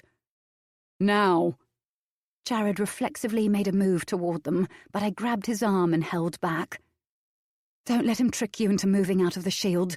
And tell Antonio I'm sorry. Glaring at Covington, I shook my head. Not happening. He gazed at me curiously. You would risk the Grand High Master's life? I won't leave my mate vulnerable. He was silent for a moment, and I realized that he truly hadn't been expecting that response. But he eventually shrugged. No matter. Dana can deal with you. The Pagori female beside Eloise smirked at me. I think I'm going to enjoy this. Wow, her voice was surprisingly and painfully squeaky. She raised her arms, palms out, in a move that was very familiar. Then I felt the pull on the energy around me, causing my shield to wink out for a second. Startled, I quickly reinforced the shield. What the fuck is she doing? Demanded Jared. Bollocks, the bitch is a feeder. A feeder who didn't like that her efforts weren't working as well as she'd like. But she was still a threat, because the one guaranteed way of weakening a feeder was using another. Fighting feeder with feeder. I want the shield gone, Covington snapped at her. She was practically pouting. I'm trying. And she really was. There was no denying that she was extremely powerful, which was a real worry. I couldn't suck in more energy without dropping the shield, and that wasn't something I was able to do. That meant I'd have to rely on the supply of hybrid energy that filled me to defend myself. But it was only really a matter of time before she'd absorbed it all and my shield fell. It wouldn't leave me physically weak, but it would mean my gift was worth shit, kind of like running on an empty tank. Still, I'd fight her efforts for as long as I could. Try harder, he gritted out, impatient. You've got what you wanted, Imani said to Covington, licking her lips nervously. You've got me. Let them go. It hit me then. It was never really Paige that anyone wanted, was it? It was Langley who answered me. He glared at Paige as he spoke. I sent her to retrieve Imani for me. She never returned. She completely disappeared, and I knew that she'd taken Imani with her. Finding Paige would lead me to Imani. And now you have me, said Imani. You don't need the others. Covington gave her an indulgent smile. Yes, we do have you, but it's not just about you anymore. He looked at Jared. Eloise told me all about the conversation that you had with your brother in the infirmary. She'd been lingering outside the room. He briefly glanced at the High Masters. Samantha Parker is a hybrid. Shit. In response to the shock and disbelief on their faces, Covington laughed. Oh, I didn't believe it myself at first. That can't be possible, right? But let's look at the facts. Here she stands with Pagori strength and Kasia hypnotic beauty, and you've all seen the mercury glow to her irises that are currently glowing with anger. Who else do you know who has that? No one, no matter how powerful they are. And I'll tell you why. It's a marker that signifies that she's a hybrid. He zeroed in on me. It's true, isn't it? Tell them. I thought about calling him a liar, but what was the point? Seeing the fear in his eyes, it was more than obvious what he intended to do. Kill me. Whether I denied it or not, he'd still do it. He'd still kill me out of blind fear. It's true. Antonio lied for you. To protect me from people like you who are scared of what they don't understand. There was an extra hard tug on the energy constructing my shield, and Dana gasped. The hybrid energy was filling her, invigorating her. My shield was still in place, thanks to my reserves, but I knew it was weakening. Scared? He scoffed. I'm not scared, sweetheart. Oh, yes, he was. I'm smart. Smart enough to know that a hybrid is a dangerous thing. Many saw you duel with a vampire who turned your mate. They know what you can do. They know exactly what any vampires you create will be able to do. They know you can't be allowed to live. Jared made another move toward him, and I again pulled him back. You won't fucking touch her, he ground out, his irises glowing so red they were like lasers. Covington turned suitably nervous. Maybe you both plan to create an army, the ultimate legion. It was clear that he was planting the seed of suspicion in the minds of the High Masters, but what wasn't clear was if it was working. It couldn't be a good sign that they were still and quiet, could it? So you've come to kill me? You're doing this big song and dance just to destroy me? I don't think so. When he went to speak, I raised my hand. I don't doubt that you want me dead, but what you most want is the Hollow, the position of Grand High Master. You're posing as a saviour of vampire kind to try to excuse your actions. But anyone with half a brain can see right through you. Or, at least, I hoped they could. He snarled. You need to die. And maybe I will. No, you fucking won't, Jared vehemently snapped. But if you think there won't be repercussions, you truly haven't thought this through. Covington didn't appear concerned.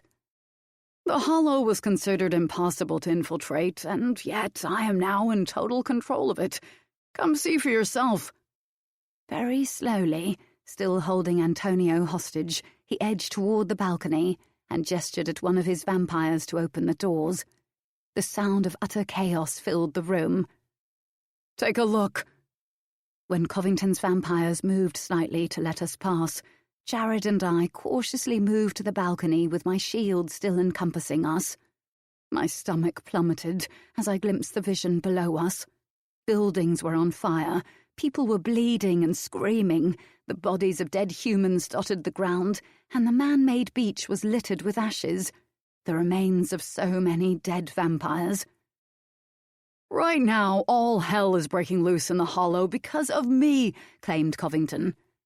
I've got your big, bad leader, he declared to all the vampires below, making everyone freeze. Not even the heir or his mate can help him or you, so stand down unless you want them dead. Oh, he had to be fucking kidding. Stand down, and you will not be harmed. Continue to fight, and you will all die, and so will your precious leader. There was the briefest hesitation, and then all the Hollow's vampires surrendered. Of course they did. They would never risk Antonio being hurt, because they all adored and respected him. I noticed that the squad, Evan, Alora, Ava, Cristiano, and Jude were among them. Their expressions were filled with fury, apprehension, and anguish. At least they were alive. All those who had surrendered were instantly rounded up like sheep by Covington's men, who then surrounded them. The snickering arseholes actually had guns. Vampires relied on their strength, speed, and gifts, not human weapons. This was cowardly and insulting. But it also indicated that they knew they were no match for the Legion without the weapons. Covington laughed. See how they obeyed me? I am in control here. Anyone who would want to go against me would have to be very stupid. That comment was for the High Masters. Jared snarled at him. And anyone who would be prepared to follow you would have to be even more stupid. You didn't challenge Antonio for this position. You tried to take it. He welcomed you into his home and you abused his trust. Not only that, you turned on your own High Master. I can't think of any vampire who'll follow someone who can so easily betray others. That had Covington tensing, and I could almost see the wheels turning in his head. My shield flickered as the suction suddenly intensified, and I quickly reinforced it again. Dana was smirking, pleased with herself. Had I not been a hybrid, she would have disintegrated the shield by now. It was at moments like this when I was actually glad to be a hybrid. Maybe you'll kill us and keep the Hollow, said Jared. But you're forgetting one very important thing. And what is that? The Hollow is merely a gated community. Jared shrugged. It isn't anything that signifies that the person residing here is a ruler. It's just something that Antonio built because he wanted to. All you've done tonight is break into someone's home. That makes you an intruder, nothing more. In other words, living here won't make you the Grand High Master vampire. It won't mean that people have to follow you. It just means that you have a new home. Jared was absolutely right, and it was clear that now Covington knew it too. I'm done chatting. Covington looked at me then. Time to make a choice, Sam. Shit. Here it was. That all-important choice that Luther had warned me about. My anxiety and apprehension intensified. You see, I'm a fair person. I don't see any reason why these people here have to die purely because you need to be destroyed. In fact, I can just put them in containment cells and have someone teleport those cells out of here. I'll release Antonio and everyone here, and they can live. I give my word on that, in front of all the High Masters, can show just how trustworthy I can be. But it will be your life in exchange for theirs. No, Sam! Antonio immediately shouted while Jared growled. Not a fucking chance. Do not give him what he wants, insisted Sebastian. We've lived very long lives, Luther told me. It is you and Jared that are important now. Sebastian nodded his agreement, totally earnest. Covington chuckled. Sam might be a freak, but she's not stupid. She knows it's in everyone's best interest to agree to my deal. Every single person in the Hollow is depending on her to make the right choice in order to live. My voice was hard, loaded with anger as I spoke. If I agree to your little deal, it would be killing my mate. I don't have any intention of doing that. And any vampire out there, including the High Masters that are watching intently, would understand that putting their mate first is what a vampire does. The ugly, all-knowing smile that surfaced on his face had me tensing. Then it's a good thing that I can solve that little matter. Or, more accurately, Imani can solve it. I frowned, sliding my gaze briefly to a silently crying Imani. She didn't tell you what she can do? She didn't tell you why we want her? Why Paige has been hiding her? Imani looked at me and confessed sadly. My gift. I can sever blood bonds. Well, fuck a duck. It made perfect sense for Paige to hide her. A vampire with such a gift could be a weapon. They would have the ability to detach people from their makers and separate bound couples. Paige hadn't wanted the female to become a pawn in dangerous games like the one being played now. If you agree to my deal, Imani will first sever your bond with Jared. This will allow him to live after you die. No dice, Jared immediately spat. Covington arched a reprimanding brow at him. I think your maid is quite capable of making this decision all by herself. According to Eloise, she is full of opinions. You made the complaints to the prelature, didn't you? Snickered Jared. Covington was smug once more. With Eloise's help, yes. I needed you all distracted, needed your morale low, needed your time to be consumed enough that you couldn't find any possible avenue of help for the tainted, that your only option would be to locate Paige. Why do you think I recommended her to you? I knew that you had the means to track her. There's one thing I don't understand, I said. How did you find out all that private information about our training methods to make the complaints? Quite easily, really. Thanks to a human here that did a little spying for me. All I had to do was promise to turn someone for her once I became Grand High Master. Apparently, Antonio had refused to do it because the human kid she wanted turning was only 12. Of course, your little traitor is very much dead now since she served her purpose. As I said, I just needed you all to be a little distracted. It was originally only Imani that I wanted. But then Eloise told me about you, Sam. I knew what I had to do for the good of all vampire kind. I snorted. Like people will buy that. If anything, they'll find it insulting that you expect them to believe it. Yes, that was a little reverse psychology for the High Masters, but I wasn't sure it would work. He ignored that. Make your choice, Sam, and choose wisely. Luther hadn't been kidding when he said that it was a choice that would affect us all. Unless I gave my life for the lives of the people in the Hollow, they would all die, and Covington would most likely rule, purely because of the fear his success would induce. If others decided to battle him for the position, there would be many lives lost, and all because I wanted to save myself. Was there really a choice when so many could die? When there was no guarantee that I would come out of this alive in any case? Sam, don't even consider it. Jared's infuriation and fear was almost palpable, but I'd already made up my mind. "Do it, Timani." "No!" yelled Jared, gripping my hand tight and yanking me against him. Antonio, Sebastian and Luther pleaded with me not to sacrifice my life for theirs, but I ignored their words because it wasn't just about them. Jared gripped my chin and forced me to look at him. I didn't want to move my gaze from Covington, but how could I not meet my mate's pained eyes just then? "You can't do this, Sam." The desperation and determination there almost broke my heart. "I won't be the reason that you, Antonio, or anyone else here dies." "Then we fight." "Jared, as much as I hate to admit it, I'm in no position to fight anyone. The shield's weakening. I've put every ounce of energy into keeping it intact, but pretty soon there'll be nothing left, and my gift will be of no use."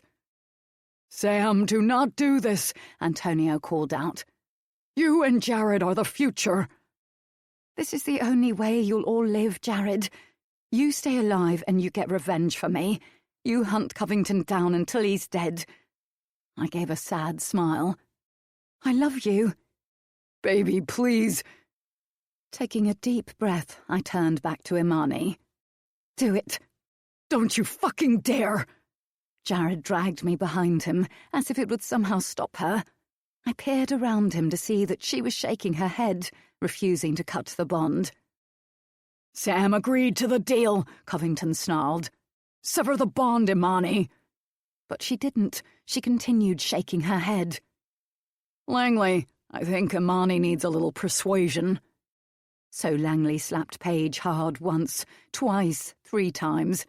Imani screamed at him to stop, but instead he did it again and again, harder each time. I wished I was close enough to kill him. If it hadn't been imperative that I kept my shield intact, I'd have reshaped it into my whip and lashed him with it. "Imani, cut it!" I shouted, coming out from behind Jared. She met my gaze then. Her own was filled with so much anguish. "It's okay." But Jared, Antonio, Sebastian, Luther, and even Paige were ordering her not to do it. So Langley turned on Paige again, punching her this time, punching her so hard that she was on the verge of passing out. "I'll do it," Imani cried. "I'll do it." With sobs racking her body, she closed her eyes. Jared threaded the fingers of one hand in my hair and wrapped his free arm around me, as if keeping me close would keep her out. It didn't. I felt her in my head. It was the weirdest feeling, like having a small hand rifle through my brain. Then that hand stilled, and a finger flicked something that was almost elastic. The move sent reverberations through my head and down the bond, making me wince. Then 2 fingers grasped it tight, pulled hard, and nothing. She did it again, tugging harder this time, so hard it hurt, and I had to cradle my head in my hands. But still, nothing happened. Imani's eyes flipped open. "It's not working." Covington's jaw clenched. "Then you're not trying hard enough. Robert, maybe Paige would like to feel—" "No, I'll try again." And she did. 3 more times she tried to sever it, but she simply couldn't do it. I could feel Jared's sense of self-satisfaction, but he didn't let that emotion show. "You know why she can't break it, don't you?" No, but he'd clearly worked it out. "We had a link before we even went through the binding, baby. It was a link that formed with no conscious effort on our part. It formed before we'd even exchanged blood the very first time. The binding only made it stronger. She might be able to cut a bond that's born through an exchange of blood, but she can't break one that's psychic at the root. And that's what ours is." He was right, I realized. I wasn't sure whether it was a good thing or a bad thing, since my agreement to Covington's deal was now meaningless. "Cut it, Imani," Covington ordered. "Fake it. We need him to believe we're vulnerable, Sam. Fake it." Liking that idea, I doubled over and cried out, much like I had when I'd killed my sire and our blood link had severed. Jared did the same, scrunching his face up in agony as we both toppled onto our sides on the floor, clutching our stomachs. All the while, Covington smirked. Imani was the image of confusion. I could only guess that Jared had assured Antonio, Luther, and Sebastian that we were faking the whole thing, because they didn't look as devastated as they should. If I hadn't known them so well, though, I might have believed they were. "Be ready," I said to Jared. "I'm going to need to drop the shield, or he'll never buy that I'm truly weak. We need to be ready in case they choose that moment to attack. I don't think they will, because I've agreed to his deal, but they might." One good thing was that since my gift was tied to my emotional state, whenever my emotions were running high, and they certainly were right now, energy seemed to envelop the surface of my entire body. Once the shield was gone, I could absorb that energy and use it to strengthen my gift. I had every intention of doing so, but I would have to be careful and discreet about it, or Dana would notice and Covington would know that my agreement to his deal was bollocks. "Don't think I'm letting you die tonight, Sam." The steel there almost made me smile. I have no intention of dying. If Imani's gift had worked, I would have given my life for the people here. But I wouldn't give Jared's life for anyone, not even for these people. If that made me cruel, so be it. I'd never pretended to be a good person. Shoving aside my anxiety, I let the shield fade, but nobody moved to hurt us. Why would they? We were both curled up like fetuses, seemingly too weak to move. As I'd known it would, the surrounding energy very slowly began to lick across my skin. Just small little wisps, since my gift was low on battery, but I'd take what I could get. Subtly, I used my palms to suck it inside me. Soon enough, I'd be so strong that the energy would cover me like a blanket. But right now, I was no match for the feeder in front of me. Dana looked at her hands. They were dripping with energy the way mine often did. Her pupils were dilated, making her look like a junkie. "I feel so alive." Covington didn't seem to care. "It seems your little assassin has a heart, Antonio. Who would have thought it? You will not leave this place alive." Antonio's voice was strong, hard, and pure ice. "I think you'll find that I will. Now, I'm a man of my word, so this is how it's going to work. My vampires will escort everyone other than Sam and Imani out of this room. There's no need for you to watch your mate, or should I say ex-mate, die, Jared." Dana turned to Covington. "Let me kill her. Let me take the last. You've had your fun, Dana. It's now my turn." Eloise strolled over until she was standing in front of me. Then the bitch kicked me in the head. Oh, she'd fucking pay for that. Jared swung his arm out to grab her, but then two of Covington's vampires came to drag him away. Aya zoomed through me, causing more of the surrounding energy to cling to me. Again, I discreetly sucked it in. "Jared, don't fight them. Keep up the act." He let them take him, let them move him far behind me, though he cursed the entire time. Eloise chose that moment to kick my head once more. I didn't need the scent of my blood in the air to know that I was bleeding. Subtly taking in more energy, I promised myself this bitch would be nothing more than a pile of ashes soon. "Damn, her blood smells good," someone said. "Yes, it does," drawled Covington.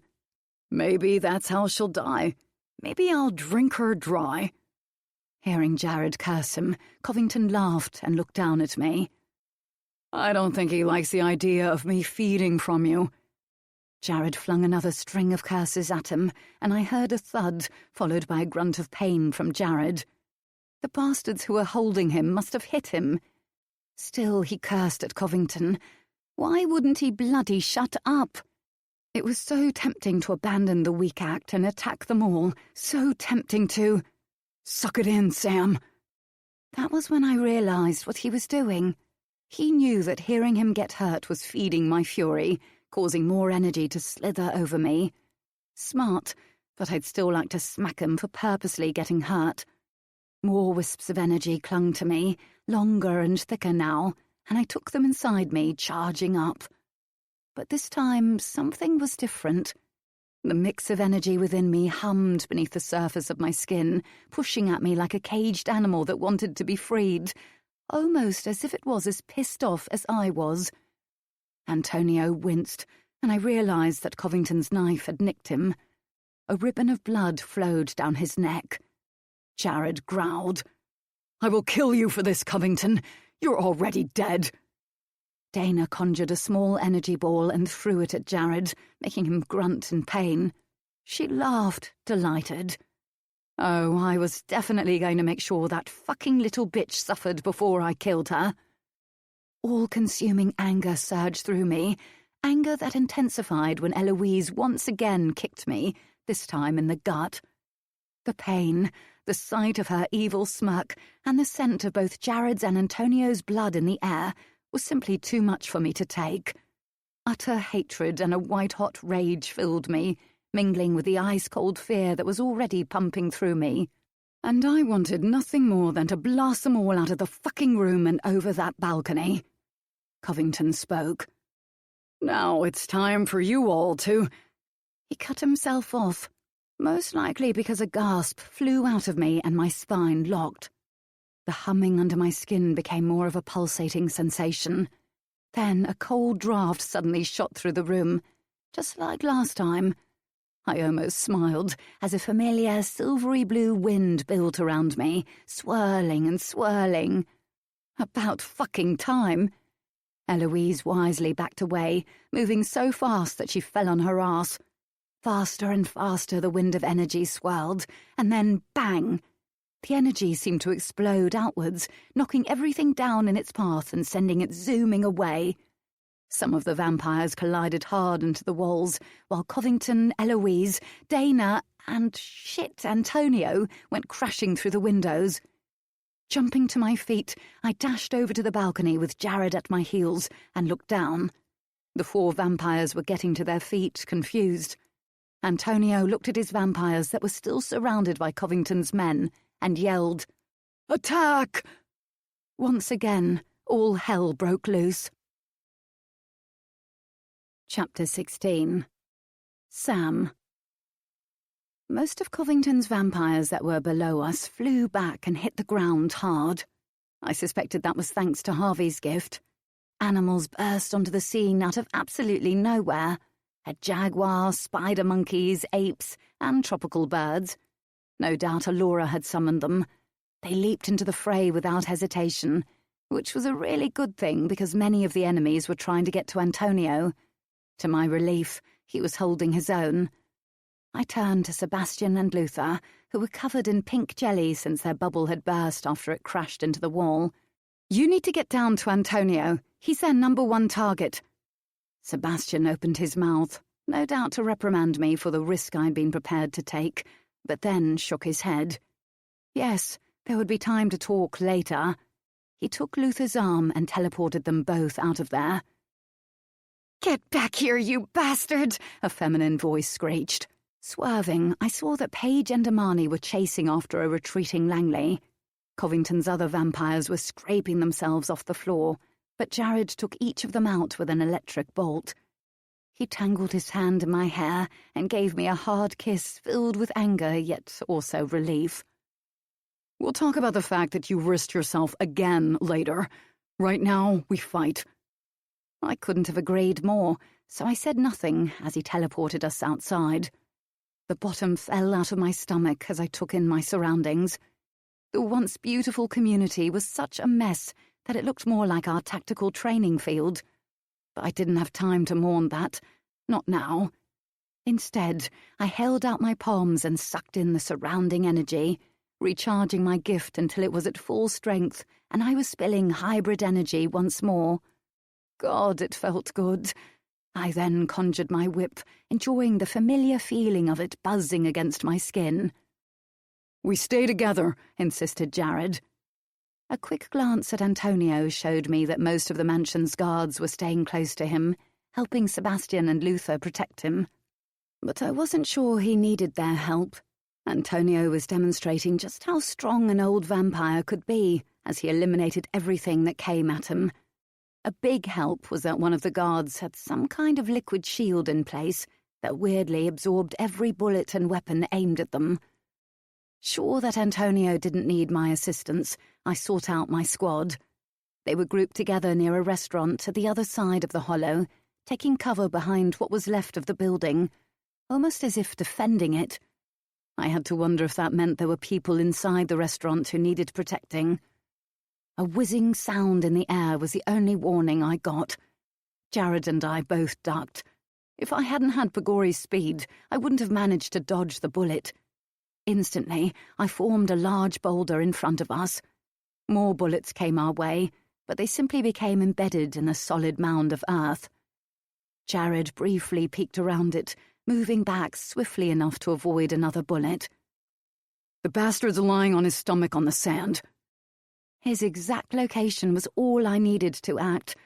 Remolding my whip into an energy ball, I swiftly peeked around the left of the boulder and slung it at the sniper. His ashes joined the rest of those that were scattered around the sand. Good shot, baby, praised Jared. Keep moving. Aim for the armed ones. While a large number of the vampires were engaged in combat, snipers were positioned around the place, picking people off while they were distracted during the battle. Most of them were on the rooftops, while others were on the sand or stooping behind heaps of rubble.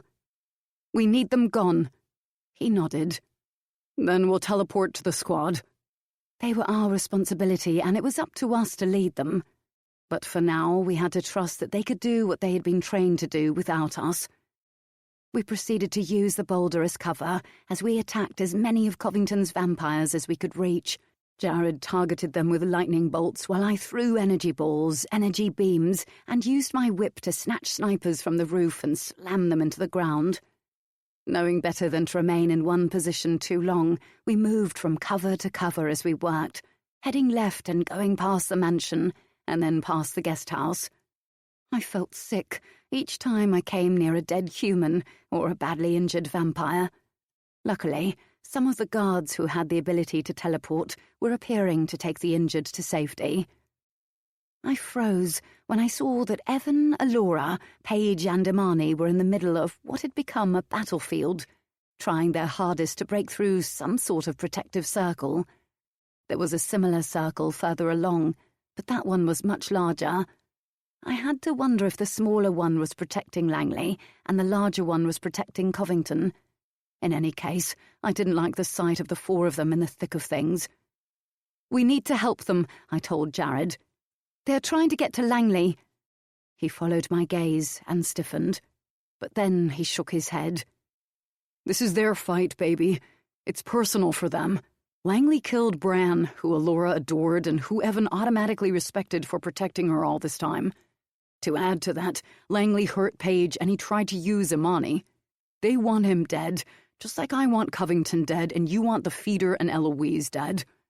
Besides, all the animals are helping to protect them, and Paige is pretty ruthless. It was true. Her gift might heal, but it was clear right then that it was indeed a weapon. She stole people's injuries and attacked others with them, and reversed any wound she was given back onto whoever had harmed her. The animals were also quite merciless in their efforts to protect. And that would have to be enough, because Jared was right. This was personal for them. No one could talk me out of going after the feeder or Eloise or Covington. I'd be wasting my time trying to pull them away from Langley, and I'd probably also endanger them by distracting them. Plus, I had to get to the squad. So Jared and I continued targeting the armed vampires. Our combined efforts eliminated the majority of them, but a large number of the snipers that were remaining had noticed us and been smart enough to try to quickly take us out. A worrying amount of bullets rained on the large mound of rubble that we were currently squatting behind. Some of it had crumbled on top of us, grazing our skin. "Shit," muttered Jared. Just because we healed quickly didn't mean we felt the pain any less. He signaled for me to follow him as he slipped into the building behind us, which was the residence hall used by the humans. Taking cover just inside the doorway, we narrowly missed more bullets. "They're going to come in here after us," I pointed out. "We should—" That was when I heard panicked cries coming from upstairs. "I think some humans are hiding here." Jared cursed softly. "Then we need to lead these bastards away from here. Teleporting out of here won't help. We need to make them follow us, need to leave a scent for them to follow." "Then let's get to the nearest balcony." Hunkering low, we stayed close to the wall. Bullets shattered the glass of the ground floor windows as we swiftly made our way to the staircase and dashed to the first floor at vampire momentum. I led the way as we barged into one of the bedrooms and made a beeline for the balcony. I released 2 small energy balls. One destroyed the glass doors that led to the balcony, and the other energy ball smashed the balcony doors of the neighbouring residence hall. Aware that our pursuers would be in the building by now, we didn't even slightly hesitate as we leaped to the balcony opposite us and rolled to the side to take cover behind the wall. "Wait here," said Jared. "Let them follow." Seconds later, 2 armed vampires landed on the balcony and darted into the bedroom. The poor bastards didn't even see it coming. Before they sensed we were there, Jared attacked the first one with a high-voltage electricity bolt, and I buried a thermal energy beam in the chest of the second pursuer. 2 more came, but I popped up my shield while Jared took them out. Satisfied that no more were coming, Jared teleported us out of the building. We appeared beside Chico, behind what was left of the restaurant. He jerked in surprise at our sudden arrival and put a hand to his chest. "You scared 20 years off my life."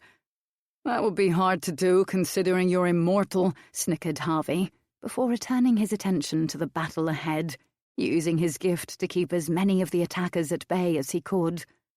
I noticed that, although the squad, Ava, Cristiano, and Jude, had created one long line, the squad had stayed close to those I liked to pair them up with.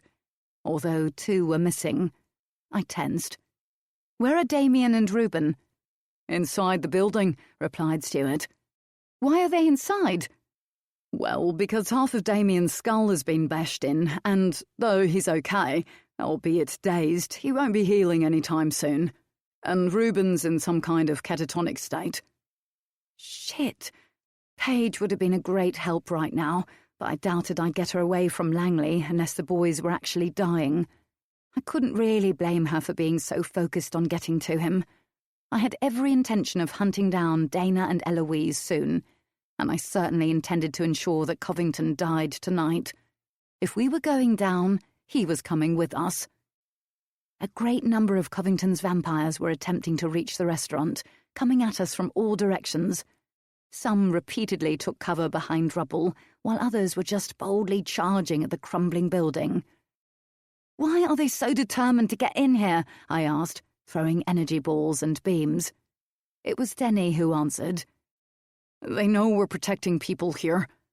A sly smile curved his mouth. "Or, at least, they think we are. Harvey suggested that we make it look like we're protecting people by guarding the building.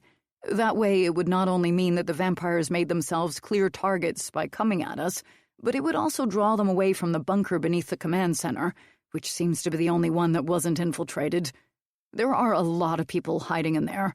Fletcher, Norm, and Lucy are among them." That truly was an excellent idea from Harvey. But are they totally alone? "No. 2 from the Legion have stayed in the bunker with them, just in case someone—" He cut himself off as a large web suddenly shot toward us and engulfed Max. Oh, fuck!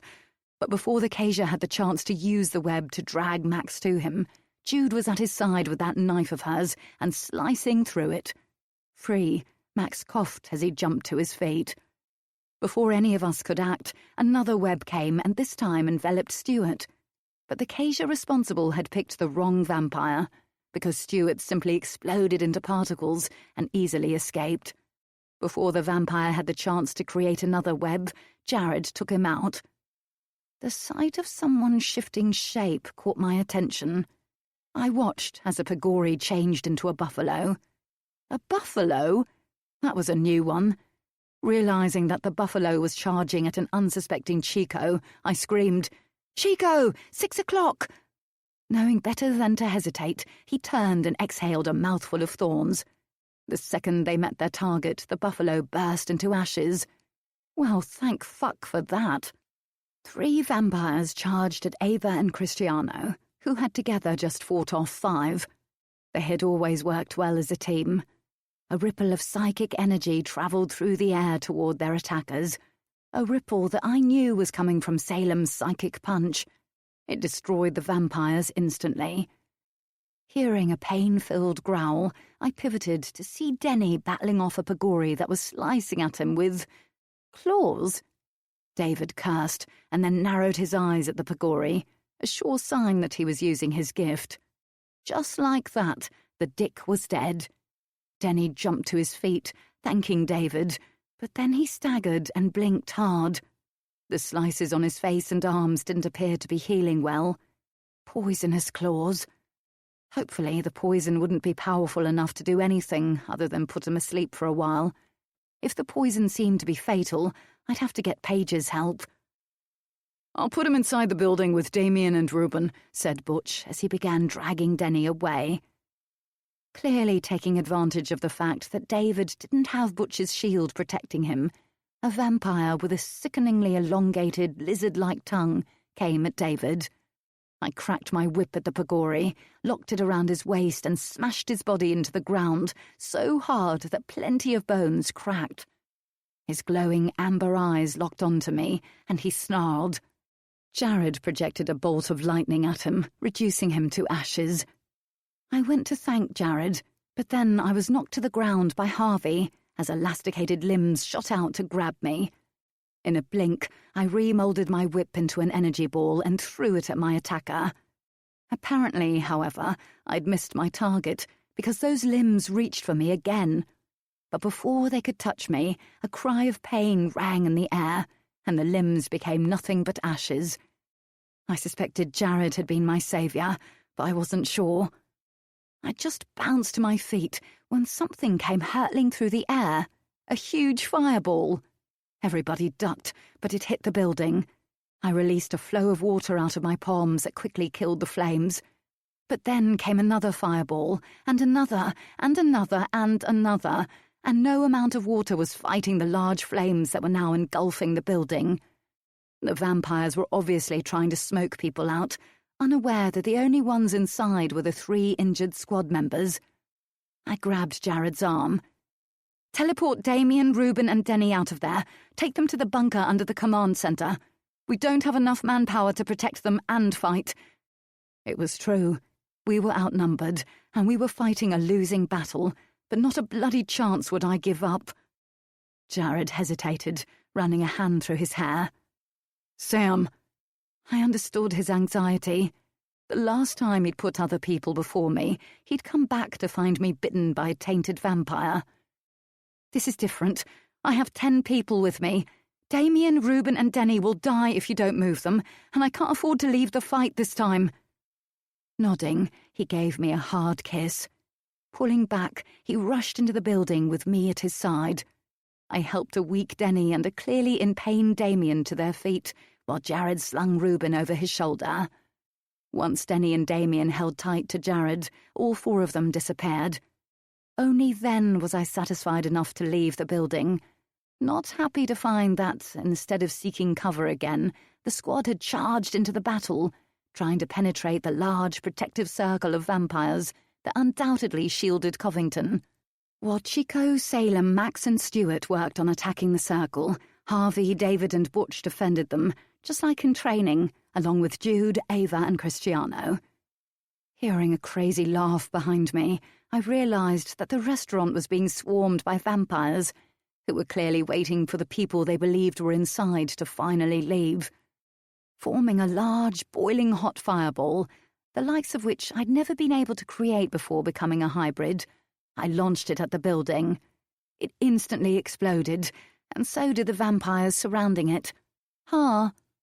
My dark amusement died a swift death when there was a loud battle cry. Twirling, I gaped as what seemed like hundreds of vampires practically stampeded onto the battlefield through the now broken security gates. Oh, fuck! I was about to attack them, but then I made out Quentin and some of his vampires. There was also Antonio's sire, Wes, and many from his line.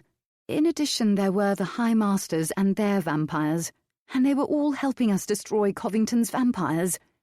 Relief, gratefulness, and satisfaction flooded me. I realized just then that I truly expected to die tonight, had expected most of us to die.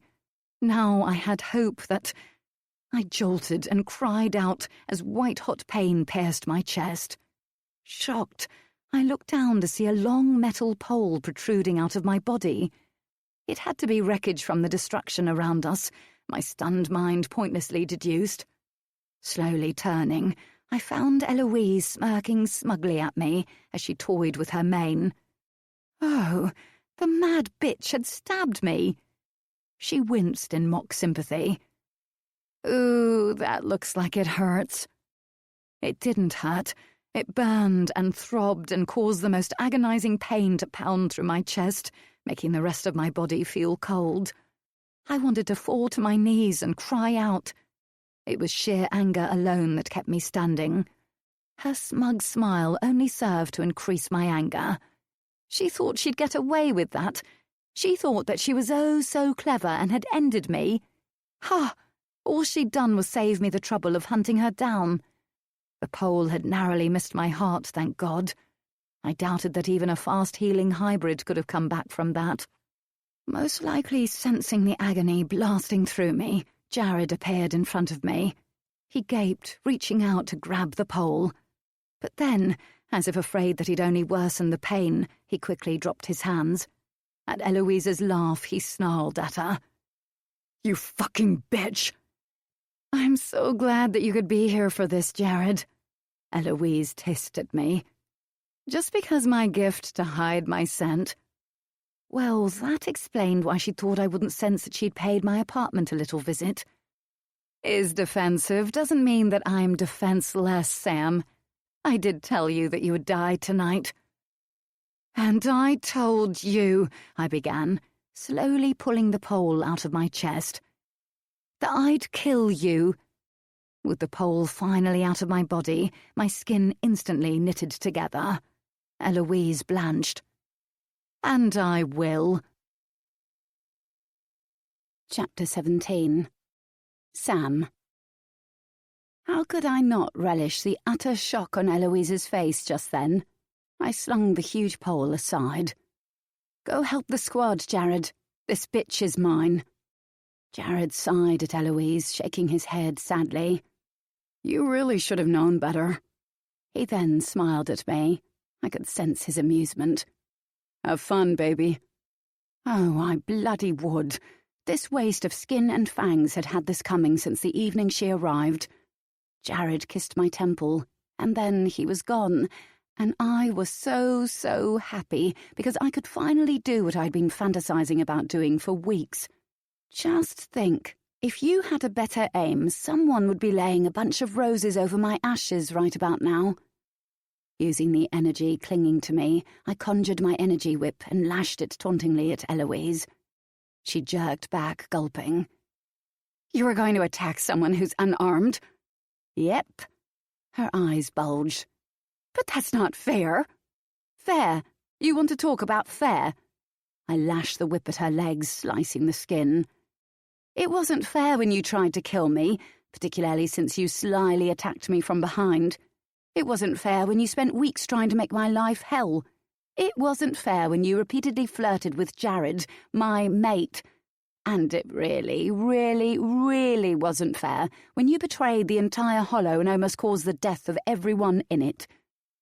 I slashed the whip along her chest, making her cry out. Look at the destruction around you, Eloise. If you hadn't betrayed us by telling Covington where the tunnels were, he couldn't have invaded the place like this, and all these people wouldn't be dead. So am I going to kill you? Yes, I am, and I'm going to enjoy it. I lashed the whip again, curling it around her body and pinning her arms to her sides. That usual smug glint was absent now. You weren't fair to us, so tell me, why should I be fair to you? To my total shock and horror, the whip suddenly split. Yes, split, and Eloise dropped to the ground. When the portion of the whip that was wrapped around her body faded away, she quickly scrambled to her feet. That was when I saw Dana in my peripheral vision coming towards us, holding a large energy axe. I was betting that she'd been aiming for me, not the whip. "Impressive," said Dana. That squeaky voice was annoying as shit. "The whip, I mean. I've never been able to conjure one of those. This is more my thing, anyway." She waved the axe around. Smug once more, Eloise laughed in delight, though the sound was shaky. 2 against 1. How typical of them to take advantage of the fact that I was on my own. Fine, if that's how you want it. Novo. A red Dexter hissed as he left his tattoo form and was now curled around my leg. Eloise and Dana stiffened. I figure this evens out the playing field a little. I gently coaxed him to the ground. He stayed there with most of his body raised from the floor, ready to strike. He hissed at Eloise, making her gulp. Oh, she knew just how badly he wanted to take a bite out of her. He'd had her in his sights for a while. I spoke to Eloise. So basically, this is what will happen. If you try to attack me while I deal with dear little Dana here, Dexter will deal with you. If you try to run, he'll be on you before you can even retreat 1 step. That's why snakes of this breed are called strikers. So be a good girl and wait there nicely, and then you'll have your turn. Dana snorted. "You don't need to run, Eloise. I can handle her." Now that you're hyped up on hybrid energy, you mean? It doesn't work like that. Your system's not made to take it because you're a Pagori, not a hybrid. That's why your hands are shaking and you're looking a little unsteady. I'd imagine you've got a killer headache as well. The pain etched into the lines of her forehead told me that I was right. "It doesn't matter, freak. What matters is that you die, and now the end is near." And so I face the final curtain, I sang, daring her with my eyes to act. Snarling, she charged toward me at vampire speed and swung the axe at my neck. She was fast and sharp, I'd give her that, but I'd preempted her. I slammed up my shield, watching in satisfaction as she collided into it and then bounced backwards, hitting the ground hard. I pursed my lips. Not bad. I was kind of curious as to what she could do, about how in control of her gift she was. Feeders were extremely rare, so I hadn't met many. Had the circumstances been different, we could have swapped notes. But considering that I was sure her high-pitched voice was capable of making my ears bleed, I doubted that we'd have spoken for long, whatever the circumstances. Hissing, she jumped to her feet. "Drop the shield, or are you too scared to fight me?" I chuckled. Anyone who knows me would tell you that even if I was scared, I'd still challenge you. No one gets away with hurting my mate. You're going to suffer, and I'm going to enjoy making you suffer. "Then let's play. We both know our power level is even right now. This will be all about who has the best techniques." She remolded her axe into a spear and aimed it at my shield. To my surprise, the spear actually pierced it enough to make the shield shrink like a balloon. I could have reinforced the shield, but I instead let it fade away. Again, not bad. Before she could attack again, I blew out a long breath of energy, an air blast powerful enough to send her crashing into the tree behind her. Pagori's speed had her in front of me in a blink, aiming a hard punch at my jaw. But having the Pagori speed that came with being a hybrid, I was just as fast. I caught her fist and yanked hard, dislocating her wrist. Then I grabbed her by the throat and slammed her onto the ground. Flat on her back, she inhaled sharply and then went into a fit of coughing. I circled her body as she slowly gathered herself. Taking a moment to check on Eloise, I saw that she was frozen in place, wide-eyed. Dexter's unblinking gaze was still locked on her. Finally, Dana popped her wrist back into place and got to her feet. "You bitch!" "Sorry, old habits die hard."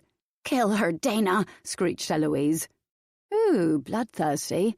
Of course, she soon shut up when Dexter hissed at her again. "I'm curious, can you tap into the natural elements?" I'd always been able to do it, but I'd found that controlling them wasn't an easy feat. As an ice-cold wind whipped me up and flung me at a large piece of rubble, I cracked my head hard. I'll take that as a yes. But the wind hadn't been able to send me very far away, I noted. Even with my hybrid energy giving her gift a boost, she hadn't coped too well with the natural elements. Feeling the wound on my head instantly heal, I quickly got to my feet and strode toward Dana, who I then noticed was weirdly smirking at something behind me. I might have thought it was a trick to distract me, but I could hear footsteps in the grass. Looks like it's about to become 3 against 1. Rather than glance over my shoulder, I turned slightly, allowing me to keep my peripheral vision on both Dana and Eloise as I swiftly checked who was seemingly coming to join us. Well, fuck a duck. Joy. I didn't move as she approached. I'd let them all think that I was scared, let them think that my death was a sure thing, and that I was ready to admit defeat. With Dexter as backup, there were still pretty good odds that I'd come out of this alive. When Joy reached my side, she stopped, glaring hard. I expected an attack and inwardly braced myself for one, but instead she swerved to face the others and focused her gaze on Eloise. Joy's irises were then glowing amber as pure hatred contorted her expression. She pointed at Eloise. "I want her." Joy briefly glimpsed at me as she added, "I despise you, but it would be kind of inconvenient if you died because Jared would die with you. But her, she has to die. She made me betray him." Well, no, that wasn't quite what had happened. Jared had never been her partner, and they had never been exclusive. But Joy had never been normal, so she saw the world a little differently. "You can have her, as long as you make it painful." Joy curled her upper lip at Eloise. "That I can do." Then she morphed into a man twice her size and advanced on the bitch. I hadn't seen that coming. I shrugged at Dana. "Looks like it's just you and me now, and it's time for you to go home to Fraggle Rock." The axe was suddenly back in Dana's hand and swinging forcefully at my head. I jerked back, wagging my finger. Conjuring my whip, I lashed it at her legs, leaving deep gouges in her flesh. Off balance, she stumbled and lost her grip on her axe, which winked out. Not giving her the chance to conjure it again, I dropped my whip, which quickly faded away, held my hands up and sent flames shooting out of my palms. Her skin sizzled and blistered, and her high-pitched scream was piercing enough to crack windows. Honestly, I was surprised that my eardrums hadn't burst. Tapping into the element of water, she did her best to put out the flames. Hearing a cry of agony, I briefly glanced at Eloise and Joy. Oh yeah, Joy was definitely putting her through some serious pain. I was pretty sure that I'd just heard Eloise's spine snap. Crap, that had to hurt like fuck. As Dana's scream faded, I looked back to see that her flesh was half-healed and her gaze was dark and sparkling with fury. "You burned me! You fucking burned me!" Well, yeah. Had she been expecting mercy or something? I blinked rapidly, baffled. "I thought I'd been pretty clear when I said that I'd make you suffer." "Oh, you thought I was all talk?" I gave her a gentle, pitying smile. "No, love. You're not the first person I've hurt, and you won't be the last." Seeming a mixture of incredulous and wary, she shook her head. "You're crazy." "A little," I allowed. "But mostly it's just that I have a violent reaction to silly little bitches like you. And, like I said, no one hurts my mate." Then my whip was in my hand again, and I slashed her face with it. With a loud cry, she flinched away. To her credit, she recovered quickly, conjuring a large boulder to shield her. I simply sucked in the energy from the boulder, making it crumble to pieces. But apparently she'd been ready for that. Her axe was back, and she aimed for my legs this time. I jumped, barely dodging the weapon. She slammed her palm into my chest hard enough to send me zooming backwards. I hit a tree, making the breath whoosh out of me. Dana smirked. "Hurts, doesn't it?" It did, actually. Dusting off the pants of my brand-new suit, which was torn, singed, and stained with blood, Fletcher was going to go ballistic. I got to my feet. Then, before the movement had time to register in her brain, I conjured a small energy ball and fired it at Dana. It caught her shoulder, and the impact knocked her to the ground once again. Of course, I could have thrown an energy ball deadly enough to kill her, as opposed to simply knock her down. But death by energy ball didn't seem painful enough for someone who'd hurt Jared. Death by Dexter's venom, however, yeah, that sounded much better. And he was clearly hoping to join the fun, because he was slithering around her, hissing. Eyeing him warily, she froze, obviously worried about making any sudden movements. As I came to stand at her feet, Dexter moved his intelligent gaze to me. I knew he wanted permission to attack, so I gave it to him. At my nod, he immediately spat venom into her eyes. Crying out, she scrubbed madly at her eyes.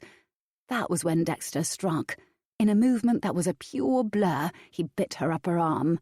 Again she cried out, flinching away from him. But it made no difference. There was no dodging Dexter. He bit her again, this time on her leg. "Dexter's venom is pretty cool, you know," I told her as he began to curl around my body once more.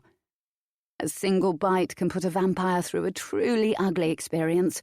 Stage 1 is temporary blindness, Stage 2 is temporary mental disorientation, and Stage 3 is temporary paralysis. Lucky for you, however, you'll get to escape all that, because a second bite is fatal. Yep, it causes an all-consuming, agonizing pain that's swiftly followed by death. But I think you're already coming to realize that, aren't you?" Her agonized cries told me that, yes, she was. Maybe I should have felt bad for her. Maybe I should have wanted to end her pain. But this person had thrown an energy ball at Jared and laughed at his pain. She had been part of the plan to take over the Hollow, and she had enjoyed every second of the pain that she'd put me through. Furthermore, she would happily have killed me if she could have done. So there was simply no ounce of mercy in my system. I turned away from her, and that was when I saw that Joy, now back in her own form, was standing over a pile of ashes. Eloise was dead. Fabulous. Realizing that Joy was watching me rather intently, I tensed. Responding to that, Dexter, who was now twined around my waist, hissed warningly at her. Had she changed her mind about having a duel? I hoped not. A part of me felt a little sorry for her, and I did kind of appreciate that she hadn't joined the other two bitches in trying to kill me. Besides, what I most wanted right then was to get to Jared. "You're going to walk away from her?" asked Joy, sparing Dana the briefest glance. "You're not going to make sure she's dead before you go?" "Oh, she'll soon be dead, don't doubt that. Besides, if I kill her quickly, she can't suffer." And I'd promised Dana that she would. It was her fault that she hadn't listened. "You're doing that for Jared, aren't you? It's your revenge for hurting him, isn't it?" I nodded. "I'm not going to give him up, Joy." She needed to understand that, needed to finally accept it, because I'd really had enough of her bollocks. Joy sighed. She looked sad. "And he won't give you up. For him, it's only ever been you. I hate you for it." But there was no heat or threat in her words. I know. In her position, I wouldn't have been having warm, fuzzy feelings about her. "No matter what I did, I couldn't make him leave you." She swallowed hard. She still seemed sad, but now she also seemed resigned. "Take care of him for me." Then, in a blink, she was gone. I suppose that was Joy's version of a truce. Although, considering the emotional roller coaster she was constantly riding, there was every chance that she'd change her mind about it tomorrow. But for now, I'd put it out of my mind. It was time to find Jared. Time to kill Covington. Time to end all this. Jared. Thanks to the appearance of our allies, the number of Covington's vampires had increasingly dwindled. Set on getting to Covington, the squad, Jude, Ava, Cristiano, and I had focused on getting through the 9 circles of vampires guarding him, while our allies took care of the others. Harvey and his telekinesis had been a huge help, which was exactly why a vampire with the ability to temporarily steal a gift had targeted him. Bollocks, as Sam would say. At that point, we'd had to instead fight our way through them. The first 6 circles of vampires were now destroyed.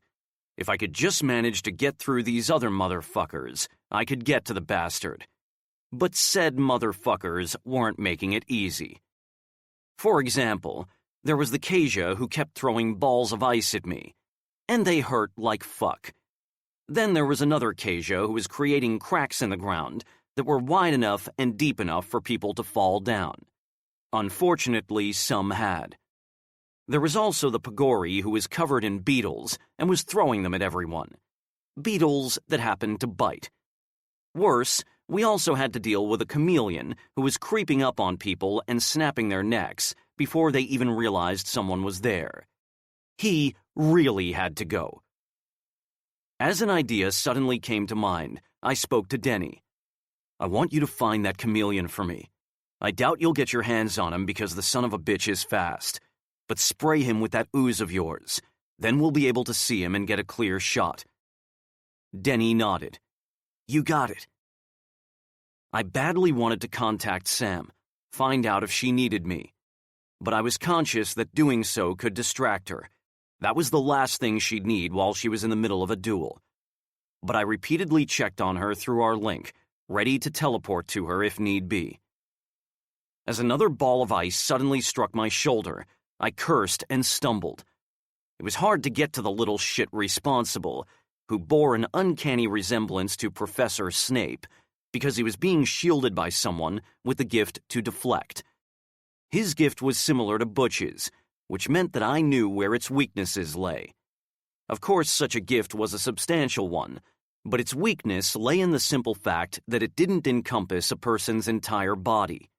The shield would only stretch as far as the sides, leaving the person's back vulnerable. Noticing that Chico was not far behind him, I ordered, Chico, shoot the Professor Snape look-alike. As the poisonous thorns embedded in his skin, Snape cried out and burst into ashes. His protector swerved around in surprise, giving me the perfect opportunity. I aimed a bolt of lightning at his back, satisfied by the idea that he couldn't shield anyone else. Harvey was suddenly at my side. We got a problem. Stewart managed to squeeze his way through the circles by staying in particle form. He reassembled in front of Covington, and now he's trying to take him out alone. What? Stewart's got a lot of anger in him after what happened to him. Right now, he doesn't care that Covington's yours to kill. But my real problem wasn't that. It was the knowledge that Covington was pretty powerful with his gift of enchanting objects. He could make anything deadly. The simplest object could become a weapon. Shit. With renewed vigor, I attacked the vampires in front of me, determined to breach the protective circle and get to Stewart. It was clear that the rest of the squad had noticed what Stewart had done, because they became just as vigorous.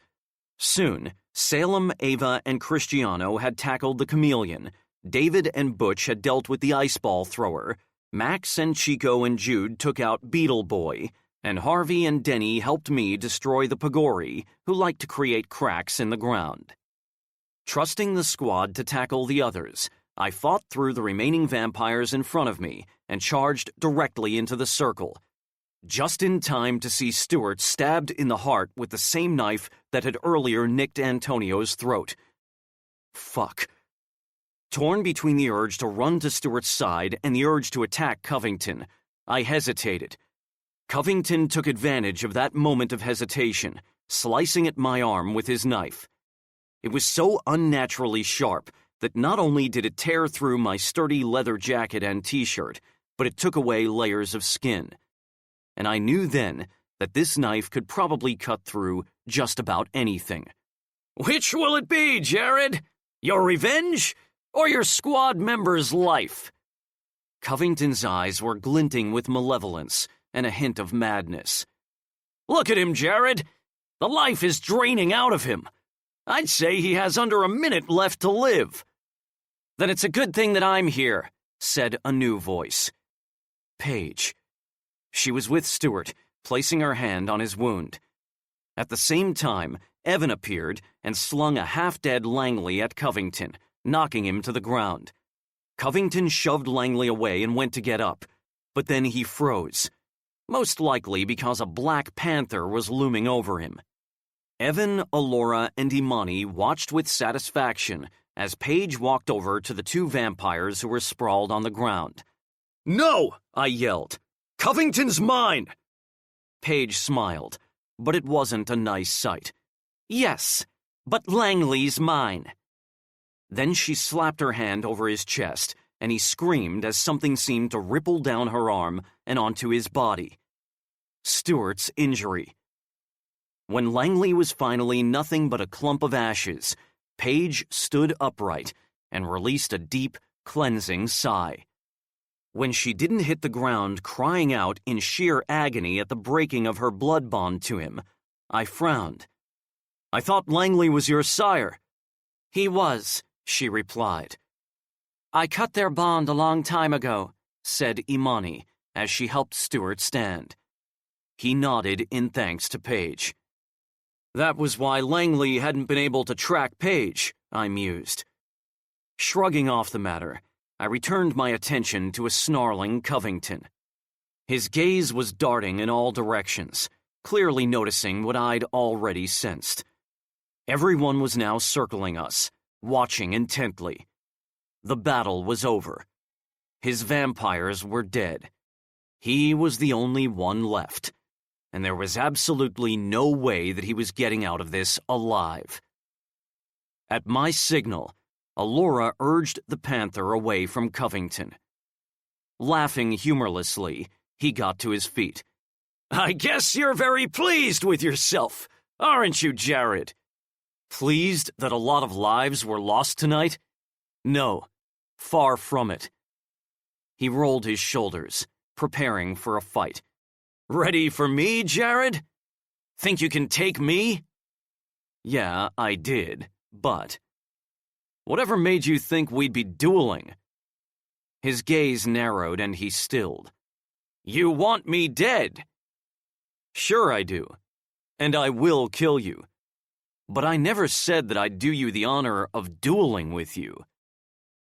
Covington gawked while the majority of people around us gasped.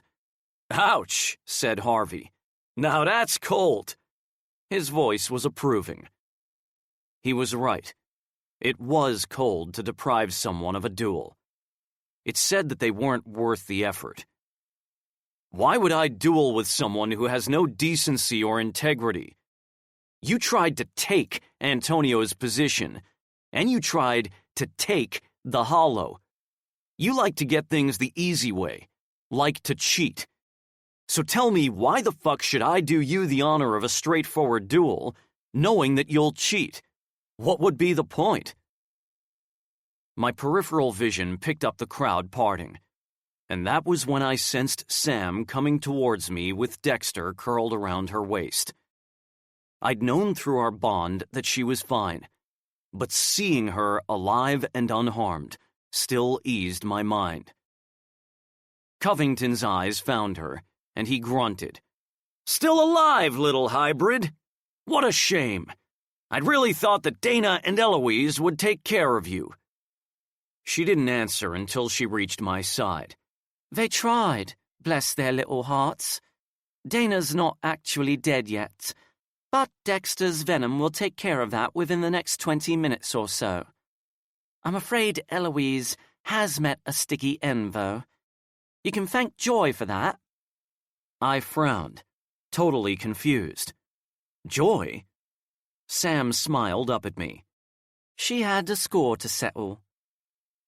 And that score would undoubtedly make absolutely no sense to anyone other than Joy, but whatever. Did she attack you? "No, we came to a truce. I have a feeling it's just temporary, though. Now, when are you going to kill this little twat?"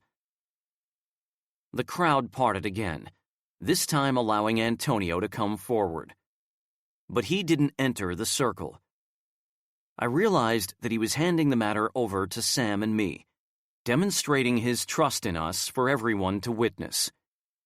He looked down his nose at Covington. "Being surrounded is not the most pleasant experience, is it? I believe that you were in fact warned that you would not leave here alive." "They all were." Sam shook her head in wonder. And yet they didn't just go home. I'll never understand why people insist on ignoring our warnings. Covington's eyes danced around all the vampires circling him. You would really back these people? You're really going to let the hybrid live? Sam sighed. I have a name, you know.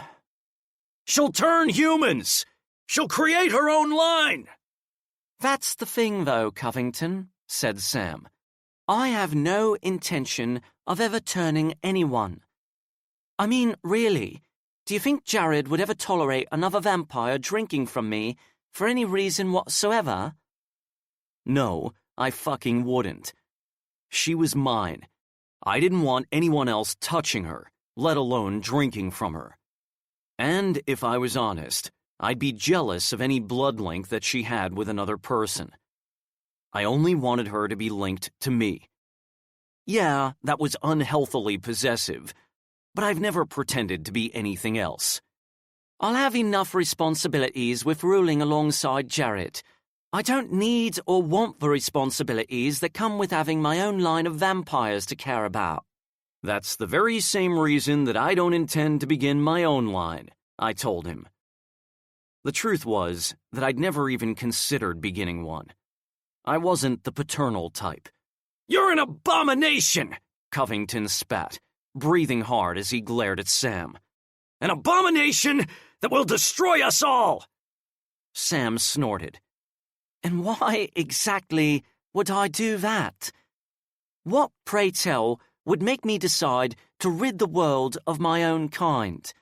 How could that possibly benefit me in any way? You're making absolutely no sense. But then, you already know that, don't you? You're just coming up with excuses to try to justify what you did tonight. You're trying to make the High Masters here turn on me. If anything, her being a hybrid is a good thing, said Antonio. Not only does it mean that she can protect our kind better than anyone else, but it means that her being so powerful will discourage vampires from beginning wars in the future. That was true. They wouldn't want to chance what she would do to them, or what I would do to anyone who even dared to harm her. By trying to kill her and failing miserably, all you did was demonstrate to everyone just how powerful she is. I'm not thankful for that, because too many people have died tonight. But what it means is that all this was totally fucking pointless. Others will come for her, growled Covington. Not if they want to live, I replied with a menacing smile. From his place beside Antonio, Luther spoke. Antonio is right. Considering that vampires would avoid committing crimes purely for fear of her response, Sam is more likely to bring peace to our kind than war. If they can let go of any ignorance they may have, that is. No, objected Covington, though there wasn't as much conviction in his voice this time. They'll want her dead, just like I do. Slowly spinning, Sam ran her gaze along everyone as she loudly called out. Any one of you that has a problem with me, step forward and we'll deal with it right here, right now. Nothing. Come on. If any of you have something to say, spit it the fuck out now, or swallow it down forever. I curled an arm around her shoulders, smiling. My little breath of fresh, blunt air doesn't hold back. My voice held both pride and adoration. When nobody responded to Sam's dare, she shrugged at Covington. I guess you were wrong. You're something that shouldn't exist, he insisted. She inclined her head. Maybe, but it won't be me who dies tonight. I beg to differ. And then his knife was flying out of his hand and slicing through the air towards Sam. I expected her to pop her shield up, but she didn't. She didn't need to, because the knife froze mid-air. Thanks, Harv, she called out. No problem. His smug smile was obvious in his voice. Clearly, his gift was back. Whistling, Sam grabbed the knife by the handle and then passed it to Antonio. The next move was nothing but a blur. Her whip was suddenly in her hand, and it quickly snapped tightly around Covington's body until he wheezed. He struggled to free himself, but it was useless. "Just thought it would be a good idea to keep your arms pinned to your sides," explained Sam. "We can't have you throwing anything else, can we?" "Harvey," I called. He stepped forward. "Yup. Does this mean your gift is back and in full working order?" His smirk was wide and excited. "Yup." "Good. Hold this bastard up for me. I want everyone to watch." I wanted everyone to see what would happen if they considered betraying us ever again. I needed to make a point to all vampire kind that betrayal wouldn't be tolerated, that an attempt on my mate's life wouldn't be tolerated. I couldn't risk others coming for Sam. It had to be this way. There had to be a display that the people here would never forget, a story that would spread like wildfire. Covington's eyes widened as Harvey elevated him high in the air using his gift. He struggled once more against the grip of Sam's whip, but still he couldn't get free. Eyes bulging with both fear and fury, he glowered down at me. "You won't duel with me because you know you'll lose." "I won't duel with you because you don't deserve the honor of one." I smiled grimly at him. "And this is the part where you'll pay for what you did. For hurting my mate, for hurting Antonio, and for bringing death and destruction to the Hollow." Driven by a combination of fury, grief, and a need for vengeance, I held up my palm and sent a charge of electricity crashing into his brain. But not a charge high enough to kill him. No, that would be for later. What I intended to do was deliver a charge of electricity to every single vulnerable spot of his body, one by one. And I did. He screamed and repeatedly begged for me to stop, but I ignored those pleas. Then, finally, when I knew he was close to death, I delivered one last high-voltage bolt to his chest. That was all it took. Screaming, he exploded into ashes. The looks on everybody's faces told me that the message I'd sent had been received, loud and clear. It was a message that would spread, and only a fucking idiot would ignore it. Sam slipped her hand into mine, and everyone bowed slightly. I had to smile when Sam groaned. She hated bowing. If there hadn't been so many deaths, the vampires here would have undoubtedly cheered at Covington's demise, but most of them were still raw with anger and pain at how many lives had been lost. Antonio came forward, sighing at Sam. "You should not have offered your life for ours," he admonished. No, she damn well shouldn't have. Her voice was low as she asked, "Aren't you at least a little pissed off that I would have risked so many lives to protect Jared?" "No, I would not have expected any other response, and neither would the vampires around you have done." Murmurs of agreement spread through the crowd. He placed his hand on her shoulder. "But I do appreciate the sacrifice that you are willing to make for us all. Still, do not do it again." "She won't." I flashed her a reprimanding look. She just rolled her eyes. That hot little ass was definitely getting spanked later. Using our bond, I sent her an image of her naked and bent over my knee, with my hand raised above her ass. She gasped in outrage, turning to face me fully. "Oh, it's going to happen," I assured her, my tone dark. And what did she do? She sent an image back to me. An image of Dexter biting my ear, while she laughed in delight. Damn crazy bitch. Chapter 18. Sam. It wasn't often that I had nightmares, or if I did, I simply didn't remember them when I woke. But dreaming that your mate was burning alive while you were restrained and forced to watch was enough to make a girl abruptly snap awake and bolt upright in the bed. Attuned to me, Jared was instantly awake and sitting up beside me, brushing my hair away from my face. Bad dream? His voice was croaky with sleep. Still feeling choked by the agony of watching him die, I couldn't speak. Making soothing noises, he gently coaxed me to lie beside him and pulled me tight against him.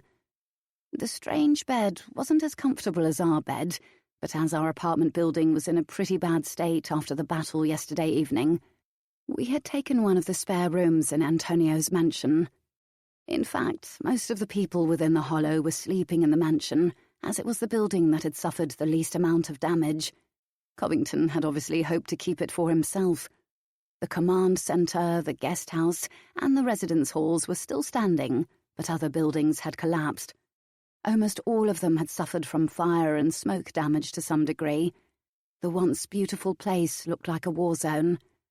Worse than the damage to the hollow itself was the damage to the population within it. 6 of the 10 squads from the Legion had been wiped out, including their commanders. Most of Antonio's many guards were dead, as were Luther's and Sebastian's consorts. Only 38 humans remained, and 10 of those were badly injured. There had originally been 43 surviving humans, but 7 of them had been on the verge of death and chosen to be turned into vampires rather than die. Thankfully, Reuben, Damien, and Denny were recovering well from their injuries, albeit slowly. Cristiano, Jude, and Sebastian had also been badly hurt, but they had almost fully recovered. The main thing was that they would recover. The same, sadly, couldn't be said for many of the other vampires that had been injured. Paige had been too exhausted to help them all. In fact, she'd passed out after a while. Our allies had also lost some of their vampires during the battle. Furthermore, those who were bound to another vampire effectively caused the death of their mates when they died. So many deaths, so many pointless deaths. Unsure if the walls were vampire soundproof and not wanting to wake anyone, I spoke quietly. We should hold a remembrance day. Jared's eyelids slowly opened. A remembrance day? His voice was also quiet. For all those who died last night, they deserve to have their memory and their sacrifice acknowledged and honoured. He cupped my face, brushing his thumb over my bottom lip. That's a good idea. We'll do it as soon as we fix this place up. I sighed, knowing my eyes were glistening with tears. There's so much damage. Hey, don't cry, he said gently, dabbing a kiss on my forehead. He slid his hand around my nape and began to massage it soothingly. Wes, Quentin, and all the High Masters have offered to help. Add their vampires to ours, and we're talking hundreds of people. I think we could have the place looking good again within a couple of weeks. It'll definitely be done in time for the coronation. I'm a little surprised that not even one person has objected to us replacing Antonio due to the hybrid thing. Releasing my nape, he combed his fingers through my hair. I'm not. The High Masters witnessed you agree to Covington to give up your own life in exchange for the lives of everyone here. His eyes darkened with anger as he added, And we'll be having a separate conversation about that very soon. I was surprised that he hadn't already lectured me over it, considering that the anger he was feeling had been simmering close to the surface since yesterday evening. Plus, they would be idiots to go against someone as powerful as you, particularly considering what I'd do to anyone who even thought about it. No one will forget what you did to Covington. I wouldn't either. I had a strong stomach, but even I'd been disturbed by it all. I hadn't been disturbed by Jared, though. I'd always known that he was merciless, so I wouldn't have expected anything different. The second Covington had put a knife to Antonio's throat, The only decent paternal influence Jared had ever had. He'd signed his death warrant. It was really that simple. The fact that Covington had also wanted me dead had only made the entire thing worse. That was the whole idea. No one's going to forget any of what happened. Every vampire who wasn't there will hear the tale. It'll most likely be exaggerated tenfold, but that can only be a good thing. Twisting his hand in my hair, Jared rested his forehead against mine. I swear I almost died when you told Amani to cut the bond. You can't ever do anything like that again, Sam. You can't sacrifice yourself for other people, not even for me. You would have died, I softly pointed out, trailing the tips of my fingers up and down his back. His smile was sad. I wouldn't have survived the breaking of the bond, baby. Not here. He took my hand and held it over his heart. I'd have been a fucking shell without you. But at least you would have been alive. I'd have been breathing, sure, but I'd have been dead inside. Though his voice was still low, it had turned gruff as his tightly controlled anger began to seep to the surface. I'd have stuck around long enough to avenge what had happened to you, but that's all. You wouldn't have saved me by having Imani cut the bond. And if you think the others would have wanted you to sacrifice yourself for them, you're wrong. I remembered the others objecting. Even Antonio, who had had a knife to his throat, had been angry with me for doing it. You wouldn't have offered your life for everyone else's? He pinned my gaze with his. No. Dying would have meant being without you. I can't do that. If that makes me selfish, there's not a lot I can do about it. I've told you over and over, Sam, you come first. I know that no one's ever put you first before, so you just can't grasp that or understand it. But you come first to me. It was bewildering, scary, and yet also sent a blaze of warmth shooting through me. You don't need to keep risking yourself to feel worthy of everyone's loyalty. And don't say that's not part of why you do it. I know you. With his eyes still holding mine, he absent-mindedly began tracing my collarbone with the tip of his index finger. You are worthy. You're worthy of everything that you have. The people here, the squad, they are all loyal to you because they respect you and they care for you. They shouldn't. I'm stubborn, sarcastic, so direct. You're you. That's all it takes for people to like you and respect you. A lot of people who are straight shooting, they're only happy to be so blunt when talking about others. They're not so upfront about who they are, what flaws they have, and what their issues are. But you don't hide who you are. You don't act. You don't play mind games. People always know where they stand with you. He slid both his arms around me and held me tight, lightly nipping my mouth. It's part of what I love about you. It's what drew me to you in the first place.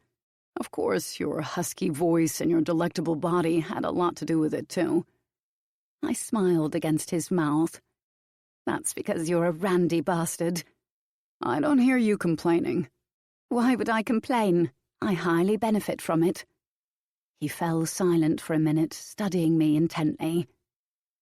You know, the idea of dying hadn't really bothered me much before I met you. Don't get me wrong, I wasn't suicidal or anything, but I was fine with being rash and impulsive. The things I've done with my life since becoming a vampire, joining the Legion, becoming a commander, being appointed as Antonio's heir, I'd always thought of it as making the best out of a bad situation, out of a life I'd never wanted. That was why I was never what anyone would call happy. You changed that. You made me like this life, made me want it, and made me glad to have it. You made me want more. Same here. Then don't even consider leaving me again. Not for any damn reason. Wanting to calm his mood, I lightly raked my nails down his back, shooting him a teasing smile. But if I'm a good girl all the time, you'll stop tying me up and torturing me with orgasms. Grinning crookedly, he rolled us so that he was draped over me. Unfortunately, I can't do that right now, because I have nothing to tie you up with. But we can definitely do everything else. I chuckled. No, we can't. There's no way that we'll manage to keep quiet. The mansion is packed full of people, and I'm not sure if the walls are vampire soundproof. he began slithering down my body. Then don't forget to comment on how big my dick is. Laughing quietly, I reached down and cuffed him over the head. Then his mouth was on me, toying with my clit, and my laugh turned into a moan. I love how you taste. I want more. He spread my legs wider, opening me fully to him. Then his talented tongue was doing all sorts of things. Each move was sensual and teasing. Swirl, lick, stab, flick. The rotation changed each time, building the friction, winding me tighter and tighter. Finally, I imploded. Of course he didn't stop. Not until he'd pulled another 2 orgasms from me with just his tongue and fingers. While I was quaking with aftershocks, he crawled up my body and rested himself on his elbows. Then he did the strangest thing. He slung the pillows and duvet on the floor and tucked the fitted bedsheet around me. "What are you doing?" His devilish smile made my stomach quiver. "Just hold on tight." No sooner had my arms circled his neck than there were familiar flutters in my stomach as he teleported us to... Oh... I told you I was going to fuck you on the beach. Jared. Almost like I was unwrapping a present, I unfolded the creme bedsheet that I'd tucked around Sam. Looking down the length of her body, I groaned. Every inch of her was beautiful, sinuous, and mine. Collaring her throat, I took her mouth. The kiss was slow but deep, and demanded everything from her. She gave as good as she got, but the sneaky little minx also tried to make the kiss her own, tried to intensify it and make me lose control, tried to take control. I tisked, baby. We're going to go at my pace." I skimmed my hand down her throat, between her breasts, over her flat stomach, and down to cup her possessively. She arched into my hand, moaning. I plunged a finger inside her. So damn hot and slick. "Do you know what's going to happen?" I asked, slowly pumping my finger in and out of her. "I'm going to fuck you, nice and slow. I'm going to keep it like that until you can't take it anymore. Then when you beg, I'll give you more." She narrowed her eyes, clearly not liking that plan. It wasn't often that I asked her to beg. I wasn't one of those guys who needed to constantly hear it, which was a good thing, really, since Sam wasn't much for begging. But hearing her tell Imani to cut our bond had hurt. Sure, I knew why she'd done it, knew how her mind worked. And I knew that just because it wasn't something that I ever would have done, didn't mean that she might care less for me than she had before. But still, hearing her say it, it had fucking hurt. Hurt in a way that had left me feeling a little insecure in how she felt about me. About us. I needed to hear her beg now. Needed to hear that she still wanted this as much as she had before. Needed to see the same desperation in her eyes that I'd seen 1,000,000 times before. "You know, I don't like to beg." Withdrawing my finger, I curled my arm around her ass, tilting her hips. "But you will. Because you know how good it will be when I give you what you want." Slowly, I fed her an inch of my cock. Her muscles tightened around me, trying to pull me deeper, and it took everything I had not to slam home. Instead, I gave her another inch, watching as pleasure, need, and a hint of impatience flickered on her face.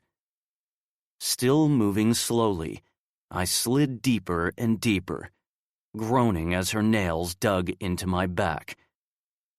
Finally, I was buried balls deep inside her, exactly where I needed to be. Her muscles clasped me even tighter. "Fuck, baby." "Yes, fuck," she gasped, locking her legs around my waist and bucking slightly. I smiled. "Oh, I'll fuck you all right." In a smooth, sluggish movement, I pulled almost all the way out before sliding back inside. Again and again. I did it, loving how hot and tight and slick she was around me. Knowing how sensitive her neck was, I kissed, licked, and nipped every inch of it, making her body go more and more pliant beneath mine. When I grazed my teeth over her pulse and sucked hard, she gasped my name.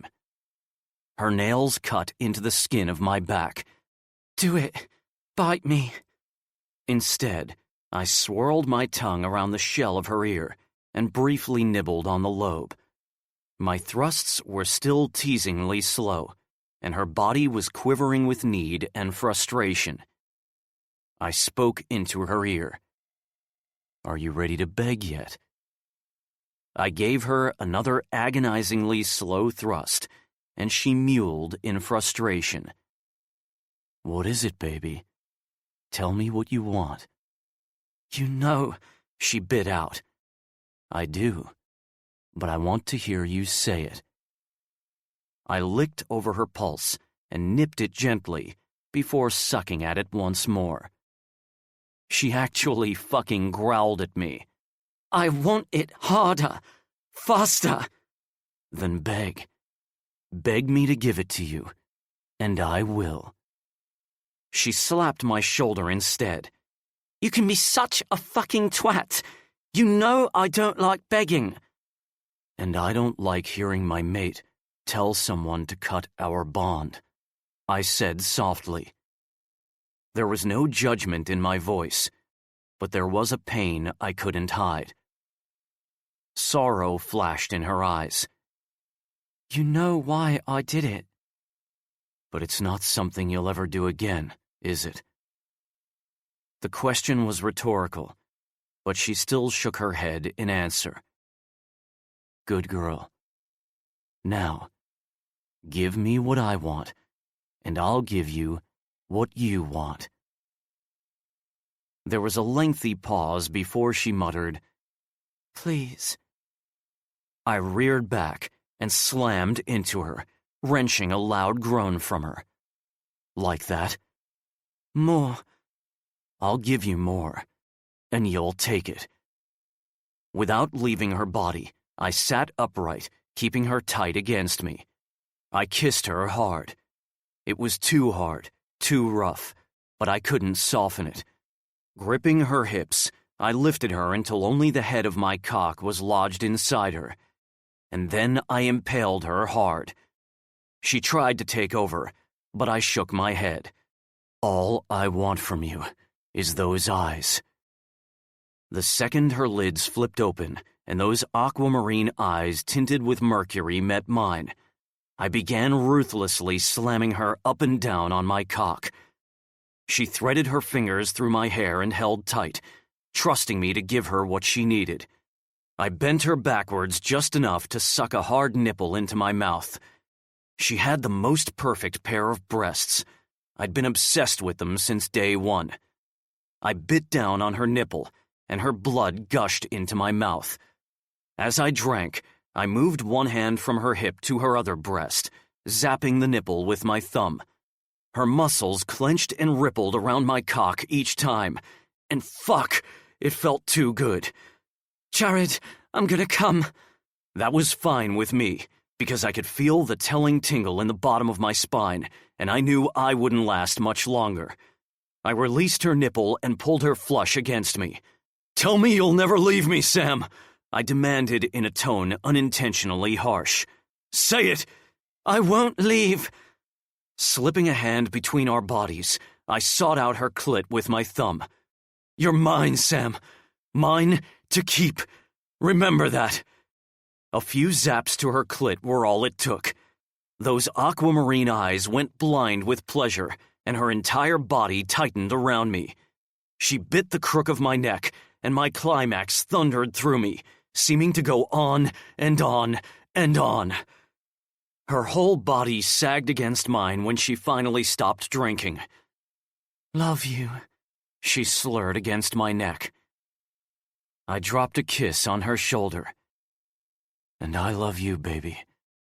More than anything. And for that reason, I'd need to tell her about the vision that I'd had through Luther. There was no denying that I should have told her before we bound, but I'd panicked that it would make her change her mind. That same sense of panic was still with me now, but it was wrong to keep this from her. She deserved to know. I just had to hope and trust that this wouldn't change anything. Had to trust in her. Soothing her hair away from her face, I said, I need to tell you something. Lifting her head to meet my gaze, she arched a questioning brow. I sensed her sudden unease, but it wasn't visible in her expression. I've never told you about the vision that I had through Luther, have I? She blinked, her unease replaced by extreme curiosity. No, I don't think you did. It was when I was made a commander within the Legion that Antonio offered for me to have a vision. I was originally going to turn the offer down. I've never believed that things are predestined, and I didn't like the idea that I wasn't in control of my own fate. But I was curious. Sam smiled. It was curiosity that made me accept the offer as well. In my vision, I hesitated, scared, yes, fucking scared, of how she'd react. Sensing my fear, she tightened her hold on me and shot me a look of concern. Jared, whatever it is, just tell me. I took a deep breath. In my vision, I was standing on a podium in one of Antonio's parlor rooms, and he was announcing that he would be stepping down as Grand High Master, and I knew in the vision that I would be replacing him, even though I didn't hear him say it. But when the vision ended, I just laughed. I hadn't believed that it would ever happen in a million years. Because no one had ever made me feel important. No one had ever made me think that I'd ever be given a role like that. I wondered if maybe Luther's visions were more like methods of motivating people. One thing I was sure of was that it would never come true. But then Antonio later made you heir. I almost refused. I didn't like the idea that it made me close to the fate that I'd seen in that vision. I wanted to be in control of my own path, but I also thought that that was a stupid fucking reason to turn down Antonio. Obviously confused about where I was going with this, she pursed her lips. So you haven't mentioned this before because you didn't like that it was coming true? If only it were that fucking simple. I didn't mention it before because, Sam, I was alone on that podium. You weren't there. Nobody was. Her eyes widened and her mouth fell open. Oh. When all I sensed from her was shock and she didn't try to move away, I continued. I wasn't alone and grieving someone, so it wasn't that I'd had you and then somehow lost you in that future that I'd seen. I was alone, and I was okay with it. I watched her face carefully, searching for any sign that she would pull away. Not that I'd let her pull away, but I'd need to be ready to pin her down if it came to that. I never told you about it before we bound, because I was worried that if I did, you would take it as some kind of sign that we weren't meant to be together, that our futures weren't supposed to collide or something. Mixed in with her shock was now confusion, but there was thankfully none of the apprehension or disquiet that I'd expected. You never thought that that was what it meant? I cupped her face. The point is, I didn't care if it did. I didn't care if it meant that the only way I'd ever one day replace Antonio was if I was alone. I still don't. I'm not giving you up. She was quiet for a minute. What you're saying is, you knew when you bound with me that you could very well be working against a future in which you ascended. Yes, I knew it, and I didn't care. No one and nothing could have made me stay away from you. I wanted you, needed you, and I had every intention of binding with you, even if that meant someone else would take over from Antonio. I just wanted you. She blinked, still more shocked than anything else. Again, there was a short silence. So when you say that I come first to you, you really do mean it, don't you? Finally, she gets it. That got a smile from her. But then her expression turned speculative. Are you sure you didn't pursue me so hard because you were fighting the idea of your fate being controlled? It was hard not to feel sorry for her when she came out with crap like that. Sam, if that was the case, I wouldn't have accepted the position of heir, would I? My tone said, duh.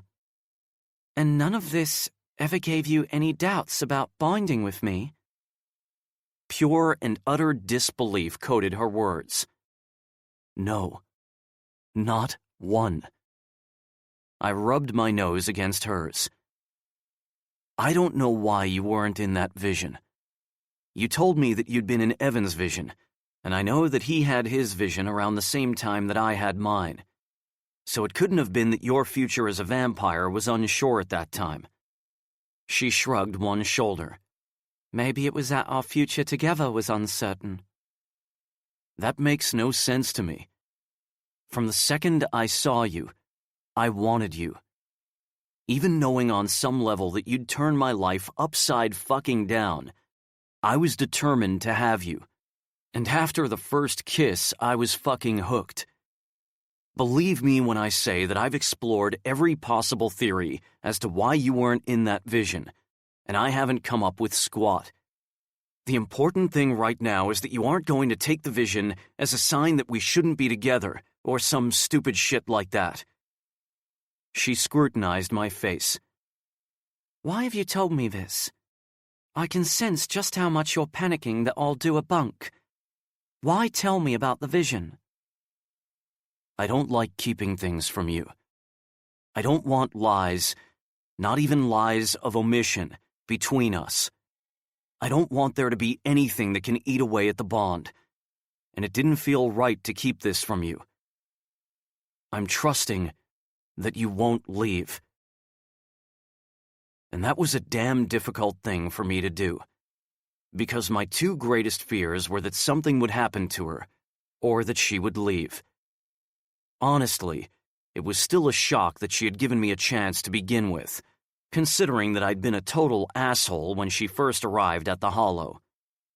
The fact that she bound with me still boggled my mind, because I just found it too difficult to accept that she'd always care for me.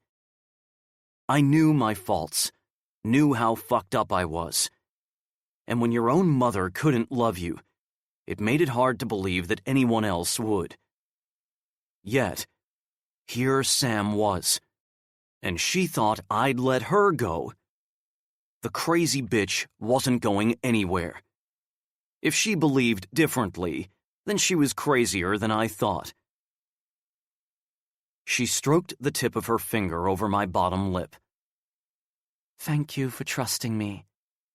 It means a lot to know that you do.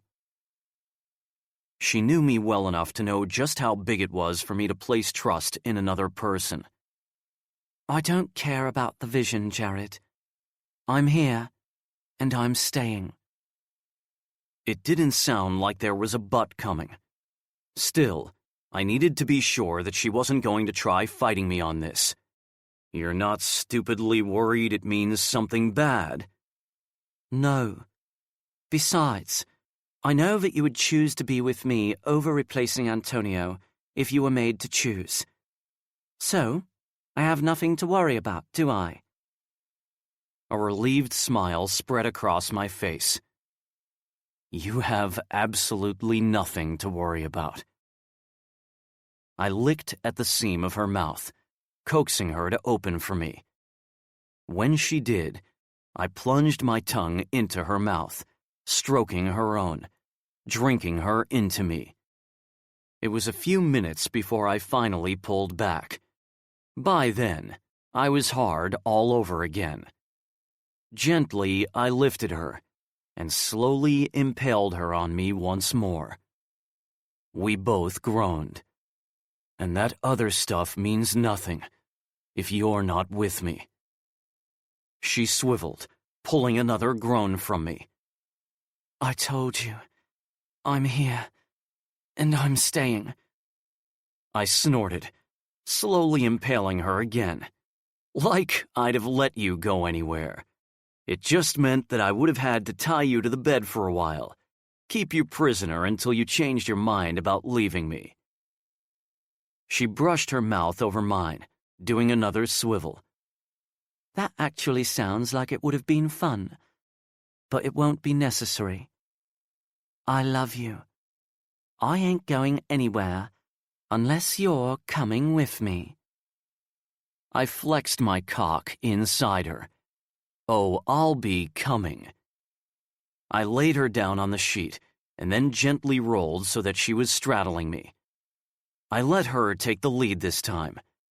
It was slow, but still deep, and I came as hard as I always did. When the aftershocks finally subsided, she sighed. Now take us back to bed, before any sand makes its way into places it has no right being. I chuckled, bringing her to lie flat against me. Hold on tight. I meant more than just right then, and she knew it. Her face softened. Always. Chapter 19. Sam. Where the bloody hell was Jared? As I scanned the crowded parlour room wherein soft piano music was playing and smartly dressed vampires were standing around drinking champagne-flavoured NSTs, I was reminded of the reception of my binding ceremony. This type of posh, formal gathering wasn't at all my thing, but it was part of the build-up to the coronation, so there wasn't a lot I could do about it. Yep, in under an hour's time, Jared and I would be officially declared the Grand High Pair. Note to self: when Jared and I step down from our positions, make the pre-party to the coronation fun.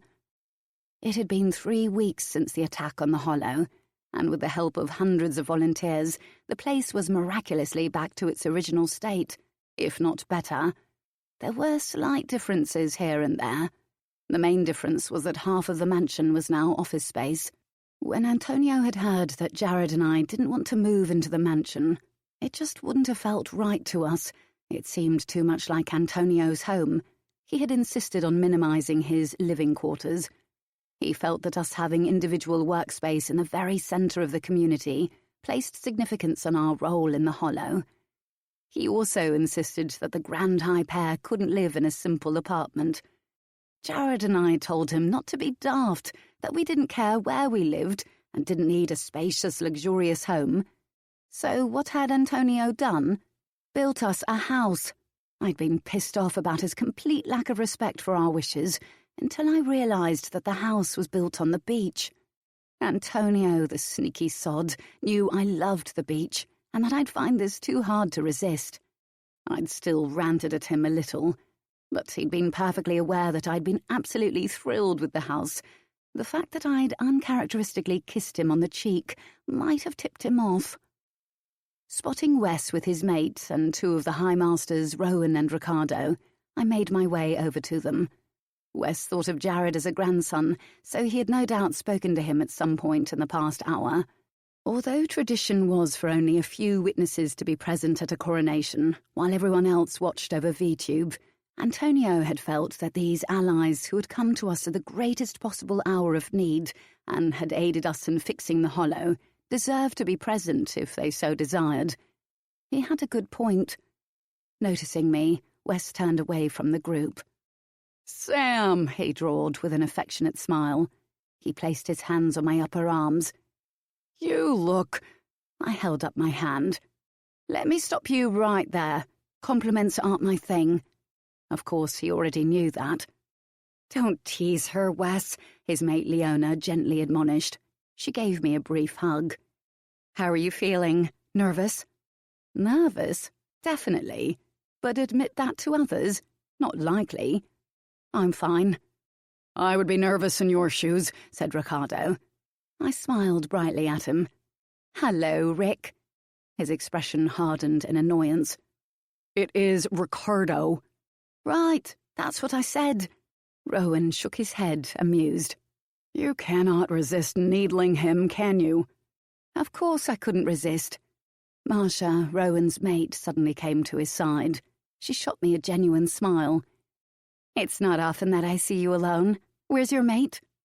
"I have no idea, that's why I'm here." Turning back to Wes, I asked, "I don't suppose you've seen Jared anywhere, have you?"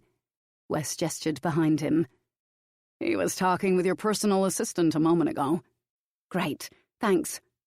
Giving each of them a brief wave, I walked to where Fletcher stood, laughing with Norm, Ava, and Cristiano. But there was no Jared. I went to speak, but Fletcher pulled me into a hug that was tight enough to squeeze the breath from my lungs. "Can't breathe." He loosened his hold. "Oh, don't be so dramatic." I could only gape at that. "This is coming from the drama queen of the century." Norm laughed. "Of every century," he corrected. When Fletcher scowled at him, he patted his back. "But you are my drama queen, aren't you?" That made Fletcher smile. I stifled a chuckle. "Ooh, good save." Norm winked at me. "Thanks." Ava snatched me from Fletcher's arms and hugged me just as tightly. The tiny female was weirdly strong. "I'm so excited about the coronation." Pulling back, she gasped, "I love this dress." As usual, Fletcher can take the credit. The white halter neck was, like everything else he'd ever given me, a snug but perfect fit. "I'm going to miss you," Ava pouted cutely. "You don't have to leave. In fact, I'm hoping you don't. I have plans for you." She looked at me questioningly, but I simply gave her a mysterious smile. "All will be revealed shortly." Cristiano arched a brow. "I'm guessing that invitation doesn't extend to me." Most likely in response to my "oh shit" expression, he shook his head. "Joke. I'm eager to get back to my nest. I've been away from them for long enough. Actually, I'll be leaving straight after the coronation." That was good, because although Jared had grown to tolerate Cristiano, I knew he wouldn't cope with him on a permanent basis. Be a better leader than Victor was. "That goes without saying." He tilted his head. "Joy left last night, you know." "Really?"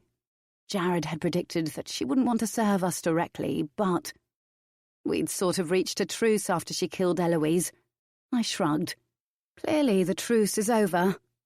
Just because someone can accept that they can't have the person they want doesn't mean that they can stand to watch that person with someone else.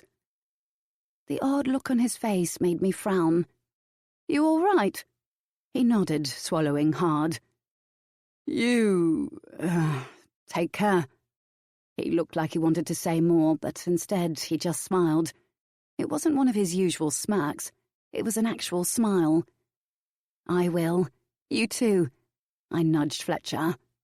"Where did Jared go after you spoke to him?" Fletcher frowned thoughtfully. "He said something about going to find you, but then Antonio called him over." Knowing Antonio was near the patio doors with Lucy, Sebastian, and Luther, I said, "Okay, thanks." It wasn't until Fletcher grabbed my hands that I realized I'd been fidgeting nervously. Fletcher kissed both of my cheeks. You'll be fine, love. You might want to put on a little blusher. You're white as a sheet with nerves. I'm not nervous. I gave him a gentle shove and then went to seek out Jared. Instead, I came face to face with Max, who stood with Chico, Jude, Damien, Denny, and David. Coach, Max greeted with a wide smile and a manly pat on the back. Damn, you're pale, even for a vampire. Denny cocked his head at me. I don't think I've ever seen you nervous before. It's weird. Jude gave him a seriously look. Wouldn't you be nervous if you were about to be crowned Queen of the Undead? Queen of the Undead, drawled Chico, curling an arm around her. I like that. I resisted shifting from foot to foot. I'm not nervous. I'm just not feeling too good. Because you're nervous, said Damien. At my scowl, he held up his hands in a gesture of innocence. It didn't placate me. I'll speak to you all later. I've got to find Jared. David frowned. I'm surprised he's left your side. I was late getting ready, so I told him to go on ahead of me. Late because you're nervous, Damien again insisted, so I slapped him over the head. Ow, Coach, that was just mean. Snorting, I advanced toward the patio doors, only to find that Antonio, Lucy, Sebastian, and Luther were no longer there. More importantly, neither was Jared. I knew through our link that he was close, but I didn't know his exact location. If I'd have had his gift to teleport, I could have used the link to take me immediately to him. Inwardly growling, I still headed for the patio doors, wondering if they had wandered outside. As I neared the doors, I saw that Butch, Salem, Stewart, Reuben, Harvey, Paige, and Imani were huddled in the corner. It wasn't a surprise to find that Butch was standing a little too close to Imani, or that Stewart was teasing Paige, or that Salem had his eyes on Ava, despite that she was at the other side of the room. "Any of you seen Jared?" Harvey turned to face me. Well, hello to you too, Coach. I'm doing great, thanks. I rolled my eyes. "Have you seen him or not?" Paige pointed to the patio doors. "He was there a minute ago." Imani nodded. "Wow, Coach, you're kind of pale," said Stewart with a wince. Reuben grimaced. "Seriously pale." "I'm a vampire. I'm hardly going to have a bloody tan, am I?" Butch snickered. "I think Jared might have gone outside." "Thanks." I went to walk away, but then I noticed that Salem's heated look had morphed into a scowl. Tracking his gaze, I saw that Damien was flirting with Ava. "You know, you could just go over there and talk to her." Salem frowned down at me. "I talk to her." "But you also blow hot and cold with her." He sighed. "She's..." "What?" "Good, and I'm not." He flinched when I slapped his arm. "Hey, what was that for?" "None of us are particularly good, Salem, or we'd be crap at our job. But we're not bad." He sighed again. "She's leaving with her brother tonight anyway." "Don't be too sure of that." I didn't respond to his arched brow. Instead, I turned away and headed outside. My vampire night vision enabled me to easily spot Antonio, Lucy, Sebastian, and Luther at the other side of the pool, but no Jared. I was starting to wonder if he was deliberately avoiding me, if maybe he was having second thoughts about the coronation. I could pick up through our link that he was slightly nervous, but he was also excited. If he was having doubts, he was doing an extremely good job of hiding them from me. Confused and frustrated, I went to Antonio and the others. He gave me a beaming smile. "Sam, you look..." His smile faltered. "Annoyed." "My mate seems to be avoiding me." Lucy shook her head. "He said he was going to find you, but then Evan came and took him aside." She pointed to where the brothers were standing on the fringe of the beach. "Finally." Sebastian studied my face. "Aside from annoyed, how are you feeling?" I shrugged nonchalantly. "Fine." Luther twisted his mouth. "You're rather pale." I was getting sick of people commenting on that, even though it was true. I gave him a sardonic smile. You're good for the ego, Gandalf. He just grinned. Antonio curved an arm around my shoulders. It is okay to be nervous. It does not make you weak. Lucy nodded. It happens to us all. Currently, it was happening to her. She had every right to be nervous. The plan was for Antonio to turn her later tonight. She had actually confessed her worries about being Acacia to him. Antonio had offered to have a Svente turn her. He really was too sweet. But she had changed her mind, not wanting to be linked to anyone other than him. I knew that had relieved Antonio. If Jared and I had been in that situation, he wouldn't have given me the option of being turned by another. He would have hounded me until I changed my mind. Jared wasn't the sweet type, but that was fine with me. If I had a sweet person, I'd make them cry sooner or later. You should go and get Jared, Antonio told me. It is almost time for the coronation. Nodding, I moved out of his hold and made my way to the brothers. When they sensed my approach, they both turned. I halted. Am I interrupting anything? No, Evan assured me, gesturing for me to come closer. Jared held out his hand. Get over here, baby. Walking to him, I slipped my hand in his, allowing him to tug me to his side. When he frowned at my expression, I pointed hard at him. Tell me I look pale and I'll... His mouth landed on mine, giving me a hard but sensual kiss.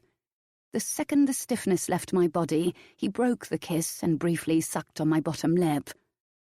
Better? Yes, actually. Weirdly, his kisses had a way of calming my nerves. Relaxing against Jared, I looked at Evan. Where's Alora? Chatting to a bird, he replied dryly. Not what I'd expected to hear. I was just telling Jared that I asked her to bind with me in a few months' time. Really? She said no. Strangely, he didn't sound gutted. In fact, he'd used the same tone that one might use when referring to a confused toddler, like it was kind of cute that she thought she had a choice. Yeah, well, Evan's determined streak wouldn't allow him to ever accept a no from Alora. He'd been waiting too long to find her.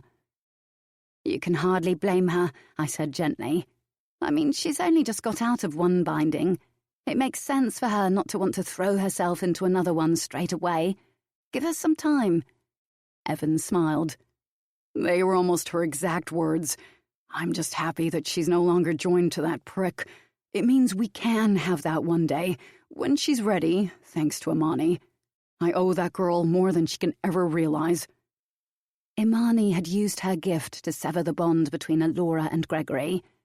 I was guessing that the bloke hadn't taken it very well, but fuck him. Alora belonged with Evan. Anyone could see it. Jared cocked his head at Evan. Ironic how much I panicked about bringing Paige here. If she hadn't come, I'd have lost Sam and you for sure. And if Paige had never requested refuge for her and Imani, we would never have realized that Imani is your only chance to be able to bind with Alora one day. Evan nodded. It seems like sometimes we have to go the long way round before getting to the place we need to be, if that even makes any sense. Seeing Alora approaching, he raised his arm invitingly. She melted against him, smiling. Did the bird have anything interesting to say? She gave him a playfully impatient look. So, what have I missed? We were just talking about Imani and Paige. Evan looked at me then. I heard that Paige was having second thoughts about staying here, worried that people would be told how she'd healed me, you, Max, and Stuart. She didn't want to become someone's tool that was put away until the next time the call surfaced. Which was totally understandable. Antonio doesn't need to tell anyone anything. The only people who knew that some of the people here had been tainted were Bran, Covington, Langley, Collins, Eloise, and Quentin. The first 5 are dead, and because Quentin was so grateful for all Antonio's help, and for us rescuing his brother from the humans, he agreed to let Ryder wipe what had happened to us from his memory. The Pagori had a psychic hand that could search a person's mind and even steal specific memories, though he couldn't wipe away years of memory. So she and Imani might stay here permanently? Asked Alora. I hope so. I had plans for them. Able to read me well, Jared narrowed his eyes. Something I should know, baby? Nah, he chuckled. Fine. I guess as long as it's not that you're planning to run, it doesn't matter for now. Besides, Evan, we've something to ask you. Evan stiffened, but his smile remained in place. What? Sam and I would like to ask you if you'll accept the position of heir. Shock painted Evan's features as his mouth started bopping open and closed like a landed fish. Jared pinned him with his gaze. This isn't because you're my brother. I need you to know that. It's because you're the one person we trust to do the best for all vampire kind and to protect those who need it. I know it's not something you originally would have wanted, so I understand if... Evan's abrupt, solid, one-armed hug cut Jared off. Is that a yes? Releasing his twin, Evan cleared his throat and nodded, doing his best to look cool about it all. It's a yes. Evan turned to Alora. Oh, but I... She put her index finger against his lips. This doesn't change anything. I still want to be with you. It's a scary thought to one day rule, but I have a perfectly good role model in Sam. Me, a role model? I inwardly snorted. You're fidgeting, Jared noted, tucking my hair behind my ear. That was when I realized that I'd been clasping and unclasping my hands. I instantly relaxed them, blanking my expression. Cupping my chin, he turned me to fully face him. You don't have to put on an act for me. It's perfectly normal to be nervous right now. Hell, even I am. I don't think this is something anyone can ever really be totally ready for. Not even me, and I've had a hell of a lot longer to get used to the idea than you have. If you need more time... I squeezed his hand, shaking my head as much as his grip would allow. Stop worrying about me. I'm as ready for this as I'm ever going to be. And that was all I could really ask of myself. Hearing someone delicately clear their throat, we all swerved to find Antonio. He smiled.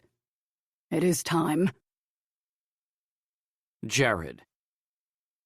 5 minutes later, Sam and I were standing hand in hand on the man-made podium of the parlor room, while Antonio, who was in front of it with the prelate, gestured for silence. It was the same prelate that had performed the binding ceremony. I hadn't been kidding when I told Sam I was nervous, but luckily they were good nerves. Still, having all these people about to witness our coronation, and knowing that the whole thing was being shown live on VTube, it was a little unnerving. I realize that it is unusual for so many to be present at a coronation, began Antonio, addressing those witnessing over VTube. But I think we can all agree that it was unusual circumstances that brought these vampires here. Their aid and support will never be forgotten. And neither will the actions of the pair you see here, Samantha Parker and Jared Michaels. Sensing Sam's anxiety intensify, I comfortingly rubbed my thumb along her knuckles. I am sure you have all already heard the story of how she was willing to not only give up her bond with her mate, but to sacrifice her own life for the lives of so many. I am sure you have also heard of how Jared defended his mate, avenged the harm that she and everyone here had suffered.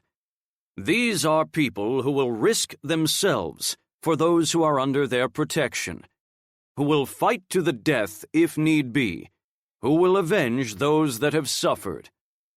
I do not believe there is a bonded pair who would be better suited to rule and protect vampire kind. Antonio looked around the room then, addressing everyone. And so I hope you will all follow and support them, as I step down from my position and they rise as the Grand High Pair. Sam's hand tightened on mine as both Antonio and the prelate joined us on the podium. They each laid a hand over our clasped ones, smiling. The prelate spoke then. With everyone here as witness, do you, Antonio, relinquish your position as Grand High Master? I do. Samantha, Jared, will you both agree to lead in his stead? We will, she and I both said in unison. Do you accept their pledge, Antonio?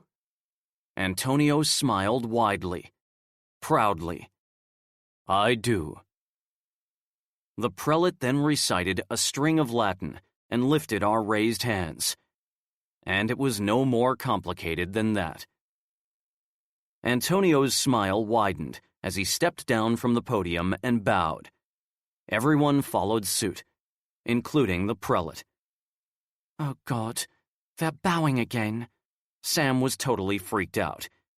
It's all part of the formality. When we step down, it's going to be fun, not stiff and weird. Stifling a smile, I brushed my thumb over her knuckles again. When Antonio gestured for me to speak, I turned my attention to our audience. Before I say anything else, I have to thank all of the people who came and joined us against Harry Covington. I also have to thank all of you for accepting Sam's hybrid status. It was a change that was forced upon her, and she didn't deserve to be punished for something that she'd never wanted by being hunted or targeted. To come after Sam would be to face the wrath of every single resident of the Hollow. Whether she realized it or not, they were as much her protectors as she was theirs. With regards to replacing Antonio, I'm torn about the whole thing. On the one hand, this position is an honor, and it's one that I'll enjoy. But on the other hand, I'll miss having Antonio as our Grand High Master. I'll also miss my life as it is now, which is why Sam and I have decided that some changes should be made. The prelate looked horrified by the prospect. I squeezed her hand. Want to take the floor, baby? She didn't, I could sense, but I knew that she wouldn't back out. We'd discussed in advance how this would go, and this was as important to Sam as it was to me. Taking a deep breath, she announced, Jared and I won't be isolating ourselves the way that rulers have done before us. It's not in our nature to sit back and dish out orders while everyone else takes the risks. We like to be in the thick of things. That's why, although we'll no longer be commanders within the Legion, we'll still be personally commanding the squad we have trained. Since I was watching all 10 of the guys closely, I saw the effect that this emotionally had on them. Hell, not even the mostly emotionless Butch had been untouched by that, though he tried to cover it quickly by bowing his head. Jokingly, Sam added, I mean, really, how could we, in good conscience, hand over those awkward sods to another commander? The guys just laughed. They'll be thought of as the personal squad of the Grand High Pair. Oh, and Fletcher, you'll be remaining our PA. Unreal as it was, Fletcher was actually crying and dabbing his eyes with a tissue, while an amused Norm was patting his shoulder. Sam continued. The next few matters are kind of close to my heart. There will also be no consorts within the Hollow from this night forward. Anyone who knows me will no doubt find this amusing, but I don't care. And they did find it amusing. The entire room was laughing. Bonk as much as you want, but if you want exclusivity, you give those girls, or blokes in some cases, a better title than consort. That's all I'm saying. I hope this will become a trend worldwide, but that's up to you. As for anyone who doesn't want their maker at the binding ceremony, they don't have to have them there. Sod their rights. Also, the act of turning humans against their will is punishable by death from this night onwards. Hey, if you're going to take someone's human life, why shouldn't I take your vampire life? And that was a pretty good point. It was a point a lot of people would agree with, since almost half of the population hadn't chosen this life for themselves. And lastly, she should have been done by now. as part of rebuilding the Legion, I'll be introducing an all-female squad. Smiling, I groaned. I shouldn't have been at all surprised. My hope is that the females in this room, by the names of Alora, Jude, Ava, Paige, and Imani, will accept a place in that squad.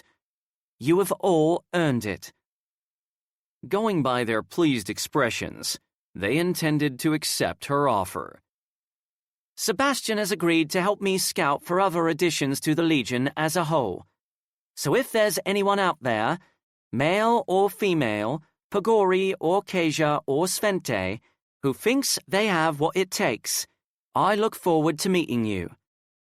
For now, though, I'm going to say goodbye so I can go spend some time with my mate. As everyone clapped and cheers rang out, I turned to face her. An all-female squad, huh? I should have seen that coming. She smoothed out the collar of my shirt. It will make things interesting. Before I had the chance to agree, Luther and Sebastian joined us on the podium, bowing, and thus freaking Sam out again. The bowing is not necessary, she assured them. Sebastian smiled at her fondly. We just want you to understand that we have pledged our loyalty to you. A few words of explanation could have cleared that up just fine, she told him. We will serve you, as we have served Antonio, vowed Luther, who was just the person that I wanted to speak to. While Sebastian chatted with Sam, I took Luther aside. I wanted to ask you something. Your visions, do they always come true? My question clearly surprised him. No. Most of them do, and most of them are extremely accurate. But not all. I have come to think of them as warnings rather than glimpses of what is coming. What do you mean? Well, if what I see is something bad, it gives me the ability to find some way to prevent it from happening. That would suggest that the future is not set in stone. We can change it. He studied my expression for a moment. Your vision did not come true, he guessed. Although Luther could help a person have a vision, he never saw that vision for himself. I jiggled my head. Part of it did. The thing is, I was happy in the vision. No, not happy. I was content. So the vision wasn't bad, although I'm happier and more content with the way things are now. He thought on that for a few seconds. Then maybe the vision was a warning. A warning that if you remained on the path that you were then on, the future ahead of you would not be one of total fulfillment. That would make sense. Back then, I hadn't believed that I was built for relationships, or that there was any point to them. I'd been fine with being mostly alone, with only having consorts. Maybe I would have been reasonably content if I had continued that way, because I wouldn't have known what I was missing. Now, though, I couldn't even imagine being without Sam. It was her who had changed my perceptions on relationships. In other words, it was a warning to get my shit together? Luther chuckled. Yes, I would say so. I have had my fair share of those. Feeling better, lighter, I smiled and patted his upper arm. Thanks, Luther. You do not need to thank me. I am your advisor now. Just don't think that means you need to be a constant companion for Sam and me. It's obvious that you and Sebastian spend so much time with Antonio because he's a close friend. You should continue to do that. I can teleport to you if I need your advice, which will probably be often. But you know what I'm getting at. You are telling me to ensure that I live my own life, and not to allow my position to dictate who I am. I once made that mistake. I don't want you to do the same. He nodded. Then I will take your advice, as you will take mine. Now go and rescue your mate from Sebastian. He is teasing her about how her initial doubts to attend the tryouts could have led to her missing out on all that she has now. She is not impressed. Glancing at her, I realized that no, she wasn't impressed at all. I smoothly came to her side. Thanks for keeping her company, Sebastian. Taking the hint, he nodded and walked away, seeming extremely too amused for Sam's liking. Sam gave me a grateful look. I have to wonder if he's curious about how much my whip hurts. Surely common sense told him that this is not the right time to wind me up. Cupping her neck, I searched her gaze. You sure you're okay? I mean, this probably wouldn't have been something you'd have taken on if it wasn't for me being heir. And yet you bound yourself to me anyway. Why wouldn't I? You're good in bed. You get rid of unwelcome creepy crawlies. You don't leave the toilet seat up. And, being nice and tall, you can reach all those places that I can't reach. I reckon I got a good deal. Laughing, I pulled her flush against me. Maybe you think you got a good deal. The truth is that you could have done better, but no one else would have loved you like I do. I kissed her gently, meaning every word. Tell me you know that even though we have all these huge responsibilities now, you'll still always come first to me. I know. That was easy. I arched a brow, surprised by the confidence in her response. You do? It's kind of hard not to believe you when you won't stop harping on about it. I don't harp. Yes, you do. She slid her arms around my neck. And for the record, I did, in fact, get a good deal. I love you in spite of the harping and the overprotectiveness and the fact that you're squeezing my arse in front of all these people and while anyone watching over VTube can see. Can't help it. I gave it another squeeze. Do you remember what you said to me the first night we met? Now who's the pretty girl? She offered, referring to the time we had dueled and she had put me on my ass. I scowled. No, after that. You said you could improve the squad's control of their gifts within 5 nights. Actually, I think you'll find that I originally said 7 nights. And I proposed a bet that if you didn't manage to do it within 5 nights, I'd get to taste you. But we both know that no one can get you to do anything that you don't want to do. So the question is, would you have let me bite you if I'd won the bet? She pursed her lips. Using the excuse that I was just honoring the bet, yes. But I'd have wanted you to do it, although hell would have frozen over before I admitted that. I wouldn't have done it, you know. I could see that I'd surprised her. I didn't want to taste you until I knew for sure that you wanted it. Of course, I strongly suspected that you did, but the fact that you enjoyed whipping me and causing me physical pain didn't instill me with confidence. I'm all about the tough love. You fought me and fought me back then. Fought me on every level. But I wanted you too much, and I was too determined to have you.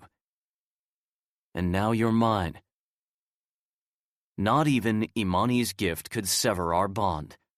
It was solid and untouchable. Her arms tightened around my neck as she kissed me lightly. And you're mine as well. Baby, I've been yours since you put me on my ass and called me a pretty girl." She laughed. We should thank Antonio for playing Cupid. I've got some matchmaking games of my own to plan. Her smile was impish. Want to play? What did you have in mind? Or should I say, who? This concludes Taste of Torment by Suzanne Wright. Narrated by Justine Eyre and P.J. Oakland. Copyright 2014 by Suzanne Wright. This unabridged audiobook is published by arrangement with Suzanne Wright and was produced in the year 2018 by Tantor Media Incorporated, a division of Recorded Books, which holds the copyright thereto. Please visit tantor.com for more information on our growing library of unabridged audiobooks.